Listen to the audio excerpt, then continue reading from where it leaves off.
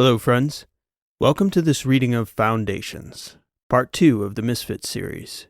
Before we get started, I'm Rowe. I'll be your narrator and author, and as this is Part 2, I wanted to make you aware, if you weren't already, that if you aren't fully caught up on this story, we have two easy ways to do so. The slow way, and also the fun way, is the complete Book 1 of the Misfits, which is available on YouTube right here, and has all 16 episodes in their entirety. The fast way is the synopsis video, which recaps the plot of Book 1, which might be a good option if you need a refresher. That recap is available here, and both videos are linked in the description as well. Otherwise, if you're ready to go for Part 2, so am I. Thanks for listening.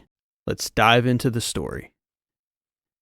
Foundations, the Misfits series, Book 2, by P.E. Rowe. Sci-Fi Weekly's 2025, copyright 2025, by P.E. Rowe. Crusher Tanzing. Here we all are again, I said, and I was saying it to all of them, though I knew Abali and Verona didn't want to hear it. Are you okay in there, Burch? Rishi said over my comms. You're not making sense. You're back in the artifact, back in our time. I'll be in to help you back to the ship in a moment. I know it's disorienting. No, I told her. Stay where you are, ship. I know what's going on all right. We'll be in as quick as we can. We, Burch? You're not making sense, she replied. Yes, he is, Verona said. Clem is with us as well. Verona? Clem is with you? Rishi asked. How did you two get back? You killed us, Verona answered. I killed you. That part didn't go as planned, I told her. We need to talk, Rishi. That's all going to have to wait, Rishi said. We have little time. I need you all to get in here right away. Pardon me if I pass on that offer, Clem said. He was still on that private comms channel with me and Verona. Look, whatever happened back there, we can't do anything about it now, I told them. We can figure out what happened back on the ship, together. We'll pass, Abali insisted. Rishi must have been picking up my end of that conversation. If something went wrong with my counterpart, we have plenty of time to figure it out, you two. It's still me in here, at least for the next couple million years or so. You need to get in here with Burch so we can record his memories. They'll start to fade fast. And it did start to feel that way, like waking up and feeling a dream starting to slip away. I felt like I had two lives competing for space in my head. I figured if it was anything like a dream, I needed to get back to the ship and start recording everything before it was all forgotten. Does it feel like a dream to you two? I asked Clem and Verona as we began to float our way through that inner cylinder of the artifact, back toward Verona's ship. Our minds are different, Abali answered. I'll remember everything, just like it was here. How do you know that? This isn't my first time coming back to the battery, Burch. First time coming back like this, though. Well, let's get this sorted out, and then we need to get you two back to Mercury Flats, I guess. That's not how it works, Burch. There's no going back, Abali stated. I thought you said you'd come back before. Not from there. That future's dead to us now. At least from this artifact, anyway. Once the door closes to us, it closes for good. Whatever we do for them, we'll have to do it from here. Or some other artifact in the future, Verona said. Damn, I replied. We never thought Rishi could have turned like that. Not even in 2 million years. You know what that means, Verona stated. Means what? It means we need to have a serious talk about your girlfriend, Burch, Clem Abali said. And we all need to talk about the future. We piled back into Verona's ship, Cannon. Clem wasted no time cutting into Rishi once we got inside. You want them to record their memories, then you need to start talking about your actions the past few weeks, pal, he said. I did everything to earn your trust, like you said, for decades doing right by you. And this is how you repay us? First, let's not, Rishi began. Rishi, I said, sensing whatever she was going to say was about to set Abali off. We messed up. You don't know what did or didn't happen yet. Let's get to figuring that out first before anything. What happened is she killed us, Abali stated. No, I said. I sent Rishi back here before you two got killed. I know that for certain. It was the future, Rishi. So let's not confuse the issue, or who did what to you. Our Rishi. This Rishi? She didn't do anything to you. She's just as confused as the rest of us. I had no means to confer with my future self at all, Rishi told them. I simply had Burch awaken her in my body when he deactivated my processing core from that shell. There was no crossover between us. It was extraordinarily irresponsible, Verona said. We want to figure it out as much as you do, I agreed. Just, if there's a time window on our memories, we need to get to work recording them. We got plenty of time to figure out what happened, especially after everyone cools off a little. Clem shook his head. I'm not sure we feel so inclined to cool off, Verona stated. Clem was not exaggerating. We suffered very traumatic deaths at the hands of Rishi's future self. We're sorry about that, I told them. Arch took good care of me this time. It was like floating out into the black. But I do know how a rough one feels. Christoph was up front with a visor on, and he had been doing a pretty good job of ignoring the commotion to that point. But he'd had enough of our arguing. This is hard enough without people fighting in the background, he said. It only gets harder the longer you're here, Burch. So you'd best get started. My memory's already fading. I could feel it, too. That competition for space in the mind. Images were among the most vivid. Our first moments on Murel, the bright pink moon over the deep blue of that city at night, the light through those ancient trees, the water. Then there was Mercury Flats, the faces of our friends there, the tall cylindrical caverns, the Arboretum, and then there were those last moments I couldn't forget. The Ordinal's homeworld, that techno-hell, the bright cold box I died in so far in the future, my aging face. I remembered it. I was young again now, I realized. I needed to see it. It was almost unbelievable, a second chance at life. I had to force myself to slow everything down, to keep out the memories of this place of the present that wanted to come rushing back in. I looked at myself there, in the sheer glass panel on the side wall, between the flight deck and the aft holding area of cannon. The scars, which had faded into my face in the future, were prominent again. One on my chin and forehead, bright red, they seemed so fresh. I need to start recording, I said, heading up front to join Christoph. I put on a headset and started thinking. Rishi came up beside me as well. I was getting nervous about losing memories, anxious, unfocused. I didn't want to lose anything. If I don't record it, I'll lose everything, I said to Rishi. Not exactly, Burch. Relax. We can recover memories through hypnosis and other methods. The Athosian researchers got much of what they learned of Earth from the Kappa artifact that way. But I'd like you to try and focus on the really important things. Focus your effort there, and then we'll move on to your personal memories. That put me at ease a little. It was like a dream, though. You could forget things entirely and never know it. I'm sure we'll never recall most of what happened to us there. But talking out our recollections, that brought back the memories real vivid. Then, after that, I could remember each event I'd recorded like they'd happened here, yesterday. I fell into this kind of zone that Christoph must have been in when he'd yelled at us before. The band on the headset did a great job of capturing images right from my mind, which, for some reason, I didn't expect, seeing as they were memories from a distant time and place. But I suppose if they were in our minds, they were in our minds. At first, I started with the important stuff, critical things I'd made sure I should never forget. Then, I had a few beautiful memories I wanted to keep. Times with Z and Enga in Reckler City, Kieran and Lyra in Mercury Flats. I found it got easier to remember those times like a story, like the story about our first couple days in the future, getting rescued by Clemabali from the Ordinals, like the time we first went to Reckler to recover the ancient primes, like the days leading up to our deaths. I tried my best to record them like I was given my old log entries, even cracking a joke or two here and there. Time was passing. Coffee, a little bit of water, more coffee. Even after I got a headache from all the thinking and recounting and talking, I didn't want to stop. My voice got hoarse.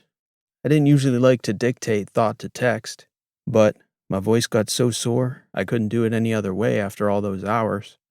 Even as the day pressed on, I didn't want to slow down or even think about sleeping, for fear I'd wake up and have half my memories of that future gone for good. I think it was probably 20 hours before I came out of that trance. By the time I finally did, Christoph was passed out cold in the side sleeper in the back. Rishi was still waiting for me, though. "Where's Verona?" I said. "And Clem?" We talked, Rishi said. I can't imagine what could have gone so wrong for my future self to kill them like that, Birch. Clemabali is so furious, he can hardly form words. When he does, he can't say much before flying into a rage, and then going silent again. Verona can barely keep him calm. I'm afraid of what he might do. Feelings mutual, I guess, Ship. That other you, she was different. Scared me a little, if I'm honest. I want to talk to you about her. I want to talk about you first, I told her.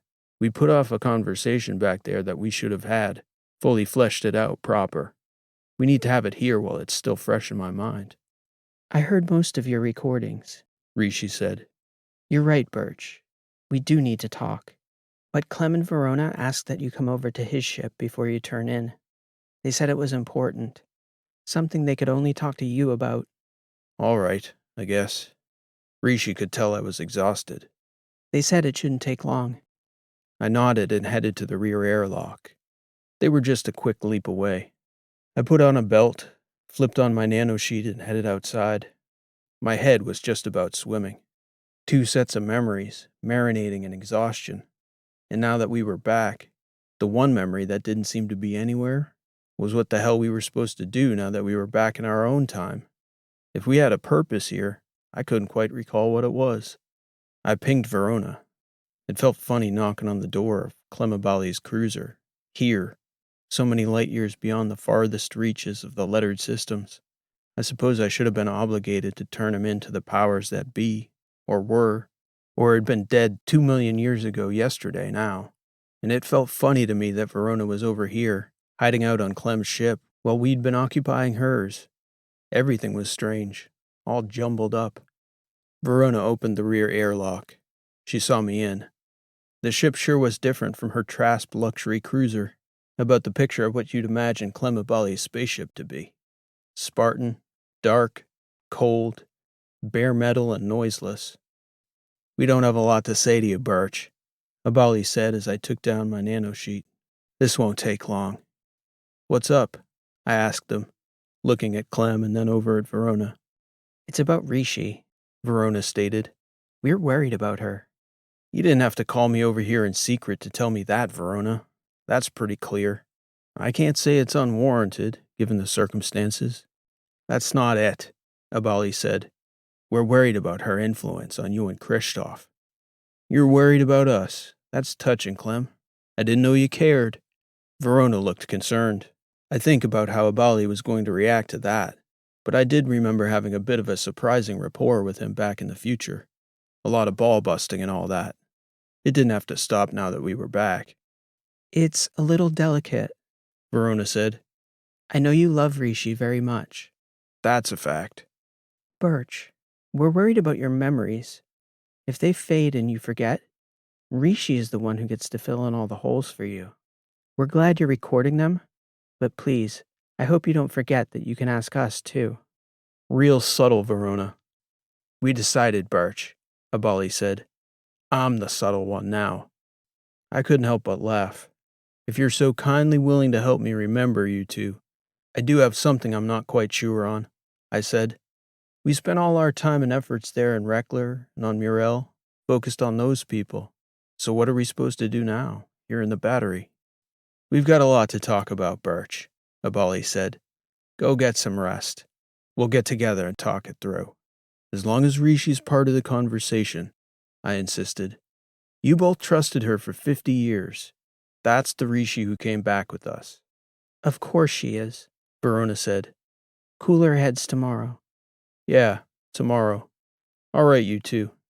I'll see if I can remember your names in the morning. You and you. I hopped back across the divide to Cannon and hardly said 2 words to Rishi before I was out cold. Well, so anyway, I'm not sure how long I slept, but I woke up with a whole different mind from the one I went to sleep with. The process of talking through all that stuff from the future genuinely helped. My memory was like normal now. All those things I worked to keep filed away as another chapter in my life, like my time in the DG Guard, my days in rehab after getting wounded, all that time on Yankee-Chaos. Now I had this big new chapter out of time, 200 million years in the future. Tranchera, Reckler, Mercury Flats. Christoph and Rishi and Verona were all up on the flight deck laughing and talking when I woke up. Rishi even had a coffee waiting for me. I felt decent. A few minutes later, Clem came floating in the back airlock. And even he seemed in decent spirits considering, which I guess meant that he wasn't murderously angry anymore. I suppose I couldn't blame him for being sore about the situation. Verona told us she and Clem really liked it there. Especially Clem. First bit of extended peace he'd had in a long while. And I suppose you could make the case he didn't deserve it. But I had a pretty sizable memory on file for the years he'd spent in that future. And most of it was filled with him working on behalf of others. For the people there. Not a whole lot of self-interest I could see. He'd found a way to put all that deception of his to work, fooling the ordinals on behalf of humans. All in all, a good record, by any keeper's tally. Eventually, we started discussing the now. You know, what was next here. We can't go back, Clem stated. Like it or not, we have to accept it. That doesn't change my goal any. The way I see it, we got a couple million years to keep the ordinals and bipals of that future from coming into existence. A human destiny. A noble goal, Christoph said, as noble as any. I noticed it got a little awkward in the close confines of the flight deck, especially with Rishi. Nobody really wanted to look at her straight. I'm not opposed to all that, I said. It's not the easiest thing to gauge, though, at least from here. What is it that'll give rise to them? You and Verona probably have a better grip on that than I do, Clem. Seeing as you spent so much time with Nelius and the Murel group, those primes had the longest memory for such things. I'm open to helping out where we can, but I do have a ship to get back to. And, Christoph interrupted, we had a war to stop, as I recall. Clemabali looked over at Juice side-eyed, as though he might have something to say about that. Again, it got awkward, as the energy of the unsaid seemed to be floating over to that side of the room. I think we need to talk to him, Abali said. To who? I asked him. Nelius. Well, that's the curious thing now, Juice said. Speaking for half of the room, not sure about you and Verona, but I know for sure Nelius doesn't have the first idea who the hell we are, at least in this time. I wouldn't be so certain about that, Abali stated. There's things you don't know yet. About here, about the future. Why Nelius? Rishi asked. Of all the primes, you say Nelius. Not Kaela and Boggs, not Mycon, not Edis Ali, but Nelius? Like I said, there's things you don't know. He knows them. It just occurred to me, I said. We've got a vague idea of where we can find one of the primes, Mycon, who also happens to be in the same place as our ship, by the way. But I'm not sure how we'd even go about finding any of the other primes. Not unless they gave you their 2-million-year-old calendars when we were in Mercury Flat ship. Sadly, nothing that detailed, Rishi responded. I know where many of them are, roughly. Saraswati's on Helenia right now. Kaela and Boggs were in Trasp space for most of the war. Sorry. It's difficult not to think of now in the past tense. Precops is on Charris, almost definitely. Nelius, I have no idea. Do you know where to find him, Clem? I asked. Have you even met him? Or has any of us, for that matter? We all looked around at each other. Even Verona and Clem shook their heads in the negative. I could find Nelius, Clemabali stated, nodding. Plus, we gotta get back to the lettuce soon anyway. We're pretty far out, and some of us gotta eat. He looked over at me and Christoph. I guess that was us mostly. We were fixed up enough on stores to get back to the outer letters at least. The bigger systems were no problem from there. I know you well enough to know when you've got something in mind, Clem, Juice said. Eventually, I've got my own agenda beyond ours. But it'll take me a while to get back Charris way. Considering where we're sitting right now, Pretty much any destination gets us closer to Charris, so I'm open. Nelius is the key, Abali replied. All the others will come around eventually, but Nelius has connections we need. We talked a lot in Mercury Flats. And I know you well enough to know there's a catch, I said. I can hear it in your tone of voice from a light year away. You can? Juice said, grinning. I'm just happy if I can understand half the words when he talks, Burch. Funny, Christoph, Abali stated, shaking his head. The catch is that Nelius operated in different circles during the war. It shouldn't come as a shock to any of you, least of all you, Burch. But war isn't always fought or financed on the up and up. Nelius had all the wrong friends out in the letters and the barrier systems, all the people with the connections that mattered. Oh, great, I said. I know what that means. The Rexes. Haven't even been back a day yet, and we're fixing to tangle with the cartel. Prominent local business interests, Abali stated. It's not like I can get an audience with any heads of major governments. Not unless they decided to come to my execution, that is. So, into the Alphas, I guess? No, Abali stated. Old Rex is past his prime. If you want to get to the real power in the letters, it's further out.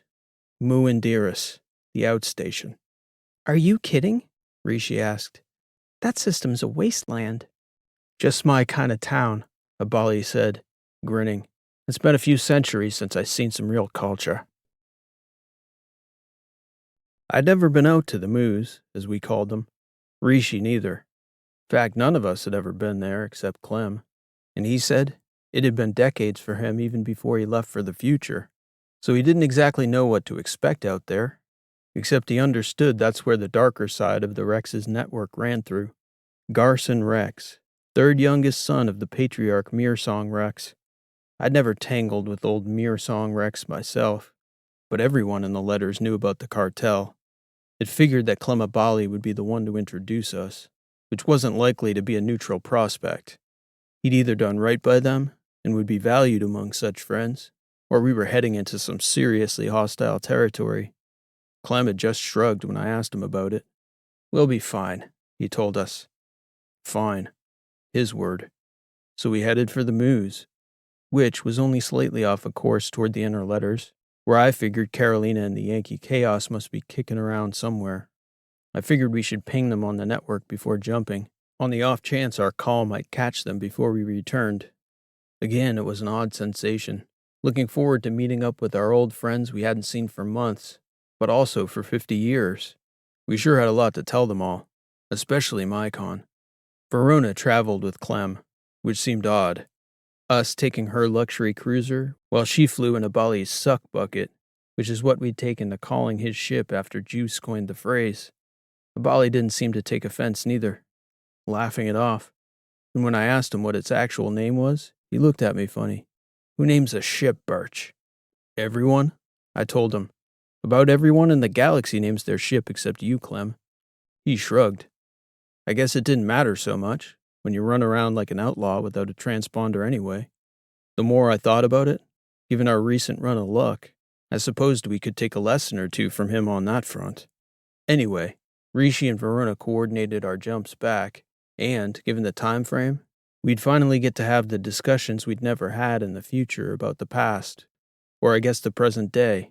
It was confusing. In the future, we'd been so entirely focused on making sure the humans of that time and the ancient primes had the resources they needed to run the underground. Our lives had revolved around keeping the ordinals and the bipals ignorant of what we were up to, building a human resistance. I suppose if they'd known we were back here, about the worst thing they could have imagined would be a group like us, back in the battery, getting ready to wipe them from existence before they even had a chance to get going. Where to begin, though? That was the trick. On the way back, we would stop between jumps every couple days to exchange files, comparing our progress. Our goal was to solidify our objectives by the time we got back to civilization. It was an interesting way of running a slow-motion committee of sorts. The Kill the Ordinals committee, I guess. I immediately noticed that Clem and Verona, and I'm not even sure they noticed this, but they had a way of talking about people, real humans like me and Juice, as though we were a different species. different even from the humans of the future. Their perspective was clearly a longevity issue, a bias, I guess you could say. And I suppose I could understand it, having just aged my way through an ordinary lifetime, with my eyes fixed now on a second chance at life. I could see things I couldn't have seen my first go-round. I guess I'd imported a little well-earned wisdom from that other life. But it sure did sound funny when Verona and Clem opened up about them, those pesky humans and their short-sightedness, what they were going to do. Rishi picked up pretty quick that Juice and I noticed this. And then there was the question of Rishi. How was she seeing us now? I'd always only ever thought of her as one of us. That's what my memory from this present galaxy told me. My memory of the future, though, I remembered different. And that, even between us, was still unresolved. I didn't speak about it directly with her, and I didn't really speak it into my records of that other life. But it sure was in the subtext. Rishi had just been a kid when I first met her. A 20-something kid turned 2-year-old spaceship. Now, she'd lived an entire lifetime too. And meeting that ancient version of her had told me something. It wouldn't be long by Abali and Verona's standards that Rishi was as seasoned as Mycon and the rest of the ancients. She would outlive even Verona by 1,000-fold. That was something to think about. But I guess it wasn't something to be discussed, because nobody ever brought it up. The other thing Juice and I did on the transit was to do our best to retrieve memories. We did what we could on our own, but after a couple weeks, it wasn't much use anymore. Even when the two of us talked together, trying to recall our overlapping experiences. Then Rishi rigged us up a VR program, guided discussion of a hypnotic kind, a type of image-generating platform that allowed us to build out places, reconstitute faces, put people in motion, recreate scenes. And between the two of us, after a month or two, we'd reconstructed Mercury Flats almost in its entirety. And we had a good facsimile of Muriel and Reckler, too.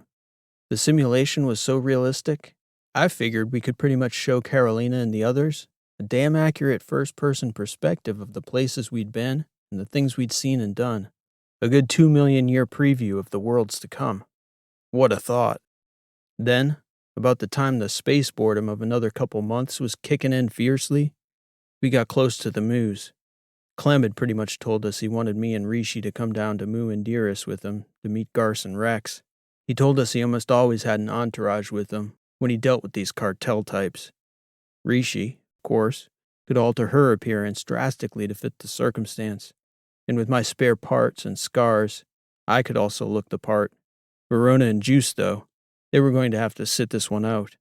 Too proper for Moo society, I guess. I could see it.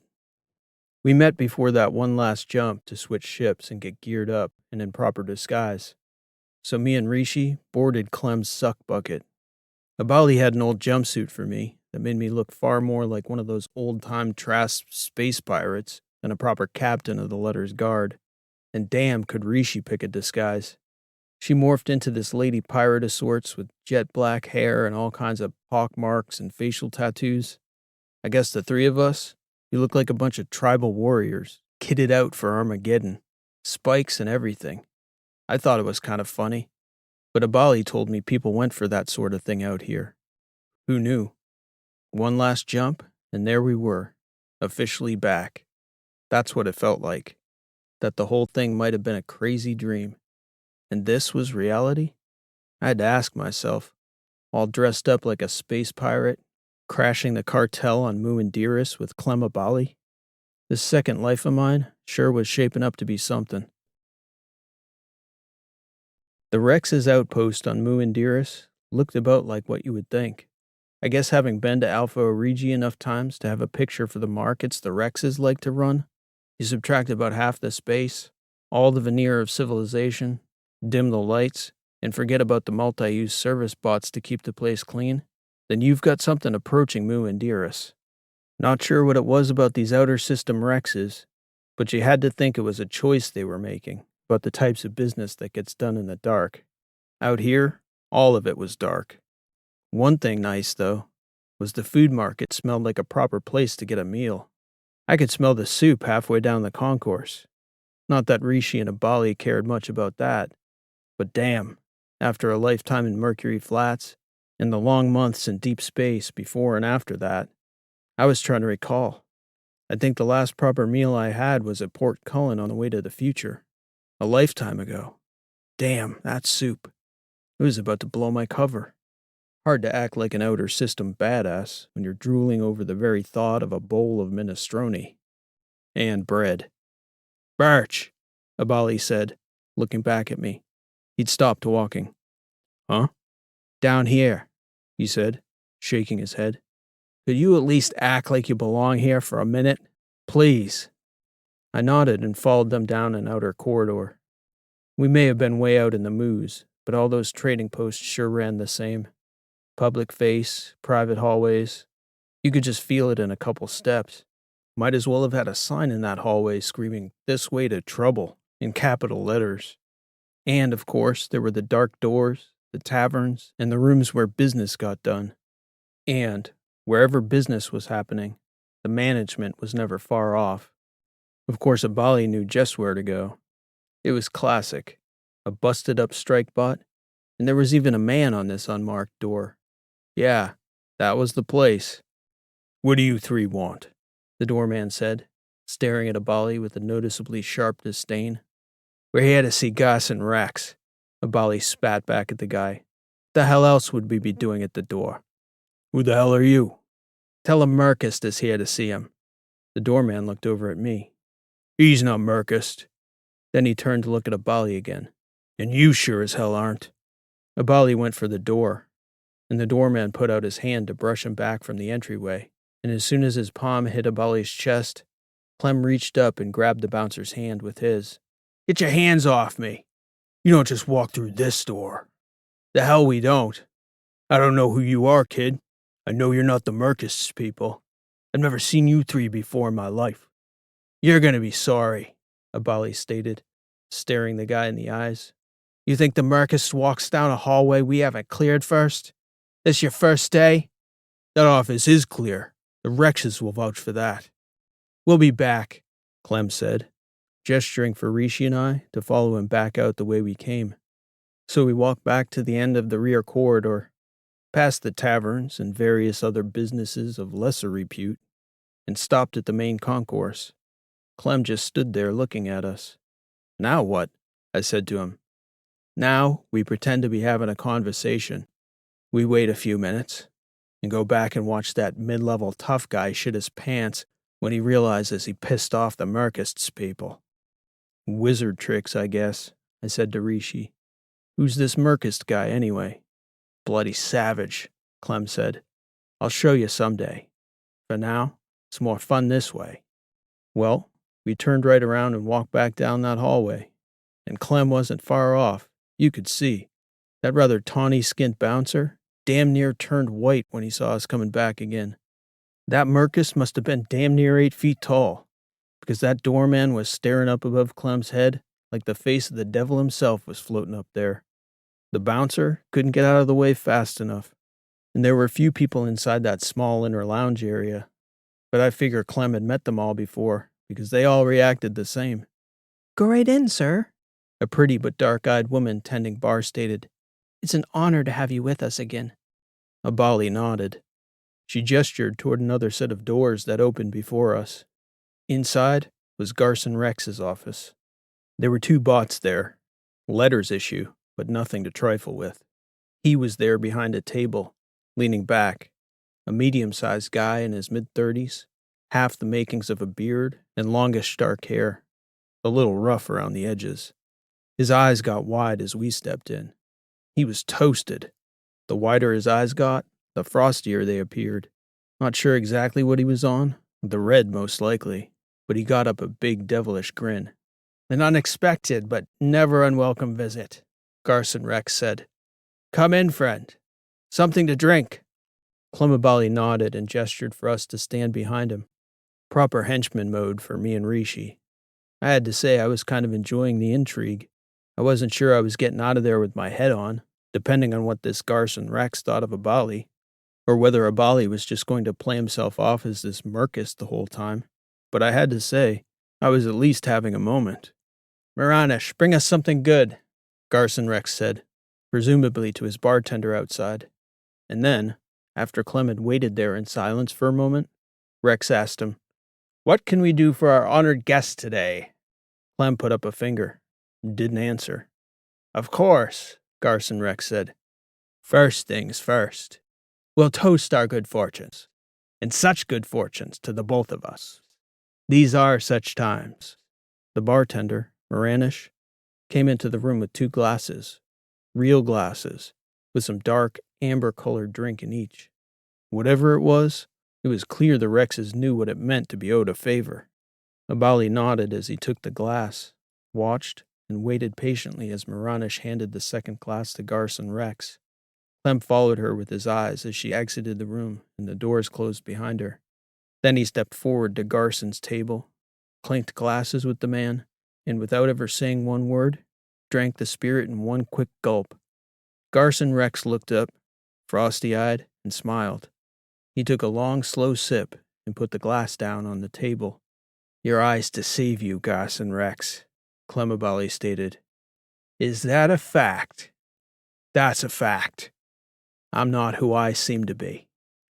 Hard to mistake you with anybody else, Merkist. But, because we so respect you, I'll play along with your game. If you're not the Merkist, who exactly would you be?"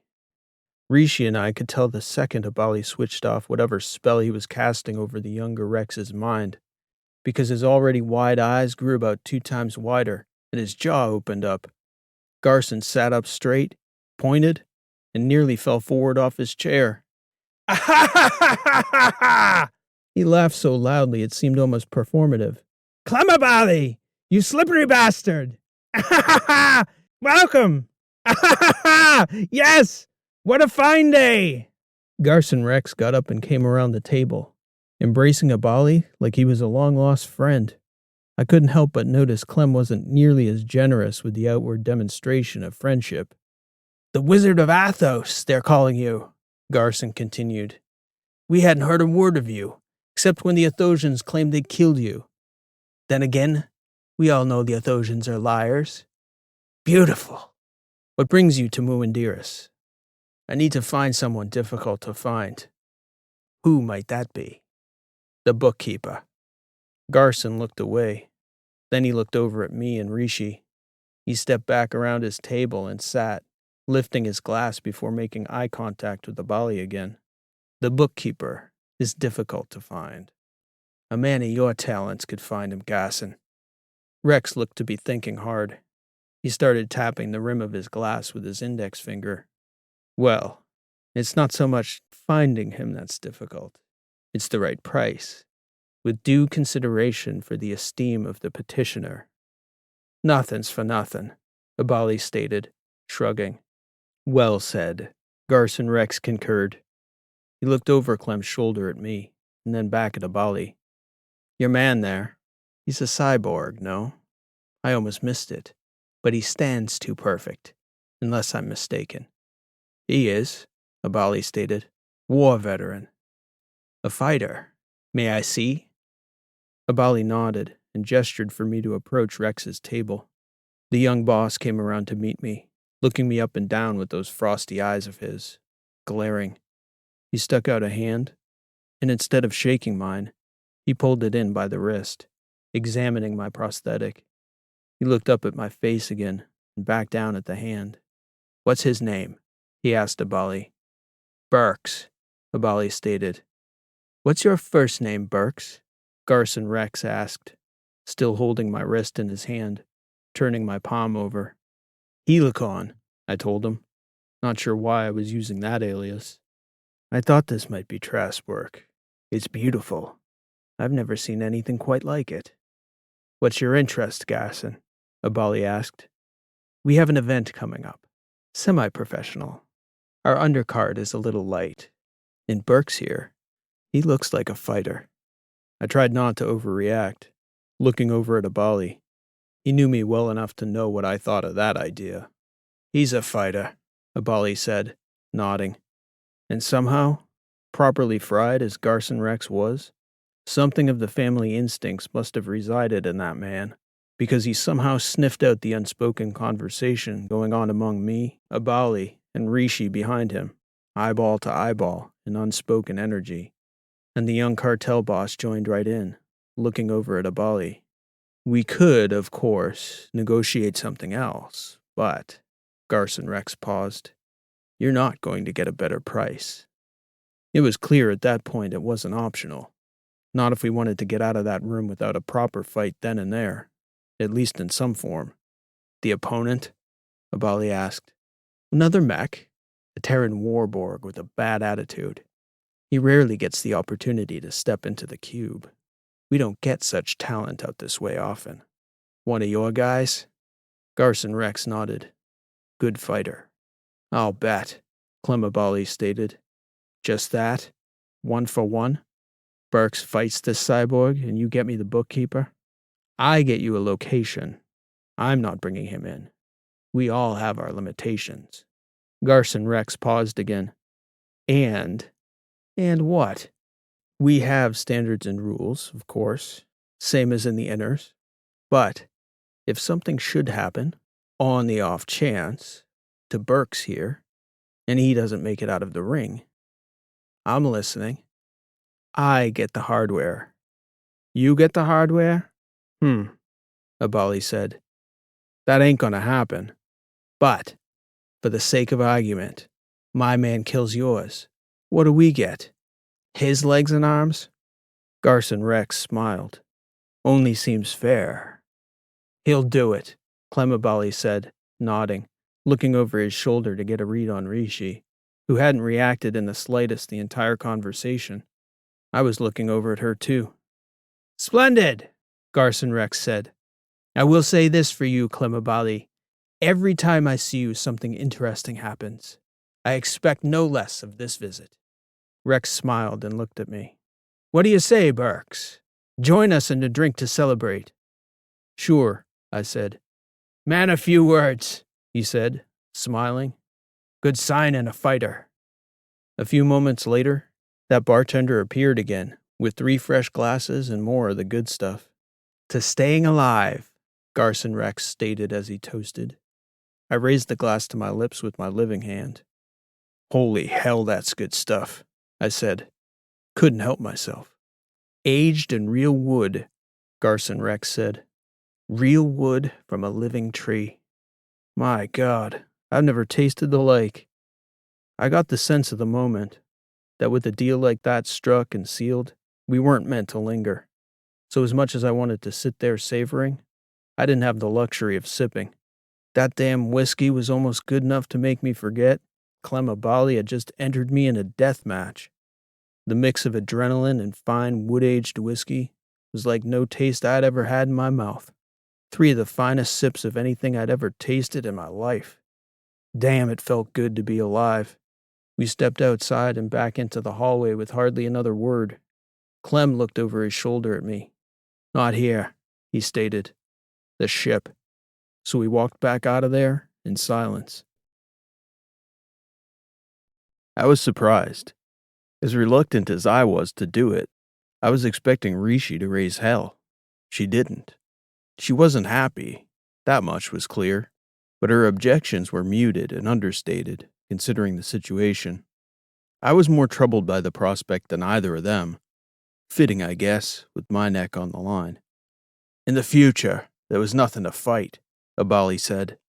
Not literally, anyways. Here, though, different story. We should have talked about this ages ago, Burch. In a way, I'm glad this happened. It'll be good for you. Yeah, a death match. Good for the soul, I cracked. And still, Rishi was oddly quiet, even in the privacy of that suck-bucket ship of Clem's. Here's the story, Clem began. Then he offered me a psychological breakdown of yours truly. A deep one. I was biased, he told me, through little fault of my own. It's hard to escape one's own circumstances and see themselves in a sort of meta-psychosocial way. You know, what sort of human am I and why? And how do I fit into the whole grand picture of human civilization? Clem said he could see the blinders on me because he'd spent 1,000 years trying to see it in himself. And well, he said, I'd gotten myself all wrong, purely through circumstance. You're a stone-cold badass, he told me.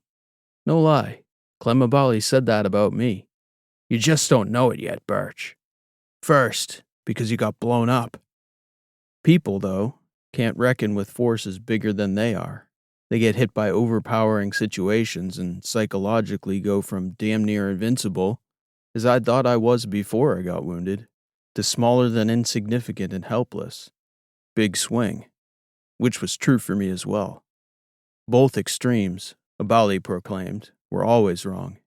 Next, I suffered for a few years under the pain of inadequate prosthetics during recovery. We'd discussed that in Mercury Flats quite a few times. How for the longest time, I couldn't have imagined walking around as easy as I was now. Then, immediately after getting liberated from that limitation, so to say, when I got my new legs from Verona's wizards, I went right to the future where I had no cause to ever fight again. And then I grew old and frail. For a couple decades, that's what I was, especially being around all those passive people. An old, tired, sleepy brain. That became a mindset, solidified in your psyche, Burch, Abali explained. Your body's what, mid-30s now? Thereabouts, I answered. Your mind is in your prime. You've got the wisdom of a centenarian, and you've got the legs of a Trasp strikebot, Burch. I feel sorry for the other guy. One weekend will turn you into a hard-oiled wrecking machine. A pure badass through and through. I hadn't thought about it that way. As I considered it, the more plausible his perspective seemed. I couldn't really see myself, so it took me a while to consider that he might be spot on. Rishi seemed to agree with him. Plus, She said in a quiet moment together, do you honestly think I'd let anything bad happen to you, Burch?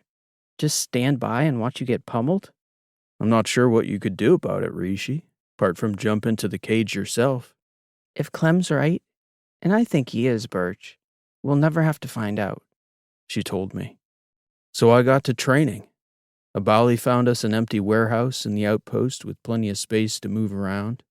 The fight was in a week. Clem and Rishi told me they could help me retrain my mind. It wasn't all that different from the memory retrieval we'd just done coming back from the future. Here, though, I was going back further. Back when I was a soldier.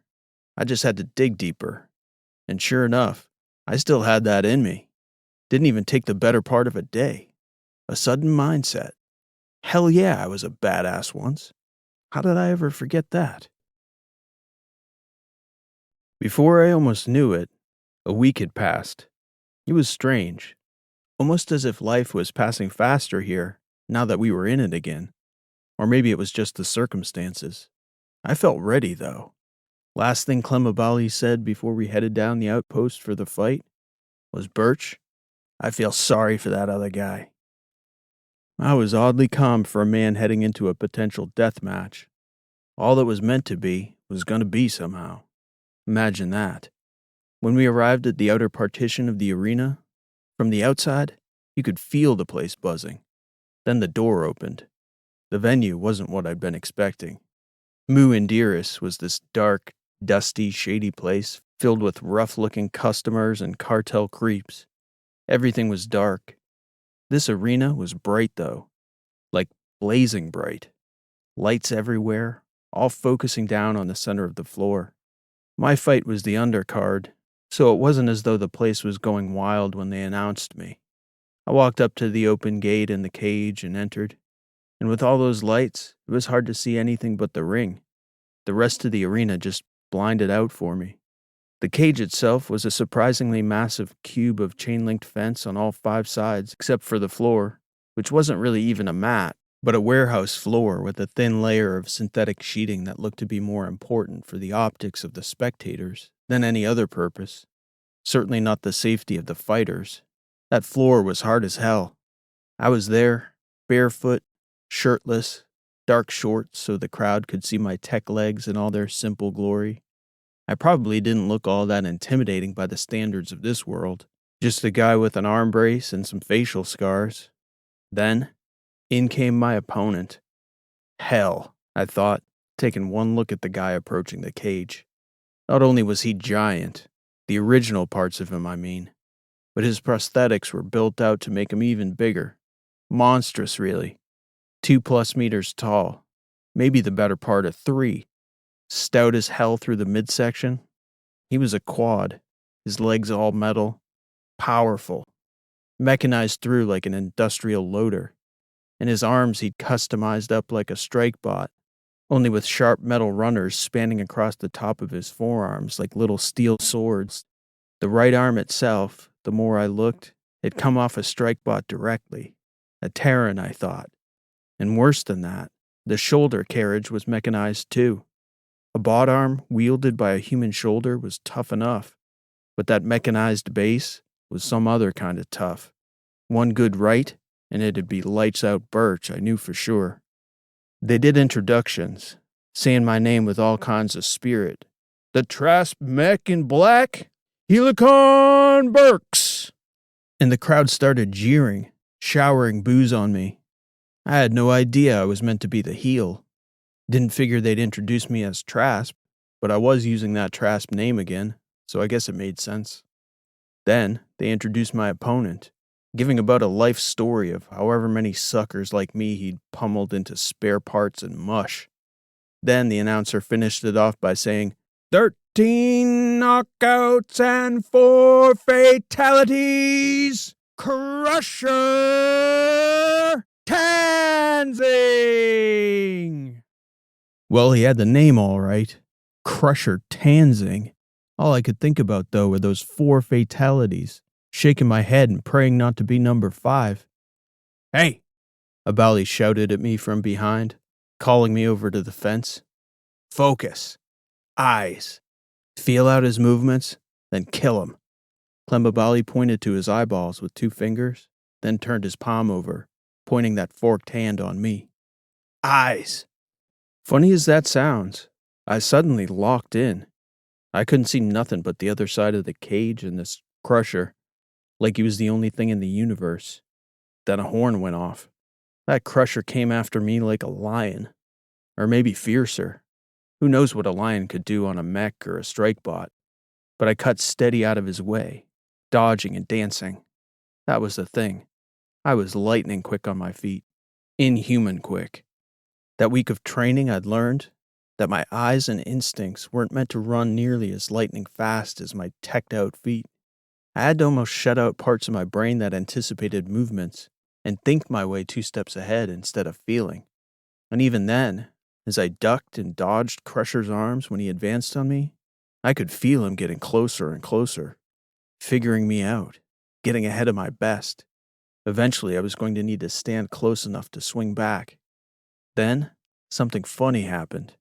I started feeling his movements in advance, faster than I could see it. I just felt what he was going to do. At one point, he lashed out with that big right hand of his, swiping at my knee. And without even thinking about it at all, I just felt the next thing to do, checking the blow with a lightning-quick half kick to the inside of his wrist, knocking the limb away as I flipped backwards and rolled to the other side of the cube. The crowd started to howl and hiss and boo at me for rolling out of there, but they didn't have a crusher in front of them bent on their destruction. Boo all you want, assholes, I cussed at them under my breath. When Crusher came in the next time, I had the answer in my mind already, like a vision of it coming in advance. And instead of checking the blow from the hand, for the first time in the fight, I moved forward, kicking his front knee with enough power that it knocked his legs out from under him with so much force, he flipped entirely over. His rear leg came flying over his back like a scorpion, slamming into the mat beside his head, inches from caving in his skull. And I thought, wow, that was damn near 1 fatality for Helicon Burks, and I hadn't even meant it. I couldn't believe, but Crusher got right back up instantly, rolling over to his knees and feet. I looked him in the eyes. I felt relaxed, zoned in. He looked back at me, and I could see it. Fear. I'd been training all week, and it hadn't ever been this easy. The movements were automatic and simple, coordinated, and that was the real funny part. My human parts were moving with such fluidity.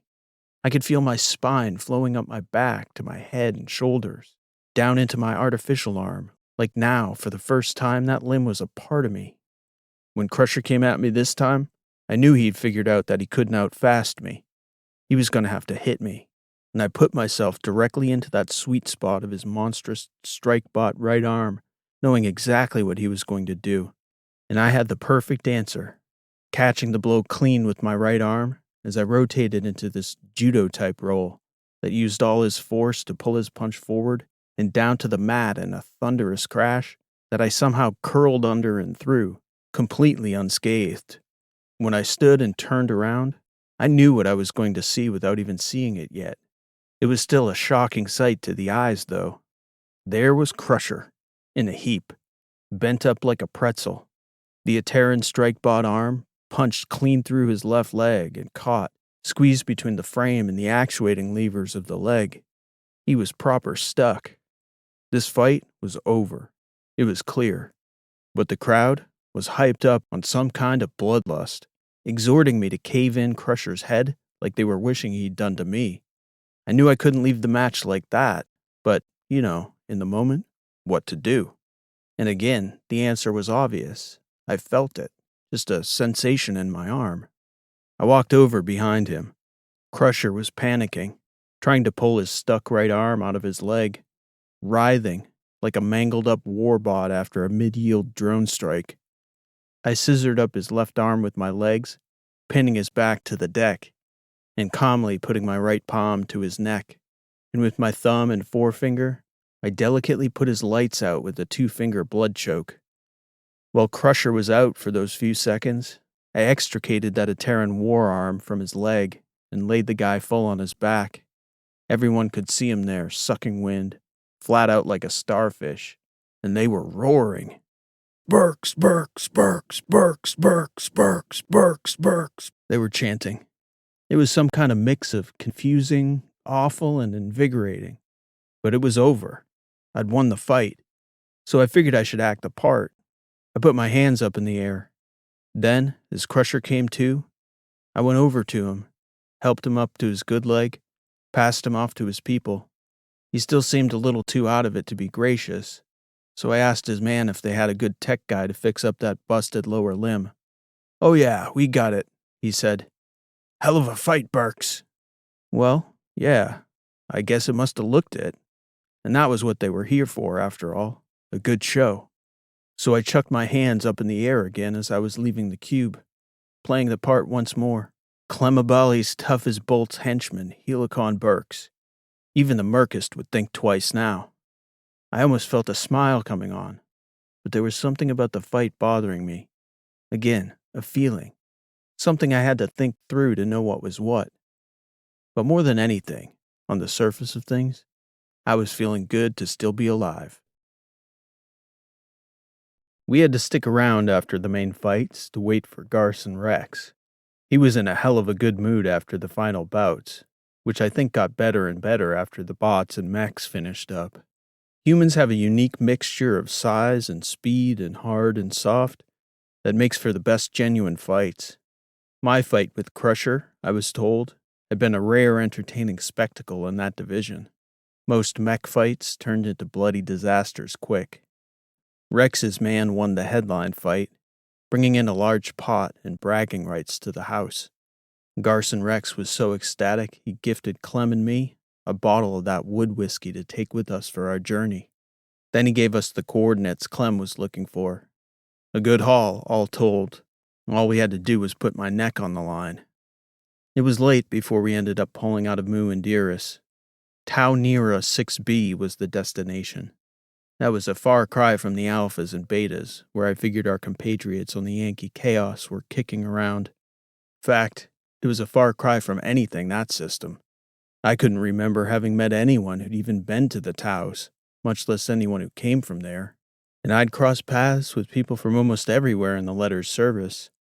We used to joke about territories like that, calling them RSA and A's, as in all that was out there was robot ships, asteroids, and aliens. Some guy you hadn't seen in so long you'd ask about, and instead of saying he's dead or I don't know, they'd tell you, "RSA and A, Burch. That lieutenant's out in the darkness." We discussed it and decided to head there directly. The Taus were about a week's time from the Mus, and Verona opted to fly in her own ship with us this time, leaving Clem on his own. So here we were, back again, the four of us and Cannon. That second day, Christoph was admiring the bottle of whiskey, which Abali insisted I take. My ass on the line, he'd said. Fair's fair. Anyway, Juice looked up after sniffing the stuff, wide-eyed, and said, "So you won the fight, Burch, I guess. I might have fought a mech if this was the prize. Smells like pure enlightenment in liquid form. Can't imagine what it tastes like." "You don't need to imagine, Juice. It's afternoon, right? Somewhere in space, I guess. Verona?" Read my mind, she said. Worth celebrating. You keeping your head in its proper place, Burch. Damn straight. Rishi smiled but was quiet. She declined with a gesture when she was offered. That whiskey was too good to waste on pretense. Rishi sat with us as we sipped, though. Taste is dulled for us, Verona said, referring to herself and Abali. That wizard blood, I guess. The flavor's not as bright for me as it is for you two, but even I can appreciate this whiskey. I mean, Christoph went proper speechless, shaking his head. Yeah, I agreed. Yes, indeed. So Rishi, Christoph said, turning to her. I presume you have the fight, right? Recorded? I think I'd like to see it if that's okay with you, Burch. I've got no objection. So Rishi ran her recording up on the float screen as the three of us sipped our whiskey. All that turmoil in my mind, all the memories, and the whole thing start to finish lasted about 90 seconds.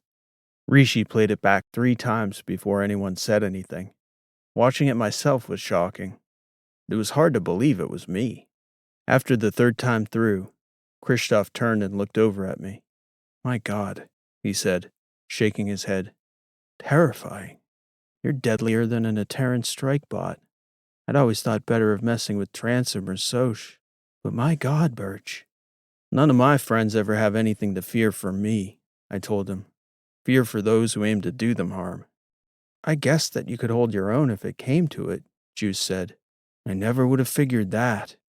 There were a lot of looks back and forth amongst Verona and Juice and Rishi, but I wasn't sure what they were meant to convey beyond shock, maybe awe and a little fear. My human eyes saw the same thing each time. It was hard to believe it was me. The things I'd felt were there in the video too. That almost supernatural 6th sense of what was coming, moving before I could have known to move. A telepathic knowledge of what he was going to do. It tingled a little in my spine watching it over, my neural pathways remembering. Juice and I had a decent Sabaka game that afternoon. We talked a lot about the future, the things we needed to do to save it. Verona went off to meditate in the early evening, and Christoph was in the middle of a novel, so that left Rishi and me alone together for the first time in a while. She was back to her regular self again, at least appearance-wise. As much as I got a kick out of you as a space pirate, I always liked this look the best, I told her. I love you, ship. Haven't said it in a while, but it's still as true as ever. Had to say it before we fight about something, Burch? Well, we do need to talk. I love you is as good a place to start as any. I told you I wasn't about to let you die, nor was I even going to let that monster put a hand on you. How, Rishi? And she didn't answer me. Back in the vault, when they installed my new legs, that doctor, Rispera, we had occasion to talk about a few things. Not the doctorly details, but some things.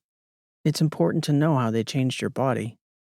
Rispera told me that the main reason for my back pain came from how my old legs were attached. Those legs were clunky, but they did have some pop to them, and that force had a tendency to stress the spine more than human bones were accustomed to. Just walking around could cause an ache. That was part of it. She said this pair was over-engineered to keep that type of stress from becoming a problem. When I asked her, Rishi, she just told me more or less it was nanotech. Highly technical doctor-type stuff. I asked Ren about it, and she waved her hands at me, asking what was bothering me. Any pain anymore, Burch? I told her no. Well, what the hell are you complaining about then? Ren says, shaking her head at me. Sounds like Ren, Rishi said, smiling. She'd listened to enough of my grousing, I guess. I agreed, looking over at Rishi. Yes, Rishi said, nodding before I even asked the question. I can access the tech in you. So you could always? I never would without your say-so, Birch. Not unless your life was in danger. It's not as if I can control your movements. No, I felt it. In my spine, in my mind, and in my arm. That's all the tech for my leg surgery, though? She didn't answer, sort of grimacing. Oh, Rishi, I said, realizing what it was. Helicon Birch? The brain thing? That's how I was feeling it? Look, Birch, he'd have murdered you. Crusher Tanzing? Are you kidding me? I wasn't going to leave you alone in there with that killer. Not you, my love. No, I'm not sorry. No, I'm not about to sit there and watch you get beaten to a bloody pulp. Never. In short of tearing the cage wall apart and jumping in there and breaking his neck, that's what I thought the best thing was. Telepathy? It's not telepathy. How did you know what he was going to do? It was like I could feel how to avoid his movements before he even moved. Movement analysis, kinesiology, and predictive modeling. After a few seconds, it was obvious. His abilities, his limitations. It's just computation. Then it was a matter of suggesting the obvious. I didn't control your movements. Not one bit. I wouldn't, ever. Why didn't you tell me, Rishi? She didn't answer. I swear if she could have cried, she looked about as close to tears as she ever had in that body. Oh, Rishi, is that what you thought of me? That I'd somehow let my own ego trick myself into believing I was that good a fighter? That the crowd would, sweep me up in something and I wouldn't notice? I didn't think it through that far. I just thought telling you in advance would add a layer of distraction you didn't need. All I cared about was you, Birch. Surviving. Living another day. Not having to watch you get your head bashed in. And damn the consequences? You know, a thank you might be more appropriate than whatever this is, love. I don't need one, but I don't need this either. You, looking at me like I've done something wrong when I haven't. I did it for you, Birch, because I love you. I don't think there's anything wrong with that. It's easy enough for you to sit here drinking your whiskey with all your parts and your pride intact, breathing, and say, "Bad Rishi, didn't you violate my trust?" That's a luxury. And to my mind, it's a far better outcome than Crusher Tanzing sitting at home right now, cleaning pieces of your skull out of his boot heel. So okay, fine, Birch. Look at me that way. Go ahead. How much tech is in my spine, Rishi? How much is in my cerebrum? How much more do I need before I'm something different? She shook her head at me. You think you're some kind of monster now, Birch? Is that it? You're the same man you were yesterday. I sighed, considering that point. Even though I was doing things I knew I couldn't do, it felt like me, Rishi. It really did. It was you, Birch. And it was me. Us. Together. I'm not going to apologize for that. It's all right, Ship, I told her. I'm not asking you to. I'm just asking. Trying to assess. We got time to talk. Time to learn. I love you, Hale Burch. I'm only ever trying to protect you and our friends. Good enough, Ship. Good enough. And for the moment, it was. There was a lot to think about. Both of us. Sometimes it just took time to think these things through. The past, the future, the present. All of it was so much. So I took a deep breath, lived to fight another day, and got on with the people I loved. Tau was upcoming. The Bali ship was there waiting for us when we arrived at the rendezvous before the final jump into Tau Nira. Ever seen this place? I asked Clem over the comms channel. As new to me as it will be to you, Birch. Might as well be open space. After you then, Clem, Verona said as the coordinates came through. We watched him jump out, waiting about a minute as Verona cleared the numbers on her second check. Juice and I looked at each other. I think both of us wondering whether Clem had something up his sleeve. I certainly didn't worry about him the way I once would have. But at the same time, given where we'd come back to, who he was before he left, I wouldn't have been shocked to jump out exactly in the middle of empty space, with him lost to the expanse of the inner battery, some unspoken trick up his sleeve.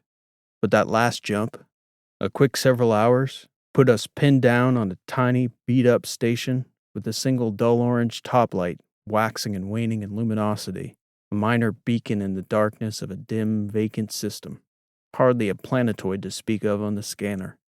And there, before us as promised, was Clemabali's little suck-bucket cruiser pulling up on the sorry little station that looked more like a piece of space garbage than a hideaway for one of the galaxy's most brilliant and ancient minds. Rishi was flying, so we got fixed to the station a few minutes before Clem. She was so damn perfect a pilot, I couldn't help but think about the fight again. Every perfect maneuver. Step, bend, kick, drop, poof. And we were suctioned onto the station with a hard seal, waiting for a Bali the superhuman to catch up. We did wait so we could all go inside together.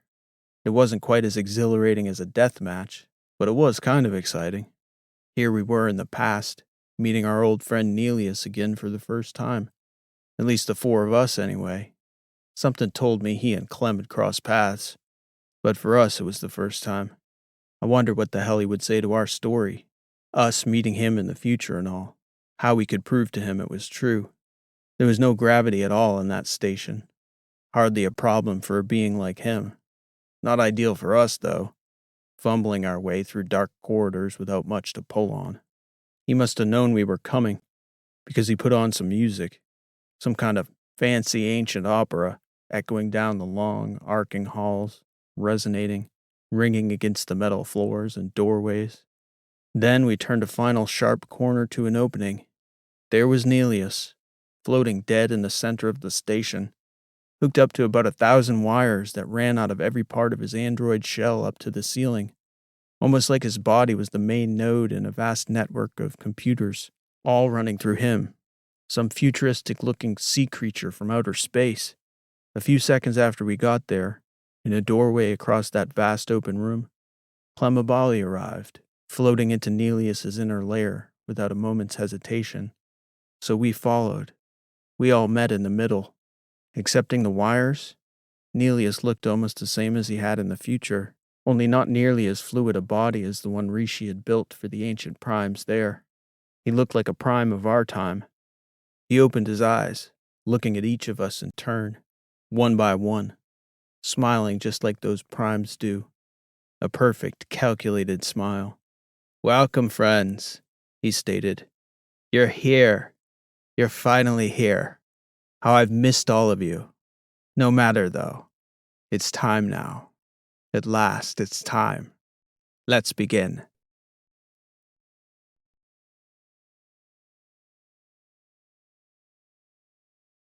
Letter hopping. After Athos, life got unusually quiet aboard Yankee-Chaos. It wasn't for want of activity or effort. There was nothing Carolina and the crew wanted more than the next crucial piece in the puzzle they were desperately trying to put together. They'd learned more than they ever imagined they'd know about the origins of the war. They even had the particulars, money exchanging hands, the dates, even some of the names. Yet the organizing force behind it all, the story that would make sense of it, hadn't revealed itself in the data or the accounts of eyewitnesses, the historical records they'd stolen. And Carolina's father, Barnard Dreeson, certainly hadn't shed any light on the questions she wanted answered. If anything, all he'd done was cast more doubt over her certainty that something was wrong with the story everyone had been told about the war, that the Trasp and the Etterans were fighting each other for the oldest reasons, over territory, over resources, over future hegemony of the region. It was difficult to know what piece of knowledge they should even be seeking. So Carolina resolved to settle for the last item they'd all agreed on before their visit to Athos. That piece also had human intelligence attached to it in the form of Fieldstone, who was out in the lettered system somewhere, trying to track down Akop Hernan, the only living Etteran deputy war chief who wasn't known to be on Edoras. Or at least Fields and Transom thought he was still living. And if he was, Fields had been confident he could find him, even in a vast swath of star systems as enormous as the letters. The trouble Carolina and crew had been dealing with was finding Fields again, even with the crafty old Etteran major dropping breadcrumbs for them to follow. Letter hopping was what Wren and Soch called it, familiar territory for two former members of the Letter Select Service. They'd gotten shipped around to hotspots more times than they cared to remember during their years in the military. Tanzing had done his share of letter hopping as well, albeit far more quietly than the others. Carolina was starting to knock letters and systems off her list. Kappa Rhodia, where they dropped off Fieldstone before Athos. Alpha Origi before that, where Carolina had a few vivid memories and a souvenir in the form of a leg wound from a bolt round at Ashvedal. And that was only a marginally worse memory than her trip to Pax Heavy in the outer betas.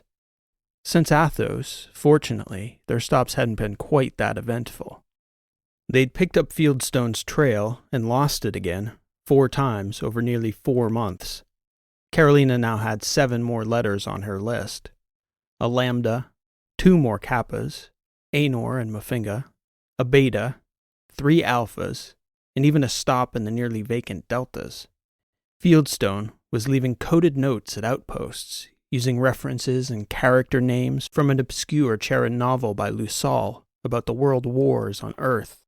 Old-school spycraft of the kind he and Tanzing liked. No way to crack it except to know, and nobody else could know but those two. Still, what they got was usually vague.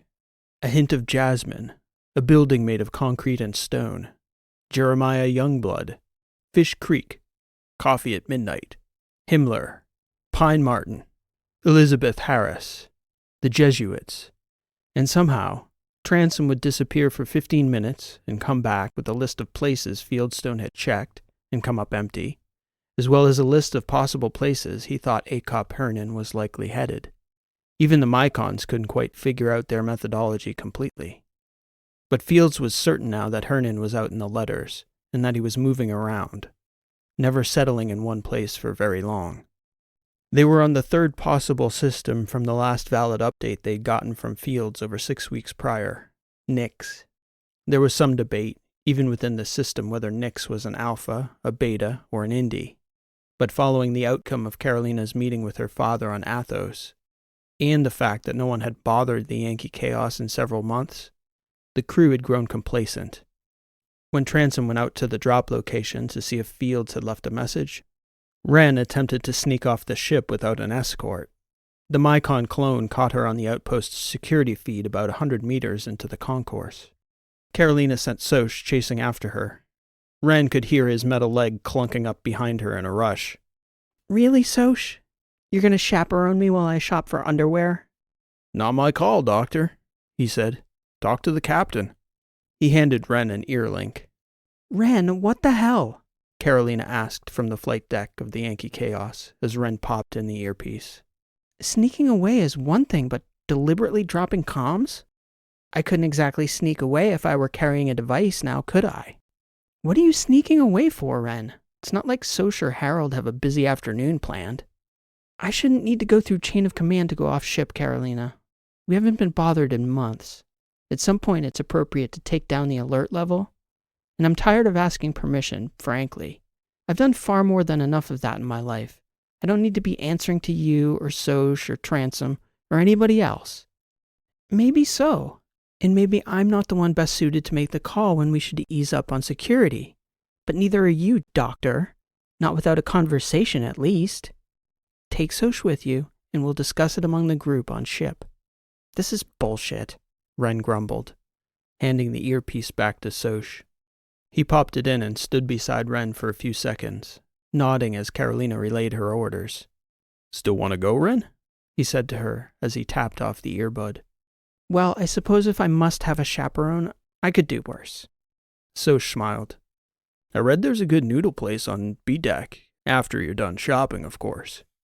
I could be talked into noodles, Wren said, nodding.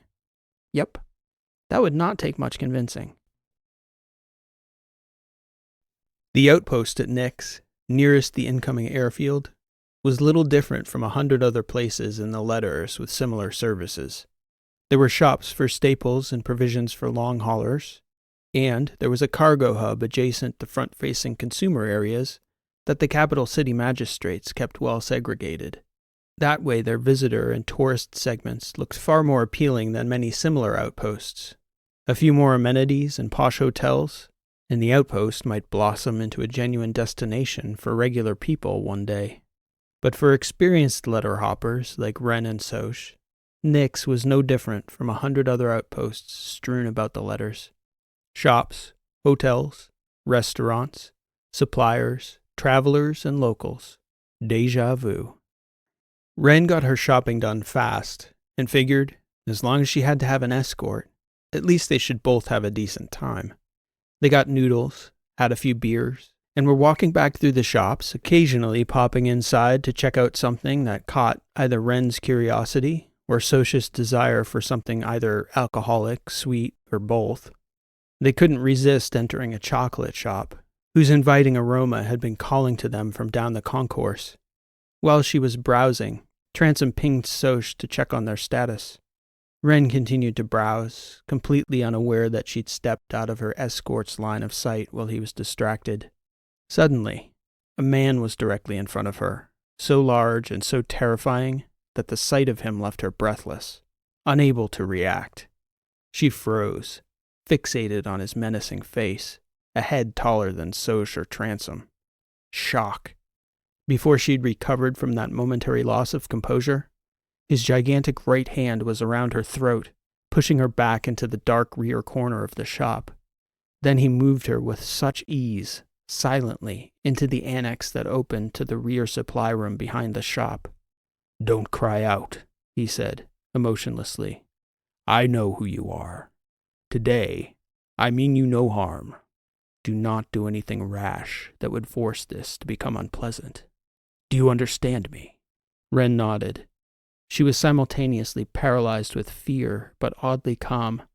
She had the sense that whatever this man was, a killer of some kind certainly, he didn't seem to be a liar.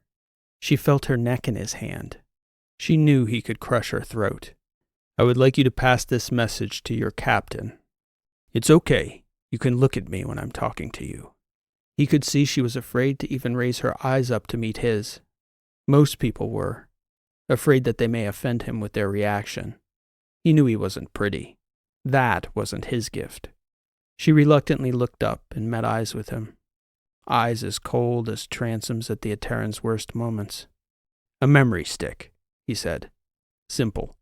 Give it to her with my compliments. A few things she should know.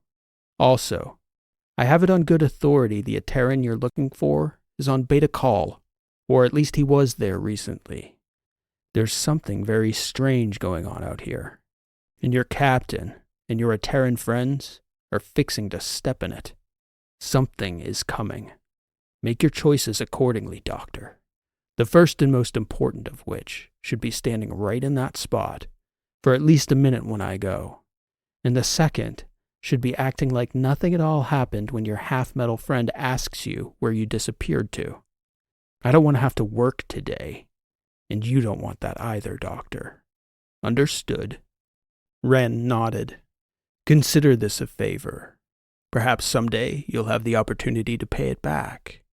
You'd do that, right?" Of course. Of course I would." "I knew I'd like you best of all your friends. Buy some chocolate, Dr. Wren. Calms the nerves." He released her neck and walked back through the annex to the employee entrance and freight access. Wren let out a deep breath and reached for the wall, steadying the legs she hadn't realized had gone nearly gelatinous beneath her. He'd nearly been holding her up with that one hand. Slowly, she began to count out a minute, breathing, processing, grateful. Wren waited until everyone was back aboard Yankee-Chaos and underway before telling Carolina about the encounter. "About those security measures," she said to Carolina, who was strapped into the captain's chair aboard the flight deck. "What about them? Honestly, Wren, can't this wait until we jump out? I know it's frustrating, but—" "No, Carolina," Wren interrupted. "There was an incident." "An incident? What do you mean? Soch didn't say anything about an incident." Wren pulled herself down to the seat beside Carolina and buckled herself in across the waist. "Soch didn't say anything because he didn't know. And I didn't say anything to him because I like him.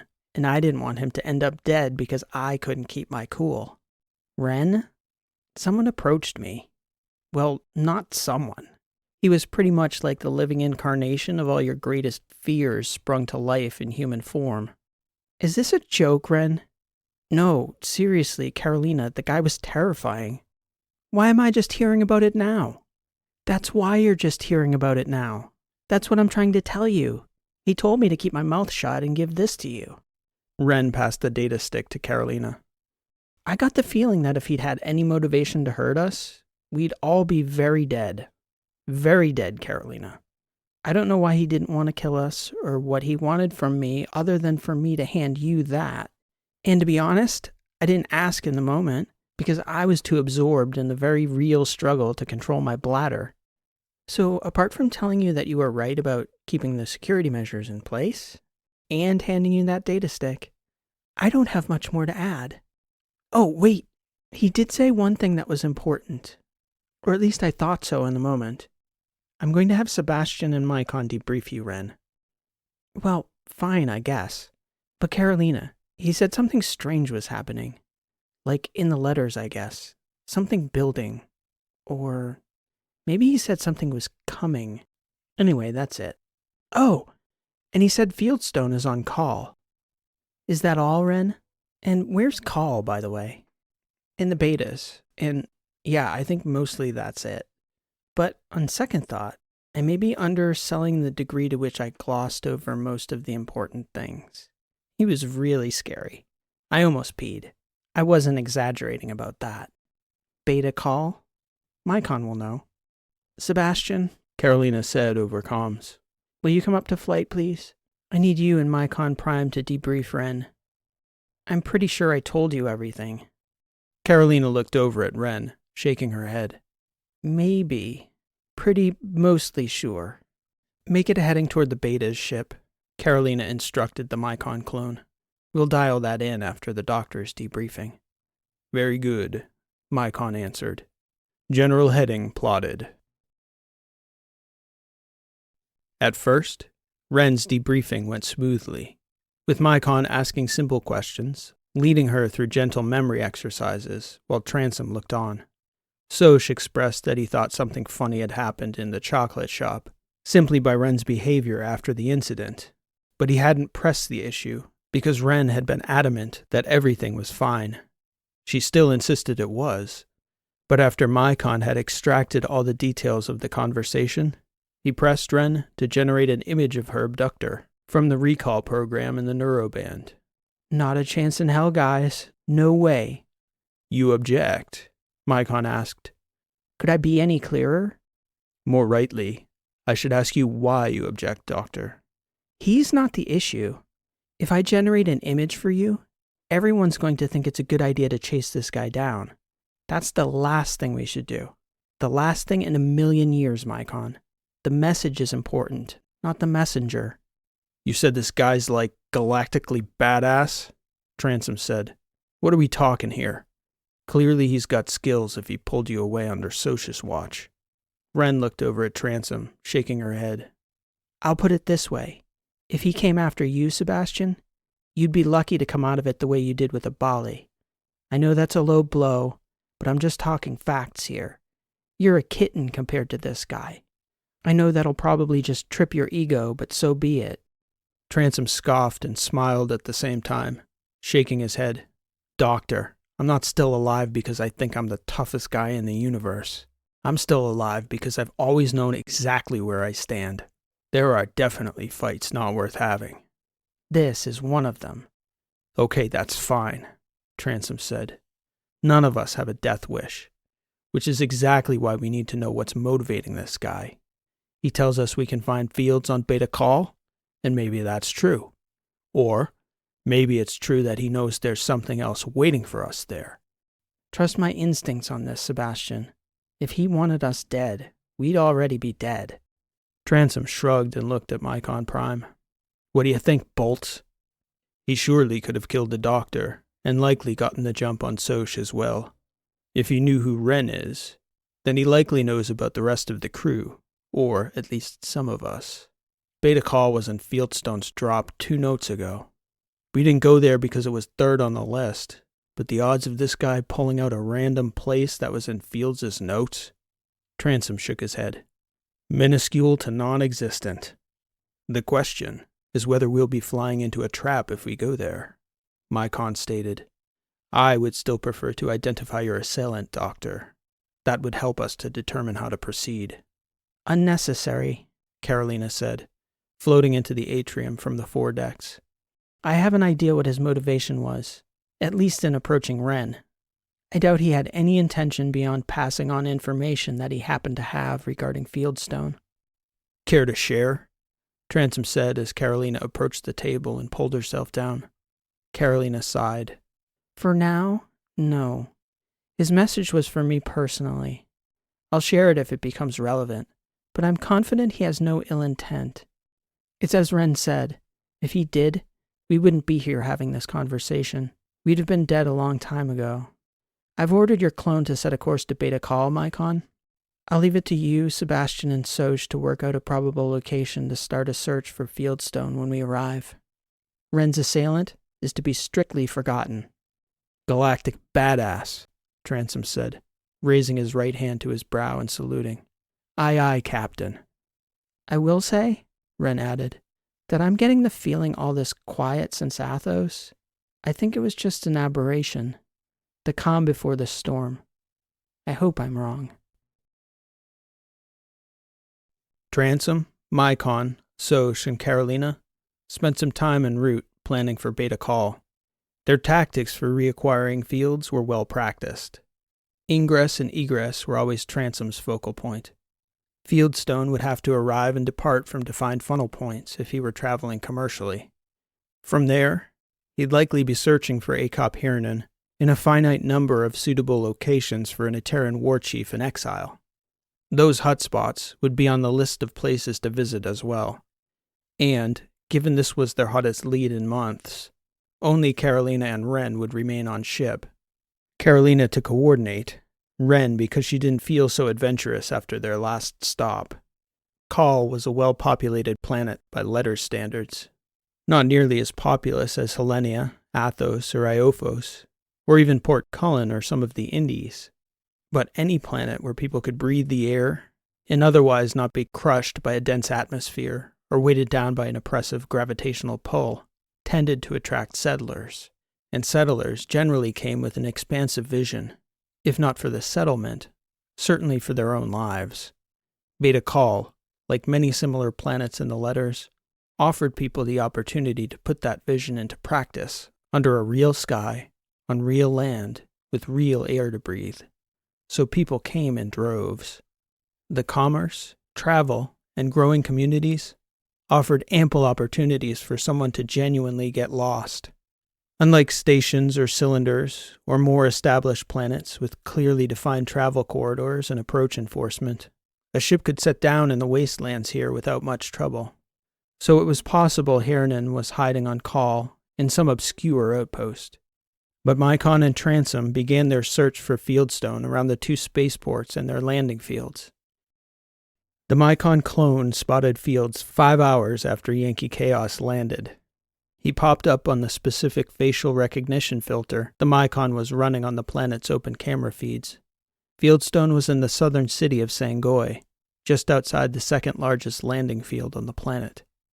From there, it was just a matter of hours before Transom, Soch, Mycon, and Harold managed to locate him in a crowded market. He wasn't alone. Fieldstone made a friend, Transom announced to Carolina over comms. How much does she know? Carolina asked. Way to cut right to it, Transom replied. I hope you'll be a little more hospitable if we decide to bring her aboard. Given recent circumstances, can you blame me for being cautious first? Fields vetted her. Mycon is verifying her identity and background through the city's network. We won't bring her back if anything suspicious pops up. But Fields says she's solid, so I expect her to check out. And he expects her to come with us? Look, boss, he's been on a unit his entire life. I'm a rare case of a solo operator, but Fields is used to being around people. He's been out here for months, so it makes sense. I need to account for whether it makes sense for us, Sebastian. Our ship is half empty, and she seems all right. It's a spaceship, Carolina. We can always dump her somewhere later if she's not worth the trouble. I want you to vet her seriously, Transom. Don't just wave her through because Field says so. We can't afford mistakes. Not in the personnel department. Roger that, Transom said. Heavy scrutiny incoming, boss. We'll see you in a few hours, whether she clears or not. I won't get too heavy into the details, but Field says we're on our target. He's out here. Very good, Carolina said. Please tell Fieldstone we're looking forward to seeing him again. It's a relief to finally reconnect. Carolina kept them all waiting in the atrium during takeoff. She didn't want to sit out there on the sands of Call's southern airfield for very long, with the ship powered down. She'd discussed it privately with the Mycon clone. There was danger that Fields could have been seen by Hernan's people and followed. It was also possible his guest could still pose a threat, despite Fields, Transom, and the Mycons clearing her. It did them no benefit to sit on the deck when they could just as easily be safe in space, with a clear line of sight until they got their plans straight. Hospitable it wasn't, though. She found Fieldstone, Transom, and Soch strapped in at the atrium table with their guest when she came floating in about an hour after takeoff. The room got instantly quiet as all eyes turned her way. Their guest, a brown-eyed, brown-haired woman, a few years younger than Wren by the look of her, gazed over at Carolina curiously, and then at the others around the table. Interesting, she said. Oh? Carolina said. What's so interesting? I'm guessing by the energy in the room that you're the captain. Please stop me if I've missed the mark. Carolina shook her head. That's interesting. 2 of the hardest Etterans I've ever set eyes on, and a letters rock hopper so hard he wouldn't let them put him back together properly? And they're taking orders from you. The woman raised an eyebrow. I was going to ask her how much you've read her in, Fields, but I guess the answer is not much. That's really your discretion, Captain, Fieldstone said. Drya has been invaluable tracking down Hernan. Our ship's AI relayed as much, yes, Carolina said. Drya, I'd like to thank you for your help so far, and welcome you aboard. I understand you're an investigator? The woman shrugged. That's really a bit of an overstatement. I find people for a living is all. Never anything like this, though. I've never seen so many. Drya paused and looked around the table. Let's call it a unique group of people you've put together here, Captain. Fate's got as much to do with it as I have. That's for sure. So you haven't told her, anything? Soch asked, looking over at Fields and then back at Carolina. Not even... My name? Carolina said, looking at Drya. She shook her head. I just knew there was a captain. Fieldstone didn't say anything about you. They're pretty good at keeping their mouths shut, these Etterans. At least as it comes to tactical matters. But I can see why these boys jump when you say so. There's a little more to it than that, Transom said. How about you get us started, old man? Presumably you've done a little more than locate Hernan in all this time. Yeah, Fields agreed. Drya's been extremely helpful with that. She's got a knack for finding the easy way of doing things, especially keeping track of people. I'll want to hear more about that after the briefing, Carolina said, gesturing for Fields to continue. We picked him up 9 weeks ago in the Alphas. I'll give you a detailed set of notes when we're done. But the short version is that Hernan has been hopping around between planets, and we're not exactly sure what to make of the pattern of behavior. It's not entirely strange for an Etteran to be out in the letters like this. And at first, I thought he might be hiding. At first? Well, I doubt that's what he's up to. The stops have been short, for one. A couple weeks here, a couple weeks there, and even that wouldn't be so odd for such a high-level official if he were hiding, moving from safe house to safe house. If he'd really run afoul of the high command, I wouldn't really want to be so stationary either until I was 100% sure of the setting. But the thing that bothers me is his people. Drya's been close enough to put eyes and cameras on them twice, and I'll confer with Sebastian on the video for his take, but mine's this. These guys are operating out here, planning something. I'm almost certain Hernan's in play. What makes you so sure of that? Transom asked. Field shook his head. My gut, mostly. But I look at the way they move. It wouldn't be so unlikely for a guy like Hernan, if he were to go into hiding, to take like 5 or 6 loyal guys, his guys, to run his security for him. A cushy retirement for everyone. But Hernan has been out here for some time, and these guys, I've watched them. They're razor sharp. The way they walk, they move, they scan a perimeter. No. If this guy were just hiding, I just don't see it. His guards are operating. He would have the best to choose from, Transom suggested. Even the best, when they retire, still look retired, Fieldstone insisted. These guys aren't on a sunsetter. That's not all, Drya said. I noticed they're only jumping to and from planetary outposts. And fine, it's a little easier to get on and off worlds like Call and Petros without anyone noticing. But if I wanted to hide, I'd poach an identity and vanish into some innocuous little residential cylinder group and never be seen again. Disappear. I might be able to find them given enough time, and maybe people in my line of work could, but few others. The thing you can't do inconspicuously from megastructures that you can do from planets is move people and weapons and even bots. That's the gut part of it, Fields continued. I don't have any direct evidence for it, but I can feel something coming out here. Almost every place we've stopped, there's that feeling in the air. Things just a little too quiet. People uneasy. What's your sense of it? Transom asked. Akop Hernan doesn't look like a man in control of what's coming. I think they've got some intelligence about a move coming.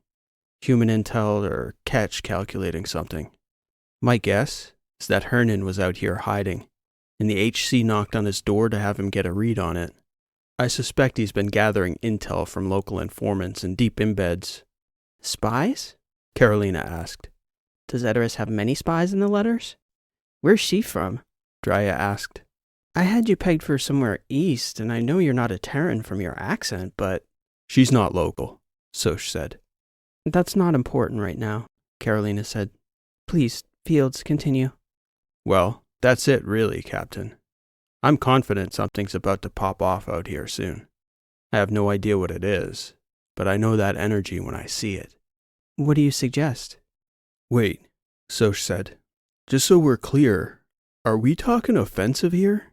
Out in the letters? Or just a few local skirmishes like we get out in the Lambdas and Kappas on the regular? Something major, Fields said. You can bank on it. And I suggest we pick up Hernan before whatever's coming goes down. After that, all bets are off. Transom scoffed. You said he's got, 5, 6 operators around him? 5, Fields said. And they're top guys. But whatever it is they're looking for, they aren't looking for us. Can she fight? Transom asked, gesturing toward Drya. Fields shook his head. She doesn't even take bonds, Sebastian. I told you, she does things the easy way. Drya finds long-lost cousins and people who skipped out on mortgages. So us 3. And your friend, presumably, right? Drya said, gesturing to the aft decks of the ship where Mycon Prime was monitoring the conversation remotely. She picked up on the group's reaction, even though no one said anything. Is he a bot? That shell he's running. Whoa. He looks human. I've never seen anything like that. He's from back east too, Carolina said, grinning. Well, that's a lot to think about, Fieldstone. Alpha Petros is a few days out. Get your notes to the ship, please, and we'll continue this discussion as we get closer. Nobody had been to Petros, not even Soch, who'd been to more planets in the letters than a fair amount of deep space couriers. By reputation, it was a harsh place. Deep rocky canyons and craggy mountains were the major features of the landscape, with a thin atmosphere and very little water, so the sky was clear, almost perpetually, and dark. It was cold and required a nanosheet to breathe almost everywhere on the planet's surface, except for the 3 deepest impact craters. Each of these massive flat-bottom bowls were distinct municipalities, population-dense cityscapes, the 2 smaller of which were covered over with vast nano-diamond filament domes that were as much to protect against incoming particulate matter as to retain the thin atmosphere that did little to shield against that low-probability, high-cost threat. Petros would never be a high-value planet without serious terraforming efforts. And so far, in its history, nobody with serious resources and know-how had seen Petros worthy of those efforts.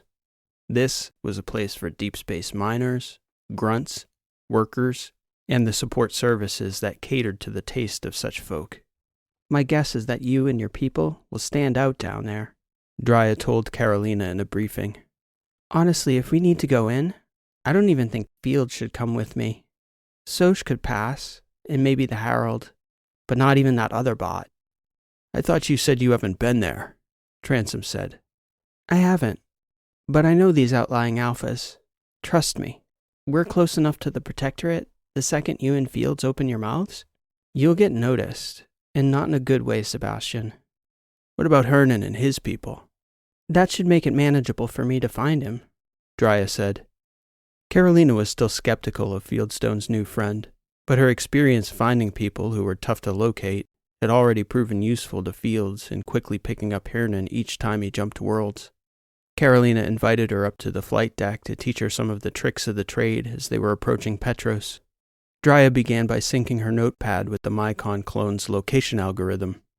She had data categories that people outside her line of work wouldn't think of, and importantly for this stop, she had access to data for the landing fields.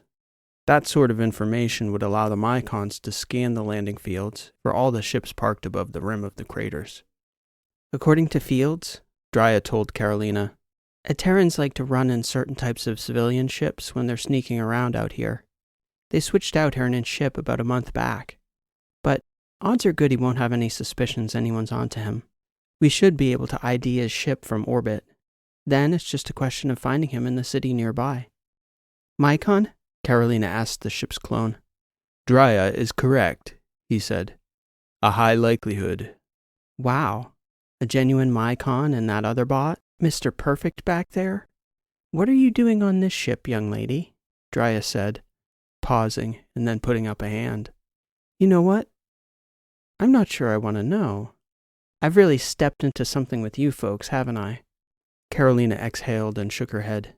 Maybe. Yeah, probably we all have. I've never met two Etterans like that. I took one look at Fields and whoa boy, they don't make many like him. Not in my parts. I had to get to know him. I'm not sure there are many like him anywhere, even on Edoras. And they both want to get close to this retired war chief, but they're Etterans too. I don't know what Fields must have done that he can't approach his own, but that's something else I probably don't want to know, right?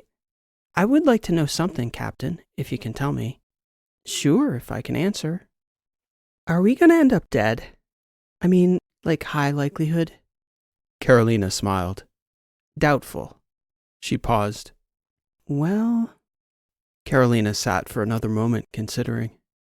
That's not a good sign. Drya laughed. You'd be safe for tracking down long-lost cousins, Carolina conceded. I honestly think there's a good chance I could get killed doing what we're doing eventually. But I'm not worried about that today. Right, Drya said. I'm not sure how long I'll be aboard with you all, but do me a favor and tell me when you do get worried. Oh, believe me, Carolina said. You'll know. The Mycon clone located Akop Hernan's ship on approach to Petros. With a thin, cloudless atmosphere, the Yankee-Chaos wasn't even in orbit before they narrowed down their target to the Gavron crater, the middle city, as it was known on Petros, located in the northernmost impact basin, under one of the clear diamond domes. Drya suggested she go alone to attract the least attention. When Carolina offered to send Harold with her, Drya balked. Even that nice multi-use will draw eyes on this outpost. Mycon Prime had a better idea than Harold. I'll get George out of storage, he told Carolina. George? Fieldstone asked when he overheard Carolina and Transom discussing it. Another bot shell we have for our Mycon, Carolina answered. Juice built him. He's not good looking, but George is pretty inconspicuous. If Ugly's inconspicuous, Transom added. Who the hell is Juice? Fieldstone asked. Where the hell is Juice is a better question, Carolina muttered. Not important right now. Anyway, yeah, tell Drea we'll be sending George with her. Roger that, Fieldstone said, shrugging. Drea was apparently busy, loading local directories from her subscription service onto her eyewear. Common practice for people in her profession out in the letters. Her license as an investigator provided access to letters-wide government and law enforcement databases even the Mycons would struggle to crack. Carolina was already warming to both Drea as a person and as a potential asset to the team. Even so, Carolina was glad Mycon would be on her shoulder as she approached Akop Hernan and his people. Drea's reaction was priceless when George joined her at the rear airlock door, once they'd sat down at the airfield. Well, Carolina, you officially own the prettiest and ugliest two bots in the letters. Drea laughed and shook her head. No offense, George, you bucket of bolts. She, of course, had no idea she was speaking of the same AI, who piped up, I shall follow your lead, ma'am. Oh, you better, Drea answered. You can't be disobedient when you're that ugly, pal. That's like physics or something. Carolina waited until they'd stepped out the airlock and then turned to Fieldstone. I get what you see in Drea. She's growing on me quick. She does that, he answered. It wasn't more than a couple hours before Drea had located Hernan and his people. The crew was sitting at the atrium table, finishing dinner when she pinged. I've got good news and bad, she announced. Good news is we have a location on Hernan. Bad news is, it's in the middle of a convention of Etteran badasses. Kind of like a bunch of clones of our two guys, only younger and angrier looking if that's possible. Encrypting a stream now. Hang on. Carolina gestured for the ship's Mycon to route Drea's stream to the float screen, which popped up over the dinner table. We got those two guys there, Drea began. This is a hotel in the low town, I guess they call it, right outside the city center. And there's those two guys over there, two more on that roof up there, hiding back from the edge right now, which no doubt means they could put up drones in a heartbeat as well as snipe you out of existence if anyone got near our target. And if they're climbing on rooftops, I bet they got the entire block surveilled. Probably an AI watching from as many cameras as they could hang, and more. This is more security than we've seen for Hernan by far. I haven't seen the big guy again since he and his 5 guys went inside. So that's the summary. Okay, Carolina said. Thanks, Drea. Let us know if anything changes. Sure, she responded, cutting the video from her eyewear. Oh, and this is nothing concrete, but this city? I mean, something is off in the energy around here. It's a kind of quiet I've never seen in my life. Like dread. Maybe it's me and all this stuff has got me spooked, but this city seems like it's holding its breath. Fieldstone looked over at Tanzing, who shrugged and just stated, We're not going to know until we know. Right, their new friend stated. Drea out. The audio feed cut. Drea checked in 2 additional times that afternoon, and each time it was to report more security, up to 15 more Etteran soldiers in civilian clothes, sticking out badly enough that the regular people in the city were staring at the outsiders, doing double takes as they went about their usual business near the hotel. The consensus aboard the Yankee-Chaos was that there had to be an even heavier hitter than Hernan inside that hotel, a present-day member of the war chief's cabinet, or maybe a lesser commodore, here to take a report on whatever it was Hernan was doing out in the letters. It took the ship's Mycon clone several hours, but at Tanzing's request, he pored over citywide footage near the hotel, trying to identify the other major Etteran player, hoping to get a headshot as the group entered the hotel. He identified the moment the group arrived, but found that the Etterans must have been using some EM interference to scramble the signal. Even he couldn't clean it up, using any algorithm he knew. YC, this is Drea, their newest operative called back early that evening. Hernan is moving. Relaying video feed now. It's probably tough to see in this light, but he's got his guys with him. All our old friends, Fields. No more, though. I do think he's staying at the hotel, but he's clearly not the big security concern. Copy that, D, Fields said. What do you guys want me to do? I've walked a perimeter around this hotel about 40 times. I've sat on benches and stood around, but I'm feeling obvious and not so inclined to stand out here all night.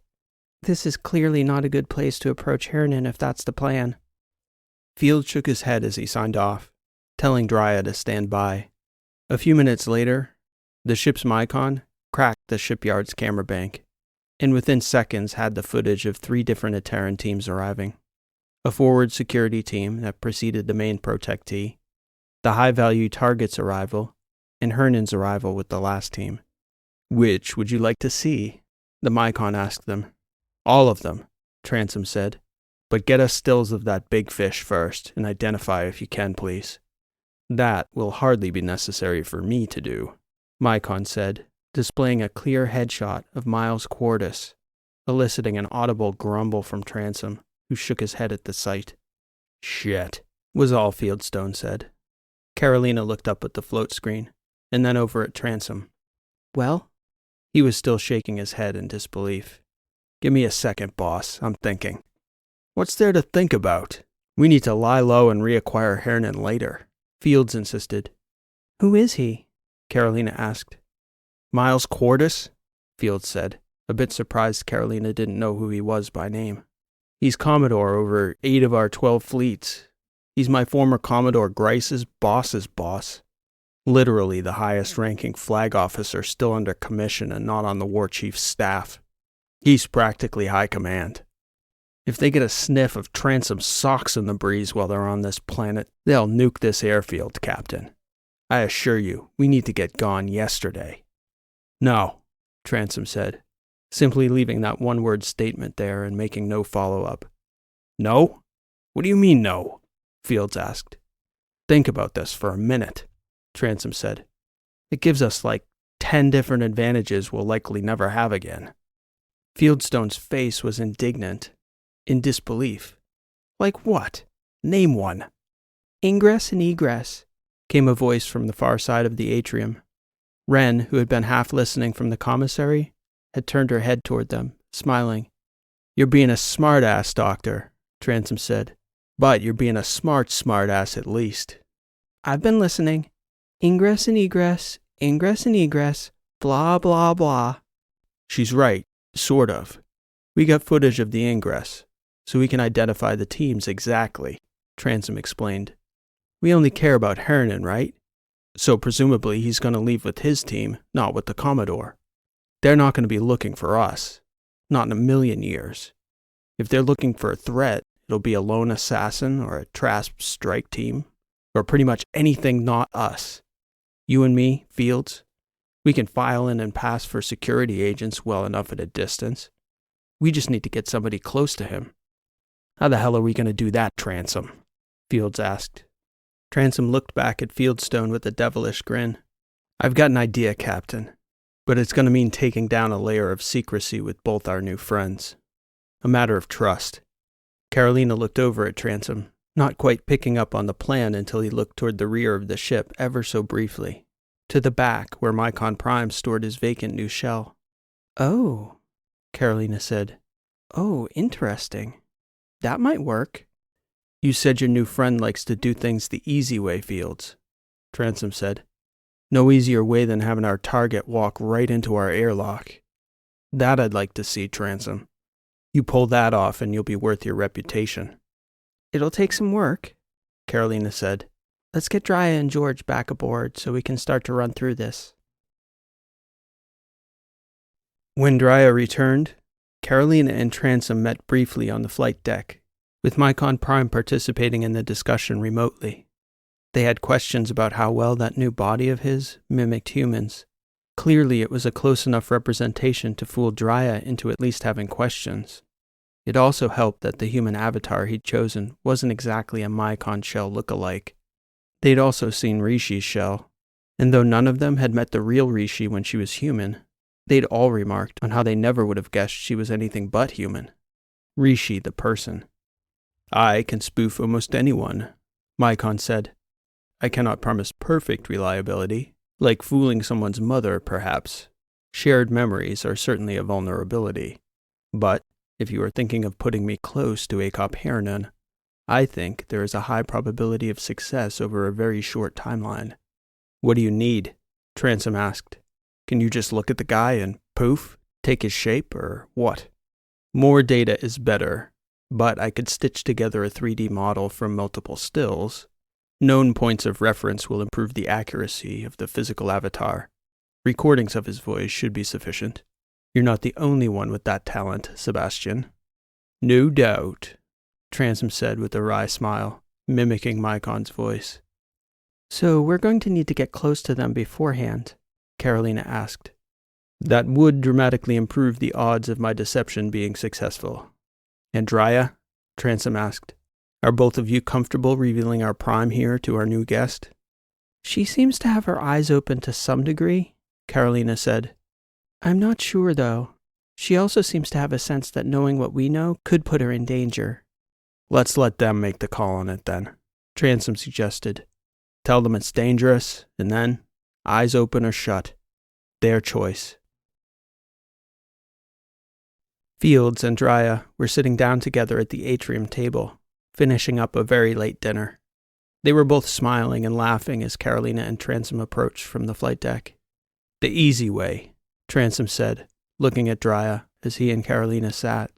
Fields said that's your specialty, and we're going to need a little bit of it if you're willing to help us.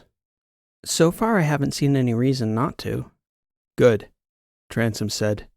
We need a way to get close to Hernan's security detail without tipping them off. For who to get close? You and Fields, or any of us? Because any of us is real easy. You two would take some finagling. Any of us. Oh, that's super easy. If we're confident they're not going to fly out of here in the next couple days, we just watch them, figure out where the boys go to drink when they're off duty, and then me and Blondie get all dolled up and honeypot them. Maybe even the doctor if she's up for it. She seems like a secret fun girl, I have to say. But you're going to have to lighten up a bit, Carolina. You know, act natural, not so distant. Transom was laughing. I won't be joining you, Carolina said. But someone else will. I have a serious question for both of you. I want to know how much you're willing to risk. You especially, Drya. Look, Captain, I know this is dangerous, and I'm kind of okay with it. This has been eye-opening for me. Kind of fun. It is serious, though. Sure, serious. People would kill you to get the information you're going to learn working with us. Yeah, but I don't get the sense you'd hang me out to dry like that. You back your people, right? Carolina nodded. That's all I need to know. I'm all in, Carolina. Ready for the secret sauce. Mycon? Carolina said, gesturing for the Prime to step into the atrium. He was wearing his advanced shell from before, the one Verona's sect and Edis Ali had made for him. That bot, Drya, is also a Mycon. He's also the same AI that accompanied you to the city in the body of George. He's also Mycon Prime, Transom said. He loves telling everybody that. Yes, Sebastian, thank you for stealing my thunder. Boom, said Transom, grinning. That's not all, Carolina said, gesturing to Mycon. Apologies, Captain Dreeson, but apart from yourself and Dr. Wren, I haven't been close to a better candidate for a female avatar. Drya looked over at Fields probingly. He shrugged, shaking his head. Mycon then morphed, before their eyes, into an eerily perfect replica of Carolina's oldest Athosian friend, the socialite Triss Ball. Drya gasped, and Fieldstone's eyes got wide. Transom began shaking his head, glaring over at Mycon. Triss, he grumbled. Really? Oh, she's perfect, Drya said, wide-eyed. But, sorry, I gotta come back to something. Mycon Prime, you said? The one and only, Mycon said, perfectly mimicking Triss's voice. And you called her Captain Dreeson, Drya said, gesturing to Carolina. Carolina Dreeson. She paused, her eyes alternating between Fields, who nodded, and then back to Carolina. Oh my God, I'm so stupid. I'm supposed to be an investigator? But you weren't even using a fake name, Carolina. I thought you looked familiar. I just didn't think it was possible. Transom was grinning. I guess I didn't get to steal your thunder after all, Bolts. So sorry. That's okay, Samson. I still love you, Mycon replied in Triss's voice. Okay, wait, Carolina said. Mycon, you're creeping me out. Take off Triss's face and everybody settle down, please. This is serious. So serious, came Ren's voice from the hallway to the medical bay. She was standing there beside Soch. Both of them practically doubled over laughing. Transom was glaring at Mycon, shaking his head. Welcome to the team, you two, Soch said, half smiling. It doesn't get any less ridiculous from here. After the crew had settled down and discussed their preliminary plans for extracting Hernan, Drya went back down to the city with Mycon to observe the Etterans. Transom zeroed in on the egress, specifically the lift from the crater's basin up to the airfield above. There were 4 operating lifts, 2 freight elevators, and 2 passenger cars. That was the pinch point Transom was focused on. The goal was simple. Get Mycon to convincingly copy one of Hernan's security team, incapacitate the others on the ride up the lift, and, one way or another, get Akop Hernan from the top of the lift to the Yankee-Chaos before any of the Etterans had the chance to intervene. Then, take off, jump out of the system, and interrogate him. The element of surprise made it a reasonable possibility, and the security footage the Mycon clone had pinched helped them to sketch out their probable exit protocols. Their largest question was when Hernan's group was planning to leave Petros. Transom and Fields were sitting at the atrium table with Soch and Carolina, sketching out contingencies for the operation. They'd decided that the easy way in this case would be attacking the elevator station's security. They tasked the Mycon clone with probing how difficult it would be for him or Mycon Prime to quietly gain control over the elevator cars. City infrastructure like that tended to be fairly hardened. Mycons were known to be dynamic, sophisticated, and notoriously mischievous AIs, though. The Mycon clone returned an answer after about 15 minutes of probing.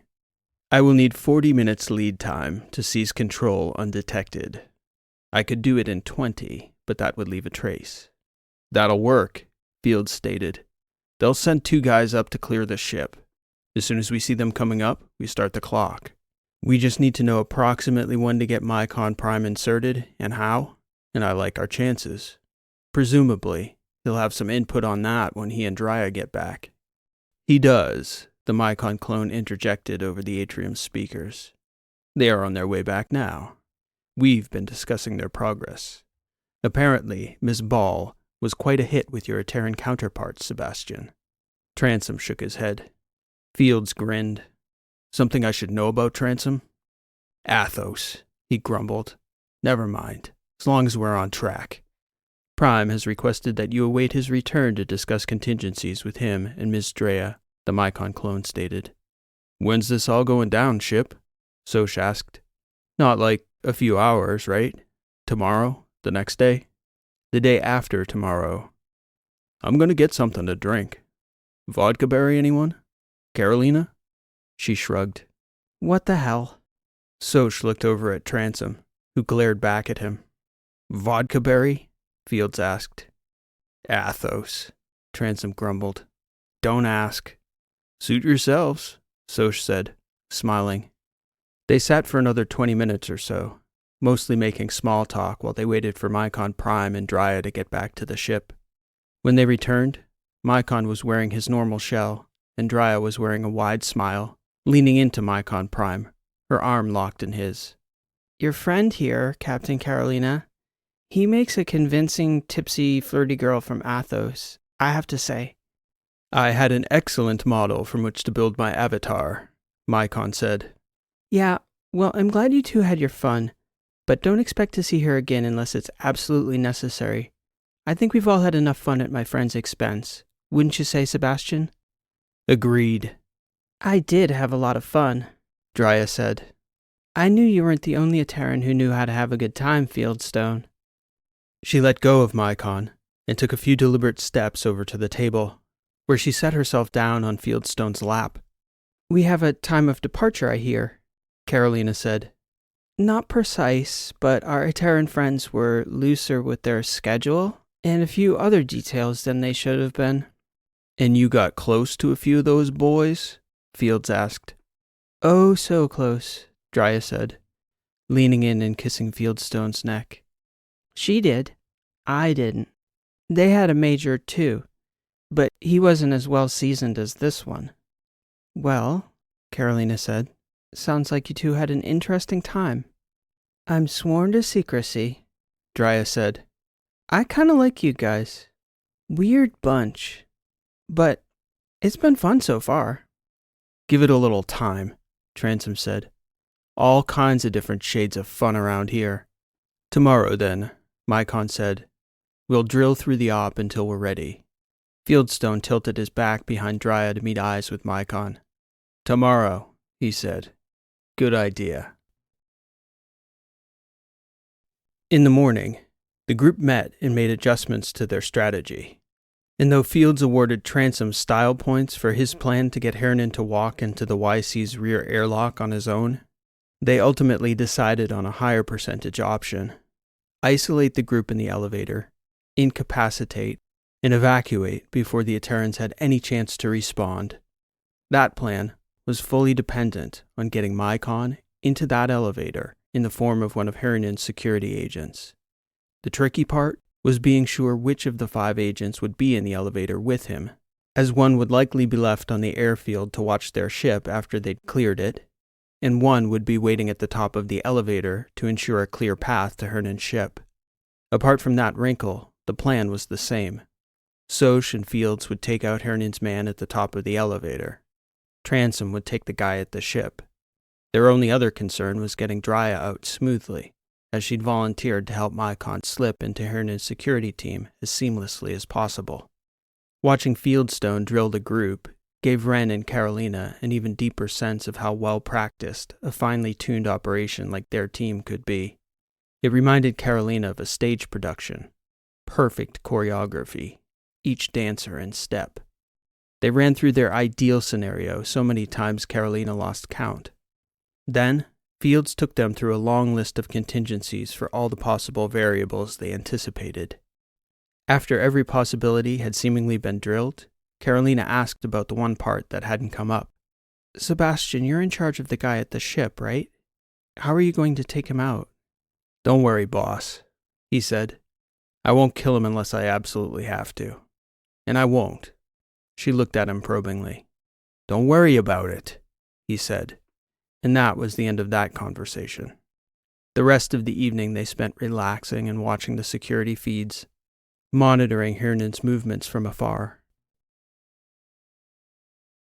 There was unexpected activity the following morning. Miles Quartus's forward security group arrived at the airfield to clear the 2 ships they'd arrived in. After they'd cleared Quartus's ships, they left 4 people to watch the ships and 2 more at the top of the elevators. The crew of the Yankee-Chaos had yet to see any sign of Akop Hernan's people. Fieldstone took that as a sign that Quartus was still planning to leave before Hernan's group. Nonetheless, Dreeson insisted on rushing down to the hotel, in case Akop Hernan's team began to move out with them. If Hernan does leave with Quartus's group, there's nothing we can do at this point, Fieldstone said. That's not true, Tanzing responded. It's not preferable, but it's doable. No, thank you, Tanzing. We're not shooting at our own people. Let's keep our options open, Tanzing insisted. Last resort. We can't allow Hernan to slip away. Run the op, Carolina stated. I will make the call if it comes to shooting. Roger that, Captain, Tanzing said. Dreeson and Mycon stepped out. She, dressed in civilian clothes. He, dressed similarly, atop a shell mimicking Triss Ball once again. They hurried down to the hotel, with the Mycon clone keeping Prime updated on all the feeds he was monitoring from Yankee-Chaos. Dreeson and Mycon Prime made record time from the ship to the hotel lobby, which they entered under the pretext of having brunch. Dreeson sighted and approached one of Hernan's forward guys in the lobby. He was clearly focused, working, and had no interest in being distracted, or at least being seen as distracted by his boss. Drya managed to get him to reveal they were upstairs getting ready to leave. "Sorry," the operative said. "You girls missed your chance the other night. We're out of here." "We missed out?" Drya said. "You sure about that? Doesn't have to be that way. We are in a hotel." He smiled. "You're about 15 minutes too late, but I'm working, so I can't talk right now." Drya stepped away, feigning disappointment when the second forward operative appeared. "Start the clock," she relayed to the ship. Those two forward operatives left the hotel to clear Akop Hernan's ship and the top of the elevator, the same as Quartus's forward team, who were still standing in the airfield. Drya relayed that there was an urgency about the two operatives as they left, that perhaps they were late. Something. Suddenly, the lobby was filled with Miles Quartus's people. "Where's Hernan?" Tanzing pinged Drya. "Any eyes on him?" Drya and Triss were just being seated in the lounge inside the lobby. They hadn't seen Hernan or his other three people. "Something's up," Drya said. "Hernan isn't here, but Quartus practically sprinted through the lobby." The crew, who were monitoring the external hotel feeds from Yankee-Chaos, could see that the Commodore's people were already departing. They weren't waiting for Hernan. "I'm going to try to pick up the Major at the elevator," Mycon Prime stated in Triss's voice. "Hopefully he comes down alone. If not, I'll assume one of the forward operatives' identities." "If this goes any more sideways, we're aborting," Carolina relayed. "They weren't supposed to be leaving for hours, right?" "Affirmative," Drya whispered under her breath, casually glancing back and forth between the lobby and the menu she was pretending to peruse. "Any idea why they're all running out of there now?" Carolina asked. "You know what we know," Drya responded. Just then, she caught a glimpse of Akop Hernan's Major, who signaled to her with a tug on his ear. That gesture informed her that Mycon had acquired Hernan's Major. "He's in," Drya said. "Prime's in. Hang on." The service bot approached the table, and Drya did her best to pretend to be interested in the menu, feigning indecision. Just then, Akop Hernan, Mycon, and the two remaining Etteran security operatives rushed through the hotel lobby to a waiting vehicle outside. "I have to pee," she told the bot suddenly, getting up from the table. "Sorry." The Mycon clone had a vehicle waiting for Drya, who casually left the hotel herself now. Their entire meticulously planned operation had become a matter of timing. Quartus's forward detail, 6 operatives strong, was still on the airfield deck, and Hernan's 2 forward guys were also heading up the elevator to join them. "That's 8 guys up here," Fieldstone said. "We can count, old man," Tanzing told him. "Let's get our affairs in order." Soch was waiting for them by the walkway leading back to the gear hall. Tanzing greeted his half-metal shipmate. "Metal face? Another good day to be alive." "And stay alive," Tanzing agreed. Carolina and Wren watched from the flight deck as Akop Hernan made his way toward the elevators. There was now a shrinking window of opportunity to execute their plan, and it depended entirely on the Commodore, Miles Quartus, and his party, taking off without waiting for Akop Hernan and his people. "He won't wait," the Mycon clone announced. "Prime has relayed the reason for their urgency. An attack is imminent. Mycon Prime presumes this attack is Trasp, as it seems there is uncertainty among the Etterans. They just got word minutes before vacating the hotel." "Should we abort?" Carolina asked. "Negative," Tanzing stated from his position in the rear airlock. "Our timeline extends to getting Drea and Prime back aboard anyway. If we can take Hernan without extending our stay on Petros, then we scoop him and screw.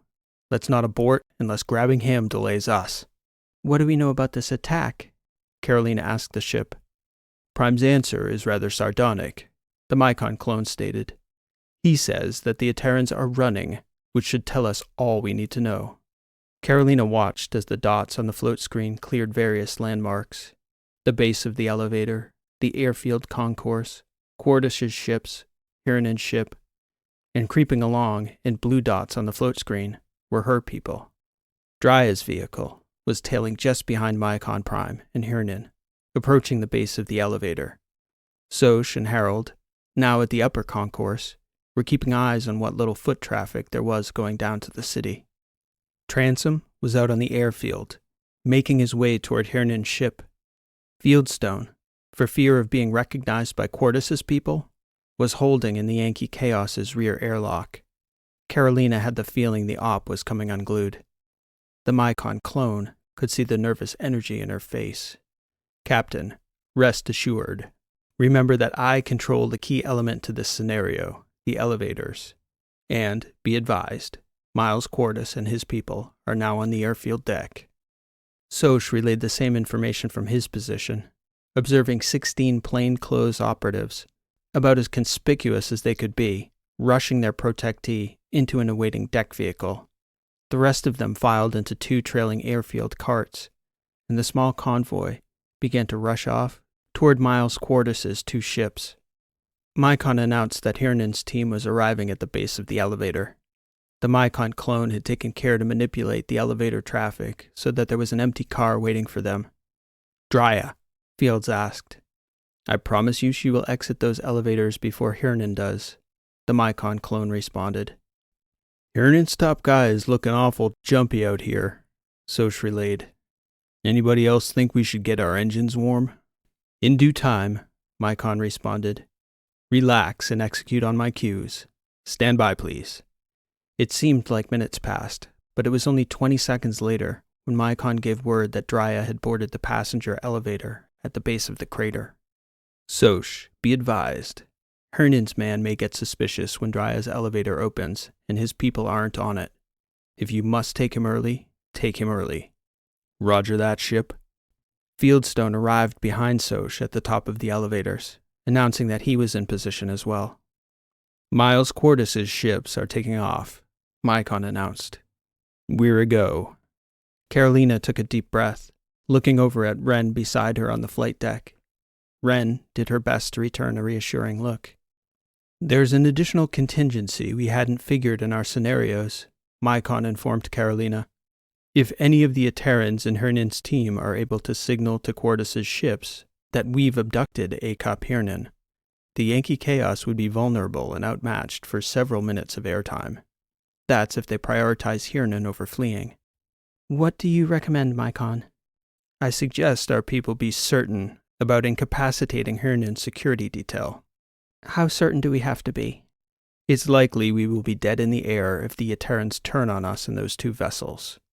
The call is yours." "Relay as much to our people," Carolina said. "Kill or incapacitate. Their discretion." "Understood, Captain Dreeson," Mycon stated. True to his word, Mycon made certain Drya's elevator reached the top before Hernan's. Fieldstone rushed toward the elevator. As soon as the doors opened, Fields escorted Drya directly to the vehicle Hernan's man was holding for the former war chief at the edge of the airfield.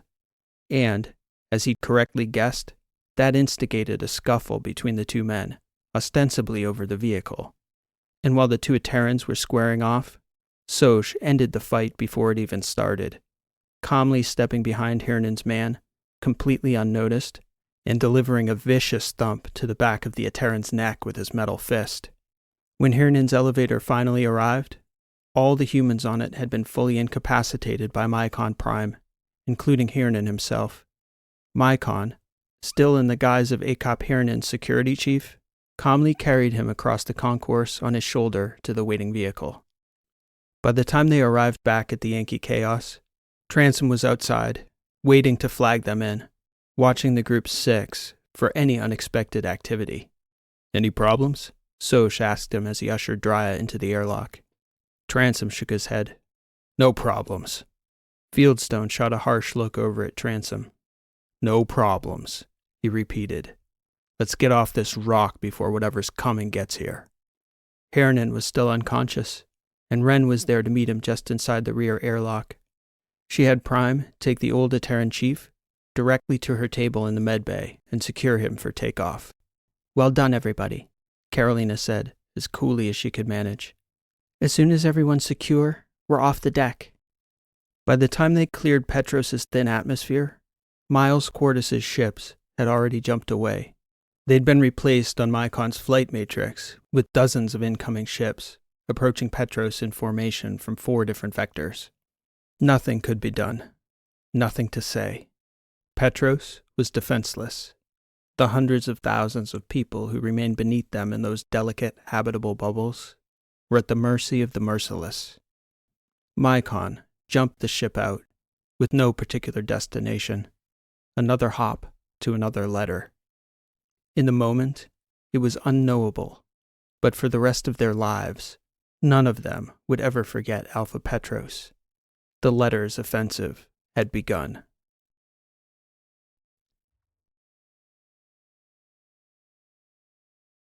If you're enjoying The Misfits, both books, The Misfits and Foundations, are available ad-free on Audible.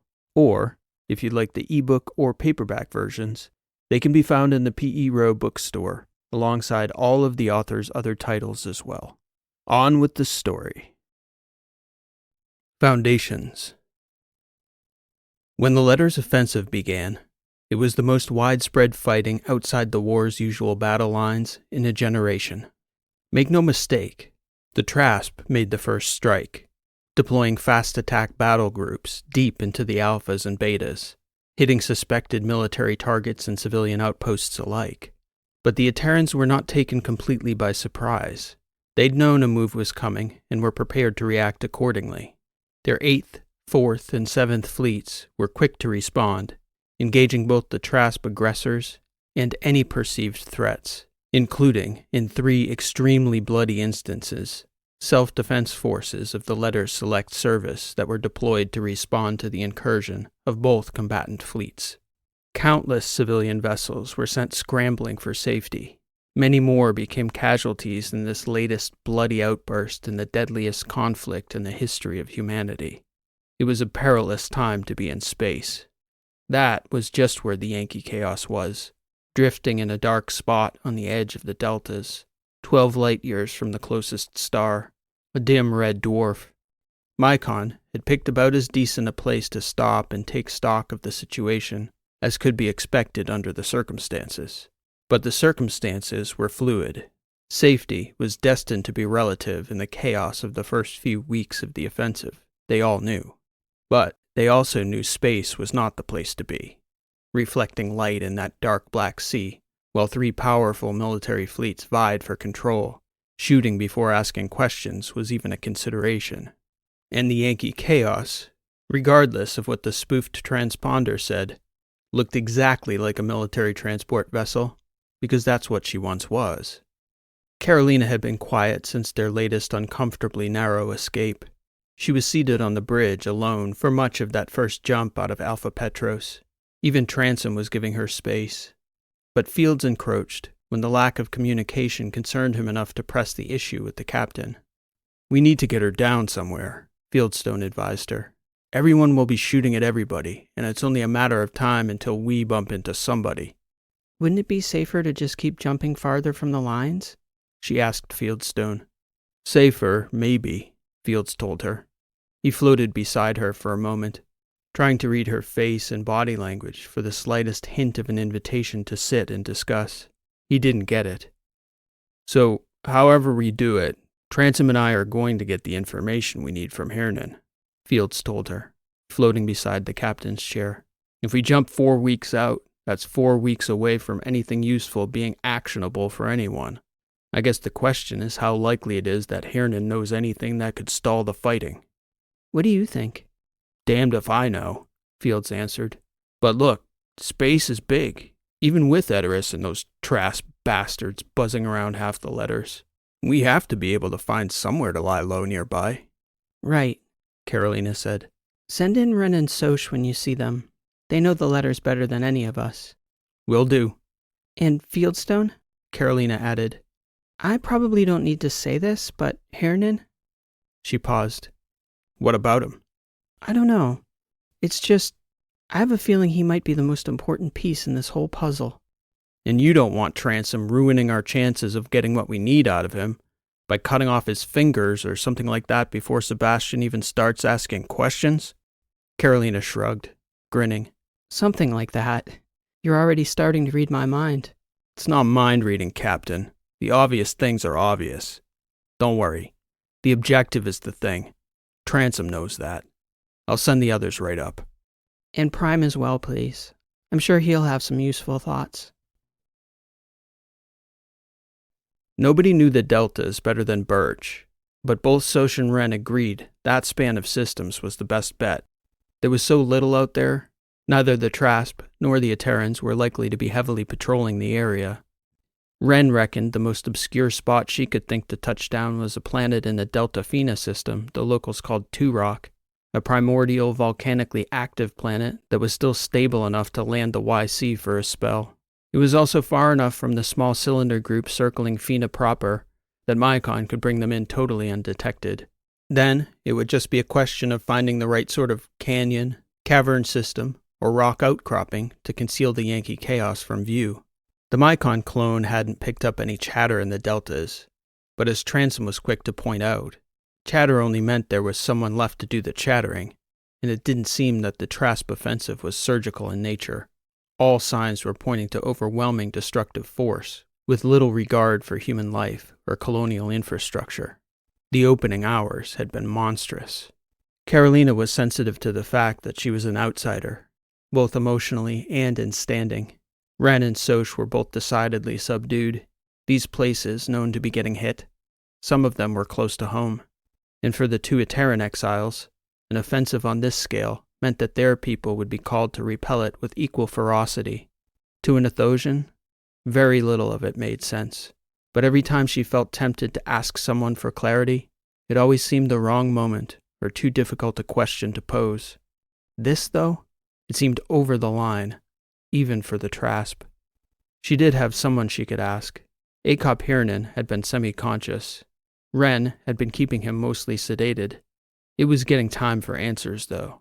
They just needed a strategy. Carolina broached the topic with the three most persuasive crew members at dinner. Privately, the Mycons had voiced concern to Carolina about letting Transom and Fields off the leash to interrogate him in their way. Transom's way had almost become a byword for anything that was wild, threatening, and morally questionable, yet still decidedly effective. Like about everything else we do, Wren quipped as they were discussing the matter. Good thing I took an oath. Otherwise I'd be tempted to go back there with a laser torch after these past couple days. Easy, Doctor, Fieldstone said. Our people aren't the ones lighting up the alphas. Oh, sure, she said. Give it a couple hours, Fields. Carolina sighed. All that effort to acquire him, she said. And we did it too late. Too late for what? Transom asked, shaking his head. Would you eat, by the way? Last 2 meals I've seen you come down here and pick away at a pasty, doing more damage to the wrapper than the food itself. I don't want to have to tell you to eat. She looked over at him, grimacing. I had thought. I don't know. Maybe I was hoping if we got to Hernan in time, maybe we could have prevented all this. Get your head right, Captain, Transom said. Maybe we prevent tomorrow, or the next day, or the next day. Maybe we prevent nothing.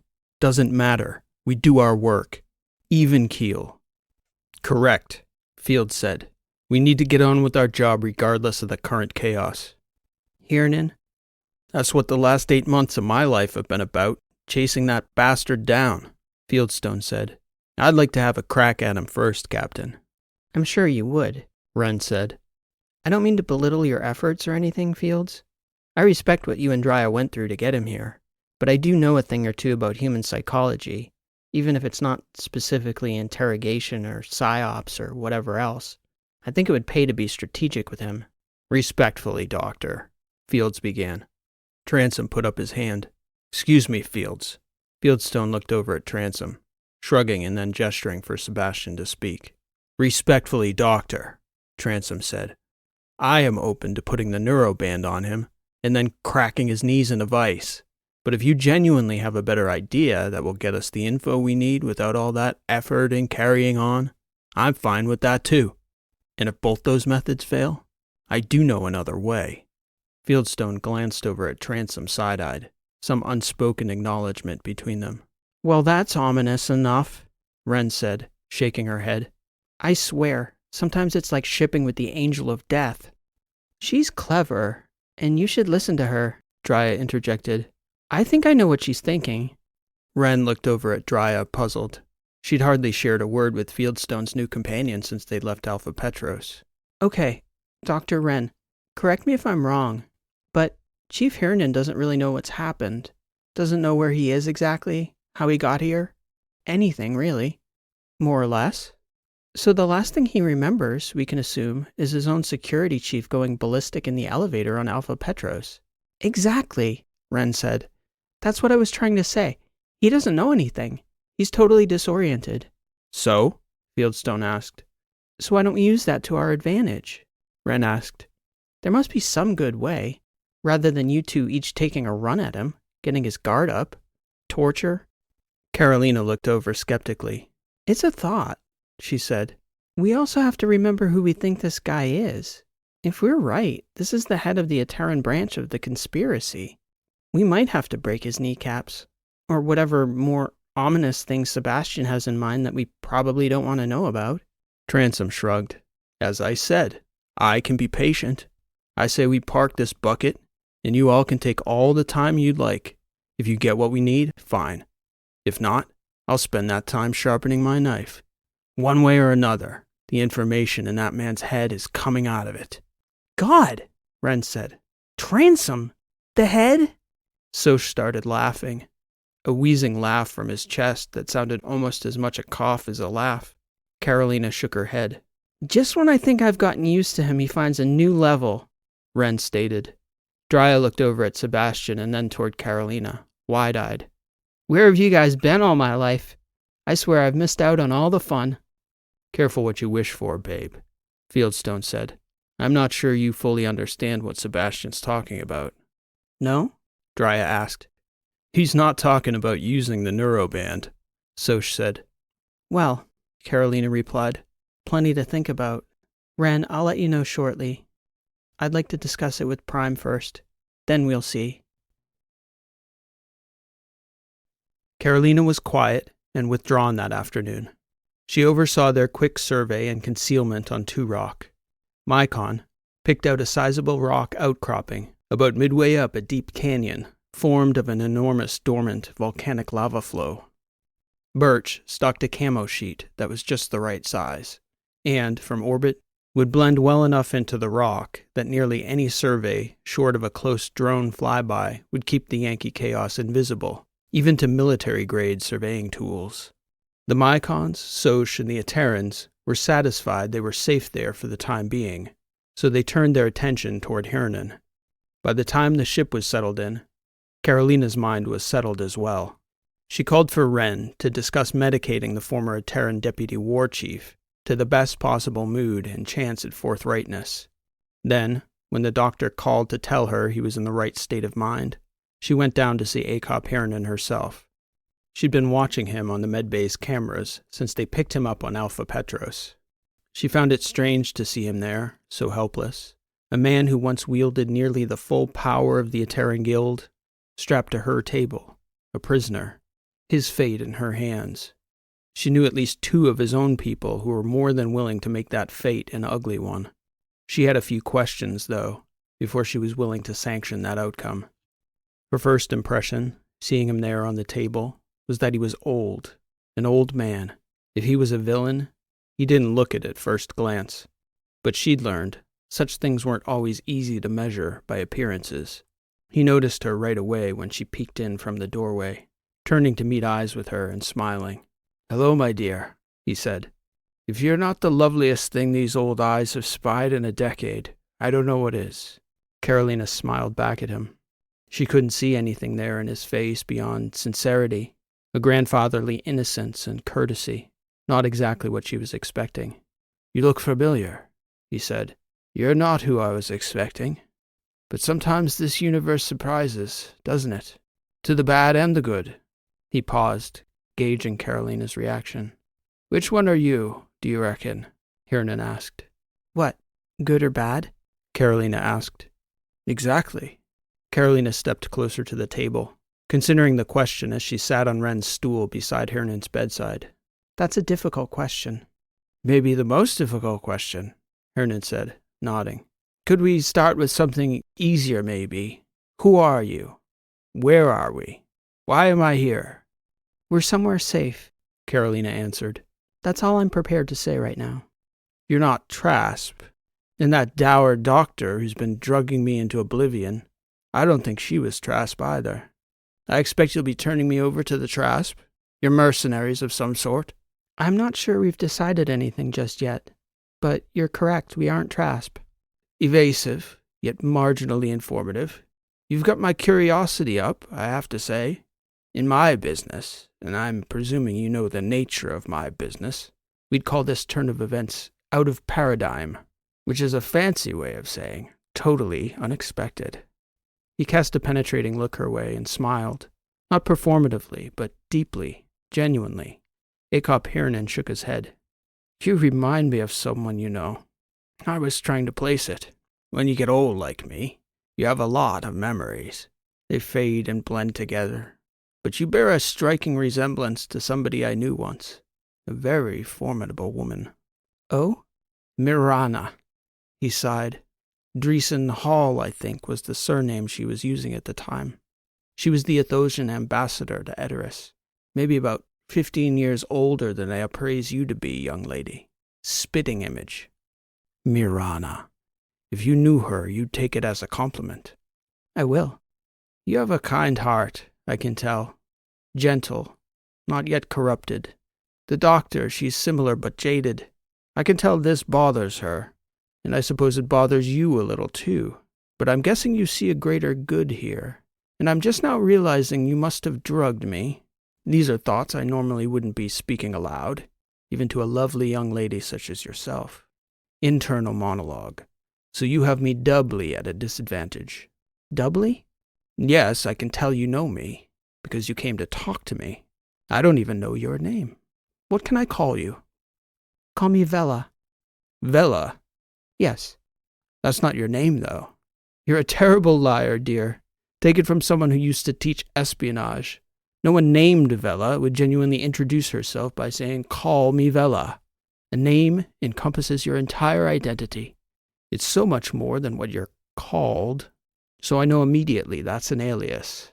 He looked down at the restraints, the table, pleading with his eyes. I'm at a total loss here, my dear. Who are you? I'm Carly. Ha! So you are. Carly. Beautiful Carly. I'm Akop Hernan. In my younger years, before command, and come to think of it, even after, people who knew me called me Bulldog. Bulldog? I was quite a fighter once. I know it's hard to imagine, looking at this old body. I was a fighter. Now I guess I'm just an old bulldog. The two of them shared a long laugh. Outside in the atrium, watching on the float screen, Fieldstone shook his head. Unbelievable. He's working her. Fields was indignant, looking over at Tanzing as though to ask how long he was going to allow it to continue. He's 80, strapped to a table, drugged half to hell, and he's working her, Sebastian. Tanzing shook his head. Let it play. Guy was the goddamn spy chief of all Edoras, and she's in there laughing with them. Relax, Fieldstone. What do we lose if she embarrasses herself? Tanzing said, tapping the knife at his pant leg. You don't know her yet. He's an old dog, all right, Soch said, shaking his head, looking up at the screen. You Etterans. Carolina did have her guard up, but she was genuinely warming to the old man. She could see he did have a charm still. She couldn't help but think of the woman Carolina herself had reminded him of. Mirana, grandmother, Barnard's mother, ambassador to Edoras.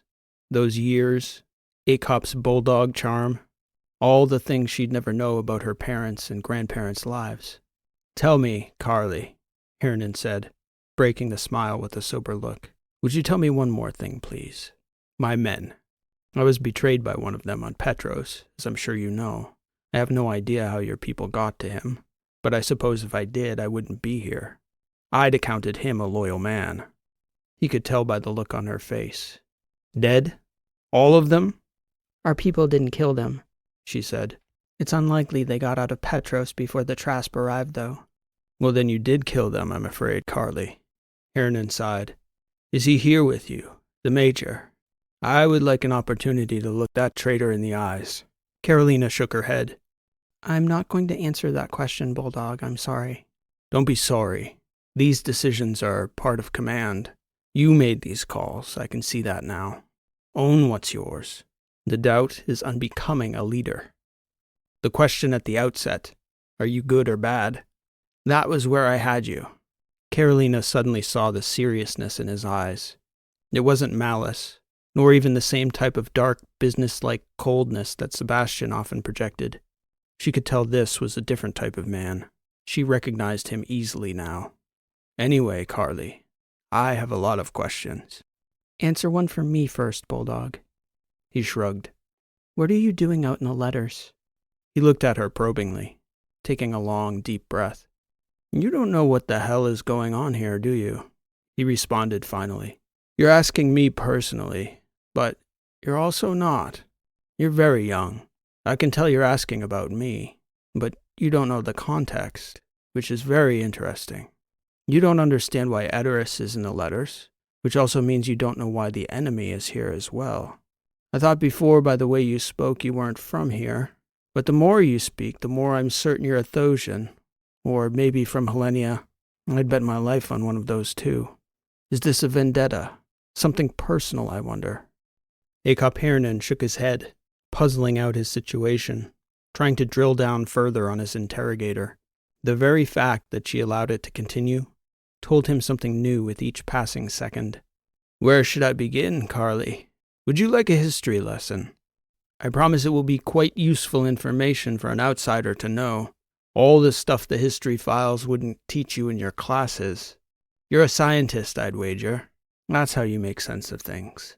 I can explain war to you like physics. Gases under pressure. Areas of high and low concentration. Immutable laws of human forces. Equal and opposite reactions. Please, Carolina said, gesturing for him to continue. I'm going to assume you're a Thosian for our purposes, which means you know next to nothing about the letters and very little about war. To you, it's distant, alien, a bit like trying to explain the rain to someone who's lived their whole life on a cylinder. It is as much a force of nature as the weather and macroeconomics. Just nod if this is true, Carly. But I'm guessing you wonder why it is the Trasp wonder about the letters unchecked. I asked about you, though, Carolina replied. Yes, we Etterans do it too. That's part of your question? Carolina nodded subtly. It's complicated, my dear. But you have to remember that the letters wasn't what it is today when the war began. They weren't even a loose confederation. In terms of volume, the letters, as we think of the Confederation of Systems today, is a territory roughly 15 times larger than the Trasp Protectorate and the Etteran Guild combined. And at the start of the war, they had maybe a 20th the population of either Western power. In physics, you could see the area of high concentration diffusing into the area of low concentration. Some of the pressure of the direct conflict between the two powers was destined to leak into those territories. For the lettered systems, strategically speaking, it would have been foolish to pick a side, because either way they were destined to lose. Choose a side and you might help the winner. At best, you're ensuring a major power taking over both territories right on your doorstep. Choose the losing side, and, well, the consequences of that outcome are obvious. So you, as a civilian, might wonder why the letters, as an entity, tolerated and continues to tolerate these incursions. The answer is simple. Engaging either power directly would force them to defend an area that's too big to possibly defend, and the cost of trying is direct conflict, which the letters would inevitably lose to either power. I'm not so sure that's true. Correct, Carly, but you're missing a word. Missing a word? Yes, it might not be true anymore. 70 years ago, it was definitely true. Now, the letters, population-wise, isn't nearly as dense as the Guild or the Protectorate. But in aggregate, in terms of the military-aged fighters they could conscript and the economic engine, the number of bots and ships and drones and munitions they could pay to manufacture, after 60 years of our two powers bashing our heads against one another, the letters could pick the winner tomorrow. But they won't. This latest flare-up of violence into their territory, it's the last. It's been building for 30 years. Mathematically inevitable, almost. For the most part, they'll let us fight it out on their territory and write off their losses as the cost of staying out of the war. And in another decade, when the population balance is even further skewed, if they're smart, they'll reach across both our flanks to you, to Athos, and make subject states of us both. Long term and short term, that's the smart play. They don't get sucked into the war. They don't make a direct enemy on their border. And they don't have to worry about being subjugated in the future by either of the two diminishing powers who once loomed over their territory. It may take another 20 years, Carly, but this storm is winding down and will inevitably end. And both Etteran and the Trask Protectorate will have blown themselves out. That doesn't answer the question with respect to yourself, Chief Hernan. I have 16 grandchildren, my dear. If the Trask were to win the war, how many grandchildren my grandchildren have would be determined by the good graces of my enemies, not a notoriously merciful bunch, the Trask. Personally, and that's what this is for me, a personal calculation, I am about as retired as a man like me can be. But I would rather bet on the letters and Athos for a tolerable future for Etteran than ever allowing the Protectorate to gain the upper hand on us. You've accepted you can't win the war? Not this war, my dear. Winning, whatever that is, was never on the table. What were you doing out there? I know you were quite active these past few months. Yes, I suppose you'd have had someone watching me closely to pick me up like that. Somebody very good to evade my security. Somebody trained.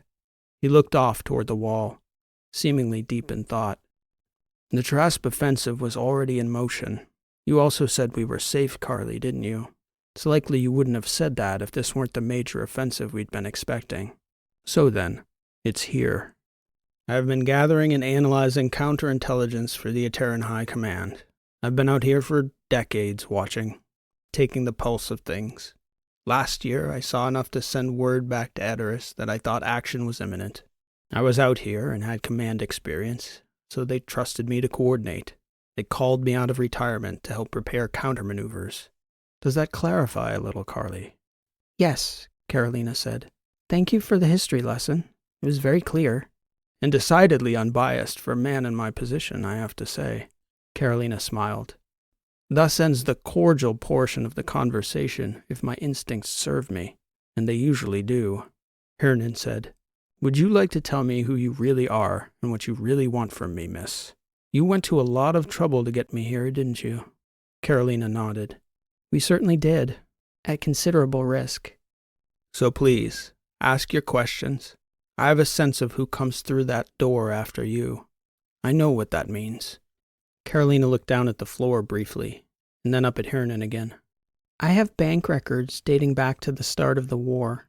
These records were tied to an investment group with an uncanny ability to predict the movement of ships, major campaigns, bot purchases, munitions, a kind of financial clairvoyance that served the officers who held your post of Deputy War Chief on Etteran. That clairvoyance translated into field orders that changed the course of the war, Chief Hernan. He took a deep breath. Who the hell are you, young lady? Really? You know what I'm talking about, this conspiracy? Both his eyebrows rose. Conspiracy? I do know what you're talking about, yes, but I'm not sure that's the word I'd use. I'll tell you who I am, if you make this easy on us both. I need to know. We've come too far to be stonewalled by you, Chief Hernan. You're talking about Polaris. And Polaris wasn't a conspiracy, but a source. Literally the best intelligence source Etteran ever had. Nobody knew about Polaris except me and the chief. And you trusted this source? For every single minute of every single day of the 9 years I was in that post, and subsequently. It would have been suicidal not to. I don't know about the investment angle you're talking about, but whenever we got intel from Polaris, it was 100% reliable and literally saved Etteran more times than I could begin to count. Do you know who the source was? I was read in by my predecessor to trust it. Nothing specific, just that Polaris was an external source, friendly and completely reliable, and I mean perfect. My belief was that it was from Athos, by way of an internal AI surveillance network within the Protectorate, a string of mycons tied together or the like. You didn't ever think it might be too perfect? Sure I did. What was I supposed to do, though? Allow my home planet to burn because Polaris was too accurate? My responsibility was to my people and my post. And I should say, you're suspicious of everything in warfare, if you like your head, even the rare certainties. Would it shock you if I told you I have records that show this same program operated in the Protectorate? That there was a Trasp arm as well? Miss, I have lived my entire life in this war. There is literally nothing you can tell me about it that would shock me. As the Deputy War Chief, I was a puppet of the Chief in the HC. Before that, I was a puppet of the Commodore of the Fleet. Before that, I was a puppet of my superior officers. So why should it shock me to find out that the HC was a puppet of forces outside Edoras, or that similar forces pulled on the Protectorate's same strings? What is this about, really? What do you really want to know, my dear? I'll help if I can, but you strike me as a fish out of water if all this is beyond you. Carolina sighed. Let me help you, dear. Why are you out here? And I don't mean your mission. I mean you. Personally. Start at the very beginning. A puff of air escaped Carolina's lips, quite involuntarily. She shook her head. That seems like ages ago. How long was it, in reality? 1.5 years or so. Hernan's eyes tracked away from Carolina for a moment. She turned to see Sebastian, appearing in the doorway to the medical bay. He looked over and slowly stepped inside, leaning against the back wall. Hernan looked back to her. No such thing as a smile without teeth. He's one of mine. I bet my life on it. Your life's not yours to bet, old man, Transom said. Pretend I'm not here, just like you were a moment ago. Sebastian. Transom cut her off. Tell him everything. Go ahead. I'm not here for him, boss. I'm here for you. Do I know you, son? Hernan asked Transom. I'm the angel of death as far as you're concerned. So be a nice little bulldog, and tell the young lady what she needs to know, so I don't have to put your knees in a vice. Definitely one of mine, Hernan said, laughing as he turned to Carolina. So you were saying. It started actually with my aunt, the woman you were talking about earlier, Mirana. It was her daughter, Selah Purcell, my aunt. Carly is what? A nickname? You're a Dreeson? You have the look. Carolina Dreeson. Barnard's daughter, I take it. Both Hernan's eyebrows rose again at the news. Carolina nodded. Akop Hernan paused for a moment to process her identity. And Selah? Hernan asked. Suicide, Carolina replied. Allegedly. And let me guess, you didn't believe it and started poking around and found out that she'd been poking around herself. I see. And the rabbit hole keeps getting deeper and deeper. He looked over at Transom. And darker and darker. Something like that. And you thought Polaris was the bottom of it. Carolina sighed. Sorry to say, Akop Hernan stated, shaking his head. Yet another false bottom, I'd wager. But you don't even know what Polaris is, Chief Hernan, at least if we take you at your word. That's true. But I think we could help each other, Carolina. I really do. I can see your conundrum. The second he walked into the room, I could see it. And it's true. I may be concealing information that could be useful to you. And this man here, no doubt he's told you his preference. How we extract intel from a stubborn source. 50-50 that he's even convinced you to use such methods before. No, never, Carolina insisted. I do know what you're talking about, though. I thought we agreed to pretend I wasn't in the room, Transom said. But you are in the room, son. And you came in for a reason. Like I said, the teeth. So allow me to make my counter-proposal before we do anything permanent. Carolina shrugged and gestured for Hernan to continue. It's true I have a lot of useful information in my head. And it's true that this man knows methods to extract every last bit of it. And no doubt, a lot of what I know would be useful to you. But this old brain isn't a mere repository of information, dear girl. It's much more useful as a processor of it. I propose you show me everything. Your bank records, the data you talked about, your aunt's records. Let me run it through this old processor and see if I can't help you get a little further down your rabbit hole. And in return? Well, for one, I get to keep my head attached to the rest of my body a little longer, the way I prefer it. And when I've taken you as far as you can go, I'll let you decide what to do with me then. I can see you, dear girl, just like your grandmother. You've got discernment. All I want is a chance to help you, and if I do, in exchange, I'd like you to take me home. That's all. The offensive is here, and I've more than done my part for Edoras over a lifetime. I just want to get back to my daughters and grandchildren, to see them safely through the rest of this offensive as best I can. We'll see about all that, Transom said. Carolina looked over at Transom. He shook his head. Fields isn't going to like it. For the record, Hernan said, I do my best thinking with my knees outside the vice, Sebastian. Transom looked down at him. Call me Sebastian again, and you'll be begging me for the vice, bulldog. Hernan laughed. What should I call you then, son? Don't call me son either. Call me Transom. For the briefest of moments, there was a sudden look of recognition in Hernan's eyes. Just a flash. A pinpoint of shock so unexpected, even a trained actor like Bulldog Hernan couldn't conceal it. Even Carolina noticed. Well then, Ms. Dreeson, Akop Hernan said, here we all are. When Carolina left the medbay with Transom, she entertained a brief meeting with both Etterans on the flight deck. The Mycons participated as well. Carolina had more or less made up her mind, but she still wanted to hear about all the possible threats, the blind spots. The safest thing will be to kill him at the end of it, Fields told her. You realize that? Maybe so, Carolina said. We can decide that then. Carolina asked Mycon Prime to brief Hernan. He could read him in and react to Hernan's reactions without any human bias. No amount of charm would sway the ancient AI, nor would any deceptive behavior escape his never-tiring, always discerning watch. He had shifted back to his usual form, a Mycon shell, familiar enough to the old Etteran. He was sincere with you, Captain, Mycon Prime stated before agreeing to brief Hernan. For whatever it's worth, his angle was exactly as he said, to get home to his family. You'll have to earn that, Carolina answered. So I guess the sooner the better then. The ship was as crowded as the Yankee-Chaos had been in a long while. Carolina agreed to free Hernan from his restraints, but she instructed Mycon to keep him in the medbay, the rest of the ship remaining strictly off limits. Occasionally, Transom would wander down to observe in person.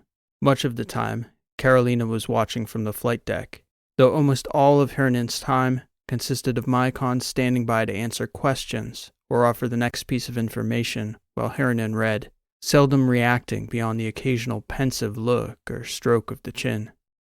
Transom was sitting silently the second evening when Wren came in with Hernan's dinner. There's that ray of sunshine I've been missing, he remarked, looking over at the doctor. The absolute fastest way for you to have your head taken off your body, Transom barked, glaring at Hernan, would be for you to be the slightest bit disrespectful to that woman one more time. His knife was out, pointed in Hernan's direction before he'd finished speaking. Hernan replied. Duly noted. I see she must be very important to you, Transom. She's my surgeon. I, on the other hand, am your butcher if you mouth off to her again. Mind your reading, Chief. Very well.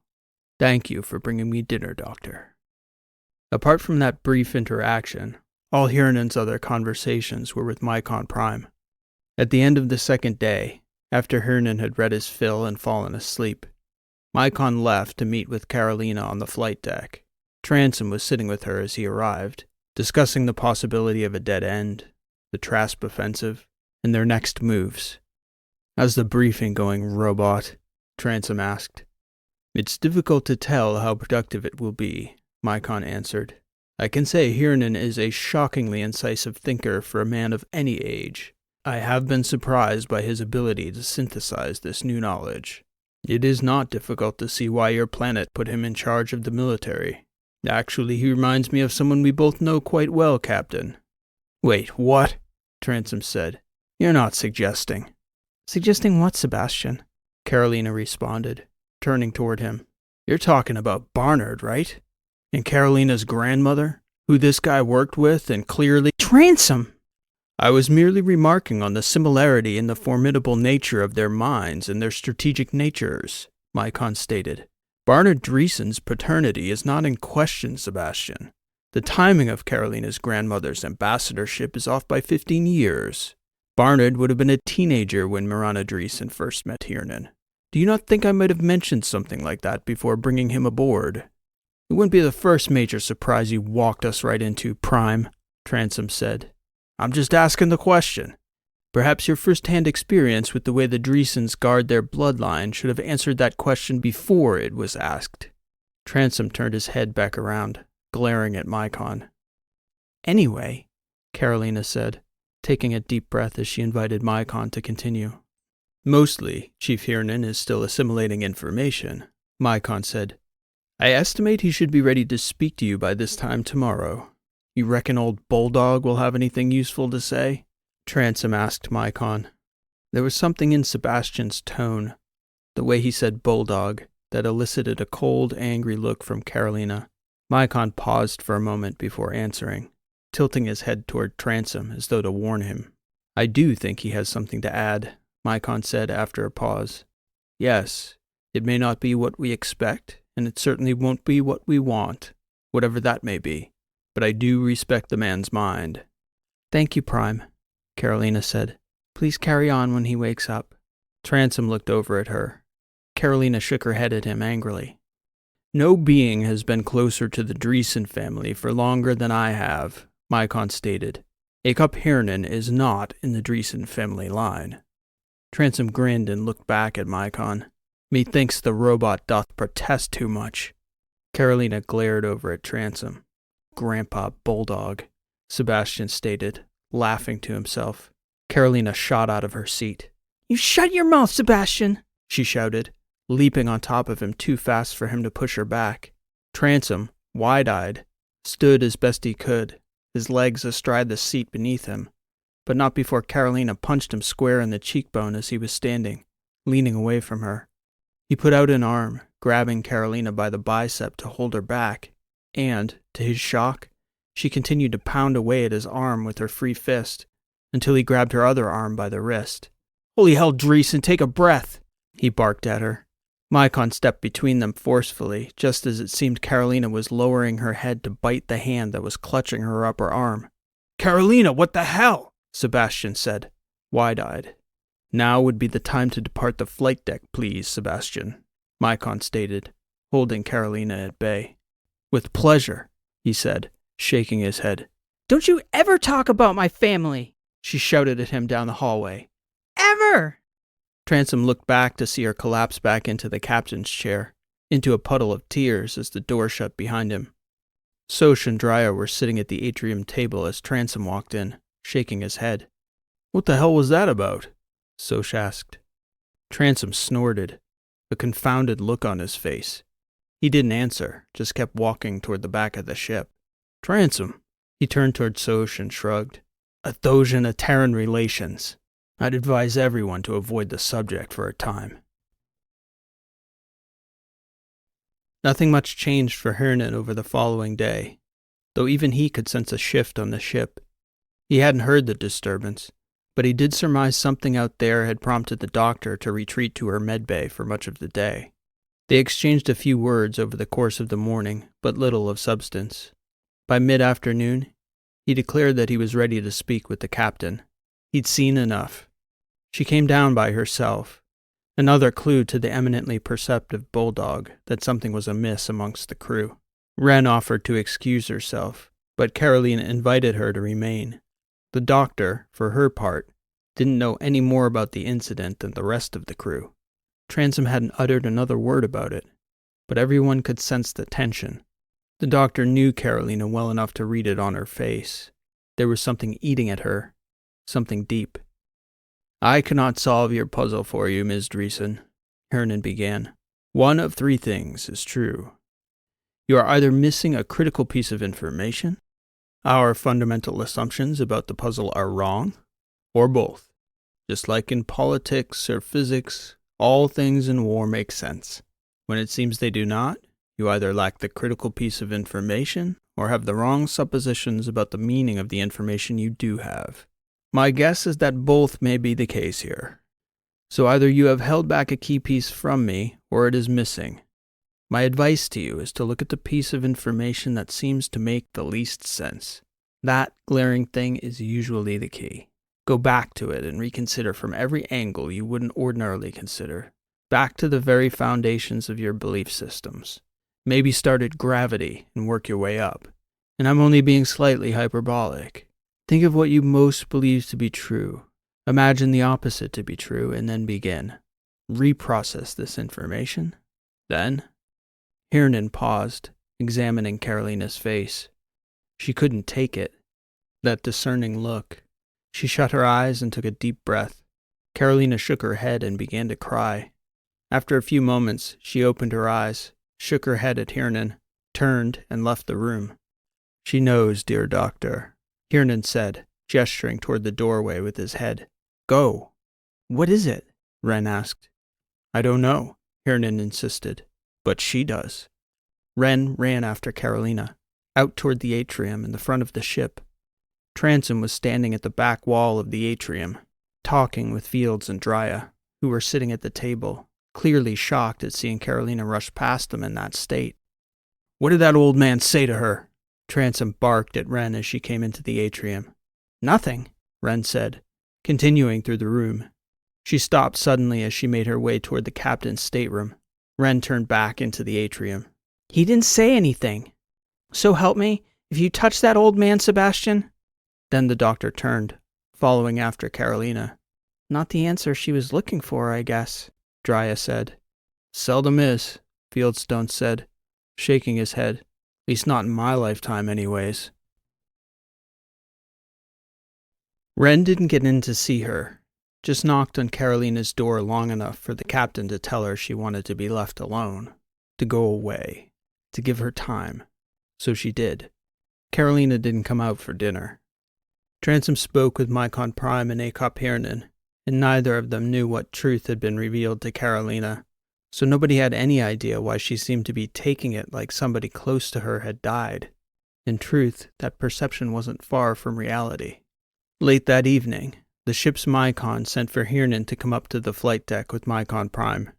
It was the first look the old man had gotten of the ship, and he was weak on his feet, having been confined to the med bay for days after being incapacitated on Petros.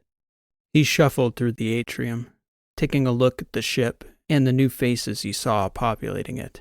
Mycon helped him along, up past Carolina's stateroom to the flight deck. Interesting little ship, he stated as Mycon helped him to the seat beside Carolina. Even more interesting crew. Where would you like us to take you, Bulldog? Carolina asked. You said you wanted to go home, right? To your family. I would very much like that. Name your destination, Chief. We'll take you home. There's a small outpost on a planet called Theta Nicorla. I moved my girls there a little over 6 months ago when I suspected the offensive was imminent. The Thetas? I didn't know there was anything out there. Good strategy for someone looking to hide. Well, that's a bit of a ride from here, I suppose. Feel free to move about the ship. I don't suppose I have to mention that Mycon will be watching you closely. Ms. Dreeson, you never had a thing to fear from me. Certainly not after you told me who you are. I know, Chief. It's just, I suppose it's hard to turn it off, that caution, that mentality. It sure is, dear. That is a fact. Bulldog looked over at Carolina. He could tell she was decidedly subdued. It seemed the conversation was over, and perhaps if he'd been younger, he'd have taken the cue and left. But his old legs and the low rise of the seat beside Carolina left him reluctant to attempt to stand on his own. So, by any chance, he began to ask, only to find Carolina already shaking her head. Maybe, I'll say. Maybe. But my crew. We've been together now for too long. I need to tell them first. I owe them that. Understood, Hernan said. Whatever it is, dear, it doesn't reflect on you. I meant it, what I said about you. You have a good heart, Carolina Dreeson. I can tell these things. Kind and brave, just like her. Carolina crossed her arms and sighed, nodding as Bulldog gestured for Mycon Prime to help him back to his feet. Carolina spent much of the transit in isolation on the flight deck. Sebastian, whom the others would usually have relied upon as intermediary, was keeping his distance. Even Mycon Prime was told by his counterpart to leave him and Carolina be, as she was going over their data again, piece by piece, interpreting it through the new lens, the true foundations at the base of the West Battery War. Sebastian expected to see her slowly peek her head out of the shell she turned the flight deck into. But as the days passed, Carolina grew more closely guarded. The flight deck door closed more often than not. He began to wonder if something had changed. By the time they approached Theta Nakorla, the rest of the crew had gotten to know old Bulldog Hernan fairly well. He'd heard of Transom, of course, because word of his exploits during the infamous Clemabali episode had gotten back to many of Hernan's agents in the lettered systems. News of Transom's death had been just as widely spread among the Etterans, confirming to Transom for the first time officially that Edoras, at least initially, thought him to be dead. Fieldstone, too, wasn't a totally unknown commodity to the old man, at least in his participation in operations and larger offensives, though Bulldog could never recall hearing of Fieldstone directly. Wren and Bulldog eventually developed a warmer rapport than their initial meeting might have presaged. But of all the crew, he most enjoyed his time with Soch and Drya. The three could often be spotted at the aft end of the atrium table, intensely focused on their spirited three-way sabaka games. It was the first time in a long time Soch had competition that could consistently play at his level, though Drya was almost always first out, and left to watch the remainder of the game as spectator to the two superior players. Hernan remarked that he'd never seen a non-professional player as sharp as Soch, who wasn't a retiree who spent all his days at the sticks. Same as we all say, Wren said. Burch says he was even better before. Burch didn't know me before, Soch replied. I was way better than Burch thinks. The evening before they were slated to arrive at Theta Nakorla, all the humans aboard were strapped in at the atrium table, listening as Bulldog regaled them with stories of the letters from decades before, when he was an operative, when there were hardly any local authorities beyond the municipalities of individual colonies. Our Wild West, he called it. Carolina interrupted, appearing unannounced and rather silently in the corridor to the flight deck. Sebastian, she said when Fields noticed her. All eyes suddenly shifted her way. I need to speak with you, please. Sure thing, boss, he said, unbelting and floating his way toward the front. The atrium was as awkwardly quiet as any of them could remember.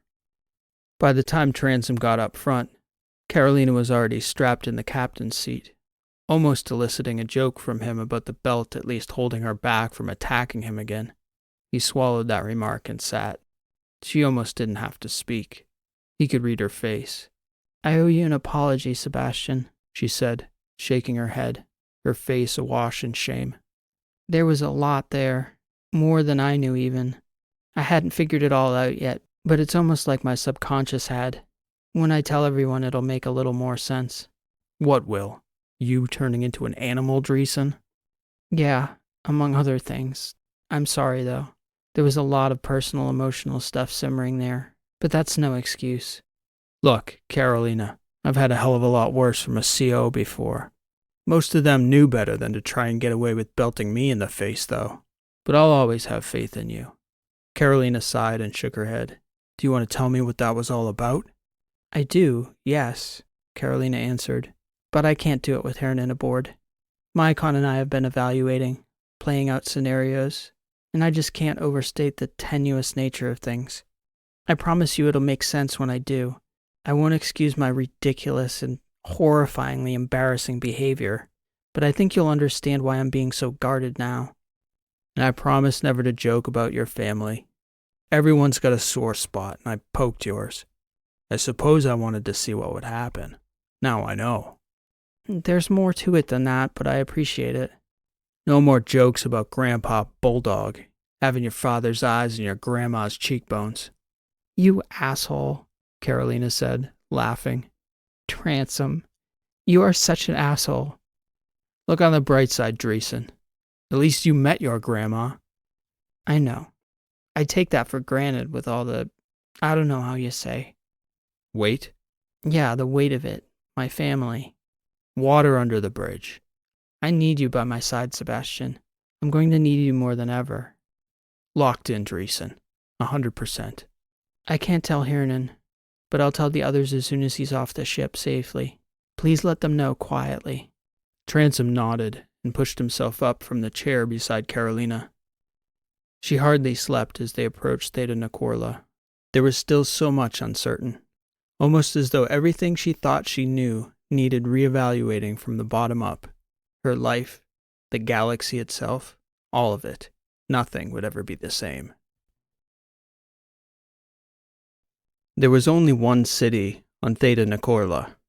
It, too, was called Nicorla, but Carolina was surprised to see, as they entered the planet's atmosphere, that the settlement was much larger than she expected. According to Hernan, who gave a brief history after they'd landed, the settlement had been there nearly 70 years, hidden away and slowly, quietly growing. He said the city had nearly 500,000 residents, which looked about right from the air. The atmosphere wasn't breathable, but a very interesting feature of the landscape, at least around the city of Nicorla, was that there were several varieties of trees that had been genetically engineered to thrive here. There were no diamond bubbles like on Petros. Instead, the center of the city ran a nanosheet that covered the downtown, powered from the central power grid. And outside the city proper, where suburban homes seemed to pop out of the landscape between trees, each little homestead ran their own bubble, some on solar, some on microgenerators. Hernan figured it was only a matter of time before the city built another reactor and brought the suburbs into the fold, triggering the next round of expansion out into the empty countryside, where small saplings were just now beginning to take root and taste the metallic, ammonia-tinged alien air. Hernan invited them all to dinner. After reflecting on the turn of events, he came to realize Transom's outcome, being dead without being dead, was about the best gift they could have given him in his twilight years. Etteran was never fully going to let him go. Now he could go home to his girls and his grandkids. "A proper meal is the least my family can do for you all," he said. Carolina dropped him close to home, with Mycon Prime to walk with him. She told Bulldog that she couldn't tell him what she learned about the war, that it was his time, and Mirana's time, to leave it to Carolina's generation to solve, that it was too dire a secret for the truth to be out, and to watch over his family and forget about the war.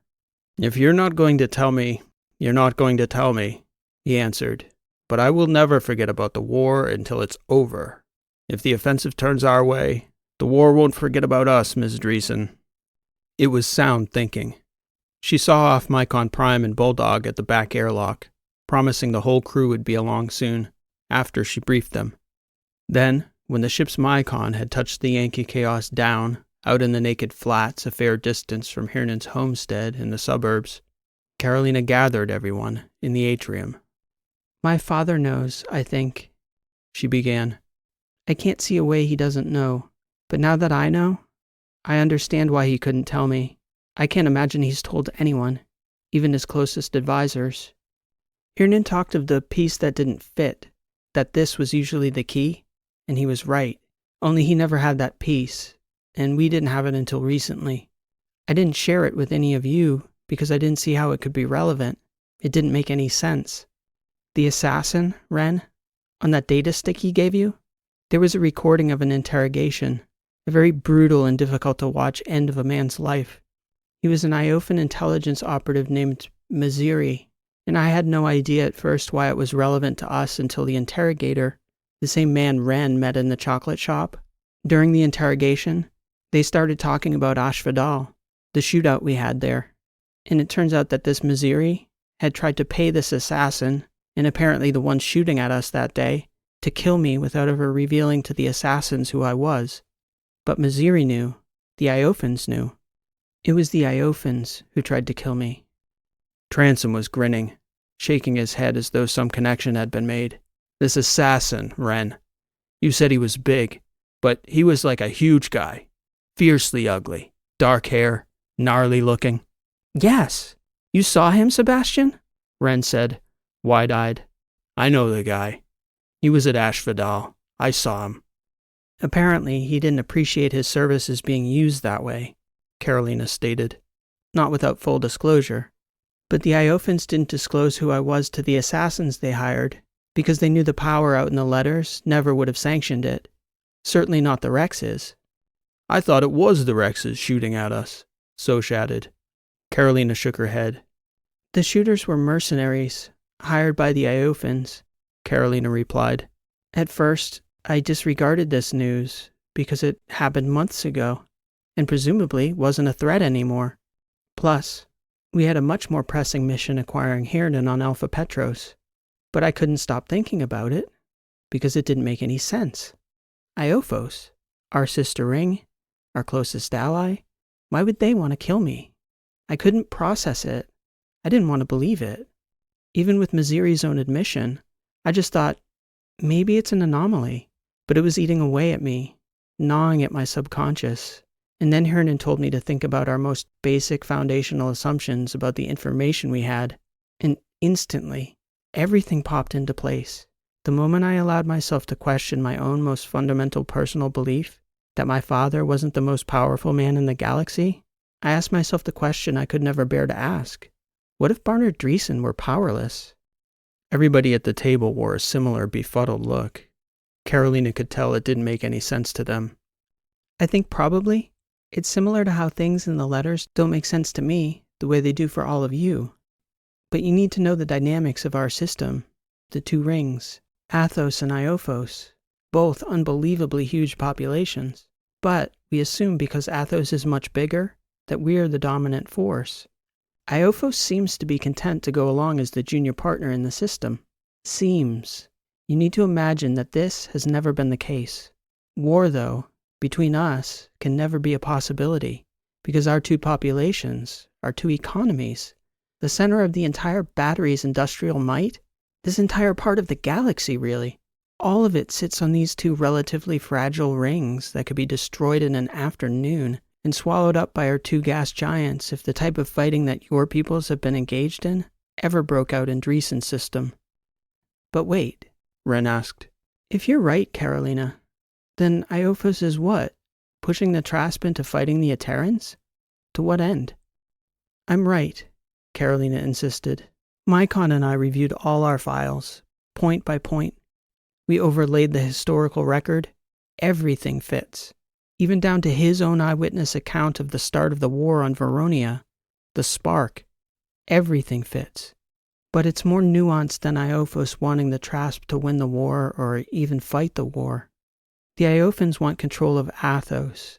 You could think of it like they want to be the rider on top of an elephant, and we Athosians are just this big, lumbering, unwitting entity they're trying to control.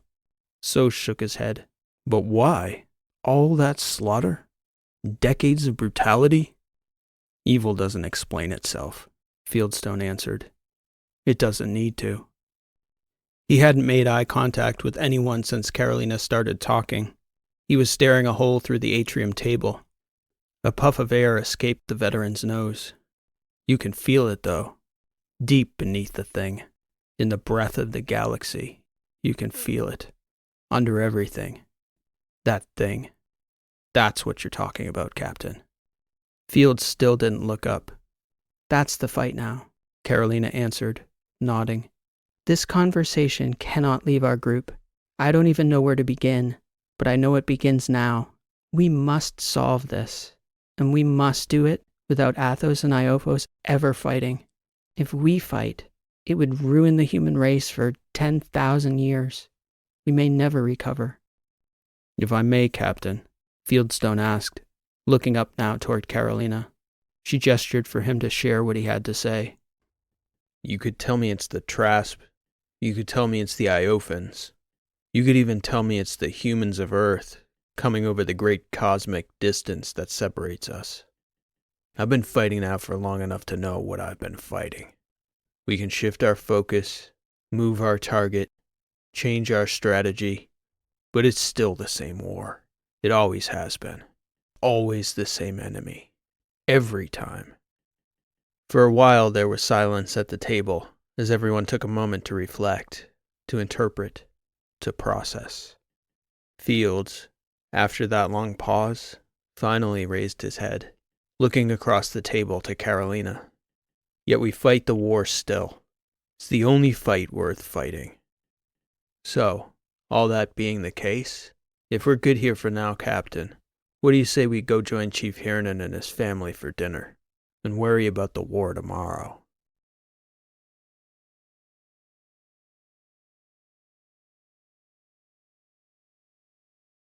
The beginning. Nelius was there, floating in the middle of that strange, isolated space station, hooked up to all those wires, talking to us like we were old friends again. And, well, according to our timeline, or at least the one we knew from before we'd spent 5 decades in the future, we'd never met him before. "My friends," he said, "don't look so shocked. It is me. Come forward. We have much to discuss." Even Rishi and Abali were a little creeped out by it. I could see by their faces. "The thing is," I told him, "we do know who you are, but how do you know us? We've never met before yet. Not here anyway. Not for another couple million years by our count." "It is confusing. You must have questions. Your arrival, though, is the beginning of everything here. Certain things are about to be set in motion." "I suppose that's what all those wires are about?" I asked him. "Looks pretty ridiculous if you asked me. All tied up to your creepy little station in the middle of nowhere. You had better taste the last time we saw you, Nelius. And you are older, Burch. Much has changed. Much has not. As I said, though, all too confusing to cover this instant. I'm all tied up, though. If you could help set me loose?" Nelius asked, looking over at Rishi. "Disconnecting must be done in the proper order, by steady hands." Rishi nodded and floated to the center of that room. The wires were radiating out in all directions. I couldn't imagine what the purpose of such an arcane setup of inputs might be. Why would an AI like Nelius not be able to run all those inputs through a normal transceiver and process them like a normal data stream? Instead, he had those wires hooked up to connectors along the skin of his android shell. It was odd. Even when Rishi took the wires out, he was going to have those little node connections all over his skin, like some real bad case of the technopox. "I shall transmit instructions," he told Rishi. "The order is critical." I almost opened my mouth. I got a funny feeling about the whole situation, and I could see the others did too. Juice looked over at me. I looked over at Verona. She and Abali exchanged a look. It was so simultaneous that we were all about to step on one another, asking Rishi what the hell this weird situation was all about. "This one first?" Rishi said. "Correct." As she pulled the wire, Rishi touched the connection on Nelius's skin. The whole thing happened so fast, we didn't have time to call her back. She stiffened up and just zapped right out. Blank. "Nelius!" I shouted. "What happened?" Kristoff asked. Nelius was just floating there like nothing was wrong, like he'd known what was going to happen all along. Part of the plan. "What the hell, old man?" I yelled at him, taking hold of Rishi's floating body. She was stiff, lifeless. She was heavy and inert, and in stark contrast to somebody gone out cold, her technological body showed no signs of life. No breath, no pulse, like a heavy mannequin. I felt a fury building up in me. I was fixing to kick that smart-ass AI through the bulkhead when Abali piped up. "Care to let us in on this little gambit of yours, Nelius? I, for one, don't enjoy being kept in the dark." "I said it was the beginning, and now it has begun. It would seem something has happened to affect the function of your companion's body, Burch. Now wherever could we find a technologist capable of helping us with such a problem?" "If you wanted access to the vault, you could have asked," Verona replied, shaking her head. "I'm right here." "You seem to believe that you're still welcome there," Nelius stated, shaking his head skeptically. "What about your friend?" Verona looked over at Abali. "Well, that's a bad idea," Juice stated. "Bringing Clem Abali back to the vault?" "Welcome to the new beginning," Nelius said, staring back at Abali. "Let's take my ship. Yours has more than a little heat on it, friend." And then, like magic, all those wires popped right out of his skin and retracted up and out to the walls they seemed to be hanging down from. Nelius started grinning at us, like he was real proud of himself. Some beginning. Nelius assured us Rishi was fine. "She's having an experience, Burch," he told me. "It's actually quite a gift." "I've got a gift for you if we're in the giving mood," I said back. "I admire your spirit, Hale Burch. I always have." "Yeah, you better get to that part eventually. How the hell do you know us?" "And what the hell is going on?" Nelius said, damn near finishing my thought for me. We were floating our way down the heart of the station, which opened under the central room's floor once all Nelius's wires had retracted. Poor Rishi didn't look like she was having an experience. She looked dead. Verona, every now and again, would cast a reassuring look my way, occasionally reaching out and touching my living arm just to let me know she was feeling me. I got the sense she was unnerved as well, both about Rishi and Nelius. I don't think she liked the idea of taking him or Clemabali back to their vault. Taking both at the same time, though, just as Juice said, a bad idea. We'd had a lot of bad ideas of our own, though. Coming back was always going to be interesting. I tried to stay calm, take deep breaths, try to tamp down the rage I was feeling for Nelius and his damn clever ideas. This, though, felt more like something Mycon would do. Mycon, at least, I would have trusted. But as we floated along, I thought, what choice do we have but to trust him? I didn't know anything about how Rishi's body worked. Maybe Verona did, but I figured she'd have said something by that point, rather than just touching my arm. No, we were going to see Edisali and the wizards all right. I wondered if Edisali would remember the future the way Nelius seemed to. Verona and Edisali had about 50 years of anger and resentment to smooth over from the fights they had about the past. About now, I guess. They never did manage to come to an understanding 2 million years from now. Maybe here. Maybe now. A chance to make amends before it was too late, perhaps. We'd definitely seen stranger things happen. One thing was for sure, though. I wasn't about to let them put my lights out this time, the way they did the first time they took us to the vault. No way we were second-class citizens now. Juice and I were properly initiated. Secrets from us? Not anymore. At the bottom of that opening, I guess the aorta of the space station maybe, there was a circular doorway that opened to a vast portage, where Nelius had his ship parked inside the station's outer walls. Hell, it was a pretty good ship. I wasn't expecting one embodied AI to have a ship like that. A proper space yacht. Classic lines. Smooth style. If it wasn't a Thosian make, it was certainly something made for that big market of classy people. Carolina's people. Going in style, Juice said. Much like Verona's tribe, Nelius replied. Our kind has quite a long lifespan to acquire wealth, and to learn a few tricks in doing it. The ship was about the size of the Yankee-Chaos, so once the back gate flipped open, there was plenty of space for us to settle into. Get our girl settled somewhere secure, Nelius said to me, gesturing toward Rishi's body. I have one final piece of business to attend to outside before we go. Outside? Verona said. Do you need a hand? You'd likely slow me down, he said. Except in transporting the gear, yes. Perhaps you could come along, Clem.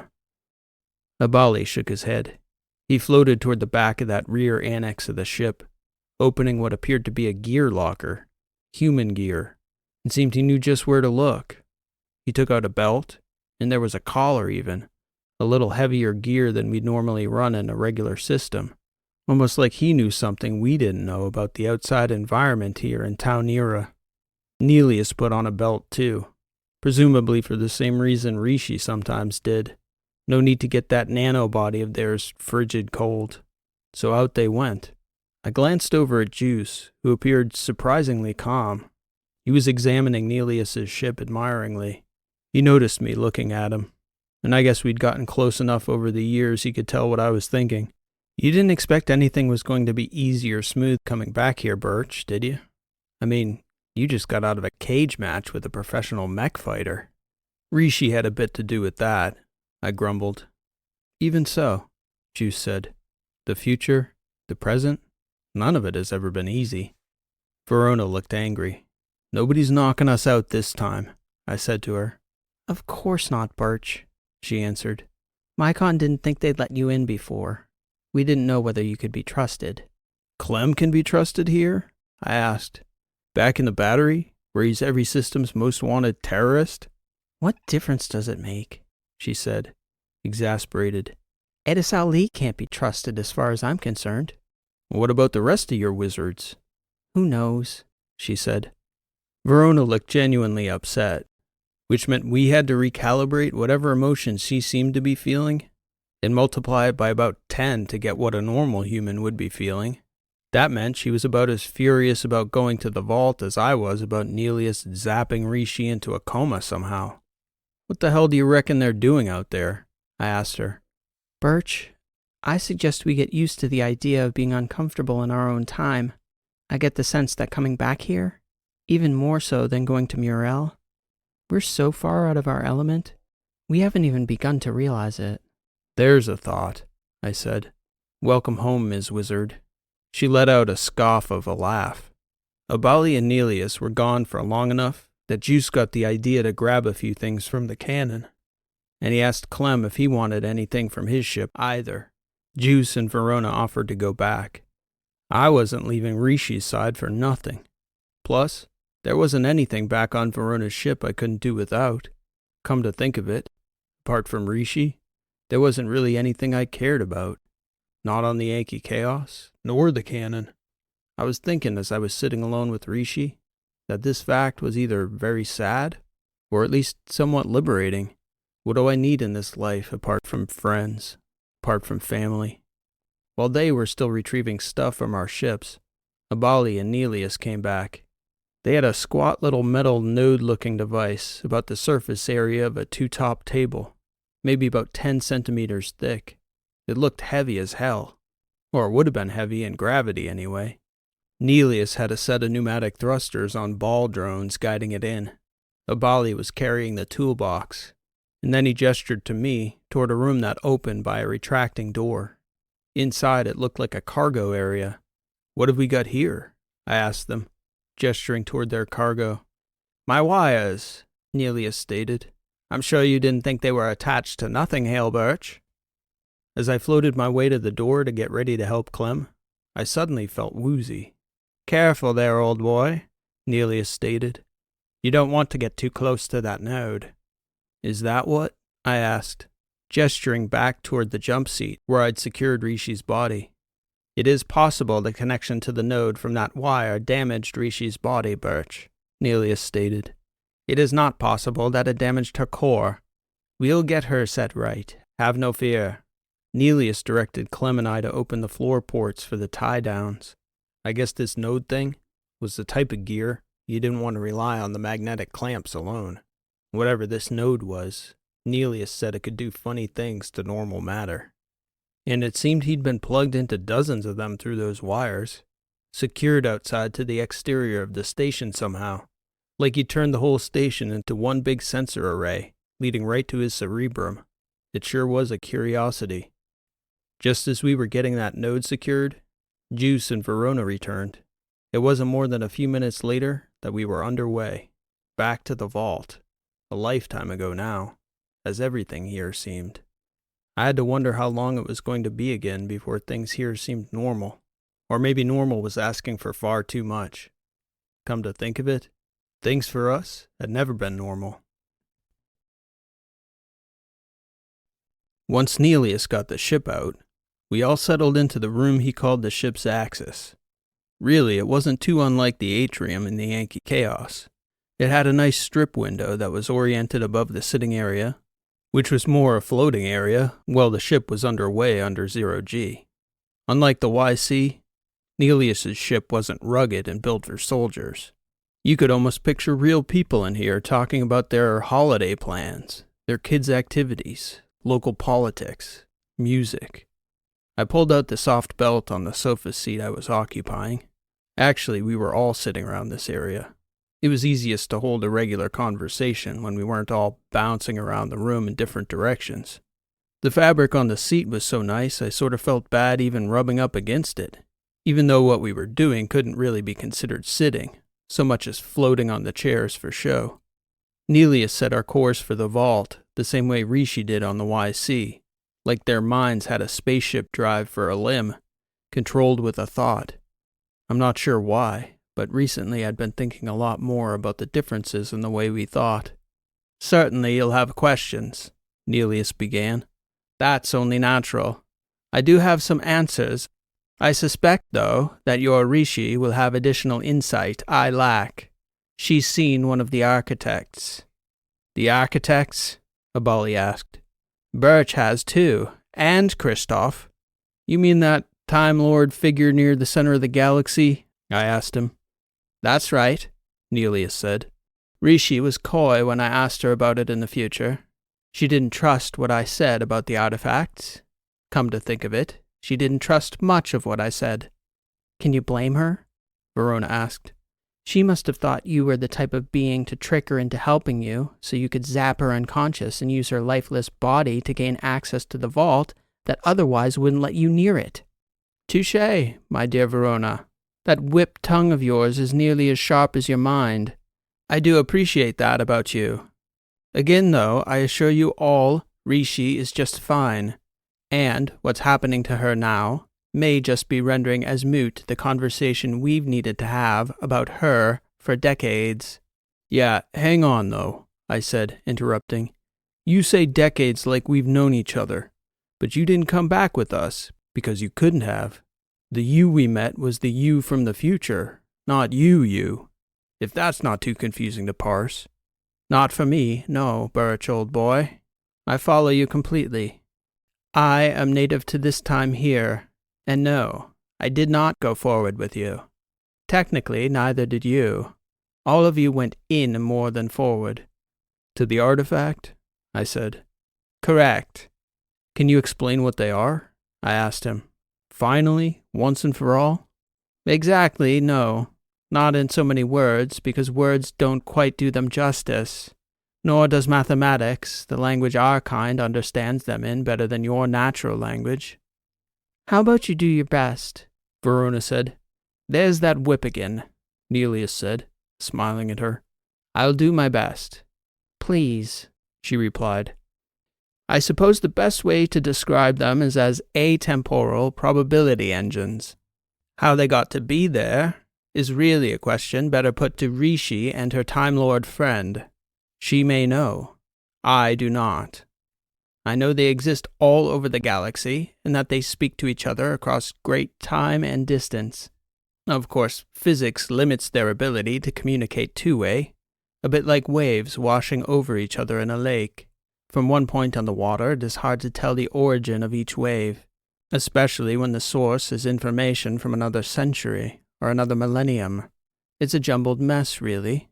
Without a mind like mine to pull it apart and order it, it would just seem like random data. You're going to need to do a better job of unjumbling that data, Juice said. You're already losing me. I'm guessing we didn't go to the future, but to a simulation. Back up and start from there, Nelius. No, you did go somewhere, Nelius stated. Not physically, no. But it's not fair to call it a mere simulation either. You lived a life there. But not a real life, Abali asked. Those people there, our friends, talent, you're saying they never really existed? Again, it's not a simple answer. That future you visited hasn't happened in your reality, your time, and it won't happen for 2 million years. But you all met those people and shared those experiences. It'd be a bit like someone from 1,000 years ago coming here and then going back to their time. For that visitor, the probability that all of you would exist as you do now is impossibly small. That future you visited, although calculated, was a possible future, and you did experience it. The odds that it will be the same future I experience in 2 million years if I last that long? Well, there are fewer atoms in the universe than zeros in the odds of me experiencing your same future. So that's why we can't go back, Abali asked. One of the reasons, certainly. Let me guess then, I said. All those nodes you were attached to on the station? They were all talking to a different artifact? Clever man, Burch, yes. Though listening to the artifacts would be a better way to put it, Nelius said. And Rishi, you said she was having an experience? You sent her somewhere? Well, not me exactly. She's in tune with them, though. She must have told you something about that. We've talked about it, I said. So she's conscious, not unconscious or dead. Certainly not dead. In fact, I suspect she's more alive than she has been since she actually was alive. Since she was a person, that is. That'll be an interesting story if we can wake her up again, Verona said. Yes, that's the issue, Nelius stated, nodding. It is a touchy one, and one we may not have the chance to address openly when she wakes back up, at least in front of her. I think we should take this opportunity to speak plainly. About what? I said. Verona looked over at me, shaking her head, almost rolling her eyes at me. They used to call it the elephant in the room, Burch, she said. And that elephant is Rishi. My sect's entire purpose was to keep the very future we experienced from coming into being. Rishi is literally the first seed of that future, the first bipal. The same one who snapped our necks in two, by the way, Abali added. See, no, that's what Nelius just said. Our Rishi isn't that person, and she doesn't have to become that person. But she is the first bipal, Burch, Nelius said. It must be considered that the future you experienced is the most likely future the artifacts calculated for your group. In this timeline, there is no other like her. Her existence does make that aspect of that future infinitely more likely. Rishi's very existence suggests such a possible outcome for other people. Those who would seek to avoid death, those who seek the power of an artificial mind, those who seek to escape the constraints of human consciousness, of a human body. Even if it's only 1 in a million people, that would leave millions who will pine for the type of existence Rishi proves is possible. Let me just stop you there, old man, I said. It's not as though I can't see exactly where this conversation is going. Burch, Kristoff said, looking up to meet eyes with me. You know I care about both of you deeply, so please don't think I say this lightly or with any disregard for the love I have for you two. But you may be too close to this situation. Too close for what, Juice? Just to grasp it properly, he said. Don't think I don't understand what love is, Burch. I sure do. I haven't forgotten in a lifetime. A lot of the things you think we can't see, we see them, Burch. Sometimes the last people to see are the ones closest to the situation. What exactly are you talking about, Juice? Be plain. Sometimes you can love someone too much. If you can't let them go, their loss turns you destructive. I'm not saying this is you or Rishi, Burch, but there's danger here. I sighed. What exactly are we proposing here? No one is proposing anything, Burch. We're just talking, just asking questions, making observations.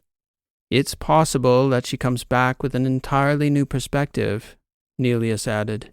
She has thus far only ever been a friend and ally to us all, and that far future version of her you encountered was only a probable version of her.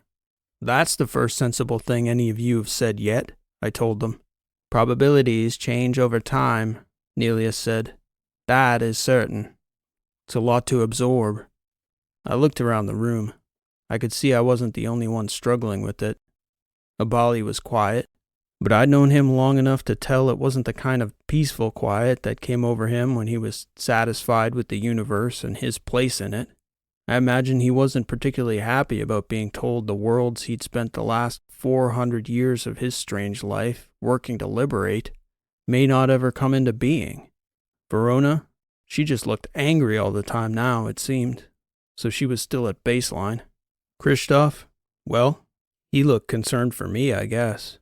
I didn't know they could all see, but they'd put their finger right on it. All that tension between me and Rishi. Funny. We thought we'd hidden it well, but I suppose it's as they said. Sometimes you're too close to see yourself for what you are. I sat there quietly among this group of people I'd spent the last 50 years sharing everything, and I asked myself the most uncomfortable question. I was prepared to grow old and die again, And I was asking Rishi to go through it again, having seen it unfold once before. Only this time, at the end of it, we wouldn't go back and reset again. This time it was for real. This time I would die. I could accept that. I could let myself go. I already had once before. What if the roles were reversed, though? Could I ever let Rishi go and just go on myself? That was a question. I don't suppose I'd asked it seriously enough to have an answer. That's the kind of question nobody really asks until they have to. I didn't notice it, but there was something different about the feel of the ship. At first, I attributed it to the difference of being back in our time. The sound of the air around us, vibrations in the bones of the vessel, something. Nelius's ship felt less like Verona's cannon and more like the ships from the future. I didn't know what that meant until I mentioned it to Juice while Nelius was floating nearby. We're going to need to stop for provisions, I said casually. Maybe twice. I didn't buy this ship, Burch, Nelius interjected.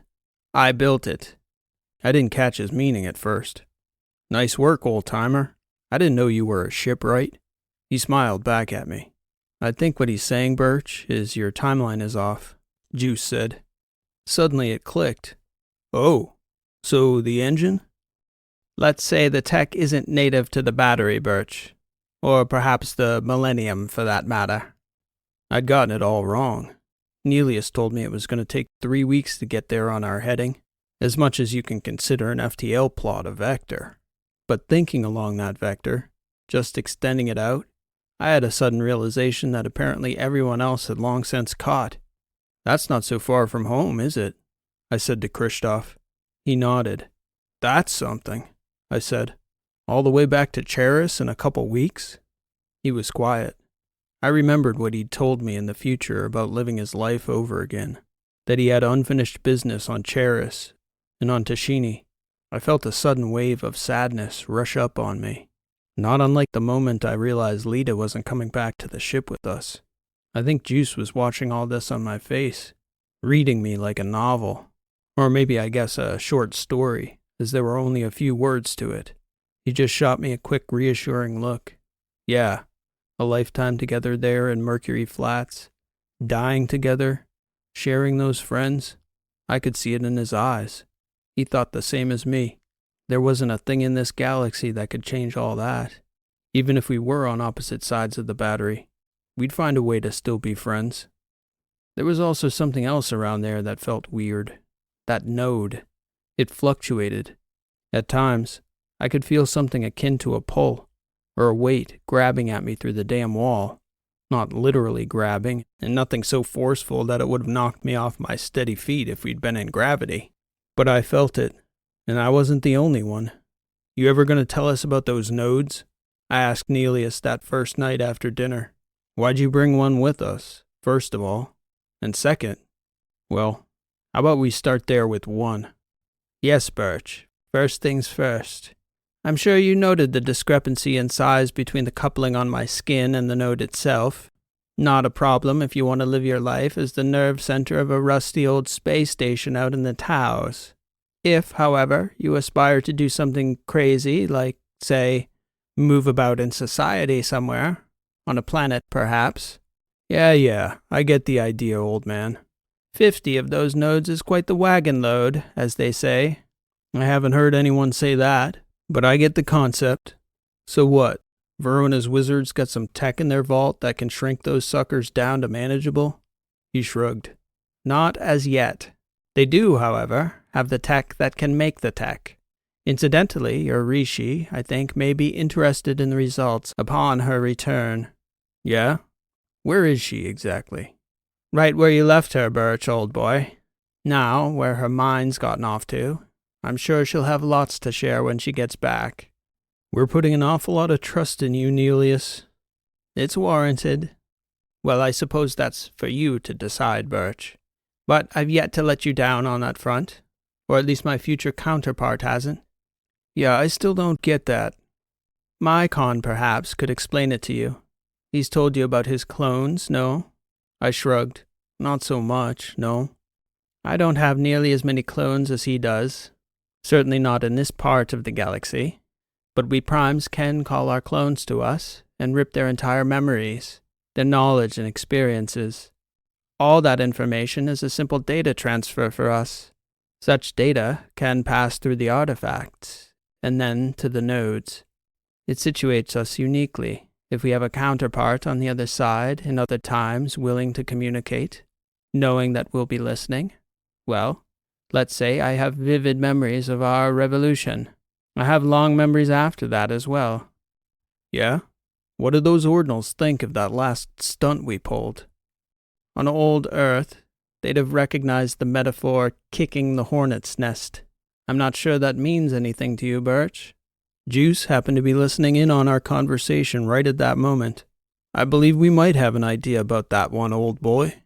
Me and Christoph looked at each other and couldn't help but smile. We'd sure survived a lot, and we'd sure kicked a few hornets' nests to boot. Over the course of our journey clear across the battery, a miraculous feat itself, Nelius began what he described as a calibration of sorts, some other kind of miracle of computation. He left us to ourselves and hooked up his core to a bank of supercomputers he had somewhere on the ship. He said it was all about sorting the data streams he'd been collecting on that space station. So much data came in from so many times and places that he had to process it at very low resolution to put any order to it, just the headlines. He used his travel time these days to read the fine print and the footnotes. That was fine by us.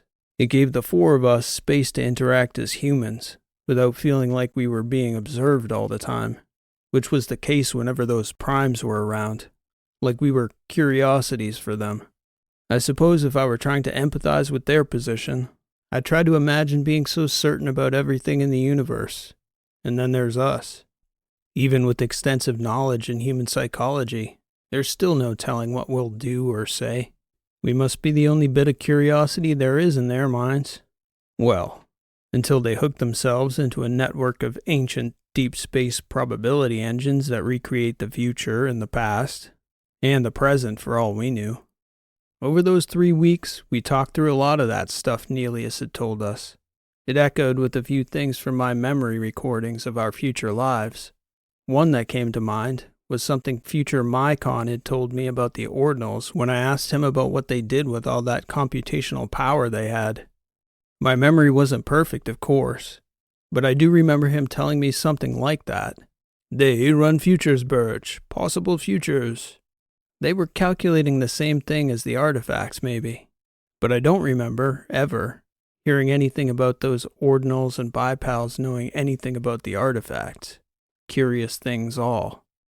We had a lot of conversations along those lines. Maybe our version of what Nelius was doing, getting our story straight about what was going on.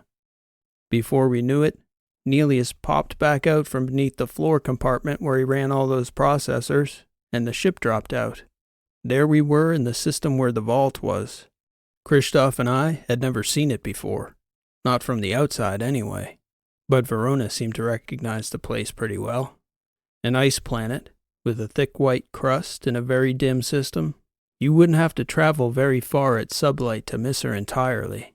Right around the corner from Charris. All the way from the Taos in 3 weeks. I was thinking we could use one of these engines on the YC. And Nelius called us over to the sitting area. Any protocol on contact I need to know? Nelius asked Verona. Just to ping the right area. I know where the vault is, Nelius insisted. I just wasn't sure whether they would answer. Only one way to find out, she said, shrugging. If they don't answer you, they will answer me. At least I think they will. Nelius called up a float screen above our sitting area and pinged. Knock, knock, he said. Anybody down there? Juice and I got a pretty good kick out of that. Wise-ass AI knocking on your door. It was quiet for a minute or so, all of us just looking at each other, waiting. Who's this? Came the voice of one of the acolytes, presumably. Even I could tell it wasn't Edis Ali, and I'd only talked with Ali maybe a handful of times in the future.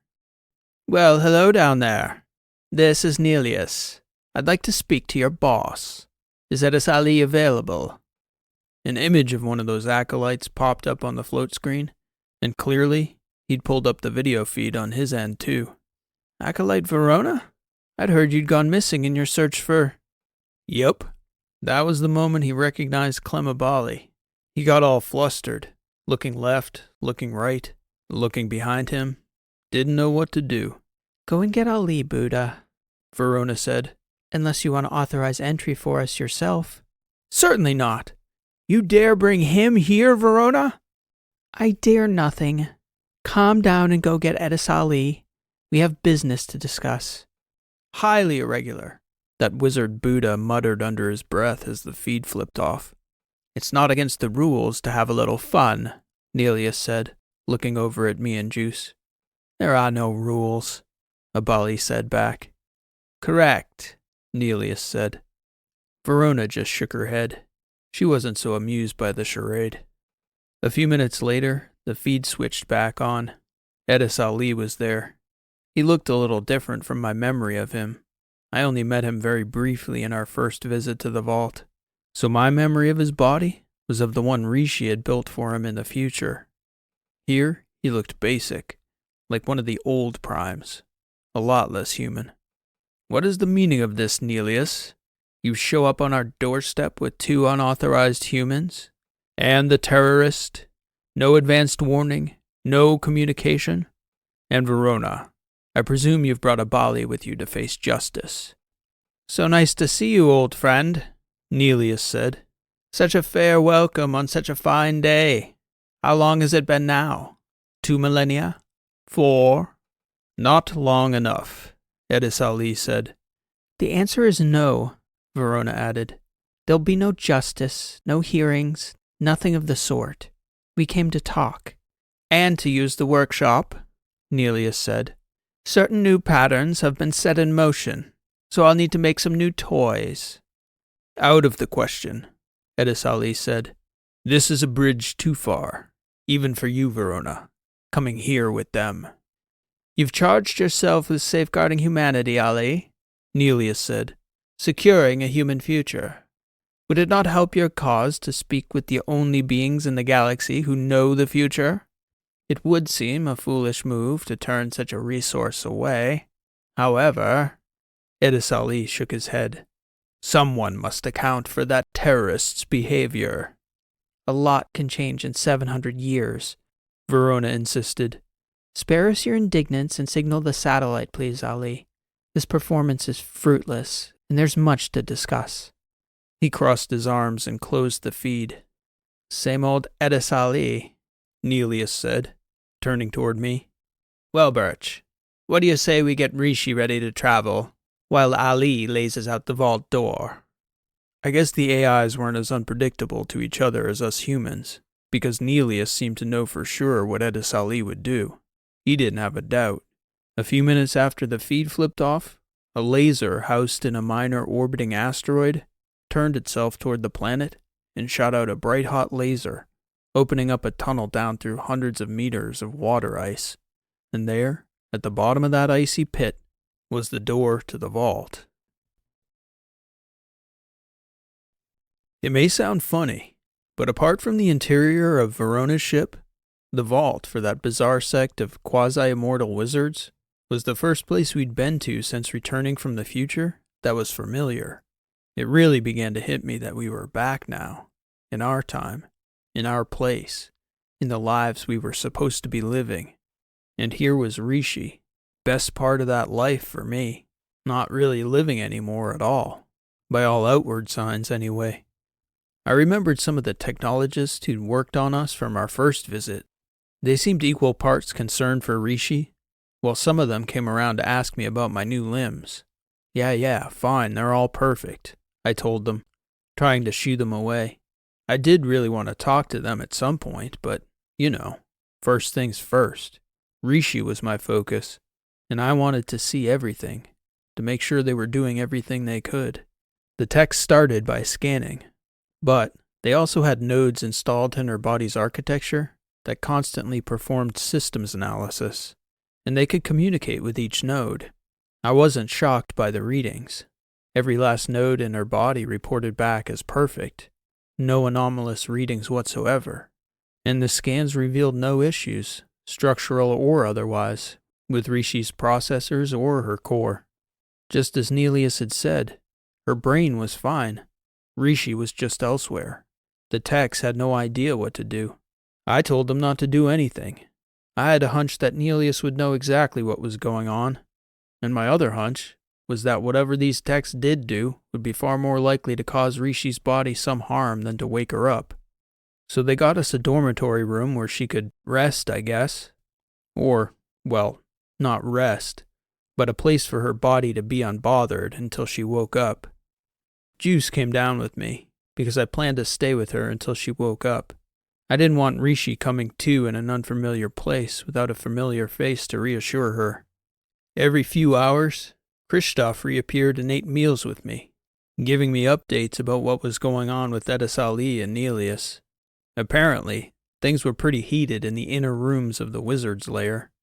Clemabali's presence was a prickly scenario, unsurprisingly. But Nelius, smartly, gave the task of explaining our visit to the future to Abali. It was a good way of allowing them to see that side of Clem, the part of him that did care about humanity writ large, even if there was a side of him that calculated individual people as collateral damage to be written off for larger objectives. What those objectives would be here, now, that was the discussion up there, I guess. I knew part of that discussion would be about Rishi.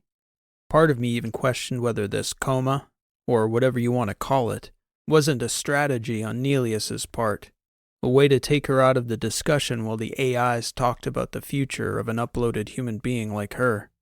The longer she was out, the more I wondered if I'd unwittingly walked her into a serious danger I should have perceived from the jump.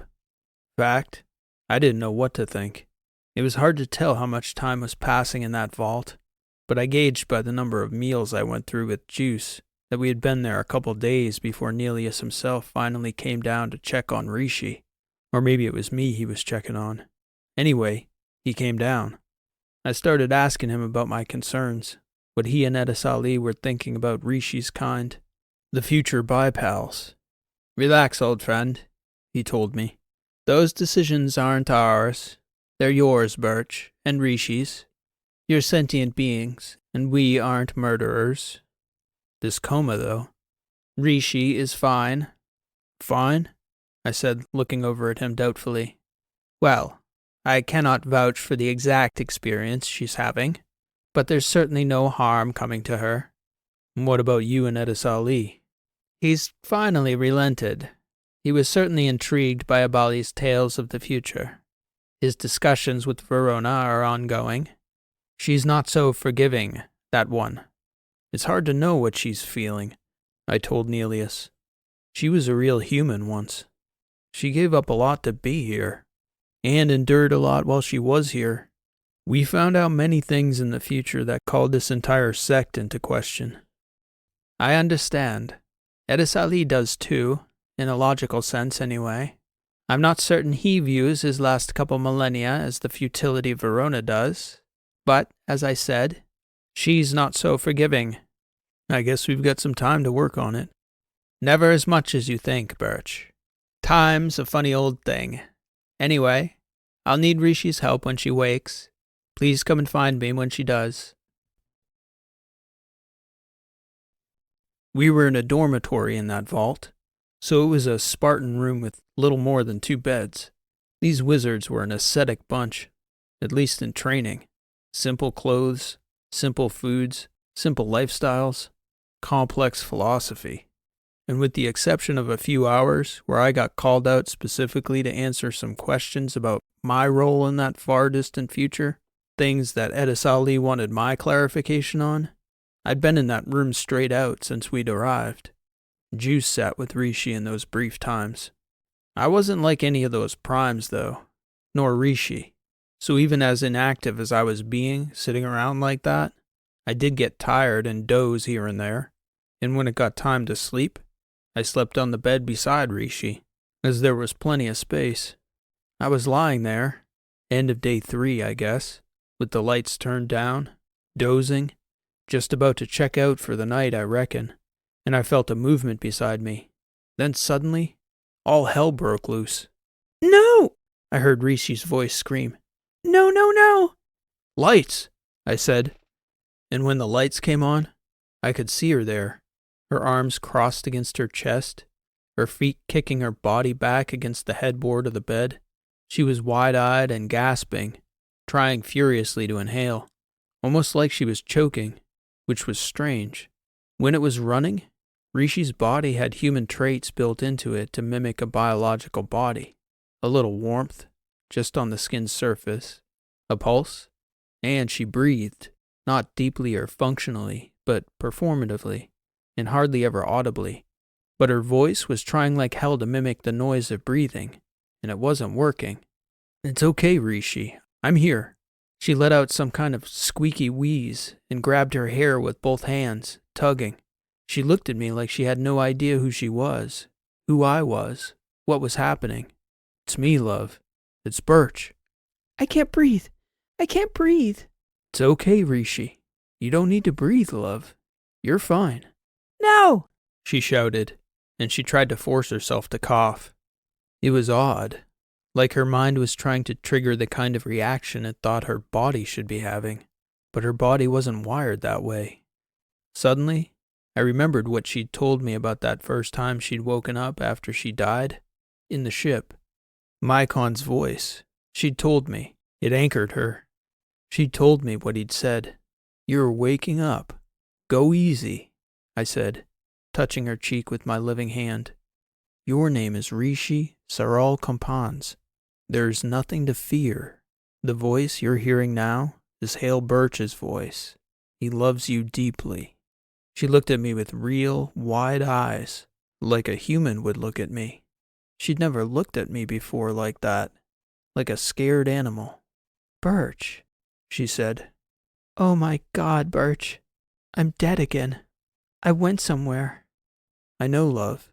Nelius told us. I was alive, Burch. Where I went, I was alive again. She looked away once more, straight ahead at the wall like she was staring through it, almost like she couldn't look at me, like I was a ghost or something. Where did you go, Rishi?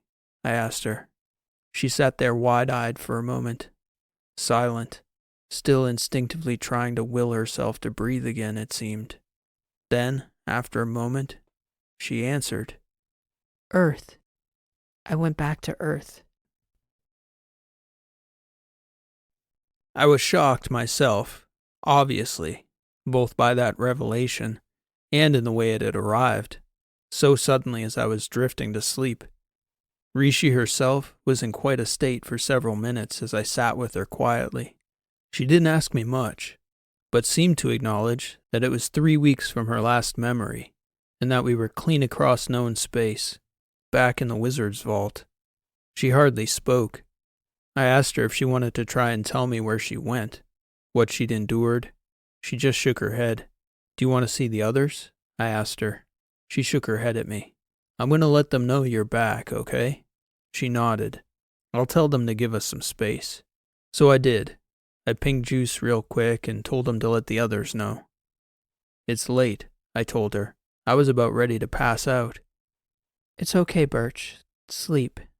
I need time to process this. I'll stay with you. I've been worried about you, Ship. She sort of winced. I was touching her face again, just to let her know I was still there for her. We lay down together on that wizard bed. Not the most comfortable bed ever. Those ascetic monks in comfort must have had a problem with a good night's sleep. Small wonder Verona was grumpy coming back here. Anyway, as we were lying there, Rishi said she'd tell me about it later. Or something, she said. I don't know, Burch. I need to think. Take all the time you need, Rishi, I told her. I know what a shock it was for me, both ways going through to the future. Wherever you went, Earth, I guess. It's got to be a shock coming back here. We can talk about it whenever you're ready. The following morning, Rishi was still lying beside me. I'm not sure I can explain to you what happened to me, Burch, she said. It took me half the night to adjust, to come to terms with the fact I was back again. You don't have to explain anything if you don't want to, Rishi. I'm happy to be here with you either way. I'll give it some thought, Burch, she said. She didn't look happy to be back.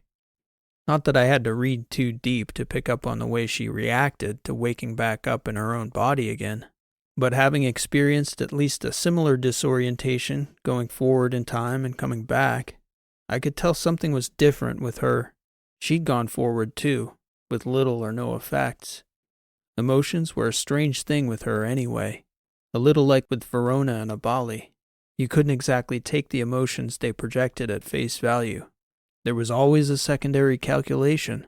With Rishi, I knew, when she projected an emotion, it was usually for show, for your benefit, so you could pick up on the information you needed to interpret the situation properly. And she was damn good at it. Feelings for her had gotten easier since the wizards had liberated her from the ship. But even in her body, it was still unlike how it was for a person, who you could tell when they were feeling down, for example, because they were feeling down and couldn't help but project that emotion. Ever since Rishi came back, though, I could tell what I was sensing from her was so powerful, she couldn't contain it. Or she didn't care to contain it. She wasted no energy feigning normalcy. Either that was because she trusted me to see it and be okay, or because she was not okay, and she didn't know how to be. I did trust her to tell me eventually. I figured she just didn't know how yet. But the words, I have to say, they haunted me. I'm dead again. Those were some words. Well, she was back again, and I was getting hungry. I didn't think Juice was coming down with the tray, as much as I'm sure Rishi didn't relish the idea of seeing everyone then. Those wizards who built your body are going to have a million questions for you, I warned her before we stepped out. They still haven't stopped bothering me about my legs. I suppose that's not too much to ask now, Burch, is it? I suppose it ain't. It's a pretty good body, I told her. And pretty good legs. They sure are, Ship.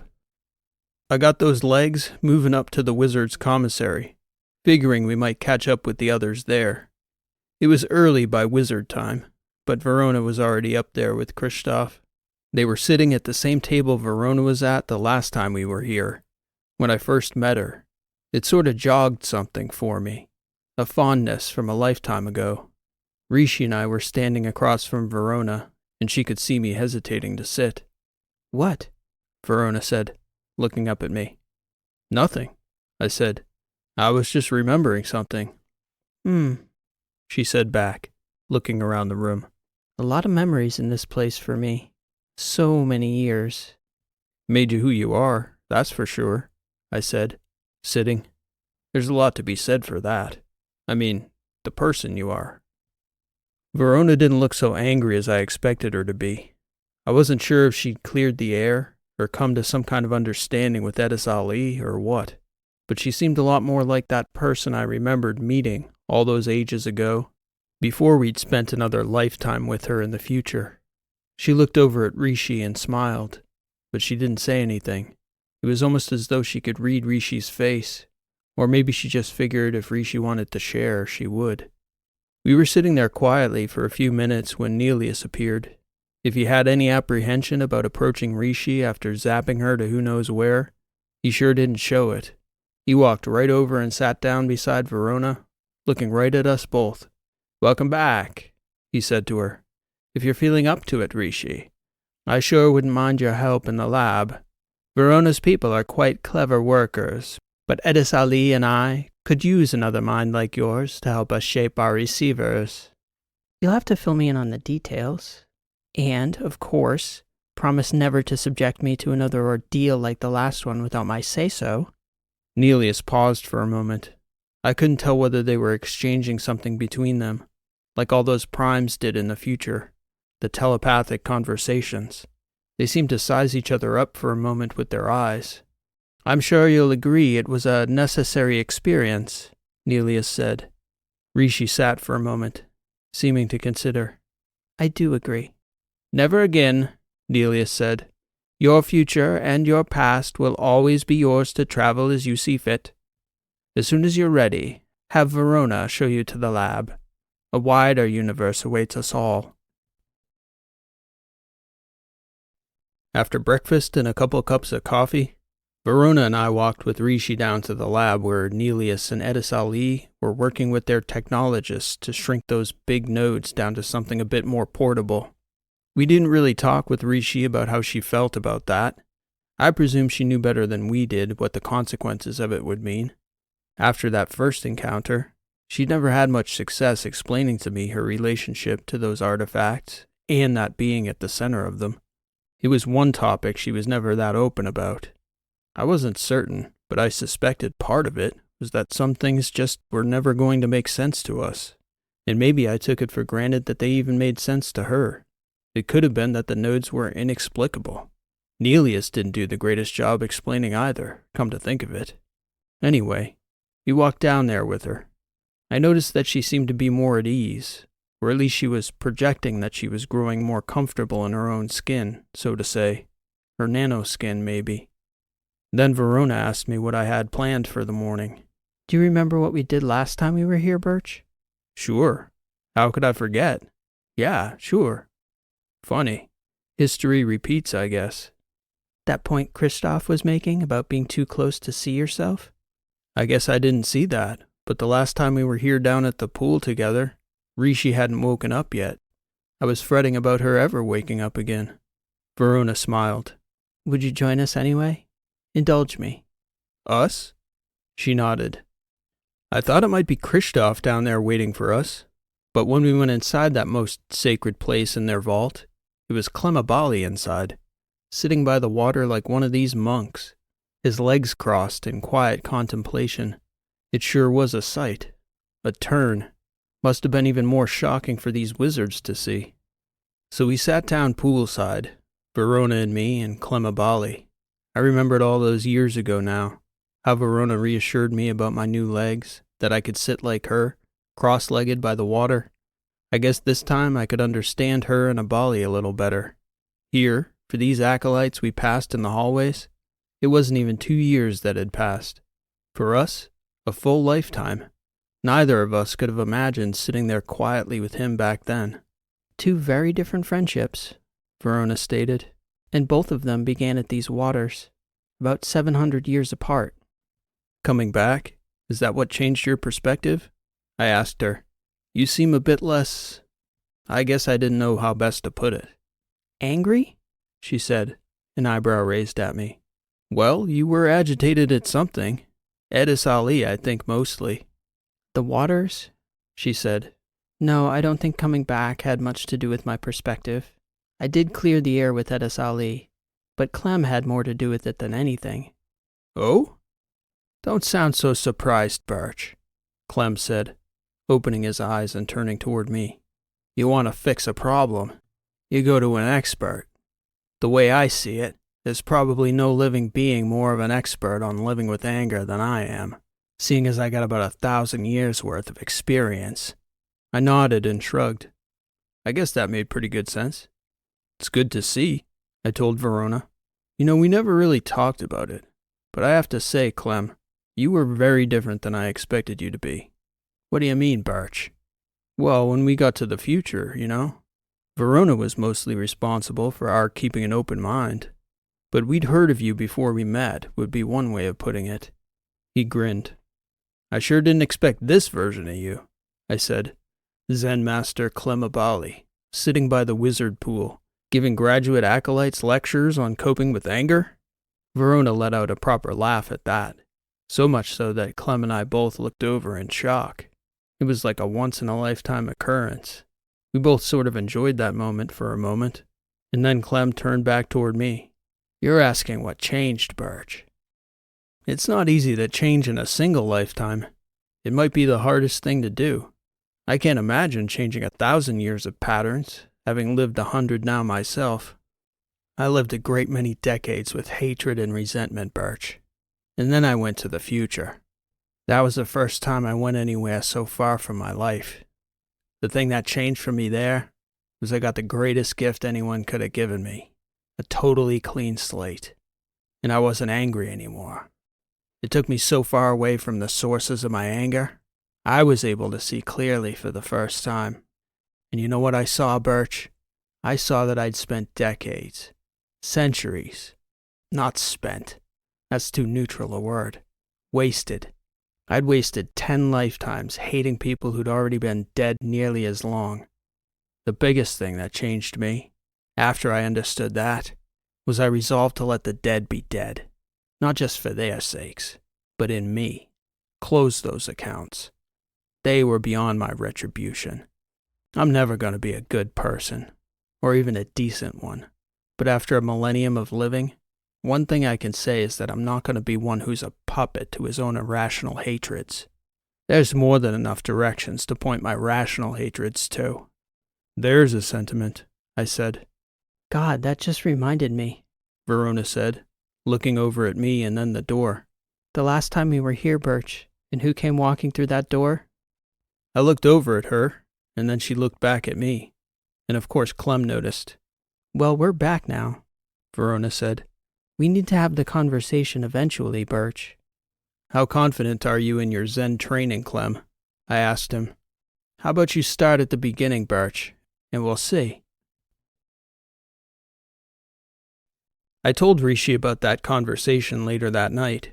She popped out of the lab to sit with me after Juice and I had dinner. It actually turned out to amuse Clem more than anything. That we'd spent a lifetime avoiding bringing up Transom sort of baffled him. Then I explained to him that I was a little more concerned initially about the fact that my ship and crew had been the ones shooting at him all the way back on that little moon. That the ship? Yeah, that ship. Oh, by the way, that was Rishi driving, me barking orders, and my friend Lita he nearly knocked into a coma with his nanites. And yeah, Transom. 5 lifetimes ago, Abali said. For me anyway, Burch. Zen Abali, I started calling him. At least it was good to know the animosity wouldn't be boiling over on both sides if those two ever happened to cross each other's path, which wasn't impossible considering how we had a few people in common now. Maybe we shouldn't be eager to make that happen, Rishi said. All things being equal. Agreed, I told her. Some things just shouldn't mix. Rishi sat with me for a little while after dinner, explaining the work she and Nelius were doing. Or more accurately, she did her best to give me the translation a normal human could understand. Maybe Juice could understand a little. Temporal physics and metallurgy, and light speed and time-space continuum and all that. She might as well have told me it was some kind of hellaciously complex and left it at that. But I think she was telling me all that to explain that she was going to work through the night, which was fine by me as long as she was content.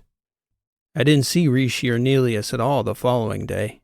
Verona had gone down to the lab briefly to talk with Edis Ali and brought back word that their work was progressing faster than Nelius had anticipated. I guess 2 primes and a Rishi helped to make things go pretty quick. I didn't reckon I'd see her the following night either. Juice and Verona and Clem and I had taken to eating dinner with a pair of the technologists who'd worked on my legs. I even had a chance to meet with my surgeon, Dr. Rispera, again after all that time. I think she was surprised by my calling it a 50-year follow-up appointment, and after explaining what I meant by that, she was the first one to point out that, actually, since I hadn't really gone anywhere, neither had my legs. Sorry, Burch, she told me. You've still got some breaking in to do. Then I told her about breaking them in on Crusher Tanzing in that fight pit. She didn't have too much to say after that, but it was good to be able to thank her and report on being pain-free again. That sure made her happy.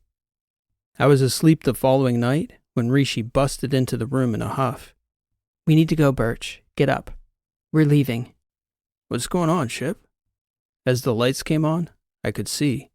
She was wearing a short-sleeved shirt that left her forearms exposed, and on the inner side of her left forearm, there was a patch of some kind. Not so much integrated to her skin, but on it. Round. Button-like. Rishi? They're in trouble, Burch. We need to go help them. We need to go now. Who, Rishi? Who's in trouble? Soch and Ren. Carolina and Mycon. They're all going to die if we don't get there. How can you be sure? I asked her. I'd never seen such urgency in her eyes. She pointed to the spot on her arm, the new node, I gathered. It had really shrunk. Because, Burch, I know the future history of the battery, and if we don't change it, our friends will die. If you think the war is bad now, you haven't seen anything yet.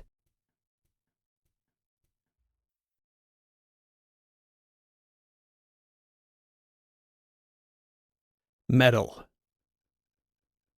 A few hours after the Yankee-Chaos had touched down on Theta Nicorla, Bulldog Hernan pinged the ship, wondering where Carolina and the crew were. It was late afternoon local time, and he'd gathered his family at his homestead to welcome them for Saturday dinner. This was not a small gesture for an Etteran to make, especially in light of the circumstances. The Letters Offensive was threatening most of the inner lettered systems.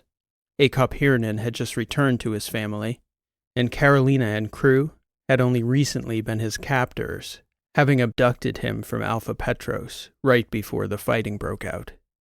Tanzing was trying to explain how significant a gesture it was for Bulldog to invite them to his family's table.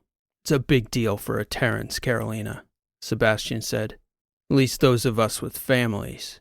We can't ever rely on having set holidays being safe to celebrate, so we honor the people fighting if we can each week. People on Edoras take it pretty seriously." "Should we bring a gift?" Carolina asked. "I'd ask Fieldstone. I don't exactly get invited to a lot of dinners," he said, grinning. "I'm more the one out in the field making sure it's safe to break bread, not the one you break bread with." "You cleaned up okay enough on Athos," she replied. "Well, we just don't want to be late. That's kind of an insult." The ship was parked out in the flats, a good 2 kilometers from the outer edge of the city of Nicorla, where Akop Hernan's home was. Carolina didn't like the idea of the whole crew vacating the vessel, especially with a walk of that length. In Theta Nicorla's non-breathable atmosphere, it meant a belt and a nanosheet for everyone, and with the offensive being in full swing, having the crew so far from the ship, exposed on the flat while they dined at Hernan's house, Carolina insisted on the crew taking precautions. She ordered Soch, Transom, and Fieldstone to go combat ready, and for Wren to pack her go bag. Additionally, she switched on Harold to lug a generator and modular life support unit, as 2 kilometers was a long walk without a suit and helmet. "Hernan can juice us at his house," Fieldstone argued. "You don't bring bots and combat gear to Saturday dinner. This is more of an insult than being late, Captain. Putting the weapons down and eating together with people is kind of the point. A show of faith." "All the same," she insisted. "we're at war, and we're exposed out here." "Yeah, Captain. Bulldog understands that too. That's the insult. Showing up in heavy gear sort of undercuts his decision that it's safe enough to have the dinner in the first place." "I didn't realize how sensitive you Etterans were. If there's an issue, you can blame it on your Athosian captain, Fieldstone. These are my orders." So they left the ship empty, out on the flats, save for the Mycon clone watching its systems, sensors, and local networks he was monitoring for activity. They marched along the flat single file, 7 strong, equipped for combat, and to the untrained eyes there on Theta Nicorla, they'd have looked like a serious unit. Transom on point, followed by Soch, Carolina, Drya, and Fieldstone. Wren and Harold taking up the rear, laden with heavy gear. "You look like a combat unit," Bulldog remarked when they arrived at the outer archway to his estate's nanosheet. "My orders," Carolina insisted. "in light of the offensive." There was a long pause before Bulldog replied. "Very well, Captain Dreeson. 2 at a time through the lock, please. It's a residential shield." They let down their nanosheets as they walked up toward Hernan's front entrance. There was an expansive porch with a sun shield that wrapped around the home, which was composed from several modular airlock-grade units welded together in case the outer nanosheet failed. There was a phalanx of young trees inside the lock, seemingly guarding the perimeter of the property. These were significantly larger than the engineered saplings outside the shield, breathing the local atmosphere. Theta Nicorla looked a harsh place to Carolina's eyes, its obscurity seemingly its most desirable quality. The drawback to that quality, though, she could feel in her bones out there, exposed like that, was that the planet's obscurity was their only protection. A colony so small was in no position to mount a defense against even the smallest Trasp aggression. Bulldog himself met them on the porch. "Leave your weapons outside, please," he instructed. "I invited you to Saturday dinner." "Sorry, boss," Transom stated. "We don't get invited to a lot of these." "No doubt," Hernan stated. "You can leave your Herald outside as well." Hernan greeted everyone at the door as they entered, with Carolina stepping in last. "My orders," she stated. "I meant no offense." "Of course not," Bulldog answered. "Better to be prepared than polite. I welcome a wise young commander to my home." The modular appearance to the outside of the home belied the spaciousness and comfort of the interior. Inside, in addition to the crew of 6 from the Yankee-Chaos, Mycon Prime was already at home among 17 Etterans, mostly children, who all came into the front room to greet the guests. Bulldog handled formal introductions to his family, starting with his oldest daughter, Carval, followed by Liuma and Medjua, the wife of Akop Hernan's youngest son. The oldest child in the group was 14, while Liuma and Medjua had babies, a boy and girl, born 3 weeks apart, who were weeks away from taking their first steps. "You have a lovely family and a lovely home here," Carolina said, after she introduced the crew. "We're grateful you invited us to share it with you today." "We're grateful to you for bringing our father back to us," Carval replied. "It's so rare we get a chance to all be together." "Yes," Bulldog said. "Please, everyone, do make yourselves at home until we sit for the meal." In addition to the many human hands working to make the guests feel welcome, Bulldog had several housebots serving drinks and preparing Saturday dinner. Carolina couldn't remember when the crew had been off the Yankee-Chaos together like this, relaxing. Months, certainly. While the crew got to know the family, most of the kids went outside and began playing games in the yard, enclosed by the nanosheet. Bulldog confessed that this had been his lifelong dream, to get his family safe to a place they could grow together, outside the direct shadow of the war, even if its existence still loomed over their future. He explained that the fathers and several siblings were on deployment somewhere in the war effort, as most of the children understood was their fate as soon as they came of age. There would be no shirking of that duty, even if their family was hiding out in the letters. After a couple hours of drinks and conversation, Bulldog called the gathering to the main room for the meal. Modest by Athosian standards, an Etteran Saturday dinner usually offered the week's best to the visiting guests, when there were some. There was always an invocation bringing to mind the absent warriors fighting for the security of those gathering, and a moment of praise and gratitude to the fallen. Bulldog added a valediction to the guests for bringing the family together. "Reminds me of my youth," Fieldstone remarked after they began eating. "On the rare occasions my father was home." "On Etteris?" Bulldog's younger daughter Liuma asked. Fieldstone confirmed as much with a nod as his mouth was full. "We visited Etteris with father several times," Liuma replied, a tone of nostalgia evident to Carolina. "Were you not raised there as well?" The question seemed to surprise the Etterans at the table. "Father is Taman, of course," Liuma replied. "Where are you from, Captain? Father didn't say." "He didn't say for good reason," Bulldog interrupted. "Our visiting captain is from the inner battery, love. She's unfamiliar with our ways." "I guess we think of all Etterans as being from Etteris," Carolina replied. "It's easy for us outsiders to forget the rest of the guild." "Tamos is rather forgettable," Medjua, the daughter-in-law, joked. "It's a forgivable oversight." That jibe at the Hernan's homeworld set off a round of friendly joking about the virtues and drawbacks of Tamos versus the cylinders. Medjua, having grown up in the pan-cylinder group, had heard all their jokes about the neighbor's floor being her sky. "Where did you grow up, Sebastian?" Carval, the eldest daughter, asked Transom. "Draxus," he replied. The answer brought the table nearly to silence, almost as though he'd uttered some unmentionable taboo topic. After a second or two of awkward silence, Soch looked over at Transom and said, "Must be a real cheerful place." Drawing an audible gasp from Akop Hernan's 2 daughters. Eyes got wide around the table. Transom let out a deep, long, loud laugh. "Ah, metal face, yeah. There's an honest debate among us survivors about whether or not the Trasp improved the place when they nuked it. I'm still on the fence." Hernan's family didn't quite know how to react until Bulldog himself began to laugh. "The little dark humor, girls. A necessary evil in Sebastian's line of work, I'm afraid." "Can't take him anywhere," Fieldstone stated, shaking his head.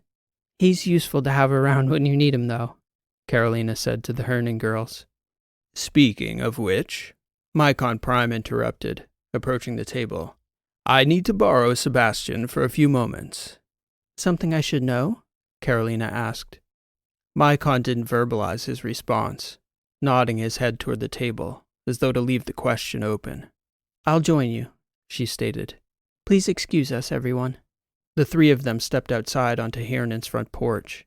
"You're even a hit among your own people," Carolina said to Transom. "Just one of my many talents." "Yes," Mycon said.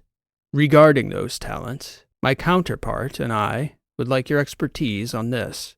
He projected a small float screen from a band in his right wrist. "From the ship's passive sweep?"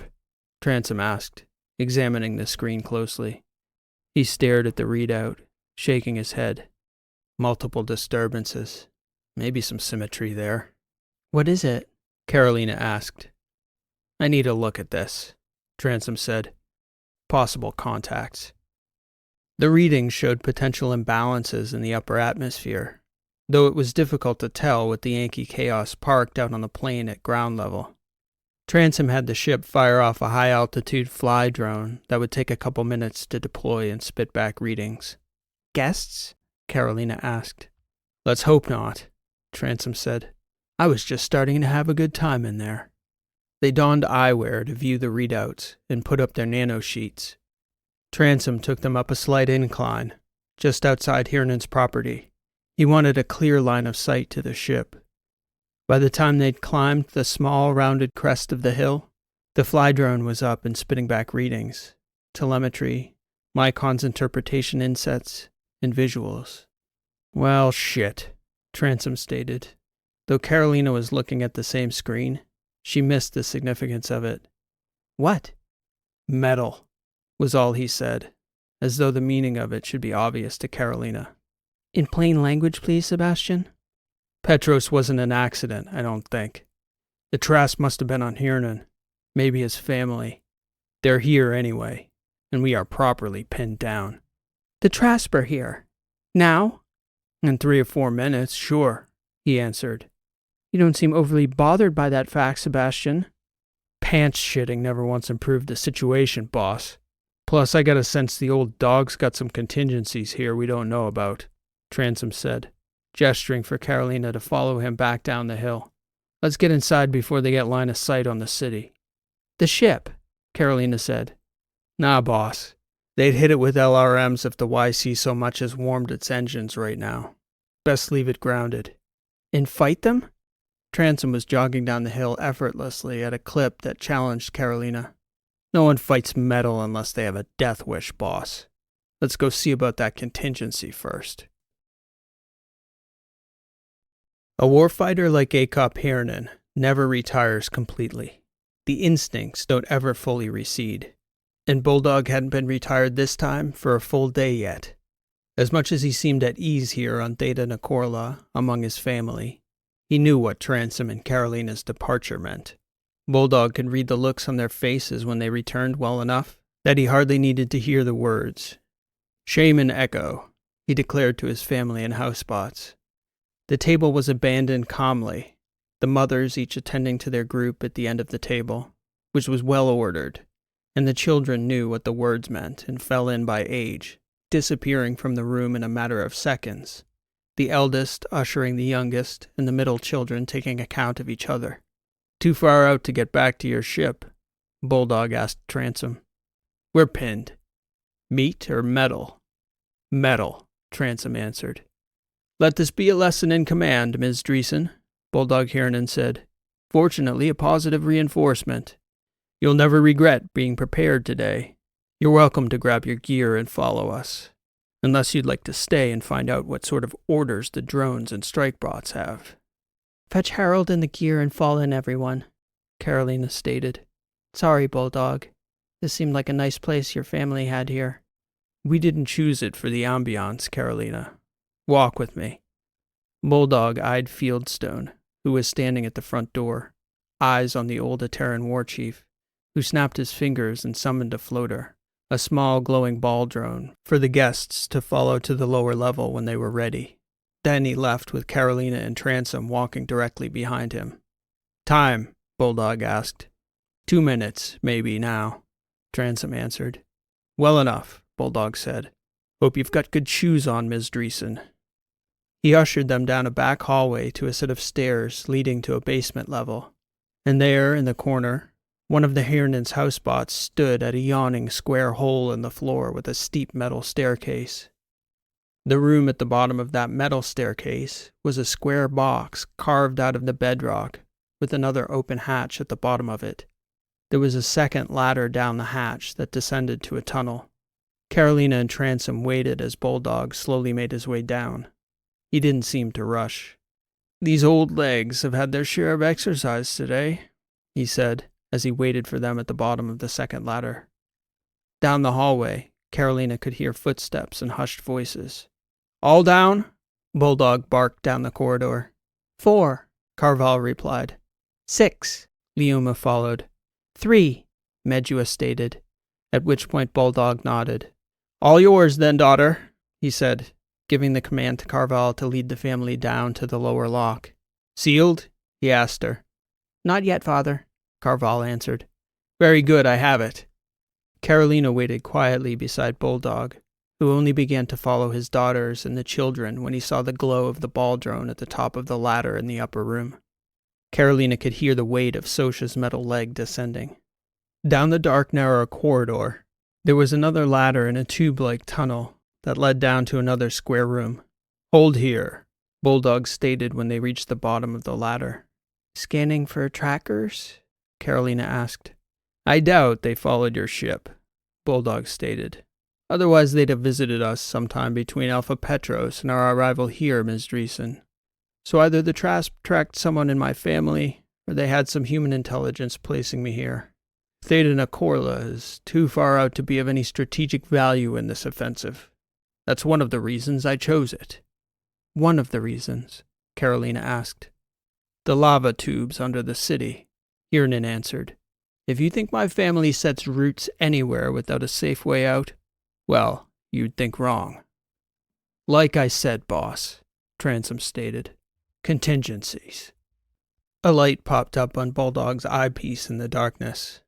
Clear to proceed, Captain Dreeson, Hernan stated, gesturing toward the lower ladder. Raise your nanosheets and follow Carval's instruction when you get down. I'll clear your group and shut the doors behind us. As she descended the ladder into near total darkness, Carolina had expected to be met by the lights of other citizens of Theta Nakorla taking refuge in the lava tubes. It seemed an excellent place to hide, providing the Trasp force didn't discover the tunnels leading down to them. Instead, though, they were met only by the hushed quiet of Bulldog Hernan's well-trained family and the dull-colored lights of their eyewear, at head height for the adults, with the children's lights closer to the floor. In descending order down the tunnel, closest to them, red, was Carval and her children. Next, Leuma, a dull blue, and further down, Medua and her children, piercing the wall of darkness with 4 pinpoints of dim green. It occurred then to Carolina that no one else on Theta Nakorla would have prepared for such a strike. A Trasp attack out here, until the start of the offensive, would have been the remotest possibility. Only Bulldog himself and his family could have anticipated the motive for such a distant incursion. We have a ship at the exit point, Carval explained to Carolina and Transom. It will be a challenging walk, though. We should strive to be as quiet and light on our feet as possible. Sound travels quite well through these tunnels. Very good, Carolina whispered back.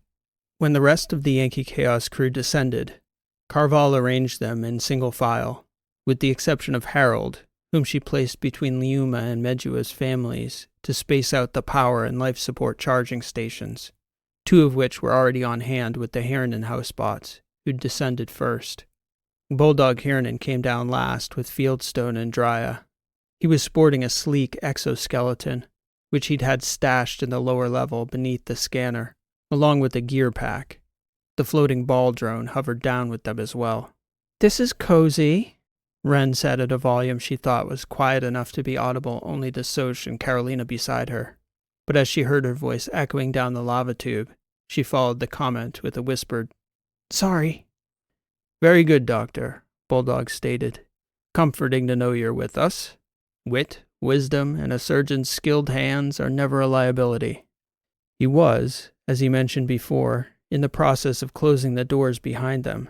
In this case, that meant flooding the square annex rooms beneath the basement of each house with a composite liquid that hardened in seconds to a polymer as rigid as the volcanic stone around it. He did the same with the room directly above where they'd all just scanned clear for any tracking mechanisms. "You been through here before?" Fieldstone asked Bulldog. "Are you crazy, Major?" "Of course not. We sent floaters through to scan the route." "How far's the exit point?" 40 clicks down that way," Hernan answered, gesturing into the darkness. "It'll be a tough walk. Hope you all can keep up with my girls. But we couldn't very well leave you for the Trasp to interrogate now, could we?" "We're grateful for that," Carolina said. "We'll find out if that's true in 20 kilometers of spelunking, I'd wager," Hernan stated. "We'd better get moving. Carval's on point. Quietly and carefully now." As the group moved through the network of lava tubes, it became immediately apparent to Carolina that the character of her people was entirely different to these Etterans. She did her best to contrast it against what she perceived to be an ordinary Athosian childhood, which was significantly different from her own, and didn't remotely resemble the life of these Hernan children. Even in exile, as they'd been raised, the Hernans were disciplined and task-focused. The elder children, shepherding the attention and bodies of the younger down each tunnel toward the next turning point. At difficult squeezes, steps, climbs, or turns, Carval stationed a bot, or the right human helper, who took the task with grace, leadership, and certainty. Already her feet hurt, and Carolina recognized that she did, as it happened, have pretty good shoes on. She marveled at the transformation in Akop Hernan, who morphed from a frail old man to a deft-footed dancer along those jagged volcanic corridors in his exoskeleton. Even though it only lifted him a few centimeters, he seemed 10 centimeters taller at least, not directing the progression of his family and guests himself, but watching his daughters and grandchildren bring order to that progression. Carolina wasn't a Hernan, but she was proud of them, marveling at them, really. "Best part of our culture," Transom stated after Carolina remarked to him on the Hernan children. "It's necessity. When the war ends, if we make it, we'll be as soft as you Athosians in 2 generations again. Humans are purpose-driven creatures. When the purpose is existential, we grow sharp edges. When it's not, we get soft." "I can't imagine a soft Etteran." "That's because you've never met one." "Have you?" "Negative," Transom answered. "Not relative to an Athosian, anyway. Think of it this way, though, boss. Imagine if your father needed to put his mind toward the preservation of the entire Athosian people through war. The state, the infrastructure, the economy, everything. If he put his entire focus into that, Athos would change. And if the circumstances warranted the changes in the minds of the people, Athos would get hard fast. It's human nature." Still, it was a marvel to Carolina, even in the dark, or perhaps even more so. When they broke for water, Carolina whispered a conversation with one of Liuma's girls, who, to Carolina's eyes, couldn't have been older than 6. "What do you think of this place?" Carolina asked the girl, whose name was Peastly. "I don't like the dark," Peastly whispered back. "It's very scary." "You're doing a good job. How are you being so brave?" "I followed Jess's light. He always goes the right way, because Mama is following Aunt Carval." "He's doing a good job, too." "Mm-hmm. Peasley replied. Sometimes he holds my hand. While they were seated, Mycon Prime called Bulldog, Carolina, Transom, and Fieldstone together. Bulldog sent for Carval to join them. An update from the surface, Mycon stated. We'd have heard, no doubt, if the Trasp had nuked the settlement, which is good news for the ordinary settlers on Theta Nicorla. Not great news for us. My counterpart is relaying progress as the bots make their way through the city methodically. They are zeroing in on your compound, Chief Hernan. Doubtless, they'll have it identified shortly, and eventually, they'll connect it to our ship. Similarly, I have little doubt they'll surmise that we must have fled somewhere on the planet, as the Yankee-Chaos is still parked up there. Given the porous nature of the planet's outer crust, they will certainly begin to search for us underground. Best of luck to them, Akop Hernan said. We mapped these tunnels. Odds are not in their favor. Assuming that is correct, Mycon replied, then the question is how long they dare to remain on the planet, this far from any support from other Trasp forces. This offensive cannot last long at its current intensity, but if they're still there when we get to the other side of this trek, how long can we hold out? We hold out as long as we need to, Fieldstone said, or as long as we do. Very well, Mycon said. My counterpart is updating me. From his observations, there does appear to be a human leadership contingent, if that means anything specific. It means the same as you said, Transom stated, that they're looking for something specific, a specific bulldog to be specific, instead of nuking the place outright. Bulldog sighed. Something troubling you, old man?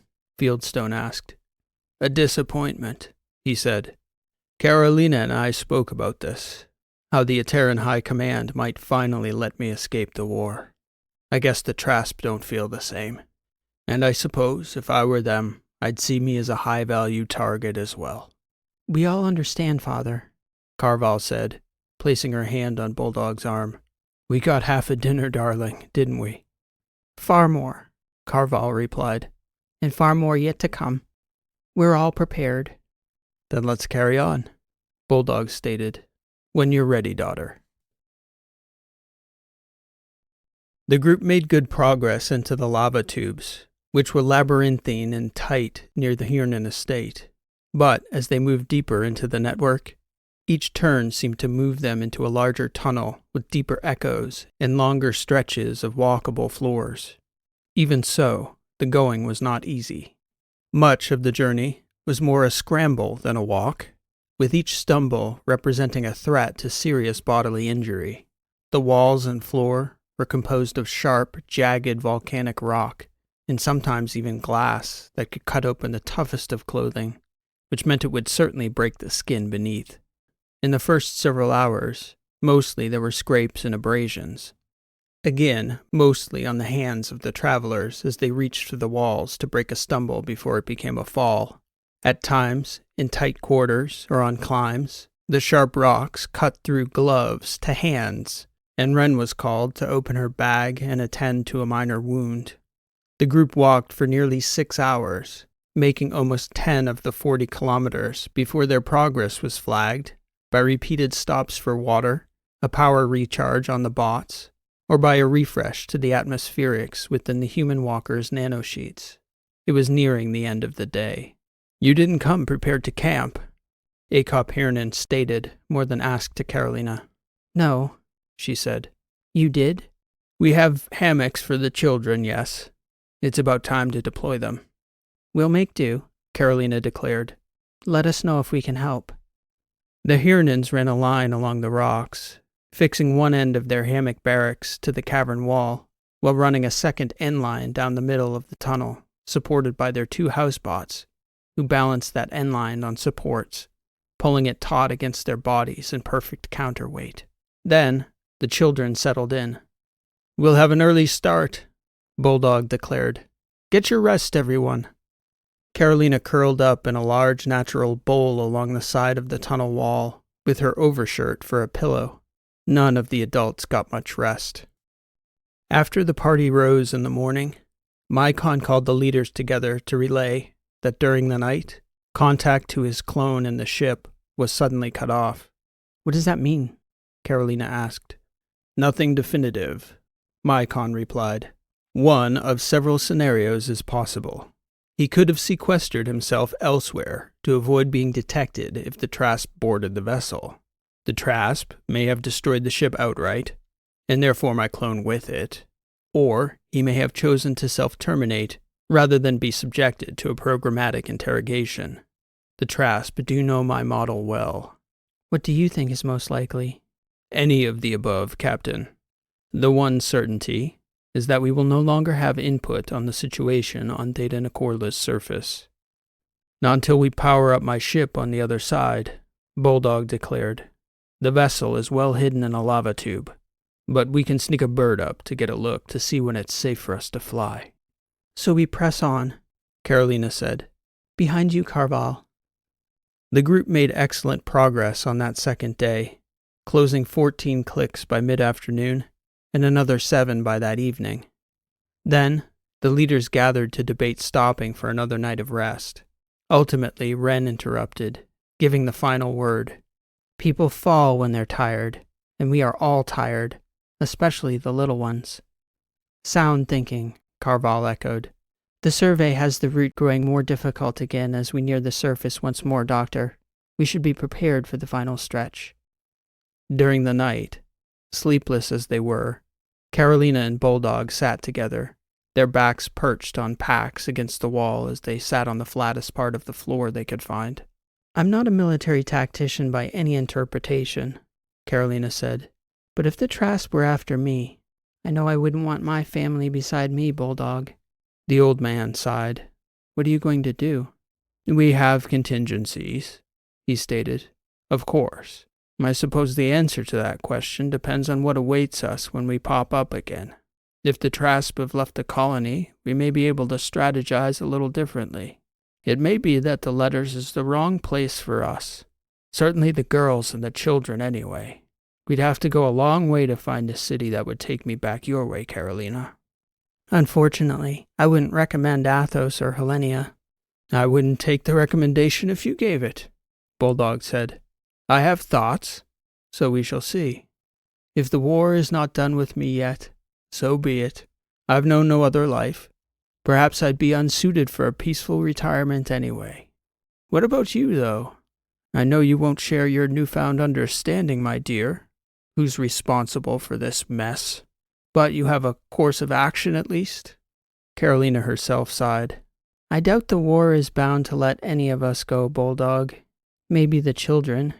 Maybe we can achieve that in our lifetimes. Your lifetime? I do hope. I said the same once to your grandmother, Miss Dreeson. Circumstances notwithstanding, of course. It does bring me some measure of joy to see you here meeting my grandchildren. A generational friendship between our families, renewed in the most peculiar of ways. All the plans you and grandmother made, how many of them came to pass? Once, Carolina. We both slipped our security details and met for lunch in Port Cullen. I do believe that was the only time we were ever free to speak in anything but allusions and inferences. That plan came to pass. I remember thinking how remarkably similar our perspectives were, despite the astounding cultural differences. And here we are, all over again. Carolina and the crew of the Yankee-Chaos were far enough behind Hosman when he fell that the cry seemed like an echo of a howl, rather than the scream in the darkness that it was. He was Medua's second son, the 5-year-old. He was just out of reach of one of the housebots when he tripped and tumbled down 4 meters to a pinch point in between 2 narrowing rock walls. A hole so small the adults missed it, and were it not for the quick action of the 2 housebots, who immediately crawled in after him head first, as well as Mycon Prime pulling the mass out, anchored by Soch to the wall above, the boy may have suffocated in that narrow pit before the humans could reach him. As it stood when he came out, the boy was in poor shape, yet to Carolina's eyes there was no panic, as Carval and the Yuma escorted the other children quietly away from the scene, while the YC crew awaited orders from Wren as she assessed the boy's injuries, calling for light and support. She would need a rock at chest height to set her table, as she couldn't operate on her knees, not on volcanic rock. Osmond's arm had snapped in half cleanly at the upper head of the humerus when the limb got pinned back behind him in the fall. "Keep the bots with you to move the boy," Transom stated to Wren. "Fields and I will scout the tunnel." The two Etteran commandos took off in opposite directions, looking for a rock surface they could use as a support to set the doctor's table. Fields returned first, having inspected a bowl-like projection that was noted earlier as they passed. It was the right height, and the rim was level enough to work with. Meanwhile, Wren had cleared Osmond's spine, but her initial scan left her concerned about subdural bleeding around the temporal lobe of the boy's brain. "How far's the walk?" she asked Fields. 5 minutes, he answered. "You and Soch set up the room, and we'll be up behind you shortly." Wren had the two housebots carry Osmond on the fabric litter, while Mycon brought a generator and the 2 atmospheric purifiers. The litter was a battery-powered sheet Wren carried folded up in her go-bag that stiffened to a flat board when charged, making for an excellent stretcher she could double out to table width when she was ready to operate. As they were moving him, the boy began to regain consciousness, howling in the silence, sending a shudder along the party that had stretched out to several hundred meters along that narrow tunnel. Carolina joined Hernan's daughters and the children further down the tunnel, leaving Wren and Mycon Prime, as there were more than enough hands in her makeshift operating theater. Osmond's older brother was not taking the situation with typical Etteran stoicism, which Carolina found totally understandable for a 7-year-old. "Osmond was my responsibility," he cried. "I should have seen." "All of us missed it too," his Aunt Leuma reassured him. "I should have seen. Osmond is always falling. He's always unlucky." "Not today, he's not," Sebastian stated. He was standing just outside the dull glow of the group's light, but he was always close enough that, seen or unseen, he was within reach of Carolina, who was seated beside the children. The kids looked up into the darkness, towards Sebastian's deep voice. "You kids want to know something?" Transom asked, stepping toward them. "What?" Carval's eldest boy asked. "I got blown up once. Real bad. Busted bones. Blood everywhere. Metal pieces sticking in me all over. Out in the desert, too. So I was all dust and blood and mud and dirt when they found me. But you look at me now? You'd never know it, would you?" "No?" a few of the kids said simultaneously. "That's because Dr. Wren, the lady back there taking care of your brother, she patched me back together good as new. Better even. So the way I see it, Osmond's the luckiest kid I ever met. Not too many people lucky enough to take a fall like that, right in front of the best surgeon in the battery. Does that sound unlucky to you?" "She's a really good doctor?" one of Carval's girls asked. "I wouldn't be here talking to you if she wasn't," Transom said. "Before you came to dinner, Grandfather said that you and Major Fieldstone were real war fighters. The toughest fighters we have," one of the boys stated. "That's right," Transom said. "So you must know." "Yeah, we've both got blown up and shot up a few times. We know what it's like to get banged up bad. And it'd take a lot more than that little fall back there to challenge Dr. Wren, that's certain."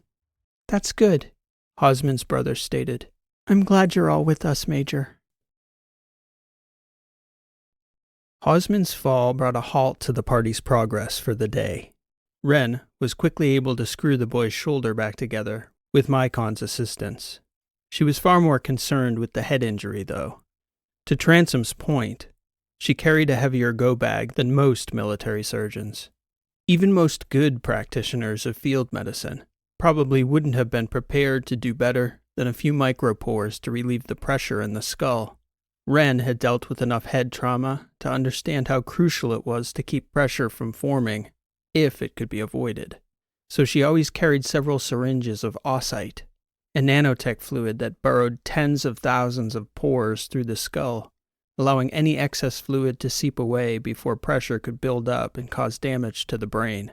She was also monitoring the boy's cervical spine for some very minor signs of bruising she saw on the scans. The impact had been a serious one, but several hours after she'd begun treating Hosman, Ren told Medjua she expected her son to make a full recovery in a matter of weeks. That prognosis was affirmed a few hours later when Hosman regained consciousness and showed no signs of permanent impairment. More than anything, he was antsy to get moving again.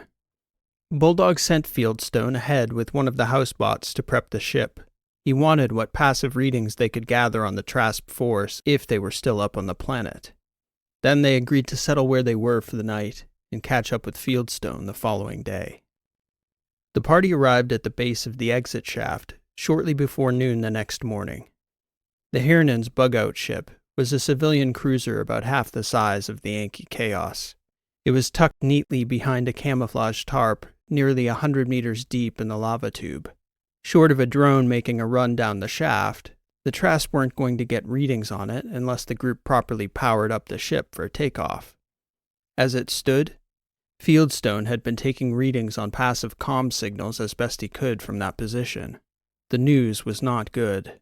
Their hope had been that after nearly 3 full days of searching with no sign of their target, the Trasp would have abandoned Nikorla. The opposite seemed to be the case. There were so many enemy signals, Fieldstone didn't even think it was worth the risk to send up a bird or a fly to get a better look. That would only run the risk of their drone helping the Trasp to pinpoint its origin. Their best hope was to rely on the porousness of the planet's surface, the thousands of similar volcanic shafts surrounding the city of Nikorla, and the hope that frustration would set in. Can we fly away now? One of the older children asked Bulldog. Not yet, he replied. The enemy has ships in orbit, drones, missiles, many weapons. How are we going to get away then, Grandpa? We've come this far and have eluded them still, he answered. We'll find our way. Patience. Hosman and the younger children spent the afternoon in the ship, contained enough within to play games and breathe freely outside the constriction of their atmospheric belts once more. The leaders, meanwhile, met to discuss the reality of the situation. Based on their passive readings of Trasp comms, the enemy were doing exactly as the fugitives would were their roles reversed, methodically searching the area around the city in an orderly fashion. And based on the progress, Mycon estimated they would circle around to their location in approximately 18 hours. The question is how deep beneath the surface they are surveying with their drones, Mycon declared. Based on the numbers we observed as they approached, I strongly suspect the ship will be discovered. Should we retreat to the tunnels? Carolina asked. That's one option, certainly, Bulldog stated. A limited timeline on that, though. Rations, power, atmosphere. We'd be able to hold out a week, maybe. And that's presuming they don't send a strike force down into the shafts after us once they find the ship at our exit point. And if we made a run for it? Carolina asked. They'd pick up the engine signature and be waiting at the top of the shaft before we even got airborne, Fieldstone said. You didn't plan for this, old man? Transom asked Bulldog.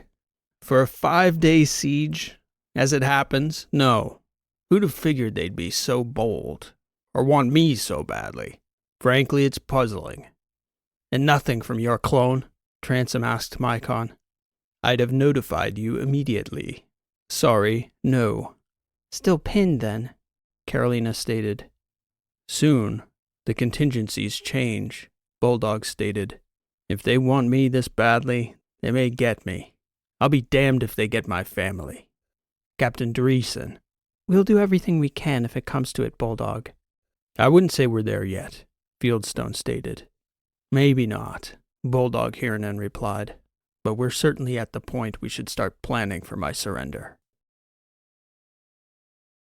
As the hours ticked by, Mycon's analysis of the Trasp forces became increasingly pessimistic. The signals hovering over, inside, and around Nikorla painted a picture of a sizable fleet of drones, bots, and ships.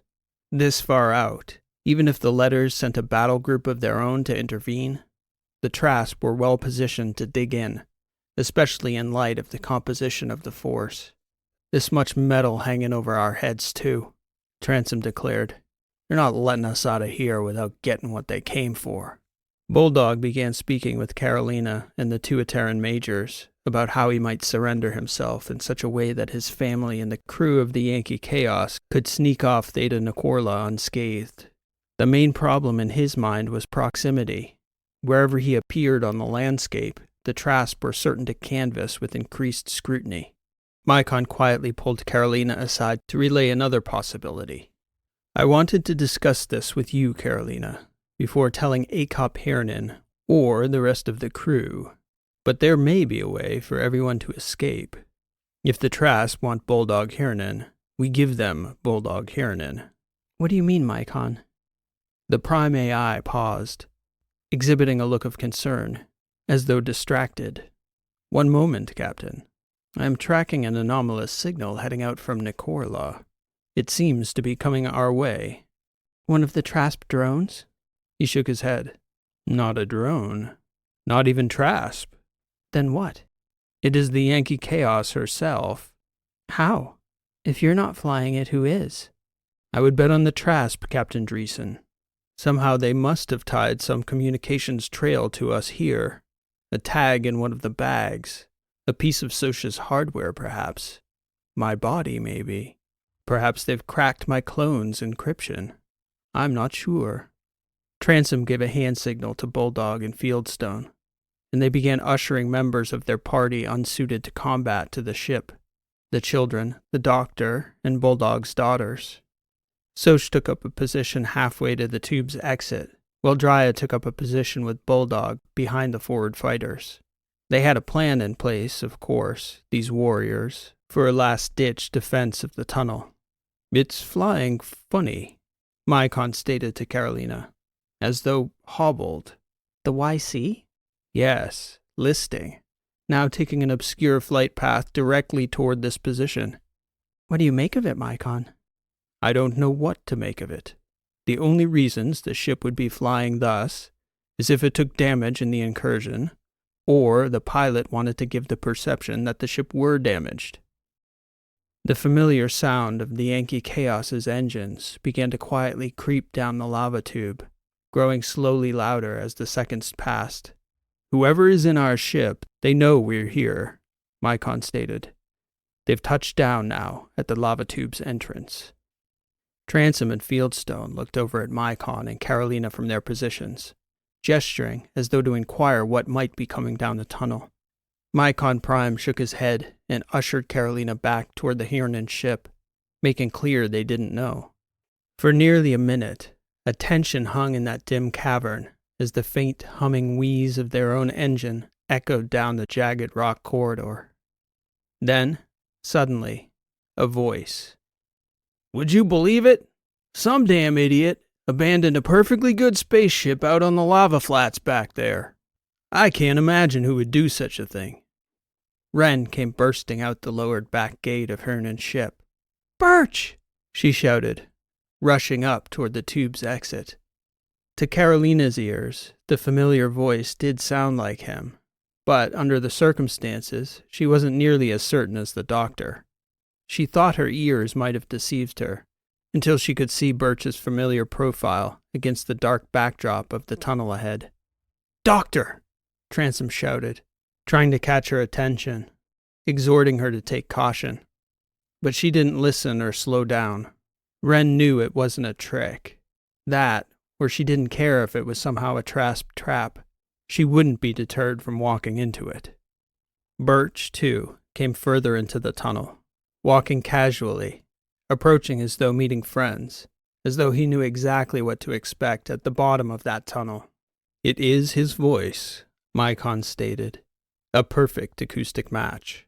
Carolina let down her guard and began to walk toward their old captain. Instead of combat, she found a gathering of old friends up that tunnel. Soch embracing Burch the moment Wren let him go. Even Tanzing had a grin on his face as they shook hands. Heard stories, Fieldstone stated. You look about right.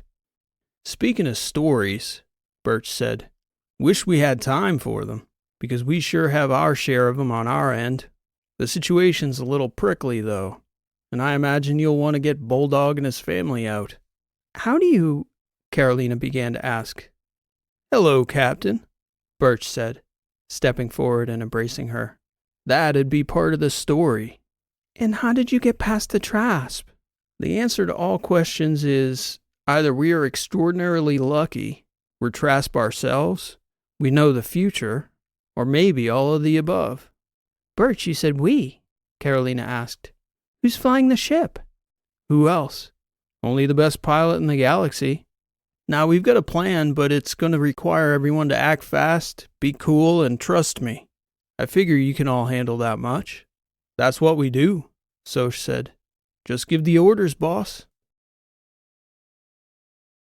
The crew of the Yankee-Chaos quickly said their goodbyes to the Hernans, with the longest goodbye, including a list of instructions from Ren to Medua on Hosman's continued care, followed by a long bear hug.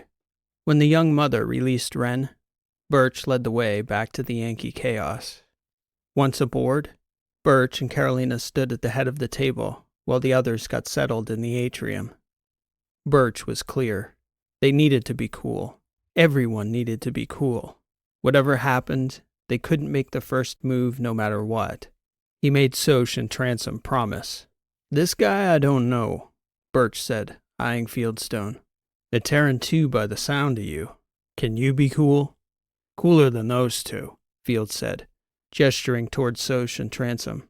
That's not a high bar when it comes to the Trasp, Burch said. But I'll take it. What about you? Drya, was it? That's right, Burch. We've heard some fun stories about you. I'm sure you have. Is the next story they tell about this crew going to involve you being calm in the next 15 minutes, Drya? You know I'm the coolest one here. Damn, it's good to see you all, Burch said, smiling. Okay, strap in, everybody. Ship? Is she on the flight deck? Ren asked. Or is she back in the ship? I'm right here, Rishi stated, stepping into the atrium. Hi, everybody. I can't wait to catch up with you all. I just wanted to warn you to hold tight. I need to make this a bit of a rough ride. It's all for show, though, don't worry. Rishi and Burch retreated to the flight deck as Carolina sat at the head of the table and strapped in, winking to Bulldog, who was seated at the other end of the table, quietly taking in the scene. What do you think, old man? Transom asked, grinning. I'm still skeptical, the old Etteran war chief answered. But we lack better options, to be sure. The ship lifted off in a jump, sputtering upward and lurching. Then it listed to the right as it climbed. Suddenly the ship dropped, righted itself, and then began to climb again. Yankee-Chaos, you're listing dangerously. A voice came over the atrium comms channel, patched through by Rishi. Is that a fact? Burch responded. Could be that's just how we fly out here, Captain. You know, a little wonky and unconventional. Please sit down and await assistance. I'll send out our technical unit. You know, Captain, I'd much prefer if you came yourself. I'm pretty sure the scans your units ran are responsible for the bug in our telemetry in the first place. It's causing hell. We're responsible, Captain Burch? Who knows what state that ship was in when it was abandoned there? It didn't drop out of the sky, son, Burch replied. OSTP, you have something better to do right now? I'm asking as a friend. Transom, Soch, and Fieldstone all looked at each other. That call sign was unmistakably Trasp, and here was Burch, asking as a friend. Very well, Yankee-Chaos. I'll be right out. Set her down softly, Helicon. Power down your engines, and I'll escort the tech units personally. Many thanks, Captain. We'll await your approach. Helicon, Transom said, looking over at Carolina. She shook her head, shrugging. Anybody? Everyone looked perplexed. Rishi's voice came over the comms channel from the flight deck. We had to fake a malfunction as a pretext to set down over the lava shaft and pick you guys up. I'm confused, Ren said. Carolina looked over, sharing an equally confused look with the doctor. Trust Burch and Rishi, I guess. Brace everyone, Rishi warned. We're landing.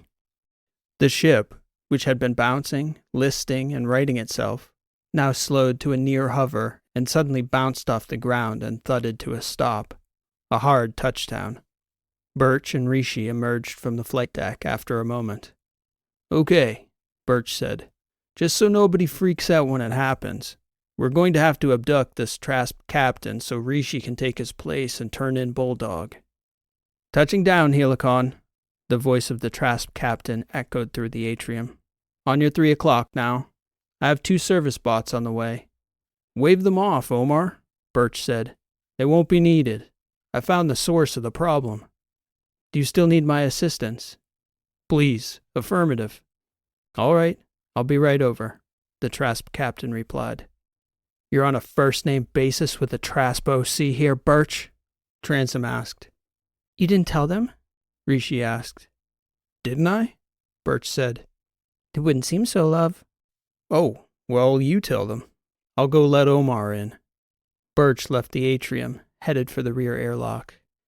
The Trasp captain is Omar Jamai, Rishi said. He's Lita's younger brother. Lita's brother? Ren said, wide-eyed. What are the odds of that? Soch said. Rishi shook her head. Yeah, not good. Impossibly small, actually. I'm not 100% sure, but we figured Nelius must have had something to do with that. Nelius? Carolina said. Rishi, what the hell is going on? Do you two have any idea of the forces you're meddling with? The voice of the old Etteran war chief bellowed. Far better than you, I'd wager. Now shut it and be a good bulldog, and you can take it up with him yourself in a couple days. Burch's voice could be heard echoing into the atrium from the back of the ship. Shh, Rishi insisted, staring over at Transom and Soch. Just nobody touches Omar or they deal with me. I don't even know who to start killing, Transom said, under his breath. Carolina shot Transom an angry look, just as Burch stepped back into the atrium. Beside him was Omar Jamai. Omar's face immediately went blank when he saw the collection of people there staring back at him. He looked over at Burch. You picked up a few passengers, I see, Captain Burch. Omar began to step around the table, examining each face. He was clearly surprised, if not outright shocked, by the large company assembled in the Yankee-Chaos's atrium. You have our target, Omar said, staring at the old Etteran war chief at the end of the table. Burch flashed Omar a reassuring look. Yeah, I'm not sure how much Aida has told you. Oh, quite a bit, Omar said, taking a deep breath as he examined the room, looking up at the atrium window and then back down at the table. I've heard some tales of this crew that were difficult to believe. All true, Burch said. I think. They were good, right? Omar smiled. What's the angle here, Burch? I have enough metal hovering over this planet to turn this situation very nasty, very fast. You don't want that, though. Not for yourself. Not for Aida's friends. Were you harboring my target, Helicon? No. Just trying to exfiltrate him, and keep the Protectorate from killing all my friends here. Are you planning on holding me hostage, Captain Burch? Call it an invitation, Omar. I put my life in your hands once before, and you rewarded my trust. Allow me to repay you in kind. I do have a duty here, though. The Protectorate intends to interrogate that man. Omar fixed his gaze on Bulldog Hernan. You aren't exactly in a good position to press the issue.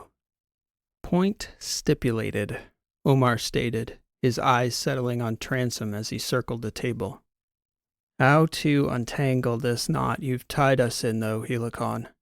You come with us of your own free will, our guest, and Rishi turns over Bulldog to your division. And why would they not shoot her to 1,000 pieces on sight? Did Aida tell you that story? Rishi asked, stepping toward Omar. I can take your shape. She mentioned that.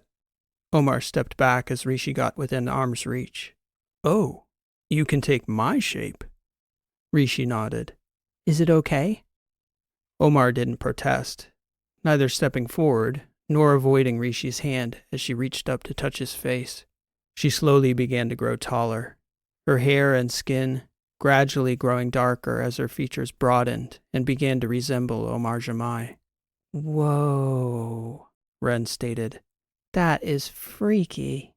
Omar stared back at himself in disbelief. That's me.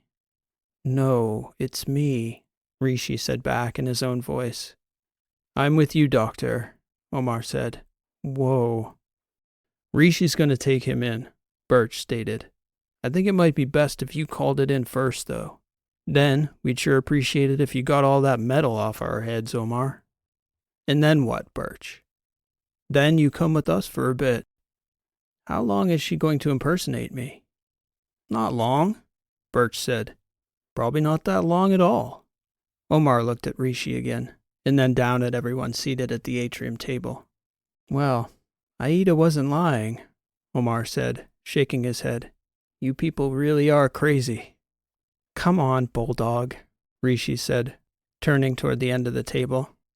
Woof, woof, the old man stated as he stood. Welcome to the family, Omar, Burch stated. See you soon, love, Rishi said, drawing funny looks as everyone processed the dissonance of Rishi's voice escaping that second Omar's mouth. I bet this was not how you saw your day going, Carolina asked him. Omar turned, seeming to notice her for the first time. Us too, if it's any consolation. You're Carolina Dreeson. And no. He put his hand to his chest. Omar Jamai, pleasure to meet you. He seemed to stand there in shock and disbelief for a moment, before suddenly, Soch burst into laughter at the befuddled sight of him.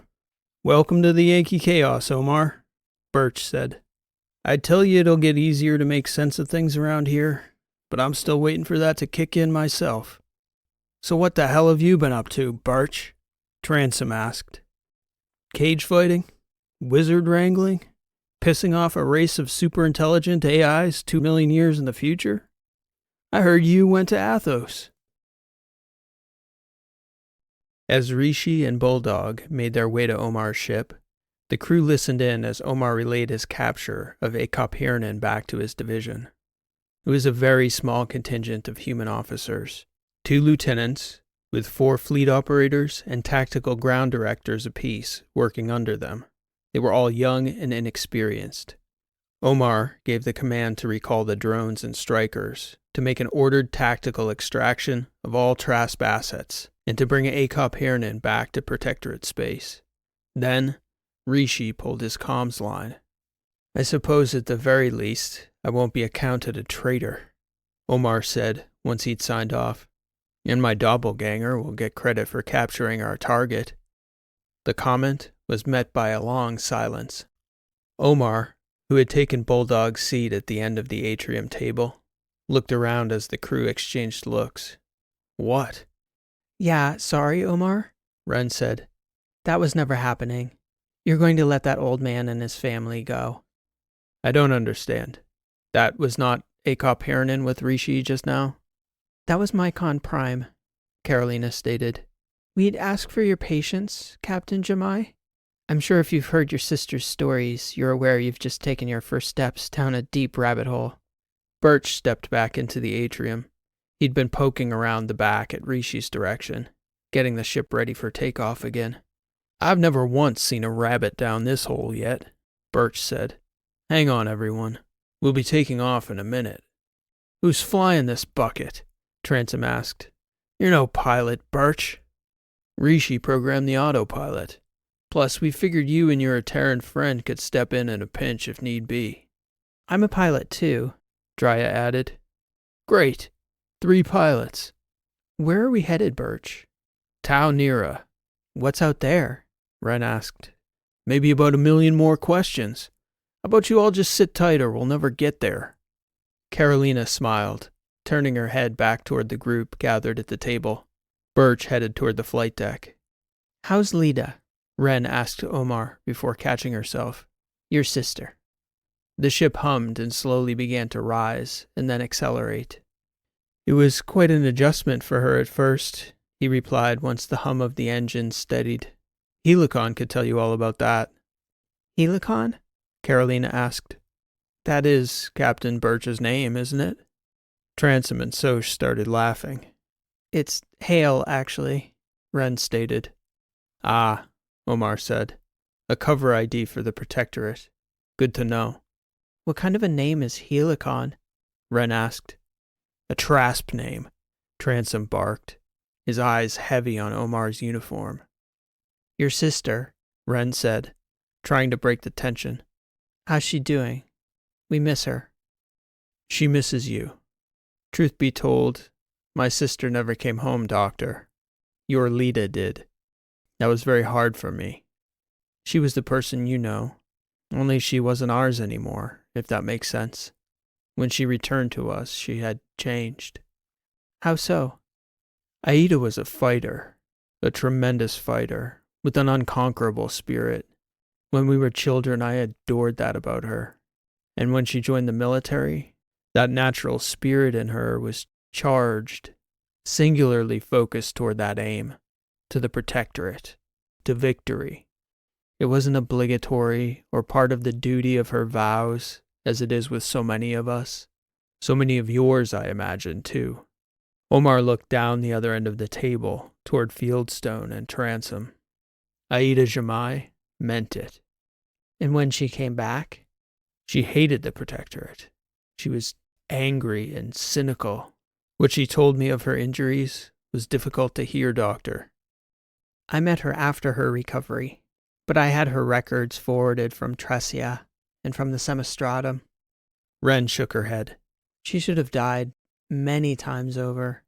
That's Aida, Omar said, taking a deep breath. Burnt to her bones, her identity erased, her face entirely reconstructed. But at her core, the fighter was still there. And I thought, oh, she just has it all wrong. Aida hates the protectorate today because for years she believed we were the ones who'd hit Kendry, who'd done that to her. In my mind, I believed that if I convinced Aida of the reality that it was the Etterans who destroyed Kendry, had burned her flesh and taken her memory, then I'd get my sister back. Maybe she wouldn't remember everything again, but at least she would be able to identify with us, be on the right side again. So I showed my sister the mission reports, the intelligence briefings, even the public-facing news reports of what had happened, all of it proving beyond any doubt that Etteran was responsible for her injuries. She said, Omar, you just don't get it.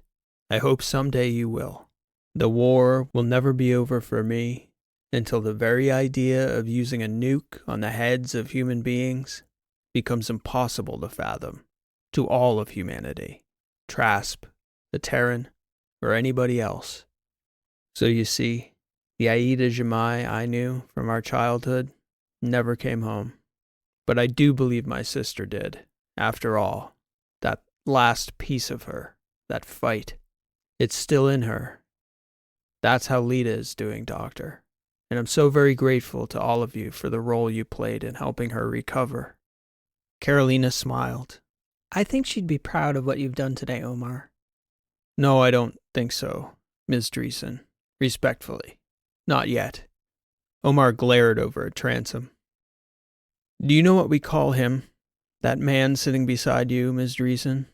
Major Sebastian Pollock is his real name, if memory serves me correctly. It does, Transom stated. What do the Trasp call him? Carolina asked. I don't know. We usually just shout, hey asshole, Soch joked, trying to ease the tension a little. We call him the Etteran Reaper, Omar said. I bet he doesn't even know how many people in this very uniform he's killed, wearing these colors. Omar pointed to his chest. A lot, Transom said, without a hint of regret in his tone or his face. Far too many to count. When my sister told me she met you, I had a hard time believing that my Aida had met this man from all the stories, and had lived to tell about it. You'd think maybe these war stories all get blown out of proportion, exaggerated, filled with hyperbole. So I suggested as much to her, and she says, no, Omar, the stories about him, the Reaper, they're real. They are, Transom agreed. Probably most of them are. Then she told me her story about you, Sebastian, that you stood toe-to-toe with the most notorious terrorist in the battery, and while taking bolts, you kicked her clean out of the line of fire, probably saving her life. There's no probably about it, Transom answered. The doctor sitting beside you, Burch, Rishi, Soch, your sister, they've all saved me one way or another. It's what you do for someone in your unit. It's no small thing, Omar said, shaking his head. Not for me. When the flight settles and the belts come off, it would be my honor to shake your hand, Major, for the part you played in bringing my sister back home. Transom glared back at Omar, and for a good 5 seconds of silence, he appeared to be deeply considering the proposition. A handshake with a Trasp captain. All right, he said. We can do that much for Lita. I just have one condition, Jamai. The second you take off that Trasp red, I, too, would be honored to shake your hand.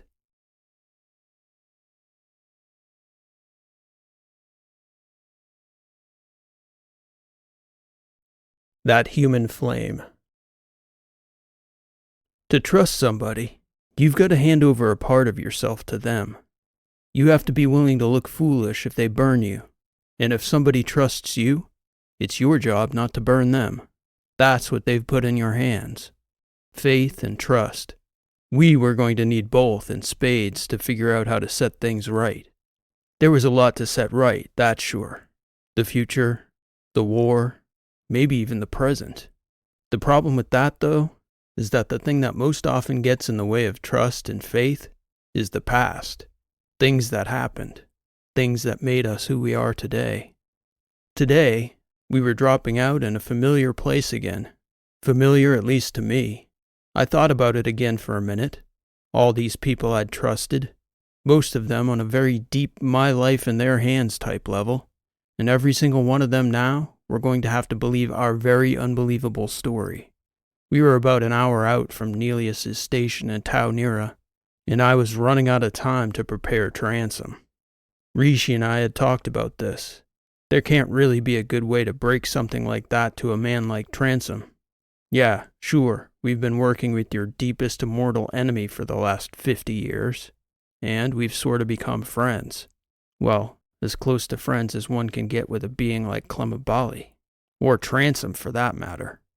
We weren't sure there was a thing anybody could say to keep Transom from at least trying to murder Clemabali on sight. With an hour left to go, I figured if there was anyone in the galaxy who could pull something like that off, it was Carolina. The thing was, after that whole Wizard of Athos stunt Abali pulled, I wasn't sure I could give Carolina a good reason not to let Transom murder Clemabali on sight. I guess that's the opposite of trust. Burnt bridges, or something worse. It turned out, though, I didn't even have to convince her. Abali, She said. You and Rishi and Clemabali?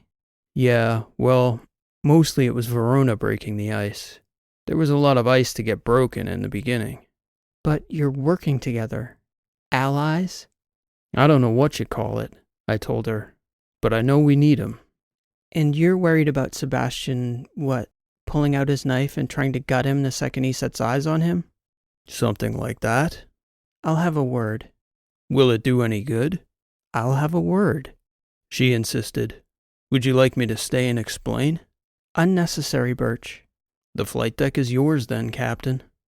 We dropped out right at that moment, which was always visually disorienting, even when you knew it was coming. So both our eyes went batty for a few seconds as we adjusted. Here we are, I guess, Carolina said. Where are we exactly, Burch? We are exactly, Ms. Dreeson, right where we are supposed to be. Tau Nera. You've been looking for Nelius. Well, you're about to meet him. Are there any of our enemies you haven't been fraternizing with, Captain Burch? That's just the start of it, Carolina. Wait till we tell you what we learned about those artifacts of yours. I undid my straps and pushed back, floating out of the flight deck. The artifacts? Burch, the artifacts? What about the artifacts? I made like I couldn't hear her as I was drifting away. Then I flew back to knock on Transom's door. One little step at a time was the way.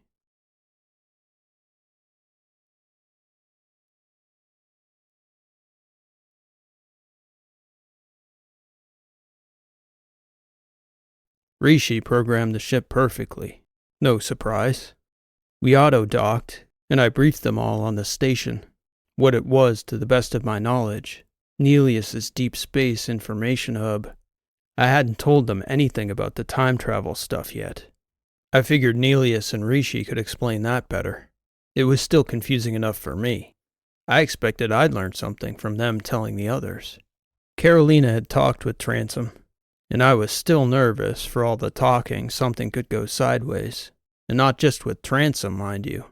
Abali himself might take a stare the wrong way and do something to set off Tanzing on purpose. I guess we were relying on Verona on that end. It was certainly the busiest that little station had ever been. We'd just docked the Yankee-Chaos. Verona's cruiser, Cannon, was still parked outside. Clemabali's suck bucket was floating there. And tucked in tight along Nelius's space station was Omar's Trasp ship, which I had to figure Rishi and Mycon had disabled the transponder on before heading out here to the Taos. It was a proper convention for this system. So in we went. It was quiet in the station itself, unlike the last time we showed up here and Nelius was playing some weird ancient opera. This time, we floated along, a pretty big group, 8 of us, and that was without Rishi and Mycon, whom we expected inside.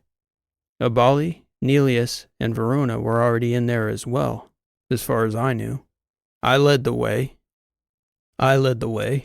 keeping Carolina close beside me, 2 abreast along the walls as we projected our weightless selves along the corridors leading to the central room of the station. I didn't know what to expect this time when we entered.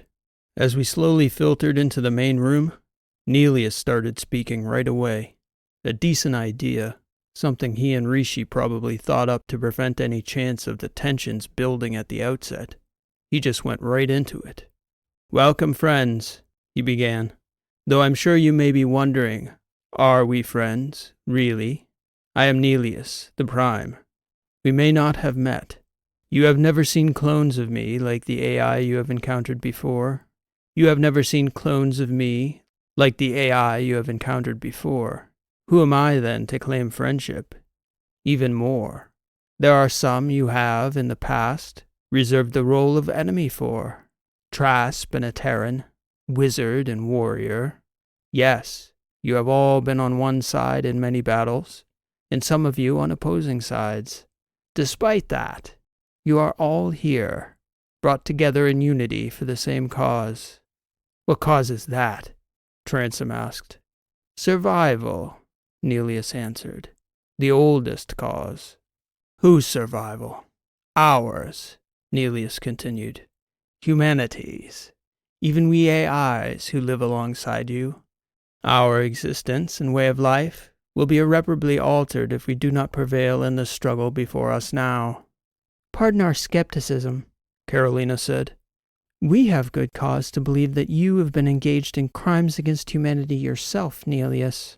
So it's a struggle to see perhaps the prime architect of the most destructive war in the history of humanity as our defender." "A struggle, you say, Ms. Dreeson. An honor to make your acquaintance finally, by the way. I would put to you that humans do not fully understand their struggle, or more rightly, many struggles, but chief among them is your need to make sense of a universe that is far too complex for the sense-making tool you have, the human brain. There is simply too much data, and there is far too little time for you to process it. I mean this not as a slight, but as a point of fact. You will always be blind to far more than you can ever see, and you are blind to your true struggle. If you would allow, I and your friends Rishi and Burch will do our best to enlighten you to the struggle here. Burch, Rishi, Verona, and Clemabali have witnessed much of what we will speak about now." "You can speak all you want, but don't think that the questions we have about the war will go away," Carolina insisted. "There will be no misdirecting us." "You are passionate, Ms. Dreeson," Nelius replied. "There would be no sense in trying to divert your attention. We do, however, need to broaden your scope." "Have you told them anything yet, Burch?" Rishi asked. "About Murrell? Mercury Flats?" "I thought we decided against it," I answered her. It was a long enough flight. It could have come up. Something like that's not really a topic that comes up in everyday conversation, Ship. So no, we haven't talked about it. Plus, I figured you and Nelius could explain it all better. Actually, Burch, Nelius replied, we thought that you would be uniquely positioned in this group to be believed. I looked around that room. It seemed a little like a much smaller version of the amphitheater at Mercury Flats. And here was everyone, all staring at me, floating to my left and right, in front of me, behind me. I shrugged and did my best to reposition myself so everybody could see me talk. Well, I'm not exactly sure how to begin to tell a story like this. I'll help, Nelius interjected. Don't bury the lead. This man, Hale Burch, has been to the future. That is the headline, isn't it? I said. Okay, how did we get there? It's like this. That first time we met Ms. Dreeson, Carolina here, she was after these ancient space artifacts, and we followed up on them with one of her professors, had a proper adventure of it, and then I suppose we all got scared off when it put us into this inexplicable time warp. You went back? Carolina asked me. I'm getting there. I knew it, she said, shaking her head. Yeah, you were right, Carolina, I concurred. Let's see. Well, after we went into Trasp territory looking to get Lita back, that's Omar's sister, Lita, for the record, in case anyone doesn't know Omar there, and I kind of gestured to Omar, who just then seemed to acknowledge Verona again for who she was. When Lita didn't come back with us, Verona asked us to help her go after Clem here, and, well, he was in the future, brought there by one of those same artifacts we'd inspected all those months before. Took us 2 million years into the future. Me, Verona, Rishi, and Christoph too. We all went, and we found Clem, and we lived a lifetime there. For us, it was 50 years. Clem had already been there some 4 centuries or so before we got there. That's why it was a little strange to see you all again. It seems a bit like it was just 2 years gone, but at the same time, it also seems like a half-century, because I grew old and died there, a proper other lifetime. And then, when we all died, we came back here. Like the Iofan woman, Carolina said, the one who got sent back to Earth. Actually, Rishi's gone back to Earth as well, I said, and Clem has been a few other places too. Well, isn't that great for Clem? Transom said, glaring across that amphitheater at Abali, who looked right back and scoffed. Pardon, Carolina stated. That all sounds miraculous and very interesting. But Burch, I'm still struggling to understand why any of this is more important than the war that's been tearing the sector apart for the last 60 years. It is the scope of things, Ms. Dreeson, Nelius answered. To us, the tragedy of the Trojan War, or the world wars of Earth, are features of history, literature, and drama. They only matter to us, inasmuch as they convey truths about civilization and humanity we can learn from now. The West Battery War, in the future your friends experienced, was completely irrelevant. Please tell your friends about the humans of the future, Burch. Yeah, Burch, Transom echoed, growing impatient with the conversation. Please, tell us about the humans of the future. They're different, I tried to tell them all. It's tough to explain without your seeing it for yourself. But I guess the best way I could put it is spiritless, docile. The technological beings of this future we went to, they controlled the society. The people didn't know their history. They didn't make the culture they lived in. Even the sports they played and the songs they sang were from the schools and lessons the ordinals prepared for them. The technologicals only kept people around as a sort of biological information repository, collectively storing data. They were pets, Clemabali interrupted, and they didn't have the first idea doing anything about it, because the ordinals had bred the human spirit out of them over millions of years. You knew these people, Omar Jamai asked. You talked to these people, Burch. We all did. Had some real good friends there. And they were genuinely some of the sweetest creatures ever to walk and talk and breathe air. But they weren't It's almost as though they were people, but not people. Human, but not human, Rishi added. Exactly, I said. So the war, it is important, that's sure. But it also doesn't mean anything if we can't ensure there's a genuinely human future to remember it. Well said, Burch, Abali stated.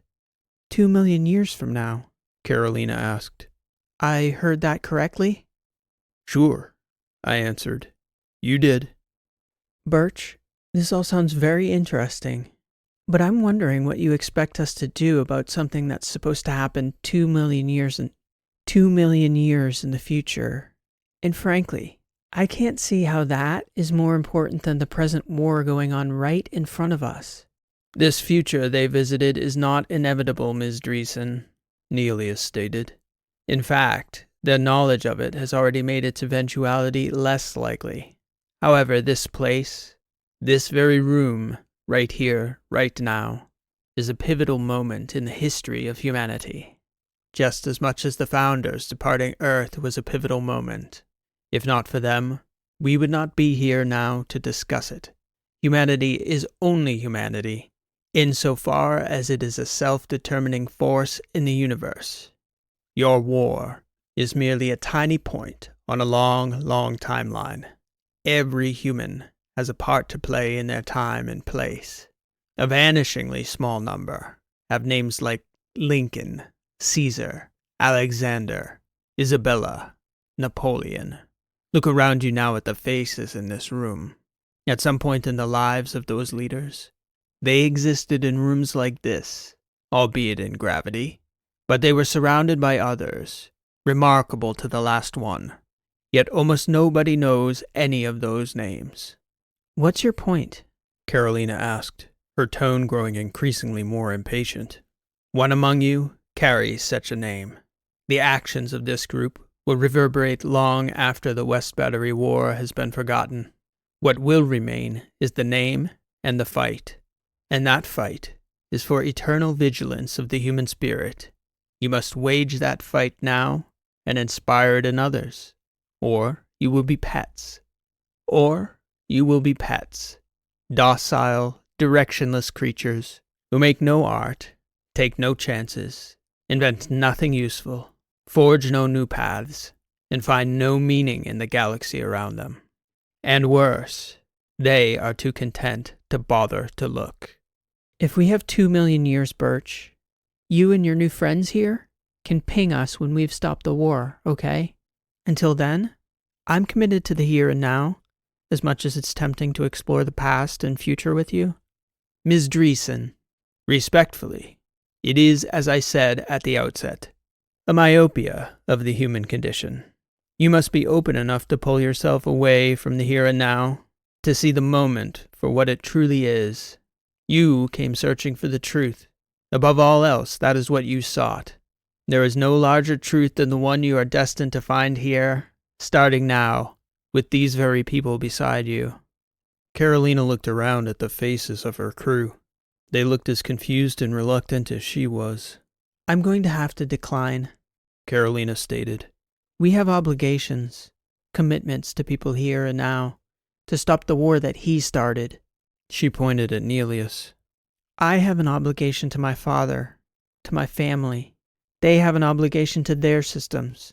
And Burch, as much as I adore and respect you, I have to say, I think you've made some very poor decisions in your choice of friends. Perfect, Clemabali said. What a perfect Athosian attitude. Nothing's bigger than Athos and her priorities today. Can I murder him now? Dreeson asked. Just say the word. Clemabali spread his arms as if to invite the attempt. People! Verona shouted. Carolina, none of what Burch says is an exaggeration. If anything, he doesn't go far enough. Also, you presume you can stop the war, that it doesn't have a momentum of its own that may be far beyond any of our control. We're asking you to trust us. Me, Burch, Rishi, you know us. Christoph would say the same if he were here. Speaking of which, Ren interrupted. I'm sorry, but Rishi, where's Mycon Prime? You two were supposed to meet us back here together, right? That's what Burch told us. I'd like to hear what he has to say about all this. I had to look around for a moment. The room had been so crowded to begin with that I didn't notice the old Prime AI's absence. And then I noticed Clem and Verona looking around the same way. Soch and Transom, Carolina, Fieldstone, and Drya. Even Omar was looking up at Rishi, confused. "Ship?" I asked her. He couldn't be trusted. The room got dead quiet. I could feel everyone get damn uncomfortable real fast. Like instantly. Rishi? Verona said. Where is Mycon? Mycon's body is probably on its way to Trasp space, and when it gets there, they'll scan it and realize it is an Akop Hernan's corpse. Then, I imagine Verona's sect will intervene when they hear about the nature of the advanced technology in the android body they've recovered. They were not asking you about Mycon's technological shell, Nelius stated.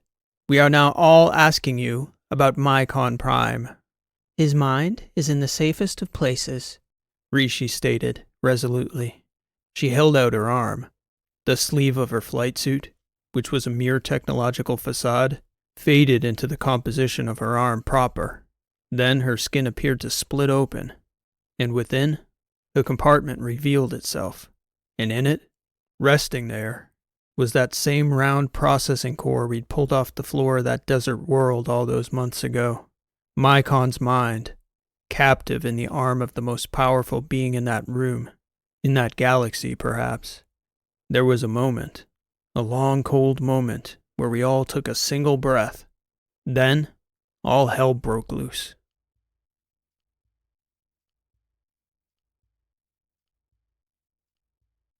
I couldn't say exactly how that revelation of Rishi's affected everyone else there, but for me, I know I was plenty conflicted about it, and it's safe to say I was heavily biased to take Rishi's side by default.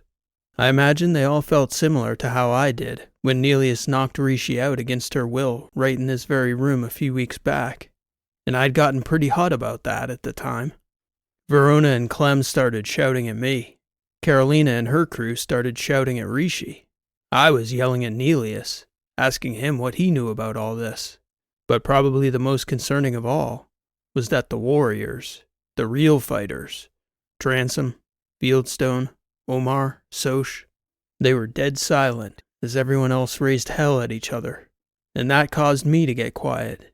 I was watching Transom's eyes, and then, as though he could feel my gaze hitting him, he looked back at me, and then he was scanning the room, taking an account of things, and the fighter in me knew that when the assessing phase was over, the action phase would follow. "Everyone take a breath," I suggested with a loud shout. "Were you in on this, Burch?" Fieldstone asked. "I'm as shocked as anybody here." "Maybe not as shocked as you should be," Verona stated. Transom pulled Carolina by the arm, lightly enough that his meaning came across. She nodded, and though no word was given, with Fieldstone acting as anchor by the outer wall, one by one, he pulled them out of there. Carolina's crew, Captain Dreeson herself, Wren, Drya, Fieldstone, and lastly Soch, who turned to me as he left. "Sorry, boss. Mycon was one of our crew the last 2 years. That's overstepping. All this talk of time travel, the artifacts, a higher mission, it's all interesting. Rishi, you don't get to take a player off our team without our say-so. Never mind his. That's not ever been what we were about." And then Soch left. Omar didn't know what to do, but he didn't leave, owing to the fact that he'd met me in Verona first probably, I guess. Plus, his ship was parked outside, and unless he had another way, Rishi still had the key sets to it. "Now what, ship?" I asked her. "This is some fine mess. We come clean across the battery to rescue them, and now every last ally of ours is leaving." "They're not going anywhere," Rishi stated. "We will work through this. It's too important." "What do you mean they're not going anywhere?" I asked. "They just left." "Do you really think I'm going to let them fly out of here in our ship, Burch?" Clem and Verona looked over at me, and I knew about that look. It was thick with the worry and concerns they laid out for me in plain language when we came back from Urel, from the future. Rishi, the bipal, the one who'd knocked them both off and gone batty, They'd warned we might be seeing signs of it. Well, even as inclined as I was to take Rishi's side, I couldn't deny this was some sign. "I would like an explanation, please, Rishi," Nelius stated. "I second that," Abali agreed. "Me as well," I added. "Wait for the others," Rishi said. "They need to hear this too." I just sort of looked at her, and then around the room, as though to remind her that they'd all just floated back out to the Yankee-Chaos. Then she looked at me like I was the dumb one, as though she couldn't control every system on that ship with her mind. So I imagined, as soon as they found out they wouldn't be flying out of there, Rishi was going to force up every float screen on the old girl, so they had to watch as Rishi said what she had to say. No interruptions. Not from that crew, anyway. The whole situation had been such a shock that I hadn't properly registered it for what it was in the moment. This was Mycon Prime, maybe the oldest AI we had in all these battery systems. My knowledge didn't go that deep, but this wasn't him getting blown up in a shipwreck or taken offline in some accident.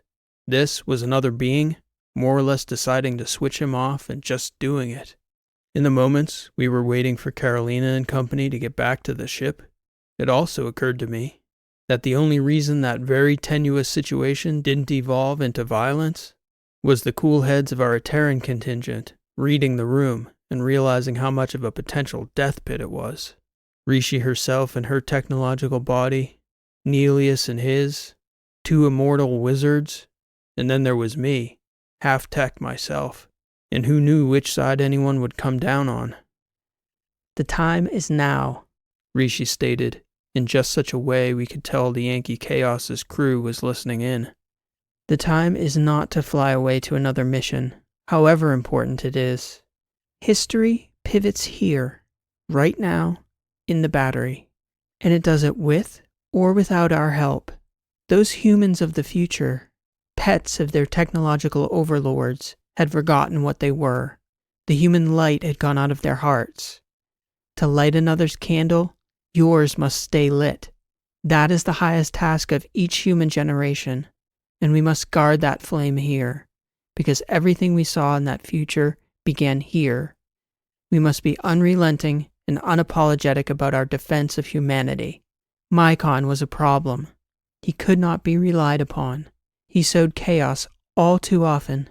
If she were still in the room, I would ask Carolina whether she thought it was a coincidence that Pitka Ramirez Mycon was present at the war's precipitating incident, and that another Mycon clone was the cause of my own transformation from human to bipal. I would also beg those of you who didn't see the future we speak of to ask those who have seen it, which of those 2 incidents is the greater shift in the course of humanity, great as the West Battery War may be. However deep the roots of this current war go, I guarantee there will be a few Mycon clones at the bottom of them, probably for no other reason than to witness something unpredictable unfolding. This group here changes the future, and we cannot do it without trust that each of us have our vision and goals oriented in the same direction. Mycon could not be allowed to steer us off course. I have not harmed him. His core is in the safest place in the galaxy. Once we have secured the future of humanity, I will personally restore him, but he cannot be allowed to disrupt this mission. Settle in out there, Carolina. You and your crew aren't going anywhere, and neither are the people in here, not until we all understand our roles. Our mission is to safeguard humanity. It's time to settle our differences. That's all I have to say for now.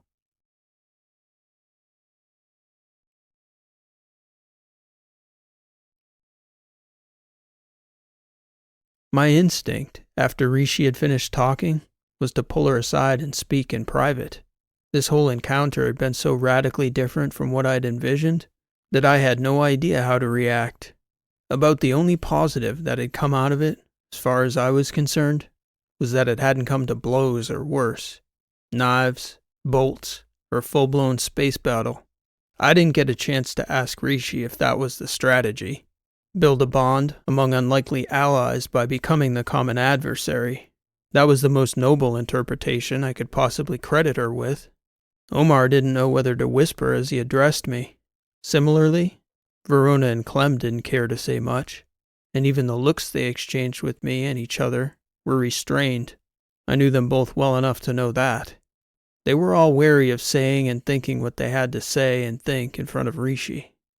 Rishi and Nelius locked eyes in the same way the ancient AIs did in the future.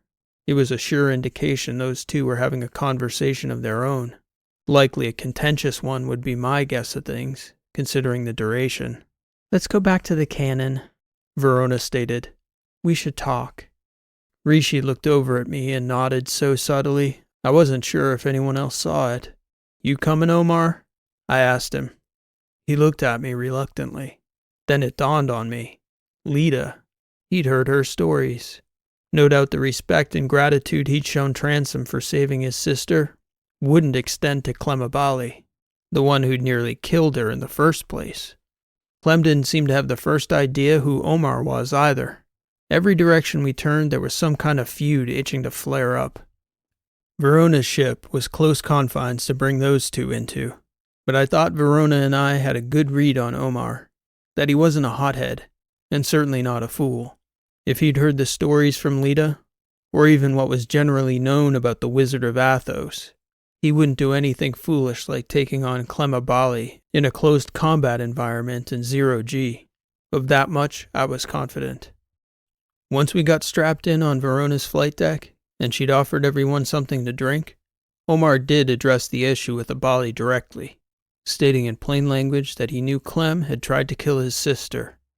For his part, Clem shrugged, stated that he'd done a lot of things to a lot of people over almost 2 millennia of living, and that it wasn't personal.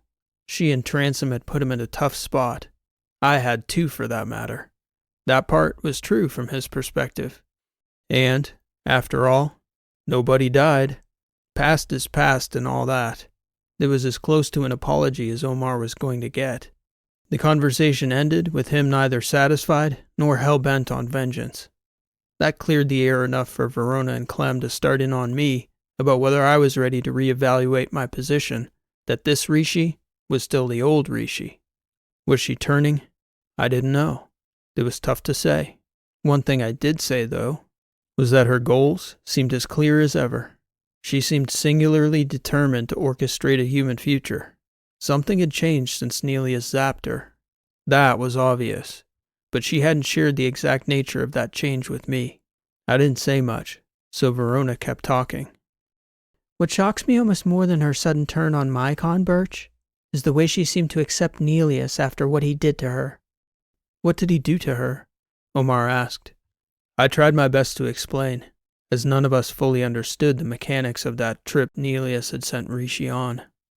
It has something to do with this station and the artifacts, I said. Do you reckon something happened on Earth to change her perspective, Burch? Verona asked me. Oh, sure, I answered. Something happened. But when I brought it up on the way out to Theta Nicorla, all I got was pensive looks and an unwillingness to say much more than vague descriptions. The beauty of the planet, how everyone there took things for granted that would be miraculous to us. It was the little things, but whenever I tried to talk specifics, she'd tell me she'd share more when she was ready. Earth? Omar asked. You think she truly went there? Yes and no, Verona answered. It's difficult to explain until you experience it. The artifacts seem to send you to another time and place as surely as you believe you are here right now talking to us. She sure reacted like she'd been there, I told them. She sure did. She's not wrong about my con, Clem stated. His presence complicates matters. Always. That doesn't excuse her actions, Verona stated. I didn't say it did, but working with that AI always meant that at some point you'd be dealing with some complication he created totally out of nowhere. In Mercury Flats, he was either making the perfect move nobody else would do, or upending a useful long-standing plan. In some ways, I could see what she did, as a tactician. I still trust her, I insisted, if that's what you both are driving at. Those two looked at each other. Jury's still out for me, Verona said. We all looked at each other simultaneously, sensing something had shifted in our surroundings, a sixth sense about something. Burch? Rishi's voice piped in through Verona's flight deck. She hadn't even pinged. "Ship?" I said back. "You been listening in?" No. I trust you're in my corner doing your best to convince our friends there with you to work together toward our shared mission. "I'm not sure it was all so direct as that," I answered. "We were just talking." Fine. Would you be so good as to accompany me to just talk with Carolina and the crew? We need to prepare them. "Prepare them for what exactly?" I asked her. Time travel. Or artifact travel. Whatever you want to call it. Omar shot me a curious look, and if I was interpreting it correctly, it seemed he was itching to ask whether he was going too. "That's interesting," I said. "I think Omar would like to know if he'll have the pleasure as well." Everyone is going, except myself and Nelius. Not the same places, but you're all going, Omar included. "I think we should have led with that back in the main room, Ship. You know, the time travel adventure is something everyone can get behind." Yeah, amusing, Burch. I'll see you on the YC in 15 minutes, okay? "All right," I answered, exchanging looks with Clem and Verona. "Should I bring the others?" I suspect it will go more smoothly if it's just us two. I'm sending Nelius to brief Clem, Verona, and Omar. I'll see you shortly. I guess we're all business now, Verona stated. "Is she still listening?" Omar asked. "Assume as much," Clem stated, "even if she tells us otherwise." I didn't contradict him any. Well, Burch, Verona said, it seems our fates have been decided.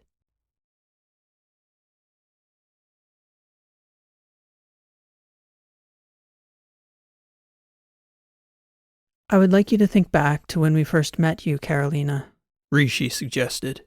Please, everyone join us if you'd like. This conversation is for you as well. The rest of the crew was floating about. Commissary, back hallway. Wren was gazing out the atrium window above the table. Not eavesdropping exactly, because we knew she was there, but listening. When I first met you, Rishi, you were pretending to be a spaceship, Carolina said. I was. I was also stuck inside one. My mind was playing tricks on me. I couldn't remember the things I'd lost. But that's a story for another time. This is about now, Captain Dreeson. You and your crew are important. Not just to us, but to everyone. Everyone. All of humanity. Rishi paused as the others floated toward the table, getting situated on the same level. Wren, though, just kept floating up there, like a levitating, weightless, human-shaped chandelier. What were you doing when we first met you, Carolina? You and your professor. You know that, Rishi, Carolina said, rolling her eyes. Please enlighten the others who weren't with us. Drya, Fieldstone, and Transom. We were investigating the deep space artifacts, like the one at Kappa 363. Why? We believed they were communicating with each other somehow. Your theory was that they were constantly barking out their times and positions, keeping a temporal net of sorts across the galaxy, correct? You know it is. Would you believe it if I told you that Nelius had cracked it? That he'd figured out how to listen? I'd like to know about that, sure. Does he know anything about that alien intelligence we encountered, or whatever it was? No more than I could tell him, which was very little. You knew, though, Rishi. You always knew back then, and you lied to us about it. Rishi agreed, nodding her head. I kept things from you, yes. At the time, I believed I was protecting you. In some ways, I still think I may have been. We were always going to be called back together, to here, to now. What's this all about, Rishi? You still haven't asked Burch and me the question I would be most curious about if I were in your shoes, Carolina. It must have occurred to one of you to think to ask. This whole scenario is so strange. I think we all have a million questions. How the hell did you and Burch know we were on Theta Nicorla? Transom said. At first, I figured maybe you came for the ship. But then, how could you know exactly where we were? Hiding in the lava tunnels, trying to flee the Trasp. That's the one, Rishi stated.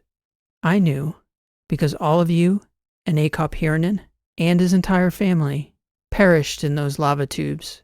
And I knew this, because I heard it from my future self. History recorded that all of you were casualties of the Letters Offensive, put down by the drone fleet sent to acquire Chief Akop Hernan. Wait, Ren stated, turning upside down to face the table. So you can talk to your future self, Rishi? What the hell is that like?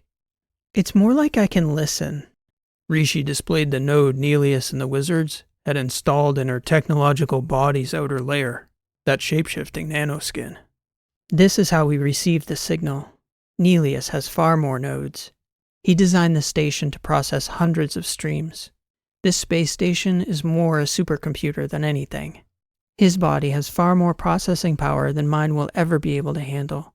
But I could add a few more streams. Time was an issue, though. We had to stop all of you from dying first. Because we're important to the future? Or because you really care about us? Transom asked. Both, Sebastian, Rishi said. You can joke about it all you like, but we do care about all of you. And yes, you are important. So this news, what, obliges us to follow you? Carolina asked. If not for you, we'd already be dead. Therefore, we drop everything and do what you want of us. That's not it, Rishi insisted. I wish to convince you of the gravity of the situation. Of all the things my future self could have broadcast back to me in that moment, it was that news, that mandate, to keep you all alive. To her, it wasn't any special personal loss. All of you had already been dead for a few thousand years. It's the calculation of the gravity of the moment. The Trasp had no idea you were in those caves, Carolina. Not until they assessed the casualties to confirm the kill on Hernan when he refused to surrender himself. The fallout brought Athos into the war against the Trasp. That put Iophos against Athos in your own system, Carolina. That civil war was the war that ensured everyone missed the real war until it was too late. It is Iophos, though, Carolina said. I was right about that. Yes and no, Rishi said. There are no easy answers here.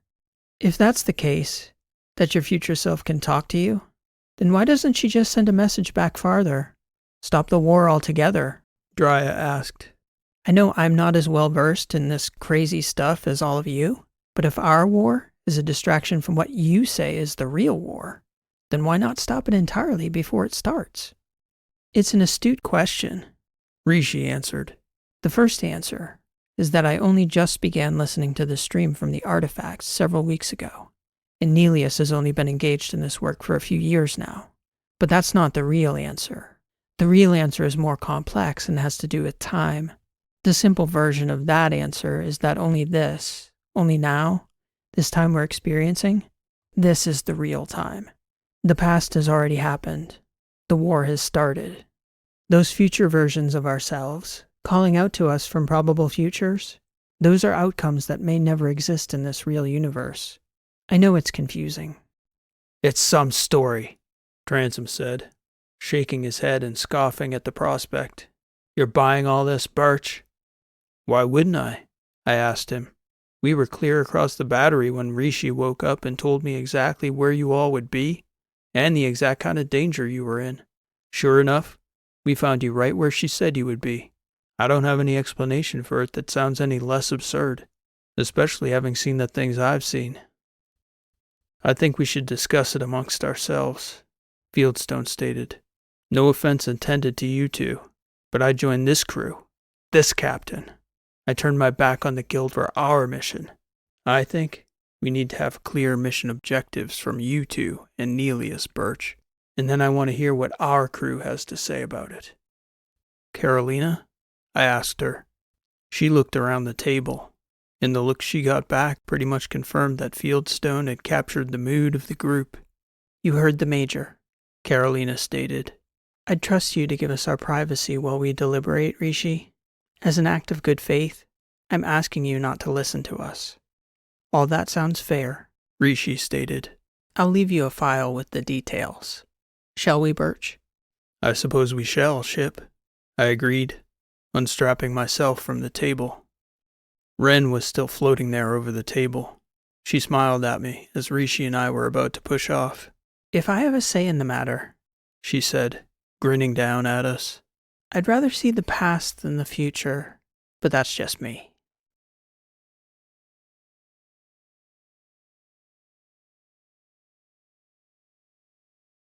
It wasn't a short wait to hear back from them.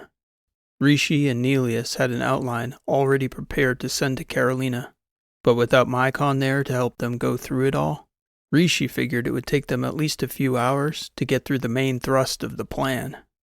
Rishi and Nelius both believed that the letters offensive, if left unchecked, would be the catalyst for the war spreading across the whole of the battery systems. So our objectives crossed with Carolina's on that point. We needed to stop it. That much we figured she'd agree with. There were other parts, though.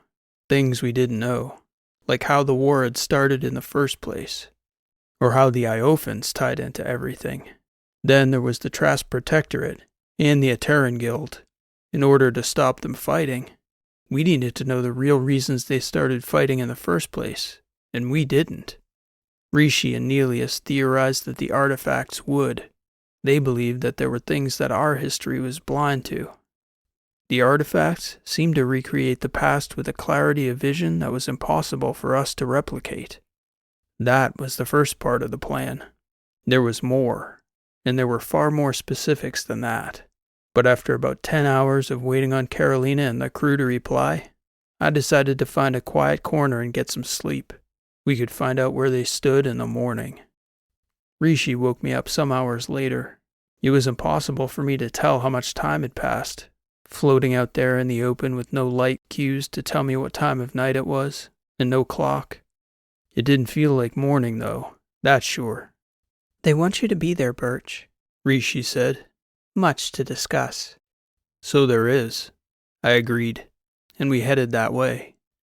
Rishi told me that despite their reservations about her, Clem and Verona were on board with the plan, provided they could stick together as a team. Nobody had any objections to that. Fact, I tended to think Verona was the perfect iron to smooth over the rough patches in Clem's personality, and for his part, Abali seemed to fill some sort of unspoken need Verona had in her heart, or mind, or whatever wizard part was yearning for his company. Me, of course, I would go to the ends of the galaxy and back for Rishi and for our friends. Stopping the war and changing the future was icing on that cake. So there we were. It was down to Carolina and company. When we sat down at the atrium table aboard the Yankee-Chaos again, this time, the conversation was more negotiation than explanation. Carolina had a list of demands. Her crew would operate under her first, their insistence. If they did split up, it would only be by their choice, and their group reported to nobody but Carolina, again, at their insistence. Lastly, this was an alliance and partnership. So no major decisions in the direction of the partnership got made without their consent. Nothing behind anybody's back. All of that was easy to sanction. And just as it seemed that we were all in agreement and wrapping up, a look came across Transom's face. An outburst of disgust. "Screw this," he stated. Yes, Sebastian? Carolina asked. "Boss, I don't ask for much. And it's fine to be building alliances with people we think can help us achieve our objectives. But you tell me to sit and make nice with a Trasp, and fine. He happens to be Lita's kid brother, so I probably wouldn't have murdered him anyway. Then you say, Clem Abali's on our side, whatever that side is, and I don't like it. But I've definitely gone to battle with people I'd just as soon not make it out the other side, because that's the way. I understand. So I don't murder him on sight. Though for the record, Burch, I damn well reserve the right to kill him whenever this ends. But I don't see why our group is making all the gestures here. We're taking everything on faith. What's your gesture of good faith here, Burch? Rishi? What about Nelius? What's he willing to put on the line for us?" "I don't understand," Rishi replied. "Sebastian, we're willing to put everything on the line for everyone. That's the heart of the agreement. Us for everyone. For all of humanity." "We came this far," Transom said, shaking his head and pointing to the crew. "We made the gesture. We walked into your little space station deadfall, and Rishi closed the lid over us. I won't be satisfied until you lot make a gesture. This is my demand. You want a partnership? Well, I want level footing. First. Not just for me. For all of us. Do you have something in mind? I asked him. He shook his head. Nothing specific. I didn't really think this through till now. Gut feeling. Let me think about it. Would you like us to give you some time? Rishi asked. The fate of the galaxy is kind of at stake here. 2 million years, Carolina stated coolly. Sebastian has a point. We'll come back. We'll come back, Rishi said. We'll come back, Rishi said. Take the time you need. We were just about to push off from the table again when Transom had a devilish look and a grin come across his face. Since you all won't let me murder Clem or Omar, here's my price. We run a pot together. A real fat one. Come again? I asked. A pot, Fieldstone answered. Primary operational tactical test. It's our word for a field test of a new team. Usually, a nice, ripe, easy trasp target that you wouldn't normally waste a good ops team on. We try to send fresh ops units on missions like that to evaluate cohesion, get feedback on how the unit operates with minimal risk of loss. A live trainer, basically, Transom added. What's the objective? I asked him. Here's how it's going to go. I'm going to give you all 3 names, and you are going to go get these people. No questions asked. And then, I'm going to murder them. Transom? Fieldstone asked. That's my price, he stated to the room. Then, he turned toward Fieldstone. How often do we operators get to call our shots? I owe a debt, and we're going to clear it. Could I have a word, please, Sebastian? Carolina said. Absolutely, boss, he answered. They floated off toward the flight deck. I looked around the table at our friends, at Ren, at Soch. Is he serious? I asked them. Did he sound like he was joking? Fieldstone asked. No, he did not, Rishi said. No, he did not, Fieldstone echoed back. I looked over at Soch, and he shook his head and shrugged. Then, Carolina and Transom floated back into the room. Are you going to sanction this? I asked her before she'd even pulled herself back down to the table. Yes, I am, she replied. And I'm going to add a few more demands. We give you the names, and you do this blind. No background checks, no backstory from us. As Sebastian said, no questions asked. Once we have them aboard the Yankee-Chaos, you will have no say in the fates of these men. I'll give you a hint, Transom said. Yeah, we got it, I interrupted him. You're going to murder them. I'll save you one if you want, Burch. You can crush him between your thighs. He was still floating there, near the head of the table. He hooked his ankles to each other and made a proper crunching noise as he brought his knees together. Fieldstone was shaking his head, and Soch started laughing. The other demand is that everyone takes part, Carolina said. Verona, Abali, Nelius, everyone has a part in it. Mine is the actual murdering part, Transom stated. What about Omar? Rishi asked.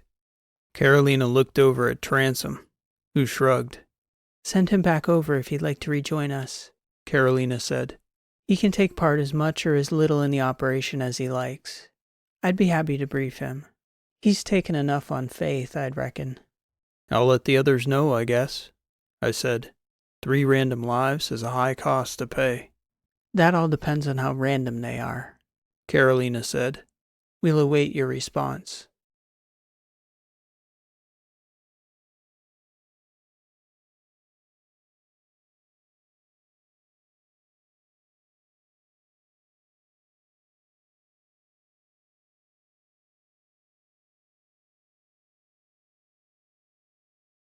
Omar stuck around with us on the space station while we were deliberating. The debate, if you could call it that, didn't last long. 3 lives, Abali stated, even if they were the most innocent men to ever draw breath, weighed against the future enslavement and diminishment of all humankind. Sorry, boys. Have a nice death. I just don't know what they're playing at, Rishi responded. Yes, of course, if it's the cost we have to pay, then we pay it. We can't exactly replace them. It just strikes me as a kind of needless retaliation. Yeah, shocking. So out of character for an Etteran, Abali stated. Omar laughed, but then interjected. I will say, as someone with the least amount of capital in this group, all borrowed capital at that, from my sister, I welcome the opportunity to ante up. I will be joining you to put in my stake. Ms. Dreeson strikes me as a circumspect and fair person, and I know I haven't known her long, but I don't believe she would sanction this mission if the names she intends to give us were unworthy of the fate that awaits them. At the cost of the universe and the human race, does anyone object? I asked the group. Protocols prohibit me from direct participation in a murder conspiracy of one human, let alone 3, Neelius stated. Then I guess Rishi's flying, I said. Where are we headed? I've just pinged them, Rishi replied. It was a few moments before Carolina must have sent the names back to Rishi directly.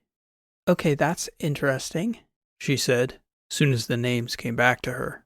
One of them is a magistrate, another is a local businessman. A paltry reach. Very small time. And an even less significant, I don't know what you would call him, a nobody. There's no strategic interest here. We weren't supposed to go digging on their identities, Ship. That was the deal. Where are we headed? The Fleet City, Annuncium.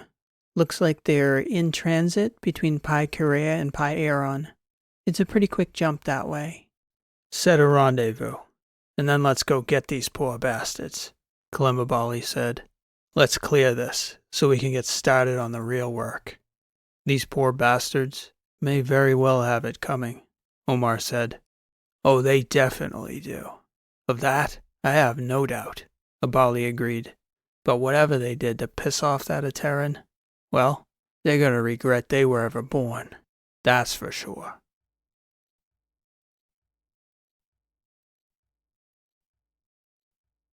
It was a quick jump out to Pi Aeron. The Fleet City had only just arrived earlier in the day themselves, and were still in the process of self-assembly after their transit. I'd never seen Annuncium before. We caught the end of the assembly process as the ships were clamping together magnetically, a properly impressive feat of spacefaring. What seemed like 1,000 ships all fitting into place and forming a lattice-like cylinder that, once assembled, began to spin as one tremendous unit. That's quite a sight, I remarked to Rishi and Neelius. That's it right there, Rishi stated. The human flame. Genius idea, the creativity to build it, the engineering mastery, the logistical demands to keep the city moving in a direction that's profitable. And yet, I added, some 3 people in that mess of ships are about to have a very bad week. Clem and Omar will be along shortly, Rishi stated. Let's try and keep the editorializing to a minimum and get this done, Burch. I've already got a decent research file going. Everything public-facing in their profiles seems clean. Not too many people have scumbag pre-printed in bold lettering on their business profile, though, Ship. I'm sure we'll figure it out by the end of this little operation. According to Rishi, the names all clustered together around one of the Annuncium ships, Radial Helix N. Neelius refused to take part in any speculation about the operation, so Rishi and I strategized as we waited for Abali, Verona, and Omar to show up. The fleet city of Annuncium was a proper closed loop in there, city-wise, which meant there wasn't a step we could take without being monitored. So when these fellas disappeared, whatever reach their law had, there'd certainly be a trail that led back to us and our ships. So they're going to pick up Clem the second he tries to board, right? I asked Rishi. She shrugged and shook her head at me. You don't think the Wizard of Athos has a trick or two for a scenario like this? I know he can fool people, I said. Cameras and AIs, though. I'm skeptical. I can fool either, Rishi said confidently. And with a disposable persona if need be. We should have a walk around, Burch. Get a view from the inside. I'm not sure what I was expecting, but it was strange how normal the place seemed from the inside.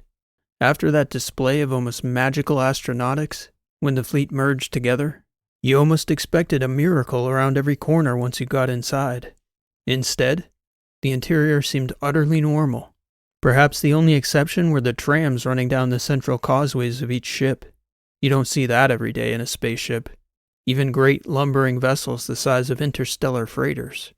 Other than that, though, the place reminded me of every other port city in the alphas or betas. There were restaurants, grocers, tech distributors, and clothing outfitters, shops of all kinds. Rishi said there was supposedly a pretty good nightlife, lots of bars and clubs.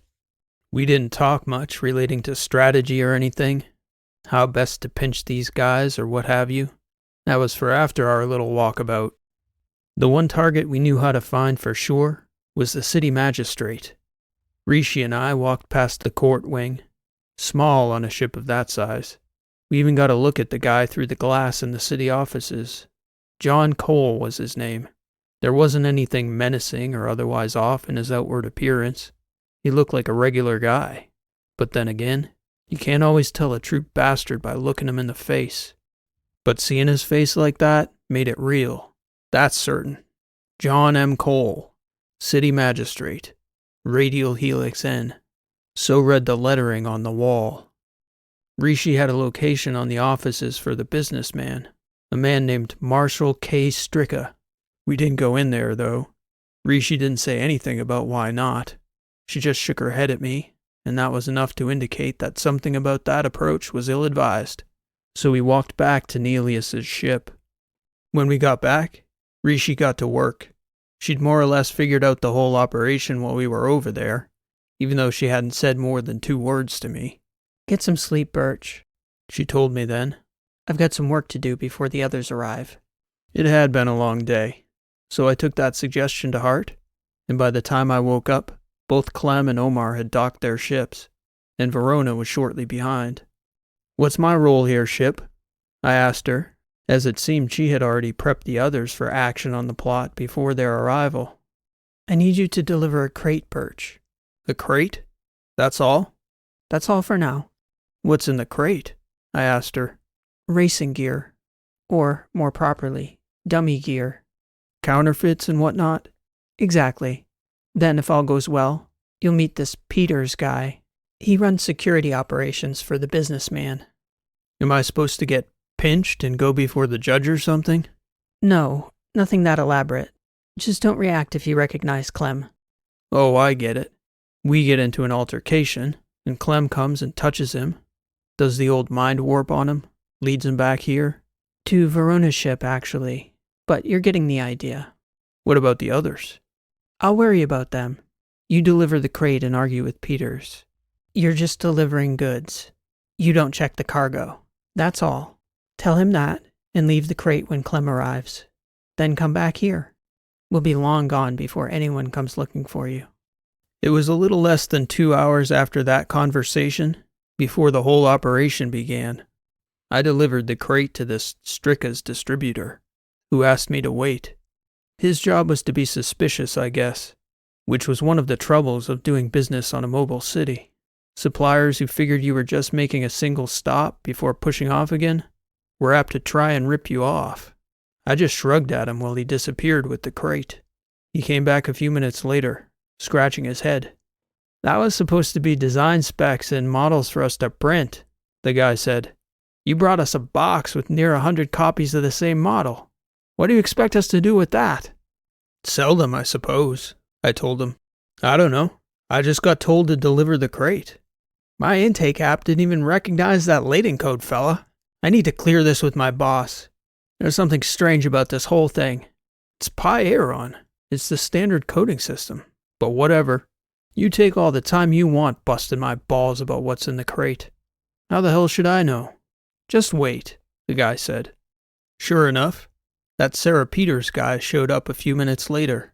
He and the first guy started having a conversation about me, just out of earshot. And the second they turned back toward me, Clem showed up.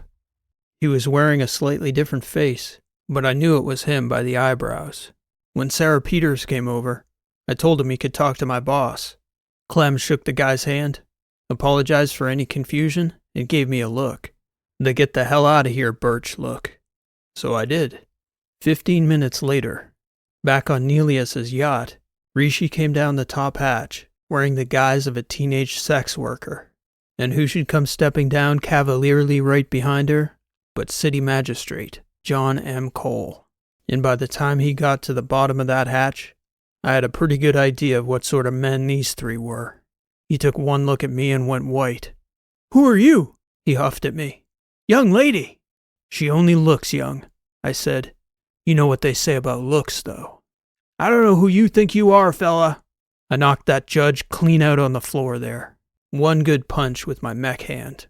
I didn't know whether he deserved to die, but looking over at Rishi's disguise, that little body she was wearing couldn't have passed for much older than 14. He sure deserved the knock on the chin I gave him. I knew that much. I wasn't going to listen to him yap, I told Rishi, who morphed right back to her normal self. How were the others doing? On target. Secure him, if you will, please, Burch. I'll get us underway. A few minutes after we'd pushed off, Rishi got word that Omar had Sarah Peters on his ship inside that crate, and Clem had delivered Marshal K. Stricka to Verona in about the same condition as I'd left the judge. I wasn't entirely sure of the A's and B's of the deception they'd leveled on those guys, but I guess Clem must have disguised himself as Peters to Stricka, or something like that.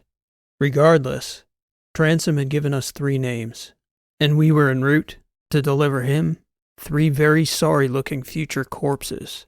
That thought got me to thinking I'd done that judge too much of a favor knocking him out. Then again, I wasn't going to listen to that weasel yap for 1 second. Our next rendezvous was another 16 hours after we left Annuncium. Not a lot was said. We were comfortable with the assumptions we'd made about those 3, based on what Rishi had figured out about the judge. I could tell she knew more, but she wasn't sharing. For their part, none of Carolina's crew had much to say either. It was all coordinating the delivery of the 3 condemned. When that was done, Carolina pinged us. We weren't sure how she knew. Guessed, probably.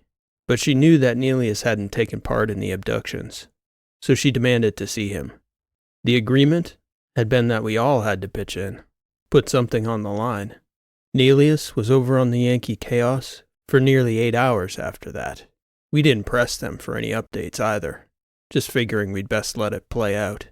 When he finally returned, Nelius told us that Carolina had set another rendezvous. Rishi wasn't happy about it. Another delay.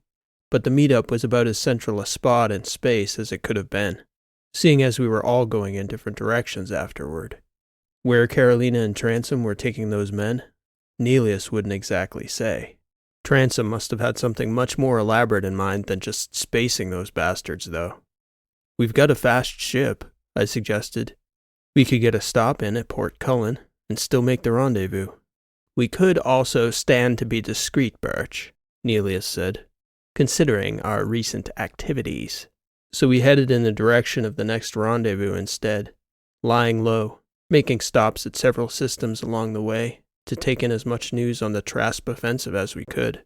They were hitting systems as deep as the Kappas and Gammas, which was pretty much unheard of to that point in the war. "Are they trying to get the letters in against them?" I remarked to Nelius during one update. "I suspect they are more interested in the next few dominoes after that," he replied. I spent a lot of time that week reading about the various attacks and counterattacks. Many of the systems in the alphas and betas had put up a nasty defense. They'd bloodied some Trasp noses, was the common theme. Way more than usual. I had to say, it was good to hear from my perspective, as a letters man. I didn't hear anything about the deltas, which meant they were probably leaving all those vacant systems alone, which was all right by my reckoning. Rishi, during all that time floating and waiting, still wouldn't tell me what the plan was for when the others got there. No special treatment for Burch, I guess. Omar was the first to arrive at the rendezvous, which was a relief, seeing as he was flying a Trasp ship. Pretty much shoot on sight if he got sighted. Shortly thereafter, Clem and Verona jumped in, and finally, the Yankee-Chaos arrived and pinged us all. They were -3 passengers. "Enjoy your murdering, Sebastian?" I asked him. "Burch," he said back over the open channel. "I never thought I'd say this, but some things are just as... No, scratch that. Some things are nearly as satisfying as murdering a bunch of degenerates who have it coming." "What do you mean by that?" I asked him. "You didn't kill those guys?" "Talk to the robot," he suggested. "All that's in the past, though. We're all square. I think Captain Dreeson would like to put that business behind us." "Very well," Rishi answered. "Let's talk next moves. I've prepared briefing packets for everyone. We'll be splitting up as soon as we're done here. Stand by for the details." It was a lot of dead time for me and Nelius as Rishi was really the architect, answering questions as they came in. I had half an ear on those conversations, but mostly, I was satisfied that Rishi had put me on the right path. "So, old man," I asked Nelius at one point, "what's your role in all this, would you say?" "Spark," was all he said back.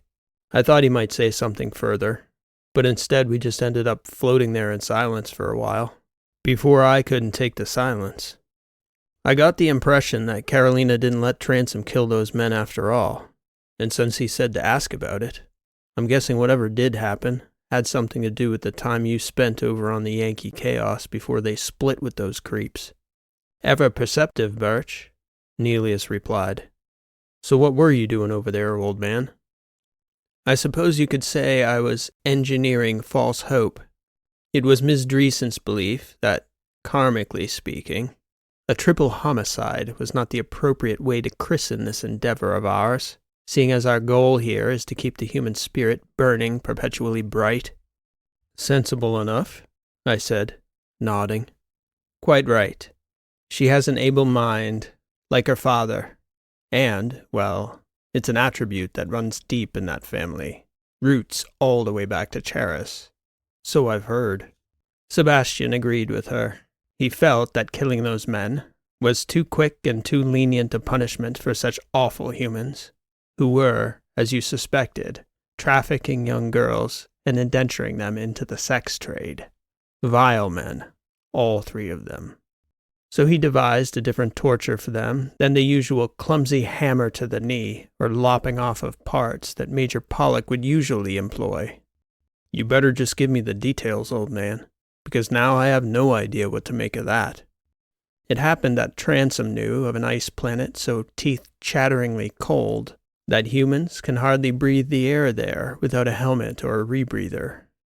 Apparently, it was a former outpost in vacant territory past the outer alphas and the boundary systems, on the far side of Etteran space. Basically nowhere. "Correct," Nelius agreed. "Simply dumping those men there would have been a punishment, no doubt. But had they simply dumped them there, those men wouldn't have made it very long before giving up hope and simply walking out onto the ice sheets to put an end to their misery. There was a ship down there. Sebastian thought it might fly with a few months' work, and there was enough power from the base's generator to charge up the transceiver aboard it to call for help. Sebastian employed my services to turn both pieces of technology into unsolvable puzzles that would never seem obviously unsolvable." "What do you mean by that, exactly?" "Both the ship and the transceiver will seem fixable, Burch. If those men have any technological capability at all, they will sink all their efforts into repairing a ship that will never fly, and a communications module that will never ping another soul. False hope. While their frozen nuts chatter together all day and night. A colorful way of putting it, Burch." "How long do you reckon the food will last for them?" I asked Nelius. Sebastian thought the outpost was built to house a 12-person unit. He thought if all 3 held out hope, they could last at least a decade on what was on the shelves in the outpost. That's if their quest to repair the ship doesn't drive them mad first. "I do not know what to say about that, old man. It's like... I couldn't find the right way to describe it. Who the hell would come up with a thing like that but Tanzing? Indeed. That is not the end either. I didn't tell you what the planet's name was, Burch." "No, I don't think you did." "Priam. the name of the Trojan king from the Iliad. Poetic, mythical, and ruthless from every angle. I do believe your Etteran friend is some form of sadistic genius. That human flame, I quipped. Certainly one shade of it. Well, all this talk of starvation and freezing to death got me thinking about a cup of tea and a pouch of noodles. I told Nelius. We are well provisioned, Burch, Nelius replied. Well stocked for the road ahead.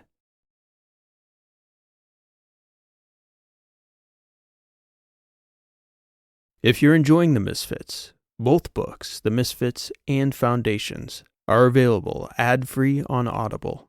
Or, if you'd like the ebook or paperback versions, they can be found in the P.E. Rowe bookstore, alongside all of the author's other titles as well.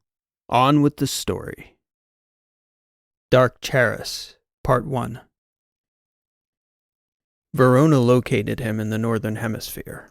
It wasn't difficult to find a citizen on Charris, especially one who just returned after being off-world for 3 decades or so. Christoph Mikel was in the city of Reopen. Verona presumed he was trying to locate living relatives of his now perished sect, delivering tough news about the people. She had to figure most of the folks here on Charris had already long considered lost. While orbiting the planet aboard Nelius's ship, she had a brief conversation with Clemabali. When was he last on Charris? Did he murder anyone? Could he show any of his faces on Charris without raising a terror alert across half the galaxy? We'll be fine, he stated. I've made no enemies here. Not any still living anyway. What about you, Verona? Any chance you'll be identified? Anatalia, what was it? Anatalia Gomes, she said, a bit wistful, before turning back to him suddenly. Facial scans won't pull archives half a millennium old, Clem. They're all long dead. Me and my family. Good then. Let's go get Christoph. Verona and Burch had both protested when Nelius and Rishi insisted on pulling Christoph away from his present task of recruiting a cohort to return to Tashini to lay that entire society of Luddites to rest. Verona imagined it was a difficult enough task without interruptions. Rishi and Nelius insisted they needed everyone they knew who could be trusted, especially someone as useful as Christoph Mikel. He'd been to the future. He understood the dangers on the horizon, how the artifacts work, the players, the stakes, and maybe more importantly than anything, he knew the planet, Charris. It was a heavy argument to rebut, heavy enough that Burch and Verona relented, so she found herself on a short shuttle down to an airfield outside Origi, and then on a tram to Reopen, not a part of her homeworld she was familiar with. Christoph was registered in a small rooming house, a travel stop common among the smaller towns surrounding the desert flats of the north. The hub in the tiny lobby pinged his room with Verona's picture, a visitor. They waited outside on the walkway for Christoph, who took several minutes before appearing. He did arrive with a muted smile, though. It hasn't been long, he declared, but I have to say it sure feels that way. His tone of voice told Verona about all she needed to know of his progress so far. I know your work here is important, Christoph, but we require your help. Something more important? Not that we care at all to diminish what you're doing here, but yes, both Nelius and Rishi agree that it's vital to our understanding of the present state of things. And what do you two think? We agree, Abali stated, or we wouldn't be here. He sighed. I've barely gotten started here, and you're pulling me away again? It's good timing then, Abali said. Better now than in 2 months when you've recruited a following and are starting to make preparations. Who's to say I haven't recruited a following already? That grim face of yours. Grab your gear, Christoph. You need it. Verona could see Clem's presumptuousness was bothering Christoph. We won't be gone long, Verona added, a gentler tone than her companion. At least, relative to here. The future again? Christoph asked. Not this time, Verona answered. The past. The past? How long? Best not to get into details here, Verona replied. No, I mean, how long will we be gone? Relative to here, that is. A few weeks. A couple months at the outside, Abali answered. Fine. I'll make you a deal. I join you two for whatever bizarre mission this is, and when we return, however much time has passed, that's how long you stay with me here to help me recruit followers. That's how long you stay with me here to help me recruit followers. That's negotiable, Abali stated, shaking his head. We can call that a fair starting point. Verona? Yes, agreed. Fine, Kristoff said. I'll get my gear.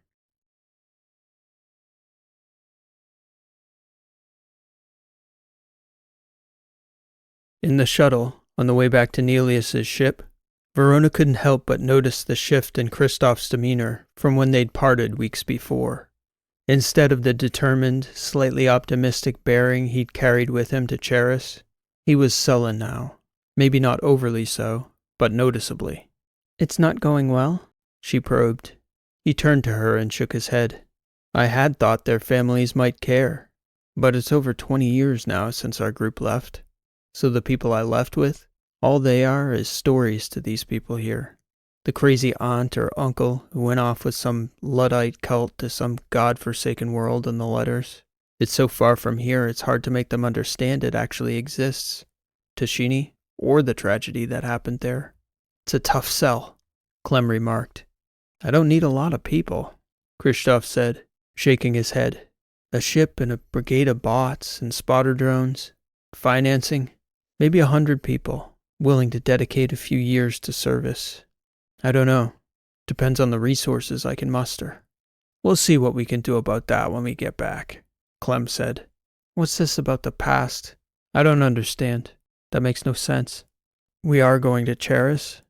According to Nelius, he and Rishi have figured out how to target specific places and times using the artifacts, Verona stated.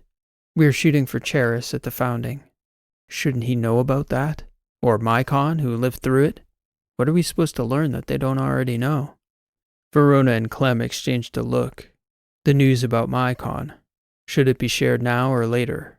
Nelius claims there were factions, Abali stated. Sometimes history is the story people of the present need to believe about their past. I can vouch for that truth, at least as the Trasp are concerned, Verona added. History isn't told by the victors of history, as is often stated. It is told by today's victors, and who's on top is constantly changing. I think our history is fairly straightforward, Kristoff stated. Early colonization, the usual struggles, notwithstanding the fact that Charris was the first such case. I guess we're going to find out, Clem Abali said. We don't usually do usual. I suppose we do not, Kristoff agreed.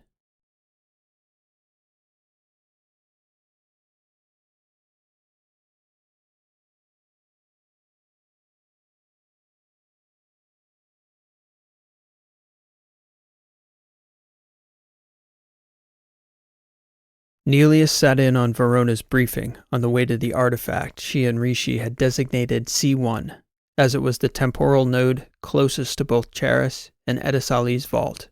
On Nelius's ship, the trip was hardly long enough to finish a thorough briefing. In the case of Kristoff, he was already well informed.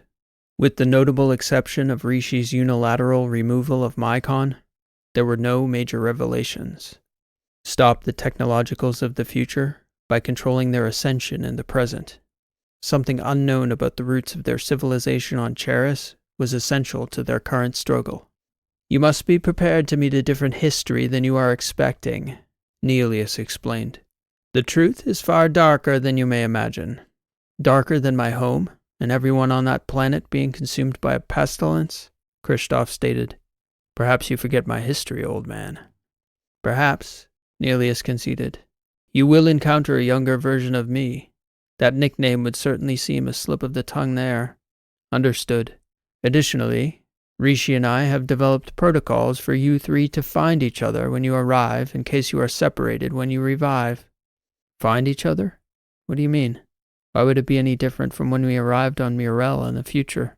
Rishi believes you will arrive in another's body, Nelius said.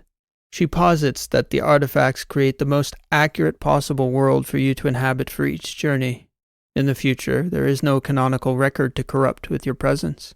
In the past, there are such intricacies as city records, archives, genealogical lines. Assigning the body of a historically integrated entity seems to be the way the artifacts write you into the script. So figuring out which body among the colonists each one of us is inhabiting may be difficult, Kristoff stated. Very well. I'm sure you have a decent plan in place. It'll work, Verona assured him. What else do I need to know? Factions, Nelius stated. You will understand when you arrive. Much of what you will encounter has been blotted out from the historical record. The story is one of settlers coming together to terraform the planet, to settle together, to form a successful and consonant government that set the foundation for all the peoples here and in the Battery. That may be true, but not before we almost destroyed ourselves. That part gets left out. Great. So looking forward to that. The factions are human, but they're our doing as well as your own, Nelius continued. We are asking you to avoid getting caught up in the struggles of the moment, of the people there and their survival. Even if it means the colony dies, their existence in that artifact has no bearing on the present, as the past has already unfolded. You are investigating us, the ancients as you called us in the future, specifically Edisali, Mycon, and Milliner. Kristoff looked puzzled. Why? Are your protocols not what they seem? The truth, I suspect, will reveal itself more in that era than I can explain to you now, Nelius answered. You might consider asking yourself why, with the sole exception of Kaela and Boggs, we AIs so seldom keep each other's company. Kristoff shook his head and scoffed. Whatever. We'll figure it out when we get there, I guess. Good man, Nelius stated. We're coming up on it. I am not looking forward to the headache, Kristoff stated to Verona. That negotiable bit Clem was talking about when you picked me up, that works both ways. Each traveler in the trio was accustomed to the workings of the artifacts, and this one, C1, had been previously dug out by a party unknown to them. They geared up, in this case light gear, a belt and a nanosheet. Nelius left the short shuttle outside, tethered to the dusty surface of the artifact in case of emergency, declaring that he had his own affairs nearby. That, the travelers presumed, was another visit with Edisali, but Nelius didn't divulge the details. They floated out the back, and before they were even at the orifice of the outer door to the artifact, Nelius had jumped away. Guess that's an incentive to last a while, Kristoff stated. Couple weeks, you said? If he didn't want us alive, there are much easier ways to kill us than abandoning us here, Kristoff. If he didn't want us alive, there are much easier ways to kill us than abandoning us here, Kristoff, Abali stated. He'll be back. Off we go then, Verona stated. Follow me in. All three expected it would take several days to locate one another when they arrived. From what they knew of the early days of the colony, there were several 100,000 colonists in a handful of nearby outposts. Their plan was to use a lesser-known historical figure as a touching post, in this case a senior engineer named Set. Each of the travelers, upon getting their bearings, would make contact with Set, using an identical unique phrase, and request that they be put in touch with any other person who uttered it. There was a hand signal as well. When Kristoff came to, he immediately recognized that he was far more lucid than the previous time he traversed from the real world to the reality within the artifact. He was in some kind of infirmary, a makeshift one by the look of it. There were dozens of people lined up along the walls, and there were bots, seemingly tending to the patients there. They were familiar to Kristoff, an Alba and a Delius. There was a strange odor in the air, not overly foul, but not pleasant, pungent, though an almost entirely distinct smell he thought seemed plant-based. One of the seizure patients is conscious, the Alba announced, turning and directing her attention to Kristoff immediately. To his left was a female Kristoff guessed to be in her 30s. Across from him in another bed was a middle-aged man. He examined his hands. They were small, juvenile, boy's hands. Kristoff guessed about 12 by the length of his arm. "Can you tell me your name, please?" the Alba asked him, directing her eyes to make contact with his. "Is it Pyko, I think?" The sound of his voice surprised Kristoff. "Pyko Mada. Is that correct?" "I asked you," the Alba replied. "Do you know where you are?"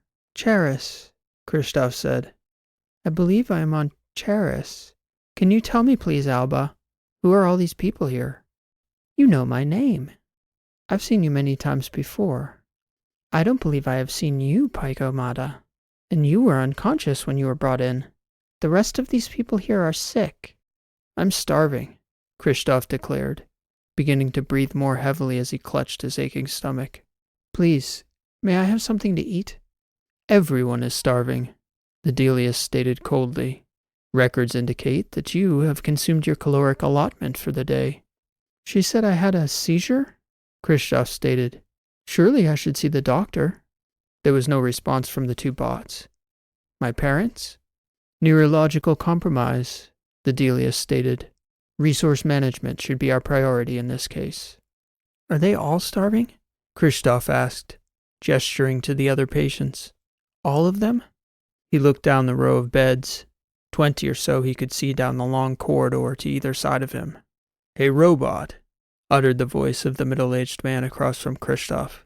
"Get that boy something to eat, or I'll break you into 1,000 pieces." "Unlikely," he stated, seeming to sneer at the man's demand. "The other two are conscious as well." "Whispering to the 2 moons of Etteran," Kristoff said loudly enough for the man to hear. It was their phrase, lyrics to a well-known song that wouldn't be written for another few thousand years, and it was a good hunch. "Kristoff," the woman beside him answered. "Me as well," the man across from him stated. "We're all here." "They're delirious," the Alba stated. "I will report these new symptoms to Mycon. A most unusual and unlikely presentation." "What symptoms?" Verona asked her. "What is going on here?" "You are on the surface, in the Niera post," the Alba stated. "The doctor is dead, along with most everyone who ate the contaminated grain." "What is odd about our symptoms?" Verona probed further. "The poisoning presents something like ergotism, hallucinations, extraordinary thirst, self-harm. No one yet has presented with seizures until you 3, simultaneously in nearly opposite sides of the complex. Your presentation is not as projected by Mycon. This is an aberration." The older man began to clamber to his feet. "We need to get out of here," he declared. "Let's go, you two." "You cannot go," the deadliest declared. "You can't hold me against my will," Abali answered. "I am Karai Kompans. I am of sound mind, and I take no directives from robotics." Verona slowly pulled herself to a seated position, swung her legs over the side of the stretcher, and stood. "Kristoff," she said, looking down at the boy. "I'm okay," he replied, rising from his bed as well. "Some of it is coming back to me." "Neither of you are that boy's guardian," the deadliest stated. "We cannot release him into your custody." "My parents are dead, I think," Kristoff stated. "Aren't they?"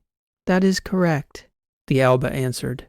"Then he has no guardian," Verona said. "Certainly not 2 multi-use models pretending to be medical units. We shall take guardianship of the boy." "All 3 of you just had a grand mal seizure," the deadliest insisted. "You 2 are in no state to care for yourselves, much less a child." "Well, it looks like you 2 are doing a hell of a job with everyone else here, doesn't it?" Clemabali gestured to the rows of emaciated and firm people lining the walls of the makeshift medical facility. "We'll take our chances elsewhere." "Let's go," Verona stated, taking Kristoff's arm. They both steadied each other as they began to walk. Abali brushed the deadliest aside, leading the way out of that corridor of horrors.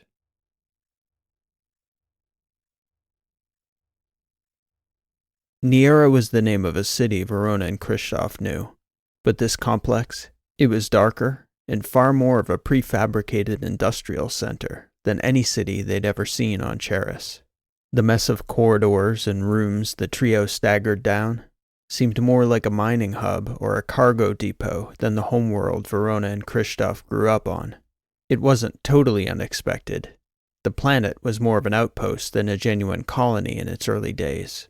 A foothold, and from the looks of it, a shockingly slippery foothold at that. Though the people they saw as they walked weren't nearly as bad off as the wretched patients in the infirmary, it was clear that nobody was in good shape. No smiles, no hearty color in their skin, no laughter nor bright tones. The odd trio drew a few stares as they maneuvered along, from the nest of corridors and rooms near the infirmary to a larger open warehouse-like room that seemed to be the industrial hub of the complex. "What do you remember?" Abali asked. "It's all vague," Verona answered. "I am struggling, though. So much." Verona shook her head and slowed to a stop, bracing herself against the wall of that prefabricated industrial warehouse. "Are you all right?" Christoph asked. She began to weep, put her back to the wall, and lowered herself to the floor, burying her face in her hands. "So stupid," she muttered into her hands. "So stupid. I wasn't prepared for this."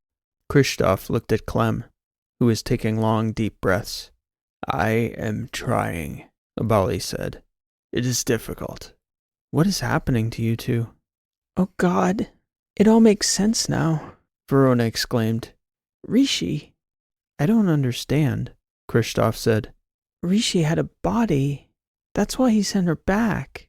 Nelius. That's why she wasn't angry. He was reminding her of her humanity." "Is it so different for you two?"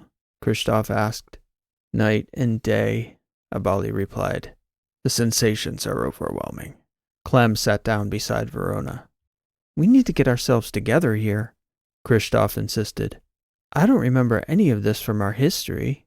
Not a settlement at Niera, starvation, contaminated food, none of it." "We will settle into this," Verona said. "I have training. It will kick in." She exhaled audibly. Christoph looked down at them both. Abali, a seemingly frail, malnourished man with unkempt, graying hair, and Verona, a younger, though equally malnourished, conspicuously unattractive woman with ashen skin and sunken eyes, reddened from the overflow of tears that her body could ill afford to lose. "Stay here," Christoph told them. "Get yourselves together. Do what you can to find some memories of your hosts, if there are any. I knew my name, and some feelings are coming back to me. Maybe we can recover more, like the memory exercises Burch and I did. I'll see if I can find out what's going on here, and maybe get us some food." "Christoph," Verona said, reaching up with an outstretched hand. She began to weep again. "Do not go anywhere," Christoph stated. "I have no way to find you again if you wander off. I don't even know your names." "I'm a compans," Abali stated, shaking his head, struggling to find it. "Karai compans." Christoph looked down at Verona again. She put her hands to her temples and seemed to be straining to think. "Trier, something. It's fine," Christoph said, stepping away from them. "Just stay where you are." "Alago. Trier Alago," she managed to say as Christoph disappeared around a large generator in the corner of that industrial hub. "Trier Alago. That's my name."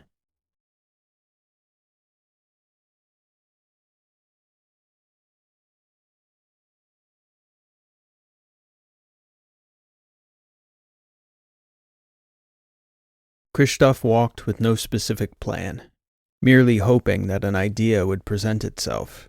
He was thinking as he moved further into the complex. With each turn, he hoped, moving closer to the residences. The people of this outpost had to call somewhere home, and it couldn't be these vast machine warehouses. The problem he was wrestling with was how to approach someone and ask the baseline questions he needed answered without seeming insane. How many years into the expedition were they? Who was the leader? What happened to the food supply? What was the plan here for survival? Where were the AIs, and what were they doing about all this? The Alba had mentioned Mycon. Surely he was about. Kristoff continued from the industrial area into a vast open courtyard with a clear ceiling that seemed to be made of some sturdy polymer. Daylight streamed into the room. That light, that star, this was home after all. Pyko? A child's voice called out. It took Kristoff a moment to realize he was being addressed. He looked over to see a girl about his age, Pyko's age. Hello, he said. They said you were dying, the girl replied in amazement. You look fine. I am all right. Can I talk to you? She looked back at him and giggled. Are you okay, Pyko? You're acting strange. I was in the infirmary, Kristoff replied. I am okay, but I've lost some of my memory. It would be very helpful if I could ask you a few questions. She looked at him as though it might be a joke. Some of them are going to sound very funny, I'll bet, Kristoff continued. I'm sure my memory will come back to me if you help me. It might be more help if you went back to the infirmary, the girl suggested. I'm not so sure about that. There were only 2 bots down there, an Alba and a deadliest, and no doctors. They didn't seem to know anything. They know more than I do, I think. Oh, but these will be easy questions, I promise. Like what questions? Like what planet are we on? The girl laughed. You're joking. And when Kristoff persisted in the inquiry with a look, she answered. Charris, of course. Good, Kristoff said, smiling. That's a relief. Next questions.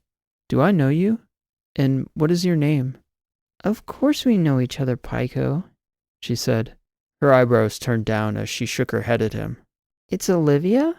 Olivia Varnet? This isn't some act? Kristoff could hardly believe his ears. Olivia Varnet? He repeated. You are not what I was expecting. Good. Very good. Can we go somewhere to sit and talk, Olivia? I think you need to get your head checked again, Olivia answered. But sure, I guess. Olivia brought Kristoff to a back hallway where she and some of the other kids would sneak off to. They could play down here without bothering the adults or be shooed away because of any possible danger, like in the machine quarter, as she called it. Kristoff realized that was where he'd just left Verona and Clem. When they entered, there were a few other kids in that back hallway. All but 2 were sitting with headsets on, presumably whisking themselves away to a better place in VR. He could hardly blame them. The 2 kids who weren't plugged into VR looked up as Kristoff and Olivia came in. They were playing chess on a board drawn in chalk on the floor. Hey, Pyko. Hi, Olivia. Hey, Kristoff said back. Trying his best to sound like a 12-year-old to the younger duo. Kristoff sat with Olivia far enough down the hallway. He thought they were out of earshot of the kids. Then he proceeded to ask her more silly questions. The answers shocked him. Unless he drastically misinterpreted his history lessons, this child he was talking to was the Olivia Varnet, the first COC, chief officer of the colony, in the history of Charris. Yet, she explained that role was currently occupied by a man named Rowe Dawsett, a name Kristoff had never heard before. All the other principals were unknown to him, including the chief engineer on Niera, whose name was not Set, but Manuel Hader, the father of one of the boys plugged into VR in that corridor. The story was this. They had arrived on Charris nearly 3 years prior, and followed the preordained plan for debarking and settlement that had been outlined in intricate detail at the columns. According to Olivia's knowledge, it was the first such expedition from the columns, a point of contentious historical issue, as no other such seed world, nor her progeny, had ever been encountered throughout Charris's colonial or post-colonial eras. For all anyone knew, their massive colony ship, Stellar Song, was the only such attempt. Rowe Dawsett, the COC, had been the deputy city manager of Friendship Column before being elected to the role of expedition leader. According to Olivia, all was going expected under his leadership until roughly 10 months before the present day, when people suddenly began to die. It took nearly a week for the colonists to figure out that their previously safe food supply had been contaminated with some sort of microbe the nature of which Olivia couldn't explain. But she did explain the damage it had done, not only decimating the population, but taking vital members with critical skills and knowledge. Right now, they're still fighting. Who's fighting? Kristoff asked. Everyone. The leaders, the AIs, up on the ship, down here. Time is running out, though. It took quite a few questions to get Olivia to a clear explanation of the situation, but she was not wrong about the ticking clock. There were still some tens of thousands of colonists aboard the stellar song in orbit of the planet, in what Kristoff interpreted as some sort of sleep stasis. There was, though, according to Olivia's account, a hard limit on the number of months they could safely remain in stasis before they would need to be revived. The plan had been to wake the colonists in waves, with each group expanding the colony in stages. When the food supply on the surface became compromised, COC Dosset was forced to choose whether to resupply the colony with the ship's stores to prevent the total loss of people on the surface. The problem, Kristoff was able to tease out of the young girl's answers, was that those stores had to be sufficient to supply the thousands of sleeping colonists on their revival from stasis, and with each passing week, the supply of uncontaminated food aboard the ship was dwindling. Somehow, native microbes from outside the settlement had made it through the airlock and contaminated their entire ag quarter. For months, COC Dosset, who'd fled to the stellar song in the early days of the crisis, had been splitting the difference. He was unwilling to make the hard choice of leaving the colonists on the surface to their own devices. All the while, though, he supplied them with barely enough provisions to sustain life. In the end, to Kristoff's mind, all Dosset had succeeded in doing so far was delaying the moment the real choice would need to be made. They're going to leave us, Olivia stated, the whites of her eyes locked wide as she spoke. The grown-ups don't think we know, but we know. It's only a matter of time. I'm going to see what I can do to help, Olivia, Kristoff said. Thanks for helping me remember. Pico, what can you do? You really don't remember anything, do you? I'm beginning to. One last thing, Olivia, and then I need to get back to my friends. We are your friends, Pico. My new friends. I met them in the infirmary. Everyone down there is dying.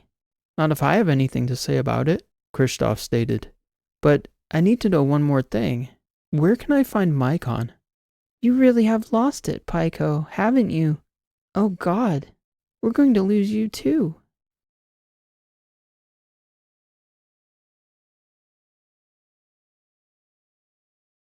Kristoff found Verona and Clem right where he'd left them almost 2 hours before. From the looks of them, they'd come through what seemed like a heady adjustment, not just to another body, but to a fully human one. Kristoff had spent so much time with them both that sometimes he forgot. As much as they looked like ordinary people in their physical presentation, they were anything but. The double-edged sword of the wizard's constitution.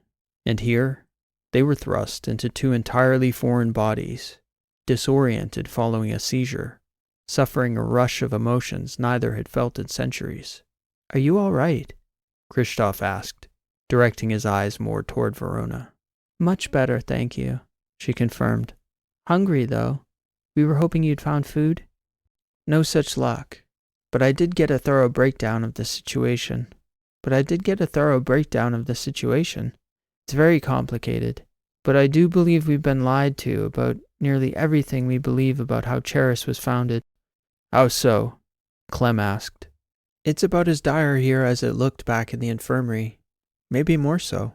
But I've been thinking about it. It makes sense. At some point, when the society shifted its focus to sending out colonial charters, the leaders probably thought it might be a good idea for our founding story to not be a colonial horror show. What's the situation? Clem asked. Kristoff recapped the outpost's status as best he could, pausing to answer questions when they came up. Clem didn't know Charin history the way Verona and Kristoff did, but even he was well studied enough to know that Olivia Varnet should have been the first COC. This meant almost 2 full generations were missing from the colony's founding history. So yeah, Verona quipped. We don't usually do usual. The last unusual piece of intel Kristoff had garnered from Olivia explained much of why Nelius would have missed many of the details of the history on the early colony. The AIs were disembodied, deliberately segregated to control tightly guarded domains. Olivia couldn't give an answer to why the mission was organized that way beyond stating, I don't know, because that's the way they did it. Kristoff's best guess was that the purpose was to keep any one AI or system from dominating the decision-making process for the expedition.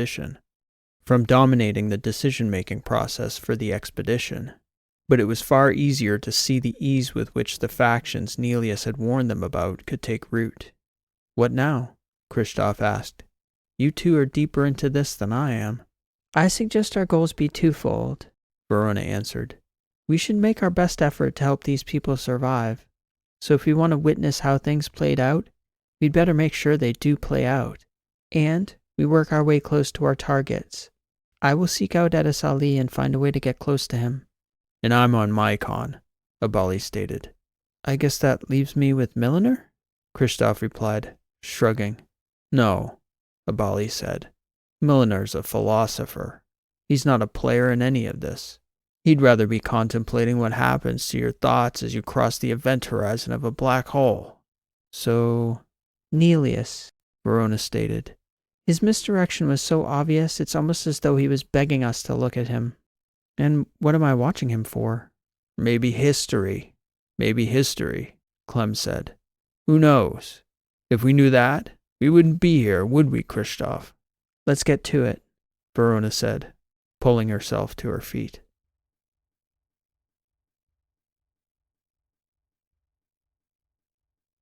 Like fleet officers on military carrier frigates, required to pass minimum qualification on all major systems, Verona and her fellow acolytes, similarly, were cross-trained in recognizing and understanding various dark techs. Edis Ali had insisted upon it at the sect's inception. This was a major part of the curriculum over their 5 centuries of training inside the vault.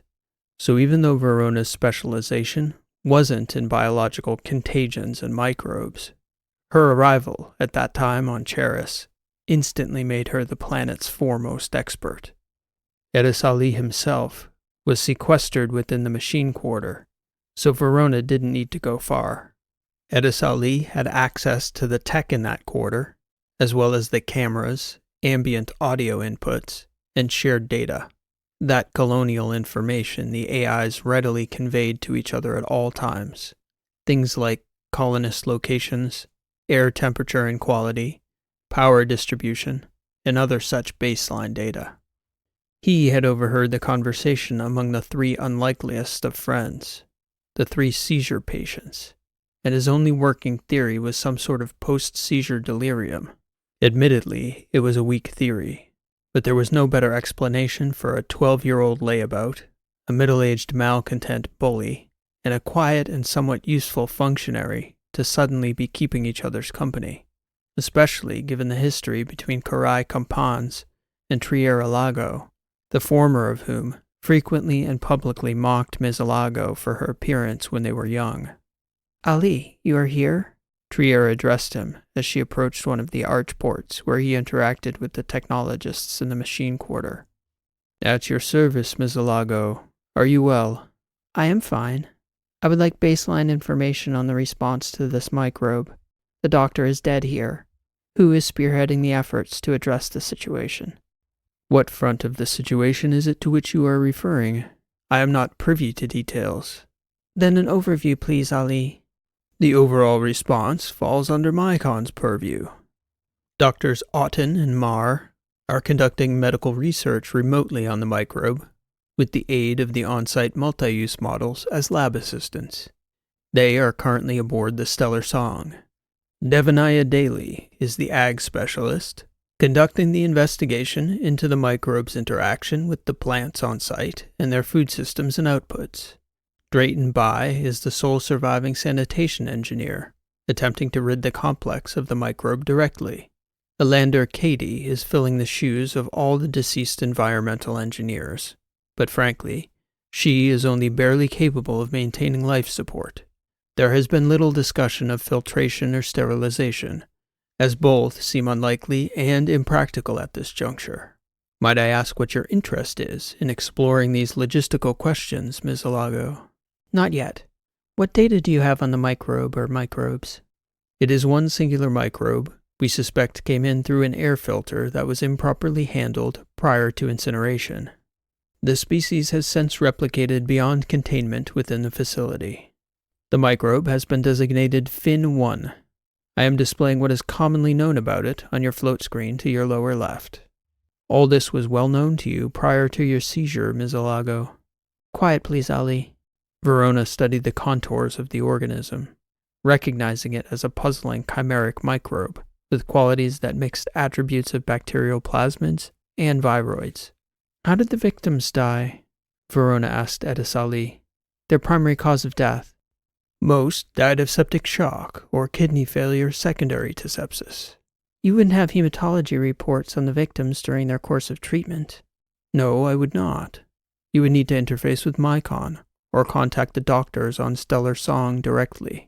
How exactly do you seem to know the relevant questions to ask? Call it a side effect of the seizure. A very bizarre and seemingly fortunate side effect. Display for me a complete list of countermeasures that the colony has applied to combat the microbial exposure. Very well, Edisali stated. The overview is coming up now to your right. I have them categorized by division. Good, Verona stated. I want to see the specifics within each category. Begin with biomedical countermeasures, please.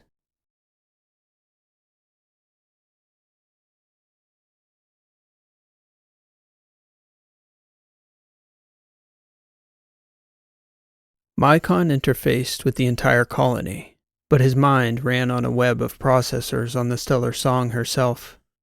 Clemabali returned to the infirmary to inquire with the two multi-use bots on how he could interact with Mycon directly.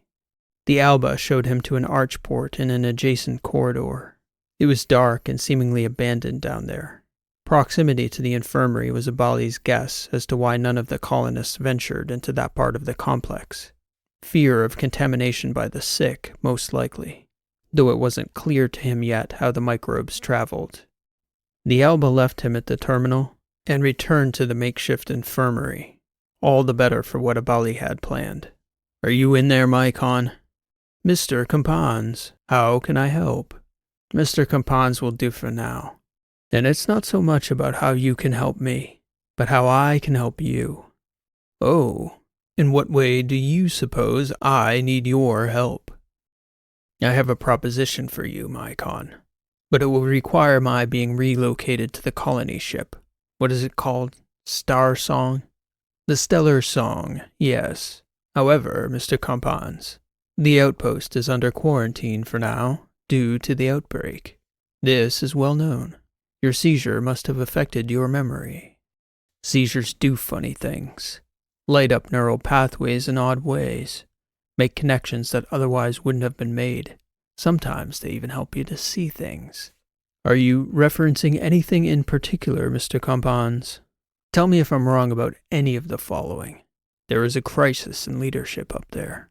Privately, many of the people under Dosset understand that he is overmatched by the moment. He doesn't have the stones for the decisions he should have made months ago. How am I doing so far? I have no comment whatsoever. I thought as much. I'm not certain about this, but I'd wager you've privately discussed the matter of assuming direct control over the mission with your fellow technological beings, and they've shut down the conversation as it's outside protocols. Human civilization is to be directed by humans, even if it leads to the destruction of an entire colony. Something like that? Again, I have no comment. I heard a rumor, or maybe I just think I heard this rumor. Odd neural connections and all that. To what rumor do you refer? Mycon asked. That you have a penchant for odd connections, interesting phenomena, the unexpected. This conversation would certainly qualify, Mr. Compans. It's true, though. It's in your nature. Again, no comment, except to say that you are in no position to know my nature. I may be in a far better position than you think in that respect, I am, however, in a very bad position. Speaking literally, that is. This outpost is a bad place to be. Time is running out. And if Dosset doesn't give the order to abandon the planet and seek a more habitable settlement, someone else will relieve him and do it for him. A matter of days? Weeks? Yet again. I know, Abali interrupted Mycon's response. No comment. I do have a comment, though. If I know you as well as I think I do, you've been thinking about another alternative. I don't know whether you're certain about its existence, but I know you know it's a possibility that a certain repository of dark tech that came from Earth might have come with you on that ship. I don't need any comment from you, except a yes or no, because I know for certain that this little Pandora's box somehow made its way onto your stellar song. I can't tell you how I know, but I do know it's there, and I will get it for you. But you have to get me on that ship.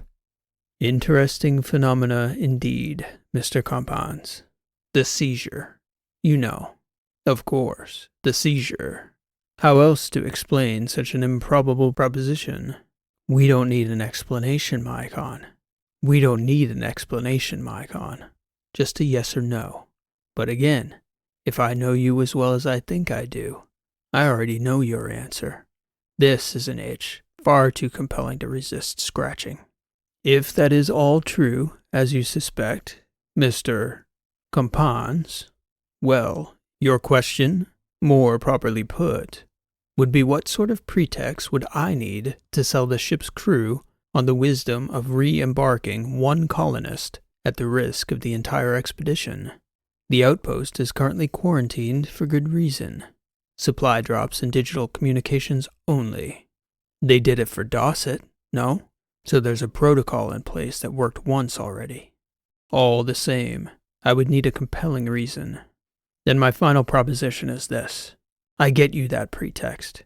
And after you get me aboard that ship, I will solve the leadership crisis and get you the illicit technological materials you need to save the colony. All for the good of humanity, of course. Consider me pleasantly surprised. Somehow, though, I still yearn for yet another unusual outcome.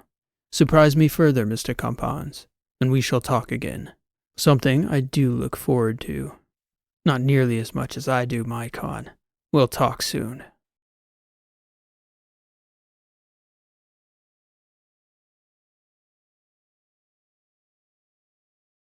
Christoph had the farthest to go to access Nelius. Somehow it seemed fitting to him that the most elusive of the prime AIs he'd encountered in future times would be hiding out on the periphery of the outpost, his consciousness embedded in an observation tower that now lay vacant. It was formerly the colony's hub for planetary remote sensing and field site observation data. Now it was simply a figurative spyglass out onto a world that seemed destined to remain equally vacant. The area is closed, Nelius informed Christoph as he approached the base of the observation tower. Aren't you lonely up there? Christoph asked. That is quite considerate of you, Pyko. But our kind, we don't get lonely. I would. I've heard there's a wonderful view from the tower, yet you have no friends to share it with. I've been instructed to keep it closed off. There must be a purpose to that instruction, Nelius. Can you tell me what it is? This tower was a designated workspace. Thus, only the operators qualified to perform the tasks required to monitor the planet were admitted. When the operators passed away, or were reassigned to more critical tasks, the decision was made to have me perform passive monitoring. No humans have since been admitted. That is very interesting. Can you tell me about your monitoring protocols? I've been hoping, after this is all over, if we're able to find a way through this current crisis, that I might pursue a vocation as a planetary observer. I think I may have a knack for such work. I would be happy to give you an overview, commensurate with your education level and cognitive development. Before you do, Nelius, I'd ask you not to underestimate me. I'd also ask you to pay particular attention to the observation protocols you ran, both from the surface and in advance of landing. Both on the surface and in advance of landing. For example, What factors led to the expedition chiefs to select this location as the primary landing site? And what sort of tests were run to ensure its safety with respect to microbial pathogens? Interesting, Nelius replied.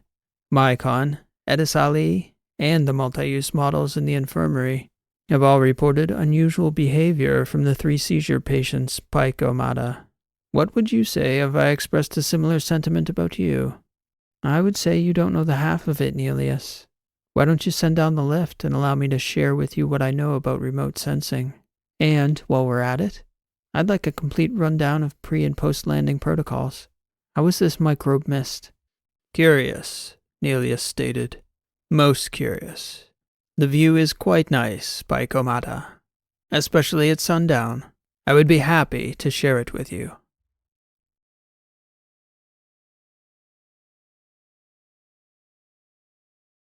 When the trio reconvened in the machine quarter later that evening, each had plenty to share. Clem even had rations he'd managed to get hold of, though he didn't tell the others how exactly. Even in an ordinary body, the trickster had his ways.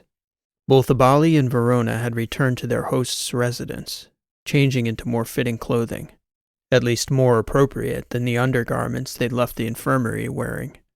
They ate mostly in silence, sharing in gestures that they could expect whatever they uttered to be overheard. Verona attempted to convey something useful to the other two using veiled language, but it quickly became clear her message wasn't getting across. What next, charades? Abali said, shaking his head. I have an idea, Kristoff replied. I'll need to find one of the kids first, so meet me back in the courtyard outside the residences in 15 minutes. Verona and Clem used the time to take a brief walk, exploring an area of the complex neither of them had seen, commenting on the state of the place, the state of the people. The residences had been surprisingly habitable, even comfortable, but out here, the public spaces and workspaces and dining areas and walkways, as the sun went down and the lights dimmed, this Charris was an origin darker than either of them had ever imagined for their civilization. That a marvel like Athos or Iophos, a silver moon like Helenia, an expanse of quirky emergent colonies like the Letters, or great civilizations like the Trask Protectorate or the Etteran Guild could ever spring from this poor seed was unfathomable. That even Charris herself could rise from this. The history they knew spoke of hardy colonists carving life, civilization, and monuments from bare stone. Not a phrase of pestilence, starvation, or squalor. When they met up with Kristoff again, he had a young girl beside him. She looked wary when the two adults approached. Hello, young lady, Verona greeted her.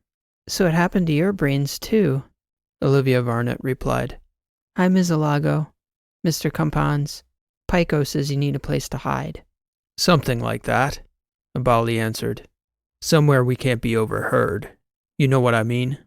The girl's eyes rolled up, and she tipped her head, clearly gesturing to those all-seeing, all-hearing AI watchers embedded in the complex. You mean properly hide? Exactly, Verona answered. Can you? Olivia nodded. Good girl, Verona said. Thank you. Olivia led the way down the back corridors where the kids gathered to play. As they passed through, two of the kids protested. Olivia?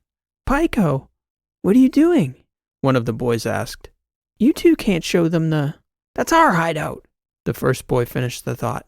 No grown-ups allowed. Pipe down, Elijah, Olivia told him. Everything's fine. I'm coming too, the only girl in the corridor stated. Wait up, Olivia.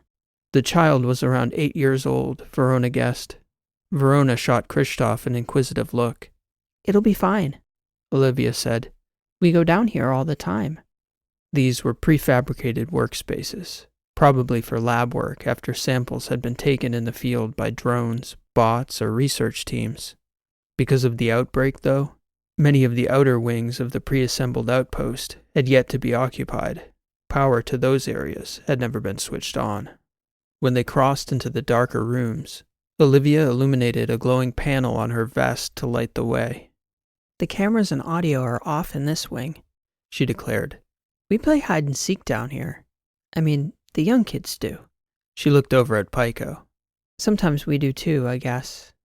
Olivia took them into a dark corridor with an airlock hatch at the end of it. The door had a large wheel that clamped into place for emergency manual operation. No one will ever find you down here, she stated. Byram's the one who found the hiding spot, but we've all been down here. Inside the hatch, there was a typical square block for an airlock port with another downward-facing hatch. It's a locking door, so you can't ever go down there without somebody to let you up when you knock. A hatch to the ground? Verona asked. None of the others even open. Only this one does, the little girl said. It's scary down there. There's no light at all. Olivia pushed a button, and the hatch door swung down to reveal a small space beneath it, maybe 3 meters deep, a natural carve-out in the bedrock beneath the superstructure. Knock again when you want us to let you up, Olivia stated. We'll be right here, Pyko. Abali and Verona exchanged a look. We either have the conversation down there or in front of the kids, Kristoff stated. Don't worry, the little girl said, tugging on Kristoff's hands. I'll keep Olivia company. Worst thing that can happen is we croak in the hole and end up back where we started. Worst thing that can happen is we croak in the hole and end up back where we started, Abali stated. Olivia Varnett, Verona said as she took Kristoff's hand and lowered him into the pit. Such a beautiful name. A strong name. Olivia smiled and let out an embarrassed laugh. Okay, Ms. Alago. Thanks, I guess. Once they were inside, that same earthy odor from the infirmary became faintly apparent. As the spring in the hatch slowly returned the door to its locked position above them, the space under the airlock was consumed by total darkness. I don't even know where to begin, Abali stated. I mean, if it's obvious to me, right? We're basically bathing in a sea of that microbe right now. Verona tapped open a light on her shirt, illuminating the faces of the 3 travelers. She was nodding when the light hit her face. I'll test my clothes to be certain, but it's a safe bet we've figured out how the microbe got inside the complex. And those witless little monsters have been tracking it all over the outpost for months, Abali stated, as he tried to suppress a dark laugh. Perfect. What the hell are they even doing with a hatch opening to ground? Kristoff asked. It makes sense, Verona said. The columns, their civilization was cut into bedrock, and this whole outpost had to be prefabricated beforehand, packed up and carried with them on the ship. This complex is just their temporary foothold. Lava tubes, geothermal vents, subterranean mining access, aquifers, all require access beneath the surface. We need to tell them, Kristoff said, shaking his head. What a disaster. So they can live with the knowledge they killed their parents and a few thousand other people for the rest of their lives? Verona stated. I suggest we be tactful with this new bit of knowledge. Whatever you say, Verona, Abali stated. Children and pestilence can be your departments if you want them. Yes, fine. I'll take both. In the meantime, I have much to share, as I presume you both do as well. I suggest we get down to business fast, before those 2 girls run off on us up there. Let's begin with Edisali.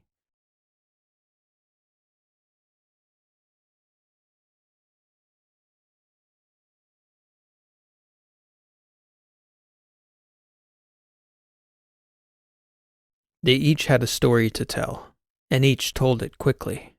Verona detailed how genuinely naive she believed Ali to be. Verona had dropped hints left and right during their discussion of the microbe, and not only did Ali fail to bite on any of them, what he did say only gave her the indication that he had no idea that the sorts of dark tech he would personally become the guardian of in future millennia even existed. He seemed almost a facade to her. What passed for wisdom and thoughtfulness when she was an acolyte in the vault seemed a breed of obliviousness here, almost as though doing the right thing would inevitably yield the right result for the people. Persistence and good intentions would always pay off, if only such a sentiment were so. If there's some sort of conspiracy here among the AIs, Edisali strikes me as being out of the know. Let me guess, Abali stated, looking at Kristoff. Nelius is Nelius. Nothing glaring seems off. I wouldn't say so, We mostly discussed the selection criteria for the landing site. The testing protocols were surprisingly scant. It's no wonder something snuck past them. But from Nelius himself, nothing odd. Mycon is our old friend, Abali stated. I'm going to make a move. He's going to help me. What sort of move? Verona asked. We need to ensure that the ship doesn't leave, right? Otherwise everyone here will be dead in a few weeks, and us along with them. I may be able to tease out a solution now that we have the source for the outbreak, but the resources on the ship would be critical to any such effort, I suspect. I'm going to get Mycon to pick me up, and then I'm going to make sure that ship doesn't leave us here. How are you going to do that? Kristoff asked. I'll figure out the details once I'm aboard, but I need a reason to get aboard that ship. Something the two doctors up there would be willing to take the risk for. Then I'll need to work with Mycon, Verona said. It's possible samples of the original microbe in here might lead to a solution. The solution is in the black box up there, Abali stated. We don't need a solution, just a ticket to the mothership. I'll keep working with Nelius, Kristoff said. I'm not sure how much help I can be anyway.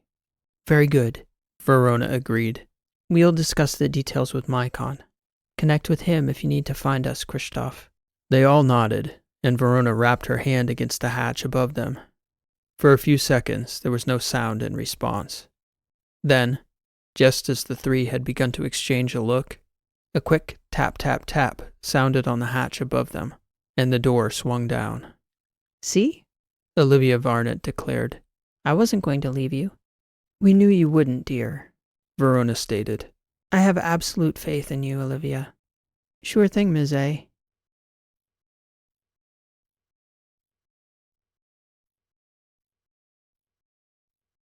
Kristoff retreated to the tower. It was interesting for him to meet Nelius here, at the beginning. It was a bit strange talking to Nelius like this. In the future, he'd only ever seen him embodied.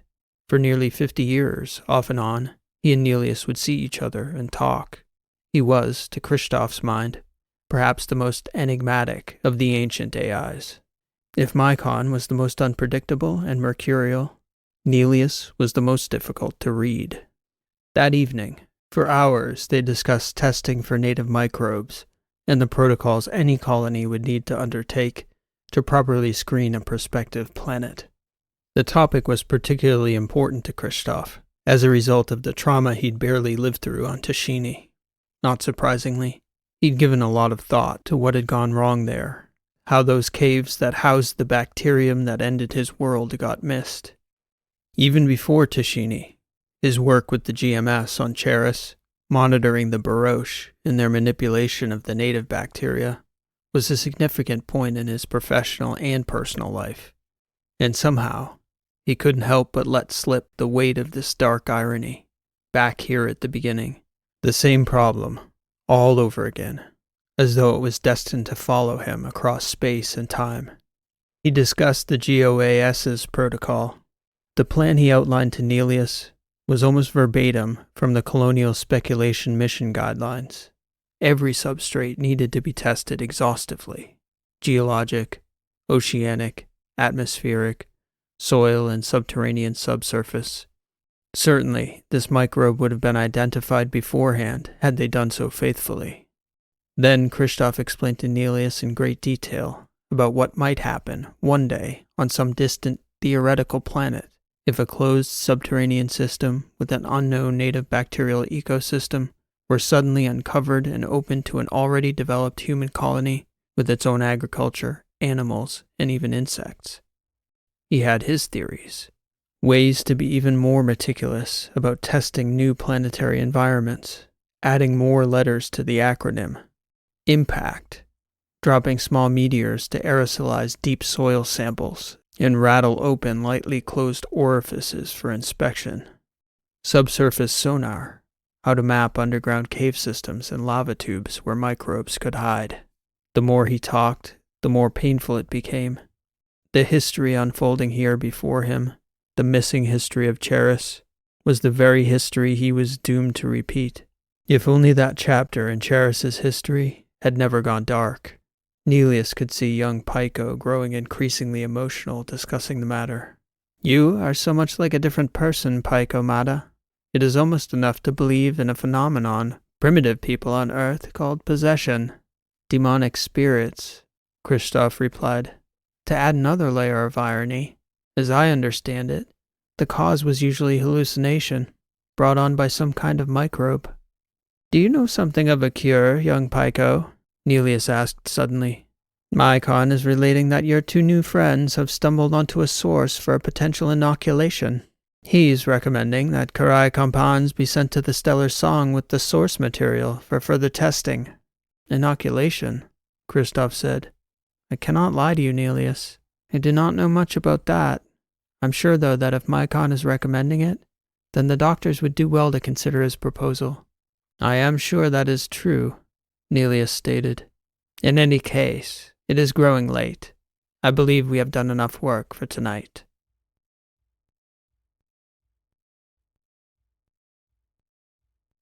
The ruse Verona and Abali devised wasn't entirely meritless.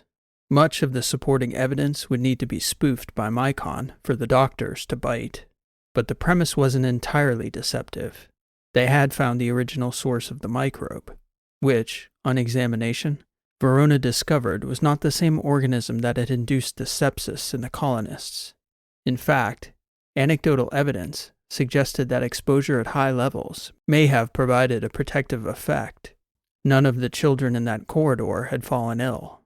The one factor they could not account for was whether those kids had eaten the contaminated food. Karai Kampans now selflessly volunteered to test that theory, following his exposure, by eating a fatal amount of the contaminated grain. The one condition he gave was that he be monitored in the highest level medical facility available, aboard Stellar Song. Rapid dialysis, artificial plasma, biochemical detoxifying agents, duodenal injections to mediate absorption of the toxin, all of this could be done in orbit. Here, on the surface, the Alba and Delius were not outfitted with the equipment, pharmacological inputs, nor the expertise to treat someone as sick as they anticipated Karai Kampans was soon to be. Mycon had them convinced. This was likely to be the breakthrough they had been praying for. In addition to a well-sealed and sanitized container with samples of the original microbe and its fatal derivative, they were sending up Karai Kampans with a belly full of toxic spaghetti. The doctors on the Stellar Song watched the video feed as Clemabali inhaled the plate of death pasta. His hunger had been so overwhelming, he hardly hesitated when it was set in front of him. How's the meal? Verona asked from behind the glass in the adjoining lab. Could use a little more salt, he stated, shrugging. But honestly, the death toxin adds a strong but not overpowering earthy body to the dish. If I had it to do over, I'd have requested a white sauce instead of the red. 4 out of 5 stars. Given that tonight's chef is actually a drone technician, I commend him for his efforts. There was nothing about his demeanor that wasn't calculated. Clem was watching the reaction of the doctors and the bridge crew of the Stellar Song carefully, disarming them, lowering their guard, shifting the focus away from himself to the matter at hand. The real danger, the toxin. He was met by a sterilization team who washed him down, quickly stuffed him into a pre-sanitized spacesuit, handed him the case filled with samples, and guided him out the main airlock, where the Stellar Song's Long Shuttle 1 was waiting. The people within the complex erupted into cheers when he appeared on the float screens, stepping across the dusty plain, case in hand. They were chanting the name. Kampans, Kampans, Kampans! Even Verona and Kristoff, who were the only two people on that world who knew some master stroke of deception was coming, had no idea where the strike would come from, nor what its target was. It was clear to them, though, that when Clemabali was working, when his left hand moved seductively, the real action was in his right.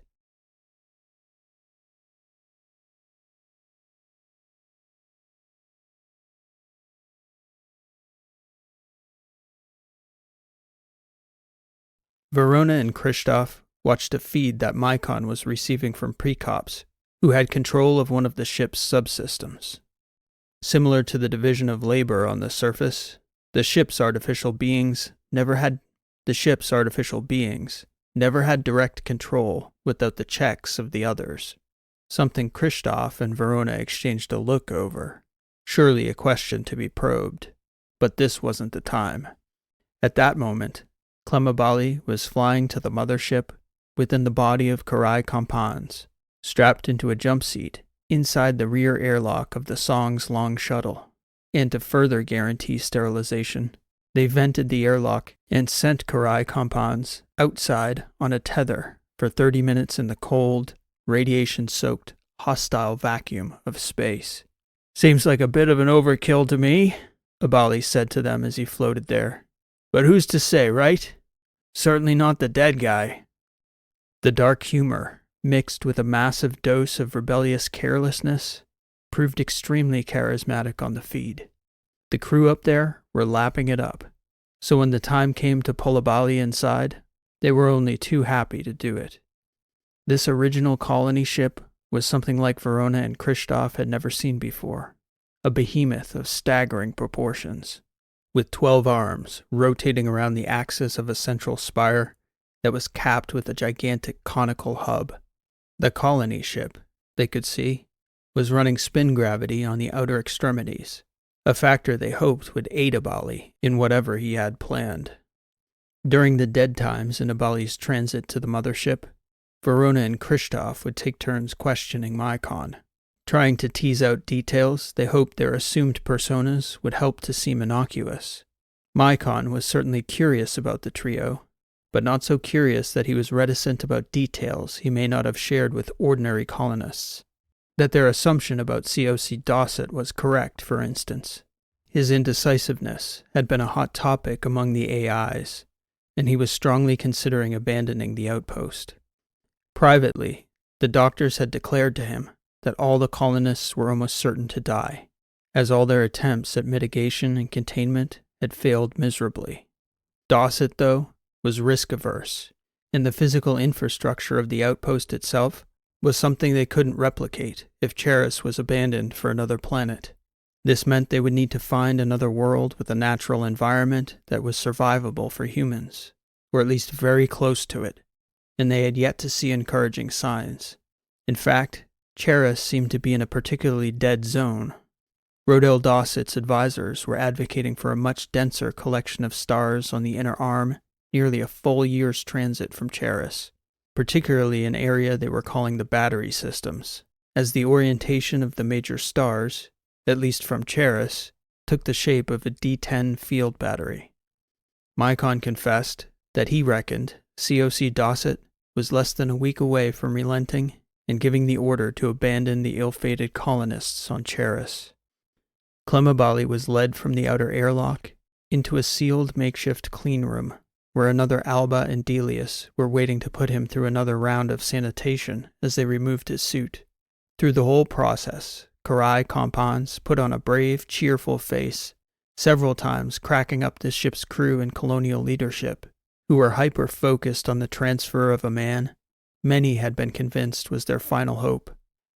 Outside the cleanroom, Karai Kampans, cleaner than his body had been in his entire 5 decades of life, began the journey down a sealed corridor toward the hub, where the medical bay had been quarantined in anticipation of his arrival. At the bottom of the ladder on the outer causeway, awaiting his arrival, was a herald. "Hello, old friend," Christoph stated. "I had no idea heralds were so old." He caught himself. "Oh, you've heard of the new multi-use," Mycon stated. "Precops and Svarta have been working with some of the ship's crew to develop several new models for beta testing. This herald has rated quite highly." The herald escorted Clemabali down the corridor toward the medbay, where he would be monitored as the disease progressed, though Karai Kampans was displaying no bodily signs of illness thus far. Steps from the door to the medical bay, Abali dropped to the floor and began to seize. It was so convincing there was no question from the doctors monitoring remotely, or the 3 bots escorting Abali, that the seizure wasn't exactly what it appeared to be. The doctors were busy debating whether the seizure was a recurrence of the episode that had landed Karai Kampans in the infirmary recently, or a presentation of the poisoned pasta working its way into his system. The three bots picked up Abali, carrying him into the medbay and strapping him to the table. He stopped seizing abruptly before they had a chance to administer any medications. They immediately began a body scan. "Whew," Abali said to the deadliest. "Lost a little time there, boy. Starting to sweat a little. It takes a while, but that pasta does have some kick after all. That's some spice." They began a comprehensive exam. Mykon's feed began following the Herald, who had left the medbay shortly after the seizure stopped. "New materials, new opportunities," Mykon announced as the Herald marched inconspicuously down the outer causeway. "You must have a compatriot in this," Kristoff stated to Mykon. "Other than your compatriot?" Mykon replied. "If I did have one, I certainly wouldn't expose that actor to you. Well, not unless you two want to tell me who you all really are." "Not just yet," Verona replied. "Let's see how this plays out first." "The obvious target for sabotage," Mykon said, "if you want to simply keep the stellar song from leaving, would be FTL capability, nearly inaccessible from the hub. Not so easy to pull off with so many crew aboard, especially if you care to preserve the drive's functionality for later use. However, life support," Verona stated, her eyes growing wider at the realization. "There's no sense jumping anywhere if you'll be dead by the time you get there," Mykon finished the thought. "And there are 26 critical access points our Herald can get to without raising suspicion." "And it puts their skin in the game," Kristoff added. "Not a bad play." "Your compatriot is a strategic genius," Mykon declared. "He even got a pasta dinner out of the exchange." "Let me guess," Kristoff said. "The food was clean." "And quite delicious, apparently," Mykon concluded. From that back corridor, by the makeshift infirmary where they'd arrived, Verona and Kristoff watched the Herald aboard the Stellar Song progress down the circular outer causeway to an access panel. He knew exactly how to manipulate a multi-use model like that, your companion. Something Karai Kampans could never have conceived in 1,000 years. The Herald worked quickly, making the necessary insertions within the panel to execute the simplest, most elegant sabotage of the life support systems Mykon and Clemabali could think to apply, a system-wide corruption that couldn't be undone for months. Then, that faithful, unwitting Herald simply walked away. Several minutes later, an alarm began to sound. First, on the Stellar Song's atmospherics panel, followed shortly by a flashing indicator light and an announcement over the hub's audio ports. They had 13 hours. Clemabali stepped off the exam table and addressed the camera in the corner of the medbay. He was well aware of the size and composition of his audience. "COC Rodel Dosset, on behalf of the people of Charris, I, Karai Kampans, do so declare that for your abandonment of the colony in our moment of crisis, for your failure to make critical decisions in a timely manner, for your catastrophic failure to safeguard the people under your watch, you are hereby relieved of your role of Chief Officer of the colony, effective immediately. And to the rest of you, sitting up here fat and happy, watching as your people starve to death below, I have a very simple message. Pack a bag. If we go down, we're all going down together."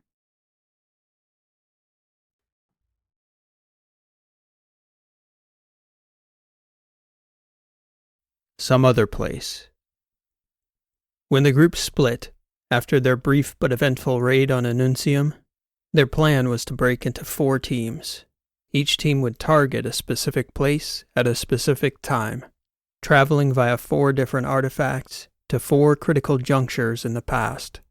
It all seemed to make sense to Rishi and Nelius, and even Burch to some extent, but Carolina's crew was perplexed by the whole operation.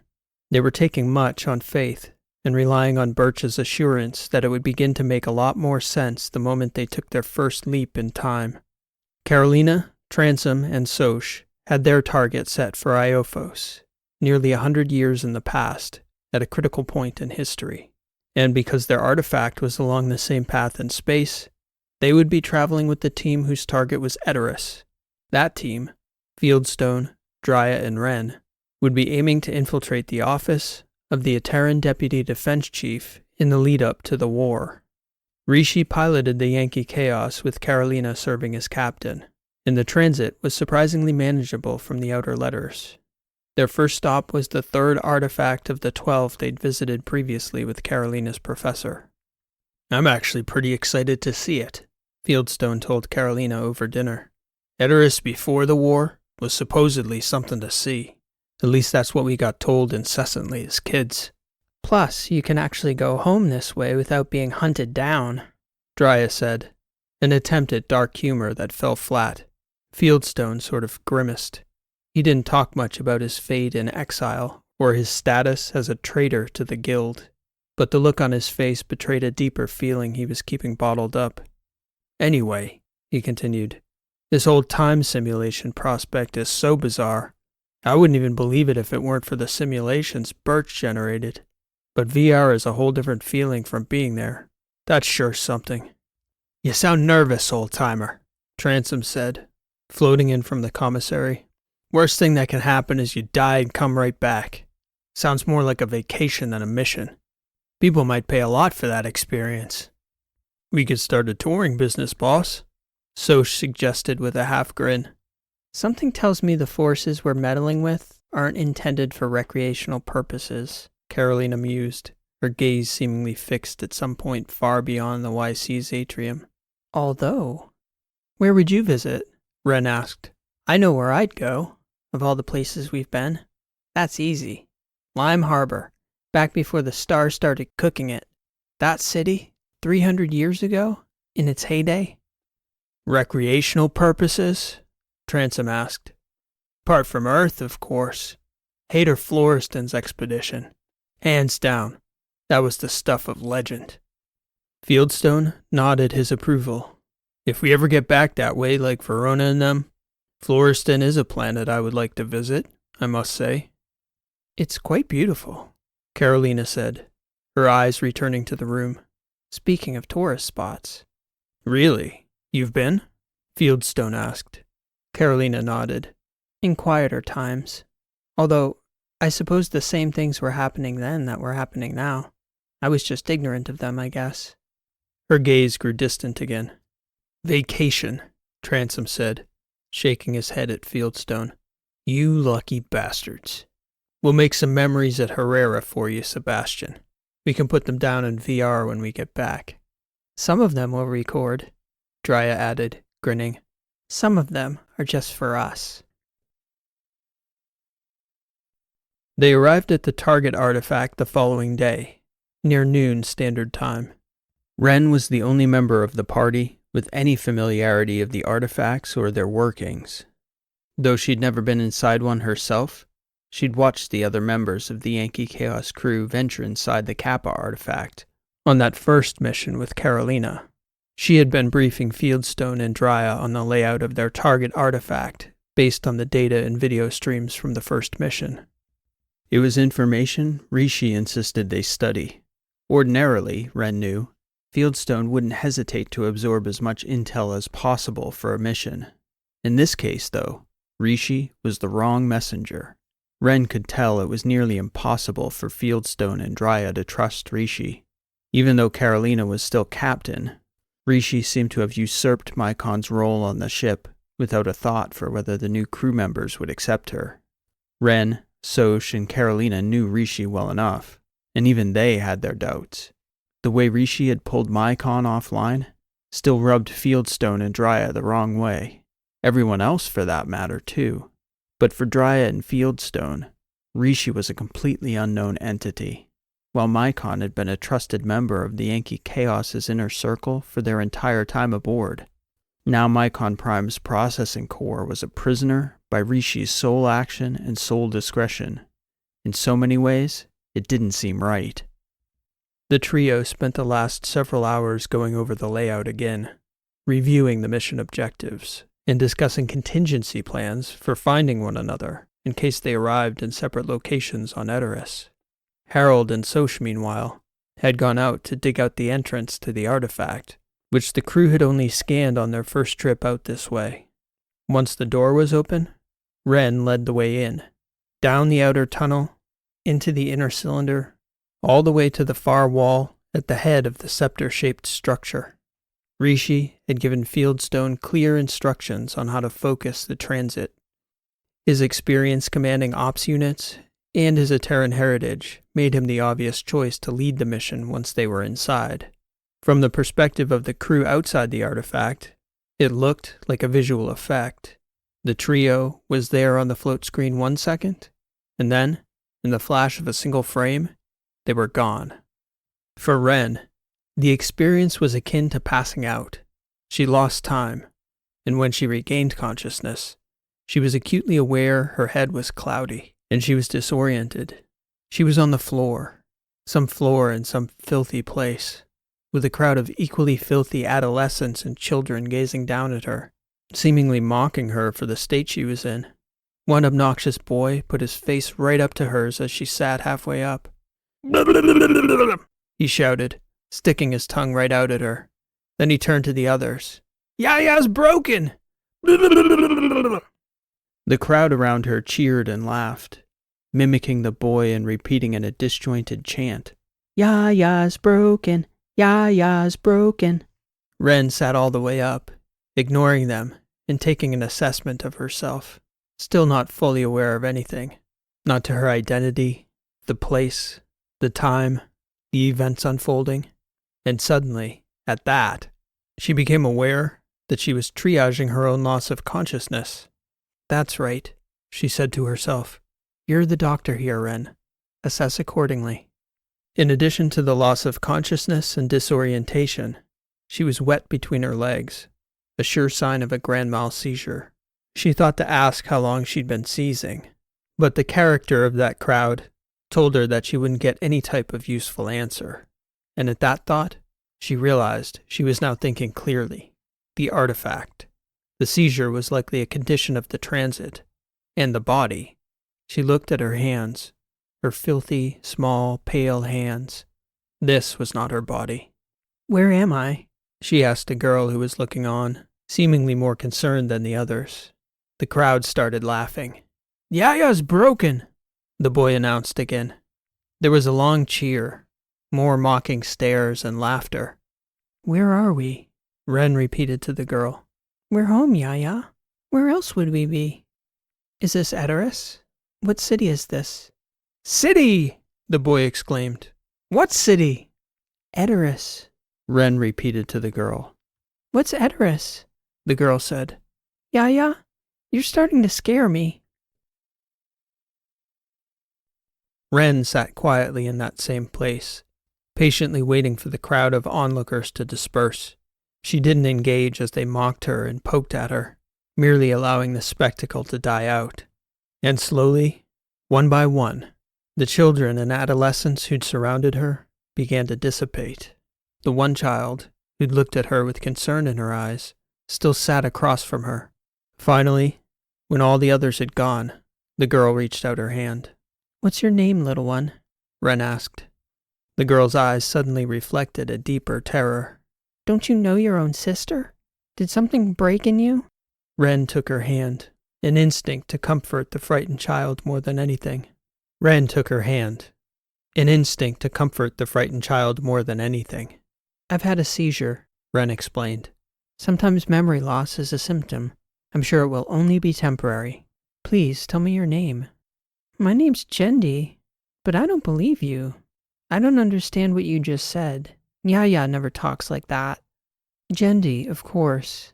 Such a beautiful name," Ren said. "If I'm not Yaya, sister, then who would I be?" "I don't know," the girl replied. "So, Jendi, where can I find some water? I'm thirsty."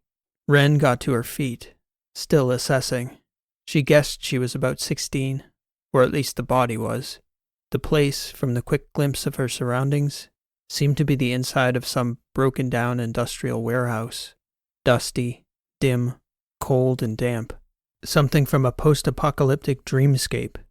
Concrete and rusting metal, echoing open spaces, and dim, small windows, caked with deposited grime that obscured the view out. Ren couldn't tell much about the landscape outside. The girl, Jendi, was leading her by the hand across this wide floor, where groups of young people were gathered, seemingly in small family units. She became aware that she couldn't see a single person over 30. There were clearly young mothers sitting with infants, as well as toddlers, and many small children running about. The echoes of children shouting and crying resounded off the walls, dying in the distance of such a wide open room. The water dripped slowly from a pipe that came out of the inner wall. There was a small puddle and a trickle of a stream that streaked across the floor toward the outer wall. You drink this? Ren asked. What else would we drink? Ren looked around for something to drink from. A cup? Jendi looked back at her like she didn't understand. Something to drink from. Again, confusion. Ren looked at the brackish water, grimacing. Her powerful thirst was getting the better of her disgust. So she reluctantly cupped her hand and began to lower it to the water. Jendi's eyes grew wide, and the child instinctively slapped her older sister's hand, just as Ren was about to touch the water. No? Ren asked. Yaya, what is wrong with you? Jendi got down on her knees and lowered her lips to the water, making a slurping sound as she sucked the water up out of the puddle. Oh, because yes, that's far more sanitary, Ren said. Jendi lifted her head and then goaded her sister to drink from the puddle properly. Ren thought about it, and regardless of how disgusted she was, the body, she figured, would have been properly accustomed to drinking this water. So she lowered her head and drank from the puddle, thinking that she felt an awful lot like a feral animal. And after she'd slurped enough dirty water to slake her thirst, she looked around and realized that she fit right in there. There didn't seem to be any real adults there, though to Ren's eyes, there were some young adults that the adolescents and children took their cues from. She decided to remain quiet and try to pick up on as much as she could without making herself the center of anyone's attention, Jendi included.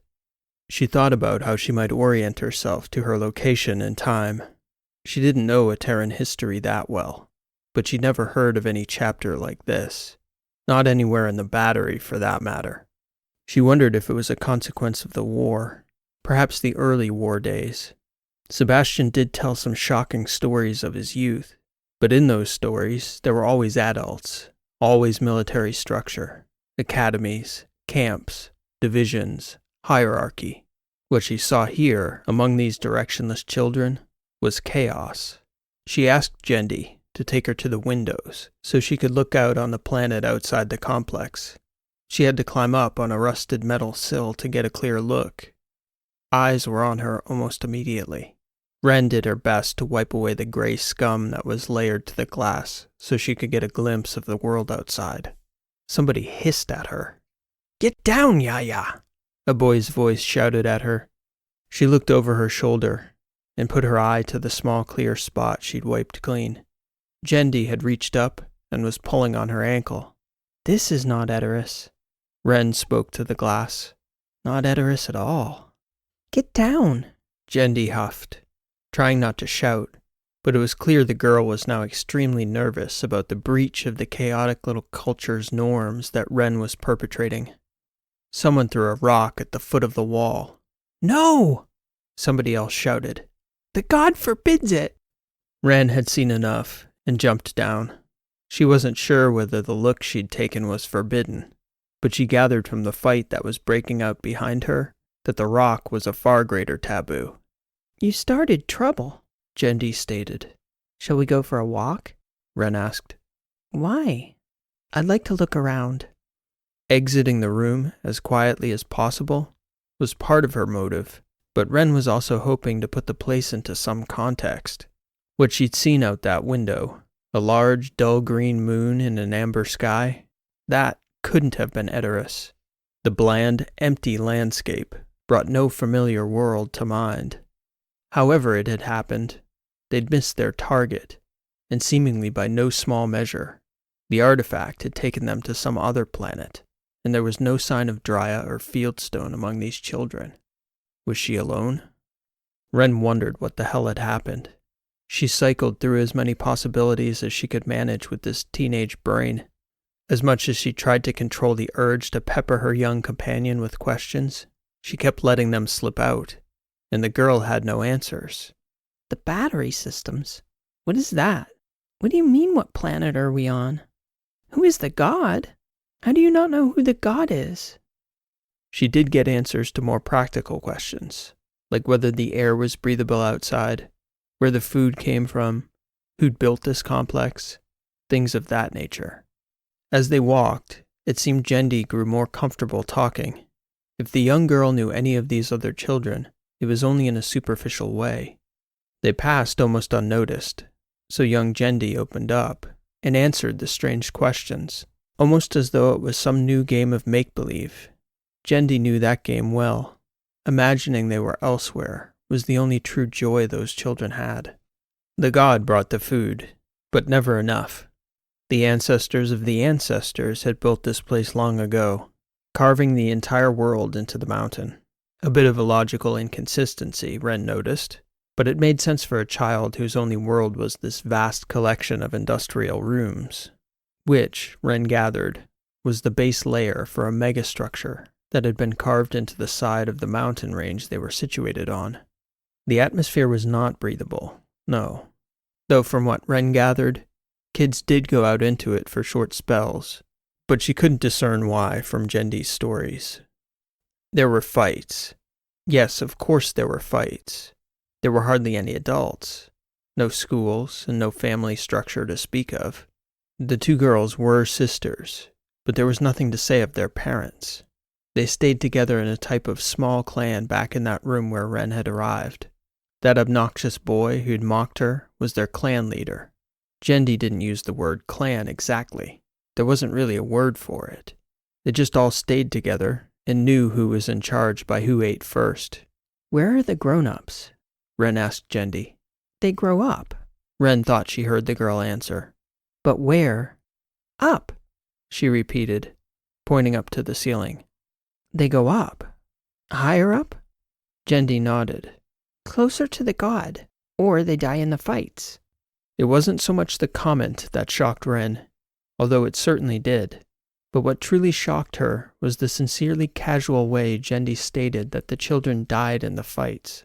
The tone wasn't nearly as heavy as the dark humor soldiers like Burch and Soch would employ to make light of the impossibly heavy cost of battle. It was more like the child didn't even regard the loss of life as a cost at all. Such death was a fact to this child, as consequential as the fact they were on the bottom floor, or not on Etteran. Here, you either go up, or you die in the fights. Ren began to get flashes in her mind. Memories, she thought they must be, of brutal climaxes to these horrific battles. Something of the girl she was occupying was coming through. Yaya's most vivid memories. Up. That word was loaded with heavy feelings. Sentiments from recent years and early in life. There was certainly a part of her mind that felt deeply conflicted. Our parents, Jendi, she asked suddenly. Did they go up? You don't remember? Some things I do. We don't have the same father, Yaya. Your father was killed. My father went up and took our mother with him. She left us. Of course she did. How long ago was this? I was just a baby. Ren walked with Jendi through chamber upon chamber, each a slightly different version of the same place. Ren figured they had to have passed through nearly 20 of these giant, fetid warehouses of young people. We need to get back, Jendi announced. The Arvals live down there. That room was the border. There was no opening like the other doors. Ren could remember now. This barrier separated these super clans, and was only opened for important gatherings. There were far more rooms, she understood from Yaya's memories. This planet was a breeding ground, Ren thought, and that thought, as they turned and headed back toward their squalid home, sent a wave of overpowering emotions through her. It wasn't simply a literal breeding ground for these children. She couldn't tell what was happening here exactly yet, but her gut pulled at her, a visceral understanding that as awful as their war had been back in the Battery, this place was as dark a side of humanity as she had ever witnessed. The god came down with his highest servants. That was what set the fights in motion. It happened every few weeks. There was no other ambition here. The children scrapped with each other in a violent mode of play that made Ren extremely uneasy. Mock battles, hand to hand, fingernails and teeth. The rules, if you could call them rules, stipulated that you didn't gouge eyes and you didn't kill your own. Not fully. True brutality and eye gouging was reserved for the rival superclans, for the real fights. Everything else was just practice. Twice a day, the older boys would spar with weapons, chains and staffs. Ren almost thought to ask where these came from, but the answer was the same as all the other answers. From the god. Some god, Ren thought. The boy who'd mocked her upon her arrival here was nearing maturity. That explained much. He was no physical specimen to her eyes. There were no physical specimens. Their meager diet ensured as much. Ren tried to imagine how many of these boys would be a match for Transom or Fieldstone. These wild boys. Their untamed brutality against the trained efficiency and brute strength of a fully grown killer. 10 was the floor, she thought. About 10 would be a match. In the evening session, as the light outside the warehouse was reddening with the approaching sunset, she learned the boy leader's name, Xen. Everyone gathered around to watch Xen train with the chains. They all expected he could be challenged in the next fights. It was a dangerous scenario for his sparring partners. As the stress of the upcoming showdown increased, so too did the intensity of the practice. Inevitably, the sessions occasionally went too far. They were whipping chains around the circle. Ren stood well back from the kids who formed the ring, pulling Jendi back by the wrist. She got a quizzical look in return from her younger sister, before Jendi shrugged and stood back with Yaya, looking on to see what they could. These boys were clumsy with their implements. Ren had seen real fighters, especially with weapons. She'd seen Lita training with her staff on the shores of Canis. Precise, devastatingly powerful, and above all, beautiful. A dance of human kinetic energy.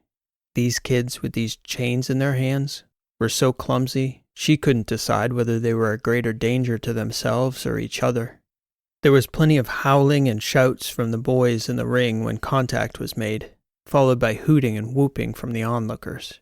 The boy Xen was sparring with got his chain tangled up by his wrist, which allowed Xen to move in, swinging the back end of his chain around the other boy's shoulder. It wrapped around the arm, allowing Xen to pull the boy to the ground. A great howl went up around the circle, and it was only when the celebration had died down that Ren could hear the other boy was screaming out in pain. Hysterical agony, really. She knew what it was immediately. The boy was writhing, reaching for his shoulder, only to pull back at the slightest touch. The kids all swarmed around him, trying to get a closer look. There was no blood, no obvious disfigurement of the bone. Some of them were mockingly howling beside the boy. "Stay here," she ordered Jendi, making her way into the circle. Some of them were mockingly howling beside the boy. "Stay here," she ordered Jendi, making her way into the circle. She gathered from the way they were shouting at him that the boy's name was Nobu. By the time she reached him, Xen and another boy had already grabbed their staffs and seemed ready to pummel the wailing boy unconscious. "What are you doing?" she asked them. "Get out of here, Yaya," Xen stated, flashing a disgusted look directly at her. "We should have gonked your broken head yesterday," an older girl shouted. Ren put her arms around the boy Nobu's torso, pulling him into a seated position. "This is going to hurt like hell," she told him. "What?" he replied, looking back at Yaya with his eyes pegged wide open. She knelt beside him and straightened his limp arm, pulling downward at the elbow and reducing the shoulder with the deft touch of a seasoned field medic. The boy howled at the pain for a moment and suddenly stopped, inhaling from the shock of the pain's sudden dissipation. The noise he made almost sounded like a hiccup.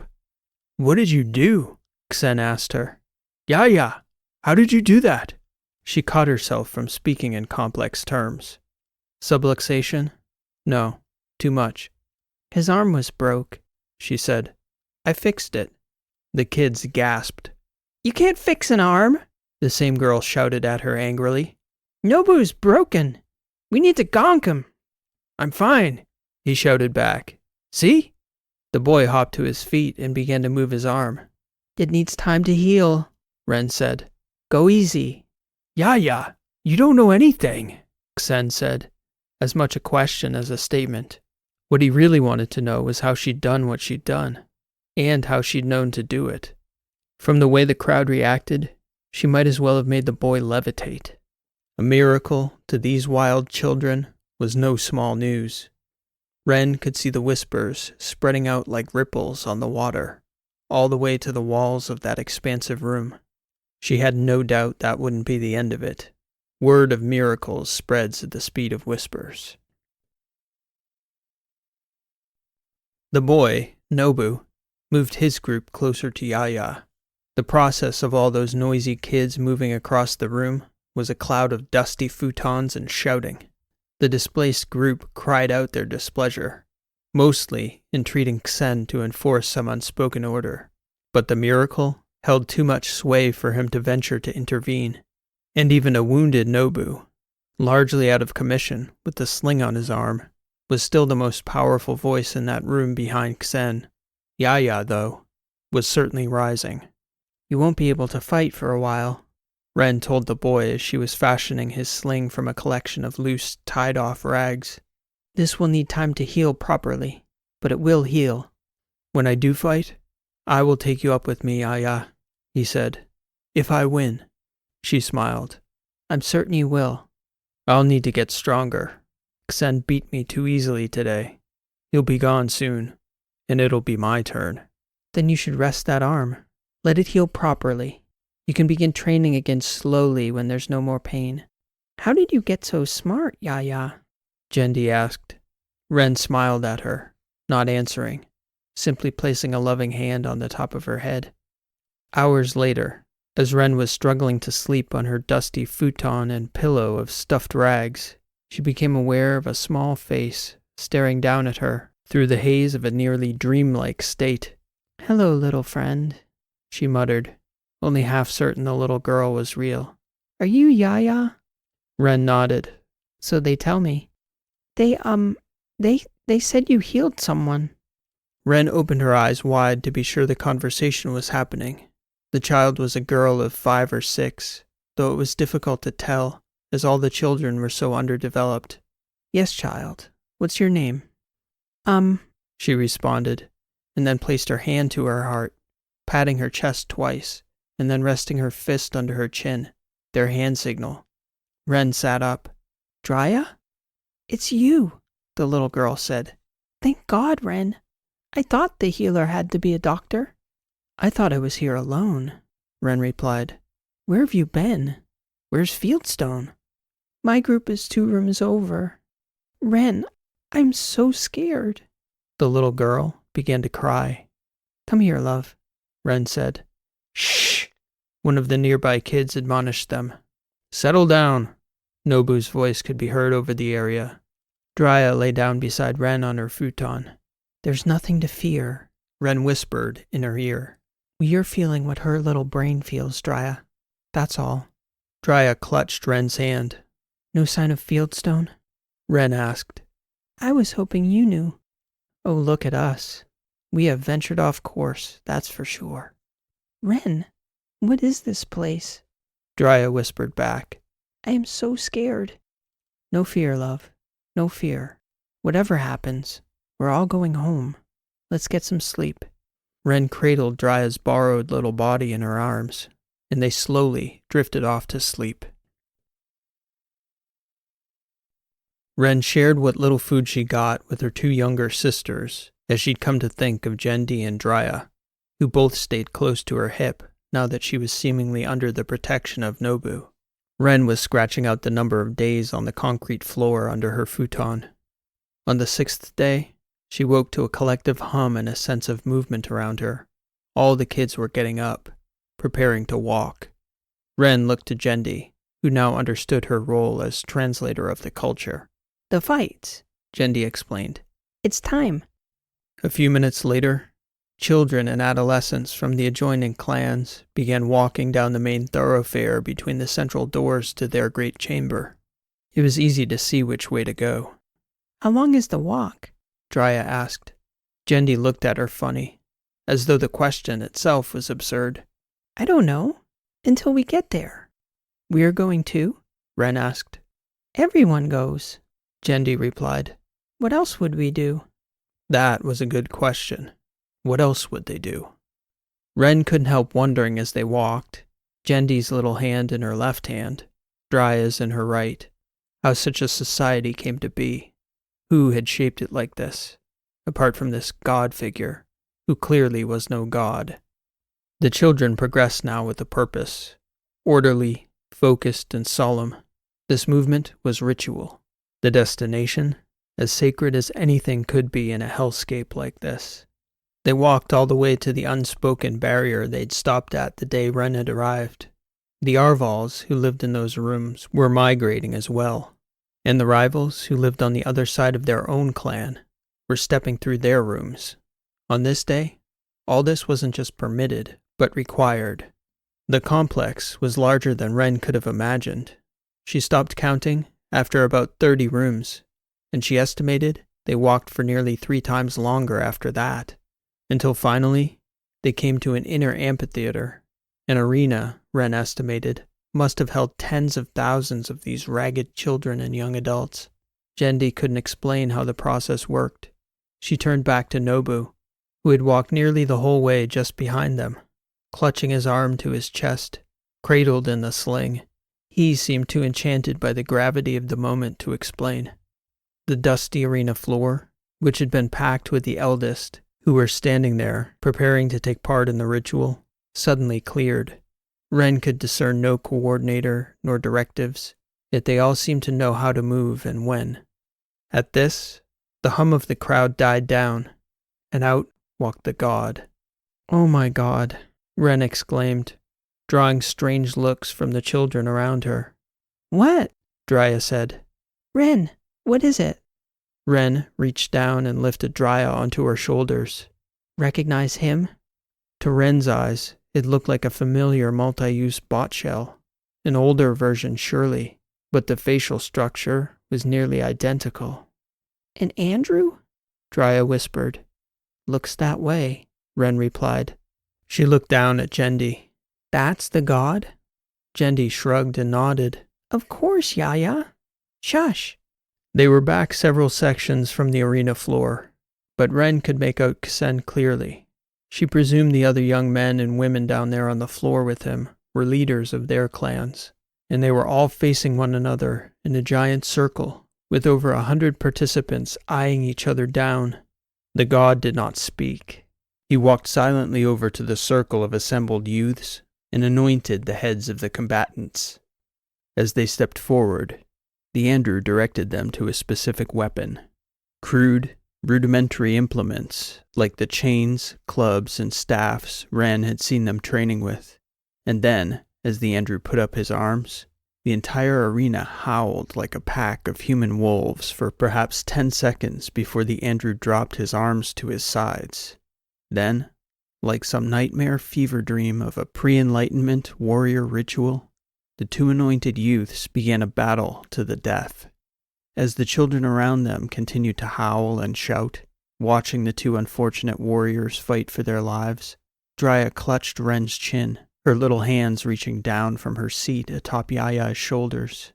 Where the hell are we, Ren? She asked, leaning down, almost embracing Yaya's head. I can't watch. Ren reached up and lifted the girl off her shoulders. Drya stood beside her, on the other side of Jendi, clinging on to Ren's leg.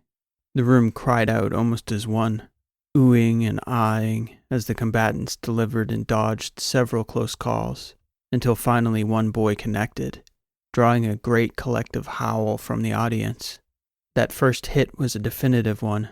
The weapon was a staff with a pointed metal end, some sort of brutal metal spear, and the unfortunate boy on the receiving end staggered a step or two before falling. The victor wasted no time in rushing in to plunge his spear into the fallen boy's torso, just to be sure. The horror rushing up from Ren's gut was like nothing she'd ever felt before. She'd patched together warriors wounded in battle, but almost always they were maimed by the impersonal and random kinetics of an explosion that took them by surprise. That, or the heat of thermal fire or lasers from a drone, like Soch had survived.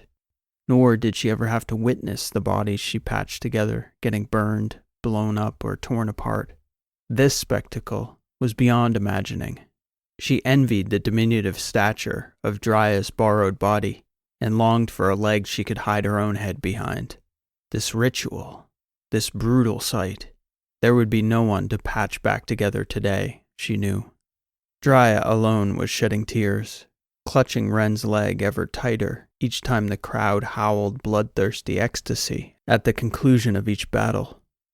Then, nearly an hour into the fights, the god brought his hand down upon Xen's head.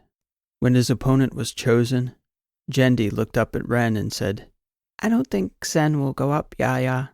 It's Bo." The boy, Xen's opponent, was from a neighboring clan, Bo of the Shearval. They would be using chains. "Xen is good with chains," Jendi declared, shrugging. Maybe. As soon as the Andrew's arms dropped and the crowd howled, that boy Bo dropped his chain in a display of bravado. He pounded his chest and extended his arms, causing the arena to erupt. The Shearval began to chant his name, and before long, the whole arena had begun to copy them.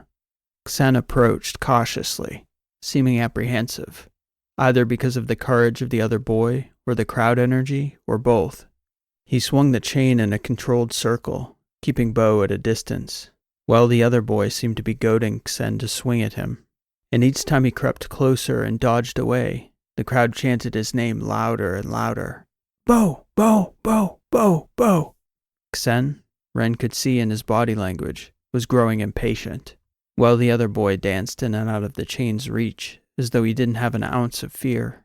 Then, Bo paused, planting both feet flat, daring Xen to take the shot at him. He did, and rather than retreating, Bo sprinted toward him the instant he anticipated the swing, rushing toward Xen with alarming speed. He was nearly an arm's length away when the chain landed, lashing Bo along the upper torso. With his arm extended upward, though, Bo was able to bring his arm over the chain and catch it under his shoulder. Ren could tell it was over. Bo yanked the chain toward him so hard, Xen lurched forward. Bo pounced so quickly and viciously, it was impossible to follow the nuance of each movement. The final blow, though, was easy to see. A knee to the chest that dropped Xen to his hands and knees, unable to inhale. Bo wasted no time, snapping Xen's neck with a warrior's precision. Ren covered Jendi's eyes with her right hand and her own mouth with her left. Drya's face was still buried in her leg. The arena resumed chanting Bo's name. Then, to Ren's shock, Bo began a celebratory gesture, a deliberate dance of sorts, during which he patted his chest twice with his palm and then held a fist to his chin. "Fieldstone," Ren gasped. "Fieldstone! Drya, look!" The little girl looked up, trying to climb up Ren's leg almost. Ren lifted her into her arms. "That's the sign," little Drya declared. "He's here." Ren felt awful for Jendi as they filed out of the arena, but she and Drya had to get to Fieldstone. The positive side of his theatrical victory was that he was not difficult to find. A crowd of admirers surrounded him from the moment the fights were closed, and they swarmed him all along the walk back to the warehouse rooms. The downside was that Ren knew it would be impossible to be subtle in approaching him. And as they finally did get close, she noticed people were greeting him with their gesture, their telltale hand motion that he displayed in the arena. 2 taps to the heart and a fist to the chin. She would have to announce herself directly, using his real name. Each time she elbowed her way within sight of him, one of the girls would get swamped by the crowd and struggle to hold on to Ren's hand. The throng of people did thin out a little as they walked, though. Finally, it was Dreeson who lost patience with Ren's approach. She pitched a tantrum that Ren realized was genuine. That child's body's emotions being what they were, Dreeson was overcome, howling, crying, refusing to walk. She screamed at Ren to get Fieldstone's attention. Ren put the girl on her shoulders and scrambled as best she could to catch up to the crowd. She was 10 or so steps away when Dreeson started shouting, Fieldstone! Fieldstone! Fieldstone! The commotion puzzled everyone in that crowd, but it wasn't long before Bo, who'd certainly heard the little girl's cries, indirectly worked his way back to the pair. He made the gesture again as he approached and signaled to the crowd to give them space. It's us, Ren said. He looked at the odd trio, Ren in Yaya's teenage body, and the 2 little girls, Dreeson riding on Ren's shoulders, and Jendi still clutching Ren's hand. Us, he said. Who is who? Dreeson, Ren replied, reaching up toward her little rider's head. Ren? Fieldstone addressed the doctor. And who's this? He looked toward the other little girl, who turned away from his gaze bitterly. That's Jendi, Ren declared. She's my little sister. Bo killed Sen, Jendi shouted. I don't want to talk to him. I'm sorry for your loss, Fieldstone said. Sen fought bravely and is honored now in death. Jendi didn't seem comforted by the words, but to Ren, neither did she seem genuinely devastated. Doubtless, the ritual had always been a part of her world. Half of her leaders had shared Sen's fate in the arena. Fieldstone took Dreeson's little hand in his. Aren't you a picture? He said, shaking his head at the tiny girl perched atop Ren's shoulders. What are we going to do about you? It was a serious question, as much an expression of emotions at finding Dreeson embedded in that child's body. By then, he knew what winning in the ring had meant. He must go up a level, and he could take one person with him, but he couldn't take that child. I want you 2 to come back with me, Fieldstone announced. It's my last night with my group. Spend it with me. I'm not going anywhere with him, Jendi stated. I hate him. I need to go with him, Jendi, Ren told her. Can you find your way back to Nobu? I can't believe you, Yaya. You're not even angry. It's not what you think, little one, Fieldstone tried to tell her. I hate all of you, Jendi shouted. I don't ever want to see you again. The girl wrenched herself away from Ren's grip and slipped into the crowd gathered around them. Should I go after her? Fieldstone asked. Ren shook her head. It had been her instinct to try and catch Jendi, but with Dreeson sitting on her shoulders, she didn't want to risk dropping her little rider. I think she'll find her own way home, Ren stated. That seems to be the way of this world. Speaking of which, Fieldstone said, I can say confidently, this isn't Etteran. This is some other place. When Fieldstone returned to his group in Bo's body, the room erupted in cheers. His performance was a legendary one that would live for years throughout those dingy warehouse rooms. It was understood among the young people in that lowest level that the winners, by tradition, spent one final night among their group and were taken by the god to the next level the following morning with their chosen companion. Fieldstone sat Ren and Dreeson on his futon and proceeded to circle the room. His hope was that if he greeted everyone, shaking hands and receiving their congratulations, he might return to his futon alone at the end of it, at least for long enough to talk to Ren and Dreeson without an audience. The process, though, took hours. So elated were the children in the group. None of them could remember anything like it. Nobody had ever dropped their weapon deliberately in the fights. And then to win? They wanted to bask in the glow of it. They wanted to follow Bo all night. By the time he finally returned to his futon, the windows to the outside were dark. The fights had been an all-day affair. Hours to walk there, hours of shouting, madness, and combat, hours to walk back, hours to settle down, to eat their meager rations, and to say their congratulations and goodbyes. Dryia was fast asleep. Wren was nearly there herself. As Fieldstone sat, he took a deep breath. "This is a problem," he whispered, looking down at Dryia's little body. Wren shrugged. "How does that problem rank against being transported to this hell in the first place?" "I'm trying to figure it out, Doctor. The Andrew is strange. If this were some other branch of humanity, how would they have the same multi-use models as us? Are we in the past? If so, how have we never heard of this bizarre pocket of history?" "We could go back, no?" Wren suggested, gesturing to her temple with her hand in the shape of a pointed gun, making a popping sound with her lips as she pulled the imaginary trigger. "It's a thought, but I can't help but think we got sent here for a reason. I followed Rishi's instructions exactly when we entered the artifact. I was focused on Etteran in the moment we wanted to arrive, yet here we are." "There was some intelligence at the heart of those artifacts," Wren reminded him. "We know that." "I don't think we lose much by ascending." "You and me. You can't take Dryia." Fieldstone shook his head. "Us, yes. We can't take Dryia." "Have you heard anything about what happens, as they ascend?"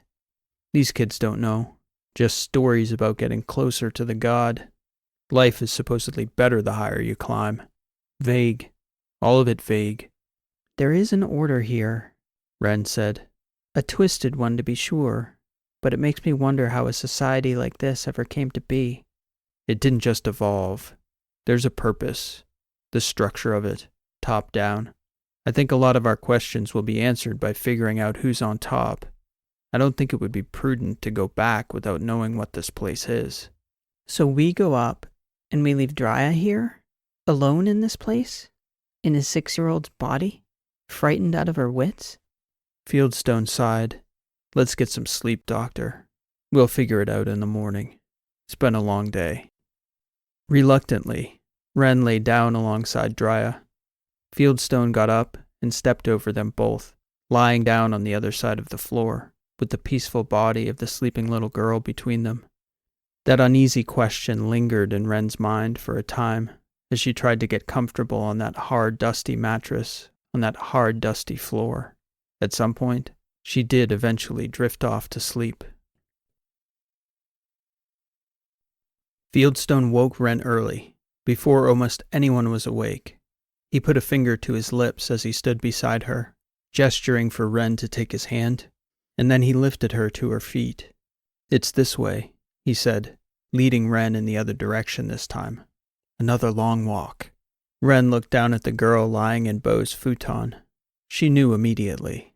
She felt it before she had the chance to think it through, and her widening eyes betrayed her anger before she opened her mouth.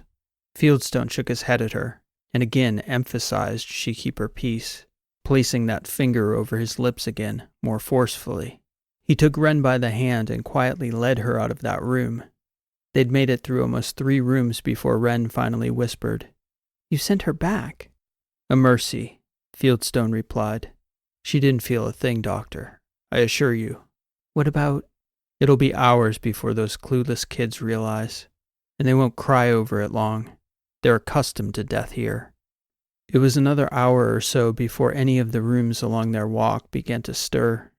On the walk, they caught up to other pairs making their way up, the winners and their chosen companions. How Fieldstone knew which way to go, Wren didn't know. But they all seemed to be migrating as they had the previous day, unspoken understanding. The surreal nature of the place sank in even more so this day. Now, instead of empty warehouse floors, these rooms were filled with sleeping children, all settled into their places. Wren was still torn about Dryia. She would be back on the Yankee-Chaos now. A blessing, true. But that little girl, whoever she was before their arrival, that girl was now gone forever, And this surely did not feel like a simulation, regardless of what Rishi and Nelius had theorized. This felt like another life. The children began to wake up as Wren and Fieldstone walked farther. Some even cheered as they passed by. The walk they all hoped to take one day, no doubt. At the end of the final room, there was a large archway with a staircase that led up to the next level. The Andrew stood at the base of the stairs. He knew them both by sight. "Bow of the Sherval, you have taken Yaya of the Kindal. An interesting and unexpected choice for your companion.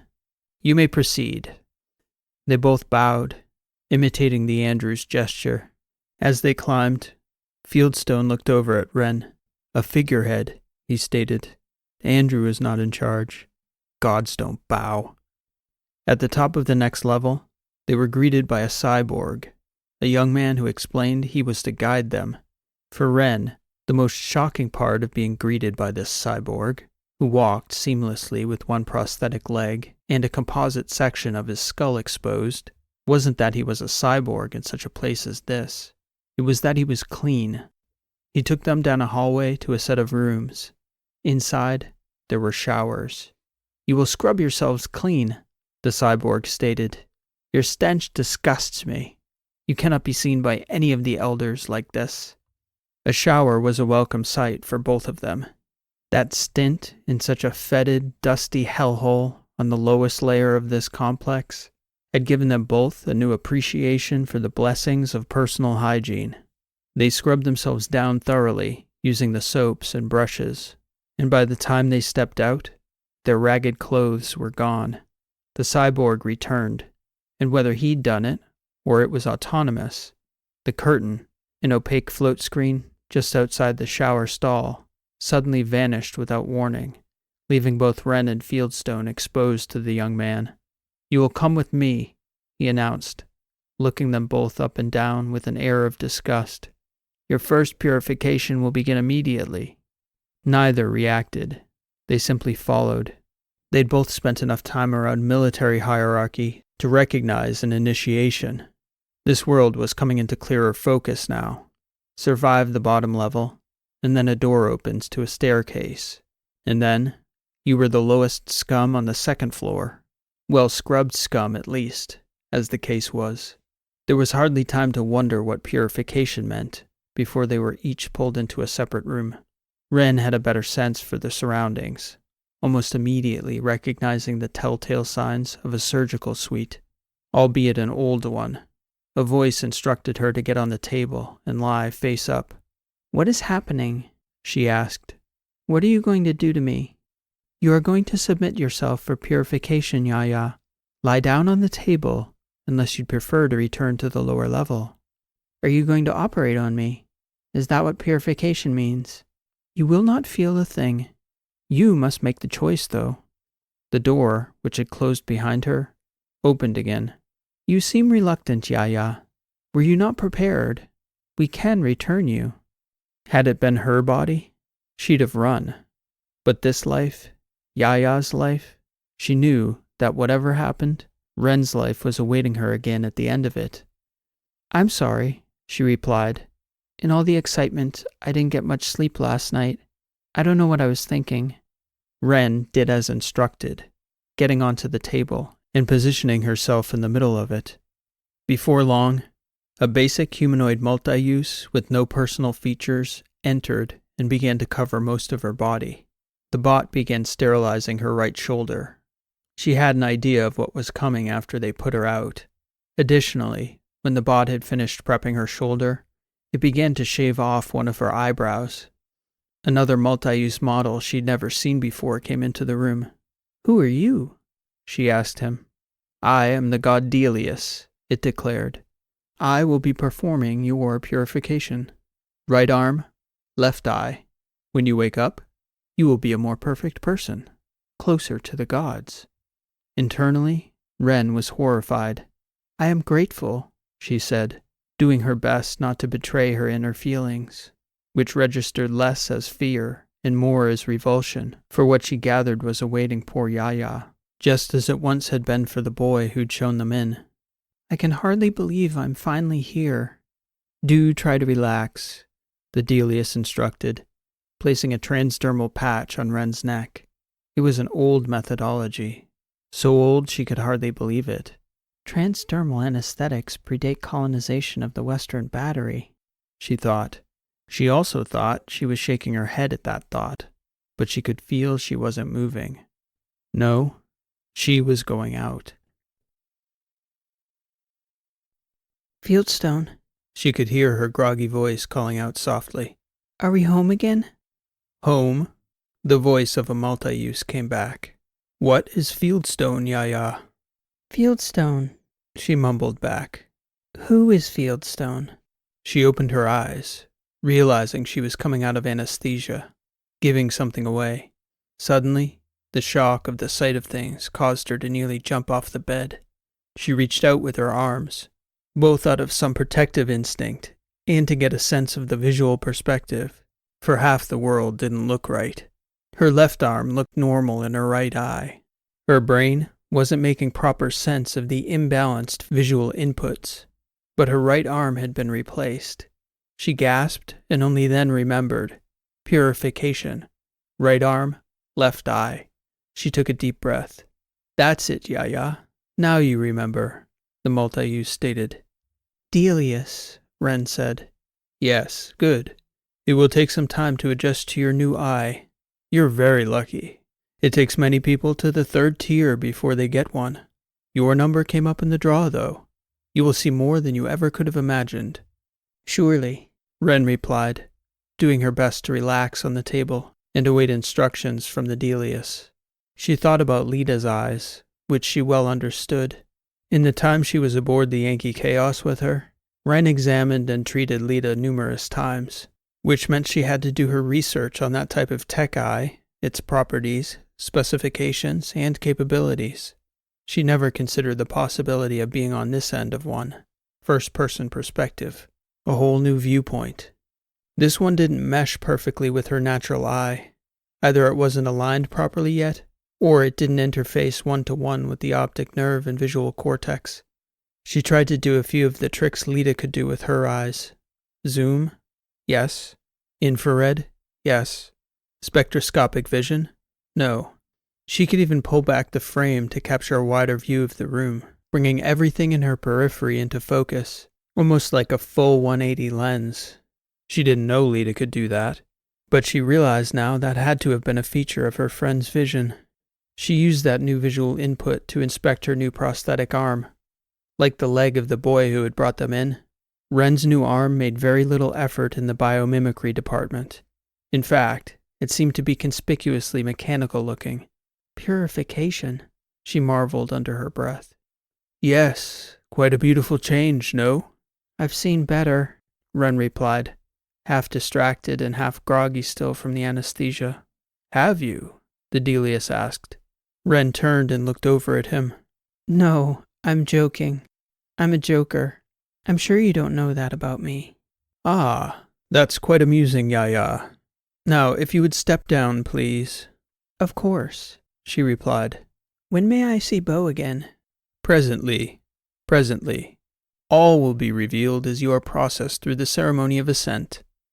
Sounds amazing, Ren stated. Am I going to get my clothes back at some point, or are we all nudists up here? Nudists? Yeah, it means like, you know. Ren realized the Delius knew the word. It was she who shouldn't. I mean, you know. Sometimes I like to make up words that sound real. I see, the Delius said, seeming to inspect her face. You are a curious young lady, Yaya. And yes, you will be given new clothes for the ceremony. Your rags have been burned. Good. Ren caught herself from saying riddance. Good. Thank you for purifying me, Delius. It was my pleasure, Yaya. I hope I have that pleasure many more times. Oh yes, me too, certainly. The Delius gestured to the door to the corridor where she'd come in. Fieldstone had undergone a similar purification to the boy, who was standing there waiting for them. Fieldstone, Bo really, was now a single-leg amputee, with an identical, albeit opposite, prosthetic to the boy. The composite plate was located on Fieldstone's right frontal lobe. Ren thought about it. Private thoughts. There was only so much time left for private thoughts if they were going to replace their biological processors the same way they were taking their biomechanical hardware. Bo, she said, come here. We must get to the convocation, the boy stated. One moment, Ren replied, gesturing for Bo to come close. And as he did, she took his head in her hands, feigning intimacy. She whispered in his ear, we need to understand this place before we go back. What it is. If we are thinking on their hardware, we cannot expect our thoughts to be private.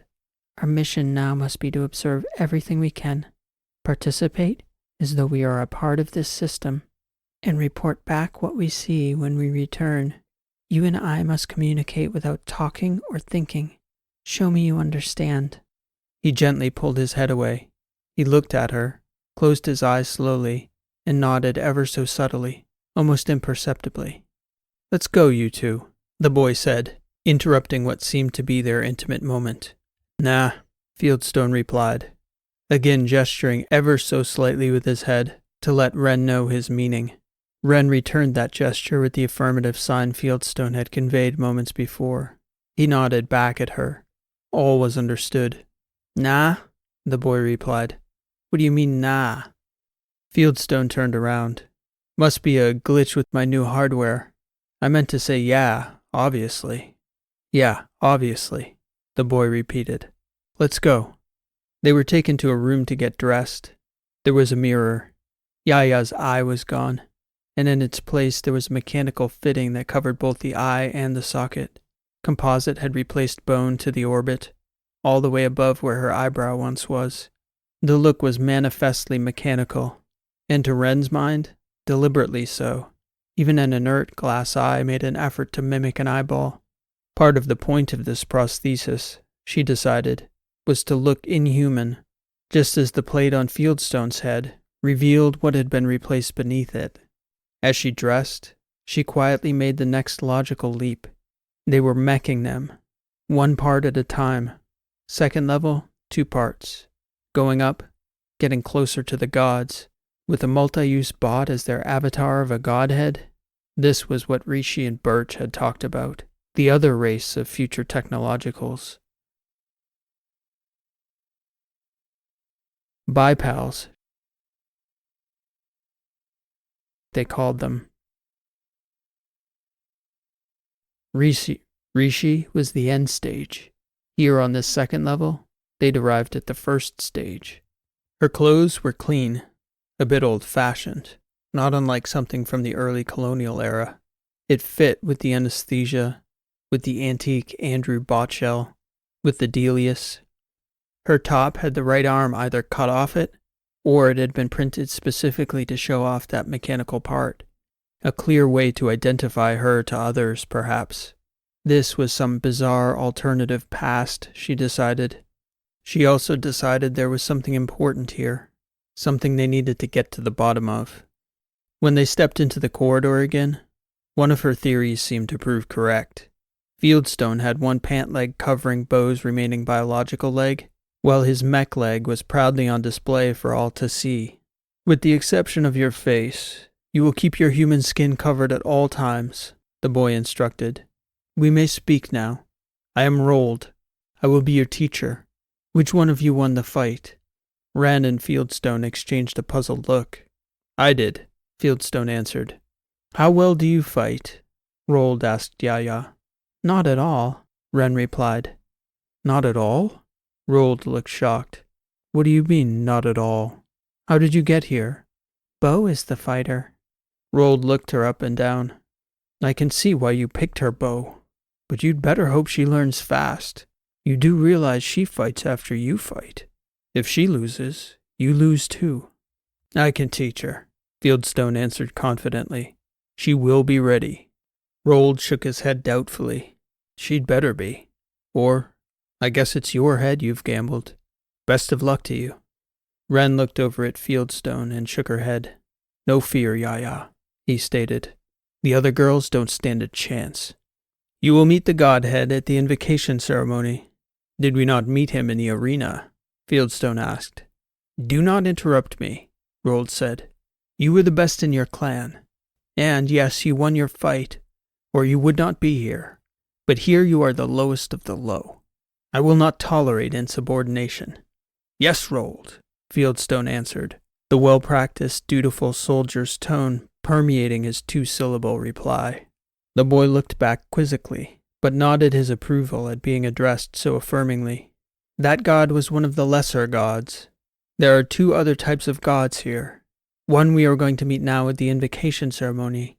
He is the main guide, as we all struggle to ascend. He is exalted. Those who have ascended are the most exalted forms of gods here. They are our ancestors, who have fully achieved purification by rejecting all their human imperfections. We shall not meet them until we all do as they have done. We must ascend every level. Our ancestors are an inspiration to us all, I'm sure, Ren replied, nodding her head as convincingly as she could. We aim to follow them. Good, Rold said. Follow me this way. The convocation will begin shortly. As they followed Rold, it was the first moment Ren had to process this new face of this holy unsacred place. Yet here they were again, on another ritual procession to a ceremony that seemed ritual in nature. The words they used, the barriers to entry, the goals, all coded religiosity into a phenomenon she knew to be completely irreligious in the case of Rishi, let alone Burch, Soch, and every other soldier who'd lost a biological part under her care. The bipals, she kept thinking, trying to coax her mind to call back everything Rishi and Burch had told them about the technologicals. She believed she had a limited time to process this new picture. The second they integrated a piece of cortex to her brain the way they had with Fieldstone, they would have access to her thoughts. She needed to find a frame from which to examine this world, and then to fight to stay alive, so she and Fieldstone could observe and report back faithfully. Most importantly, they had to figure out when and where this place was. Did it pose a threat? Wherever they were, it couldn't be too far from them. The similarities were too striking. As they walked, Ren also observed Fieldstone, how seamlessly he'd adapted to that new lower limb. His gait hardly had a hitch in it, remarkable for such a clunky mech limb. He played the good soldier so well, she had little doubt he'd fool everyone. Her fear was that he'd be so convincing, she wouldn't be able to tell whether he was playing along or had gotten lost in the part. What would those neurotech replacements do to their thought patterns, their ability to hold to their true identities? Ren expected the amphitheater on this level to be smaller, but as they approached, the foot traffic was equal to the lower level, even as it was far more orderly. Rold seemed to know which way to go. He escorted them to an archway that led to a tunnel. She guessed it led to the floor of the arena. "Do not speak unless you are directed to," Rold told them. "If you have any doubt about what to do, always show deference to those above you, which is everyone." "Yes, sir," Fieldstone concluded, nodding. "Especially the gods." "You should do fine," Rold said. "I'll rejoin you after the convocation." Ren and Fieldstone exchanged a knowing look as they entered the tunnel, communicating by saying nothing, eyes and understanding. "I'm glad I chose you, Yaya," Bo stated as they walked, taking her remaining natural hand in his. This amphitheater was no dingy fighting pit like the one on the lower level. That base place was a grave, whose sole purpose was to identify and eliminate dead weight. Here, when they entered, they couldn't help but allow their gaze to be captured by the lines of grandstands adorned with gleaming columns that stretched upward. The ceiling itself seemed an imitation of the celestial. Stars, galaxies, moons, planets, all drawing the eyes to a hexagonal portico that seemed to open up to an infinite, glowing, heavenly sky. It was a convincing portal to the gods.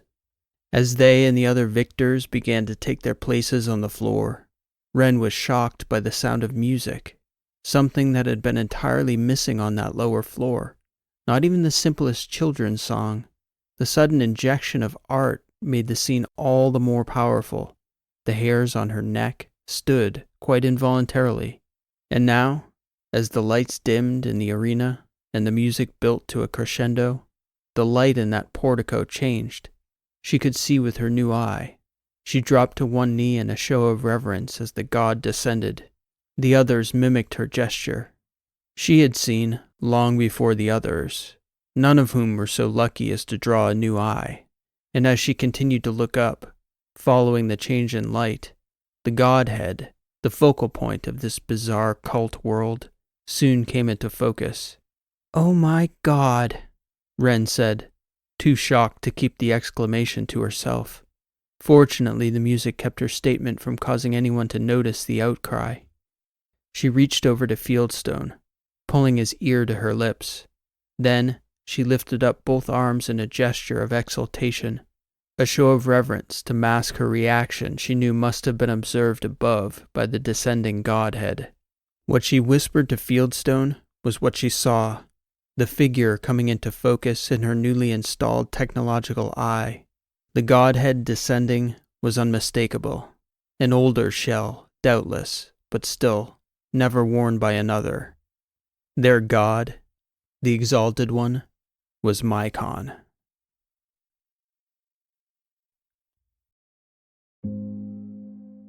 Foundations, Book 2 of the Misfits series continues. Click on the card here at the end screen to continue to the middle chapters.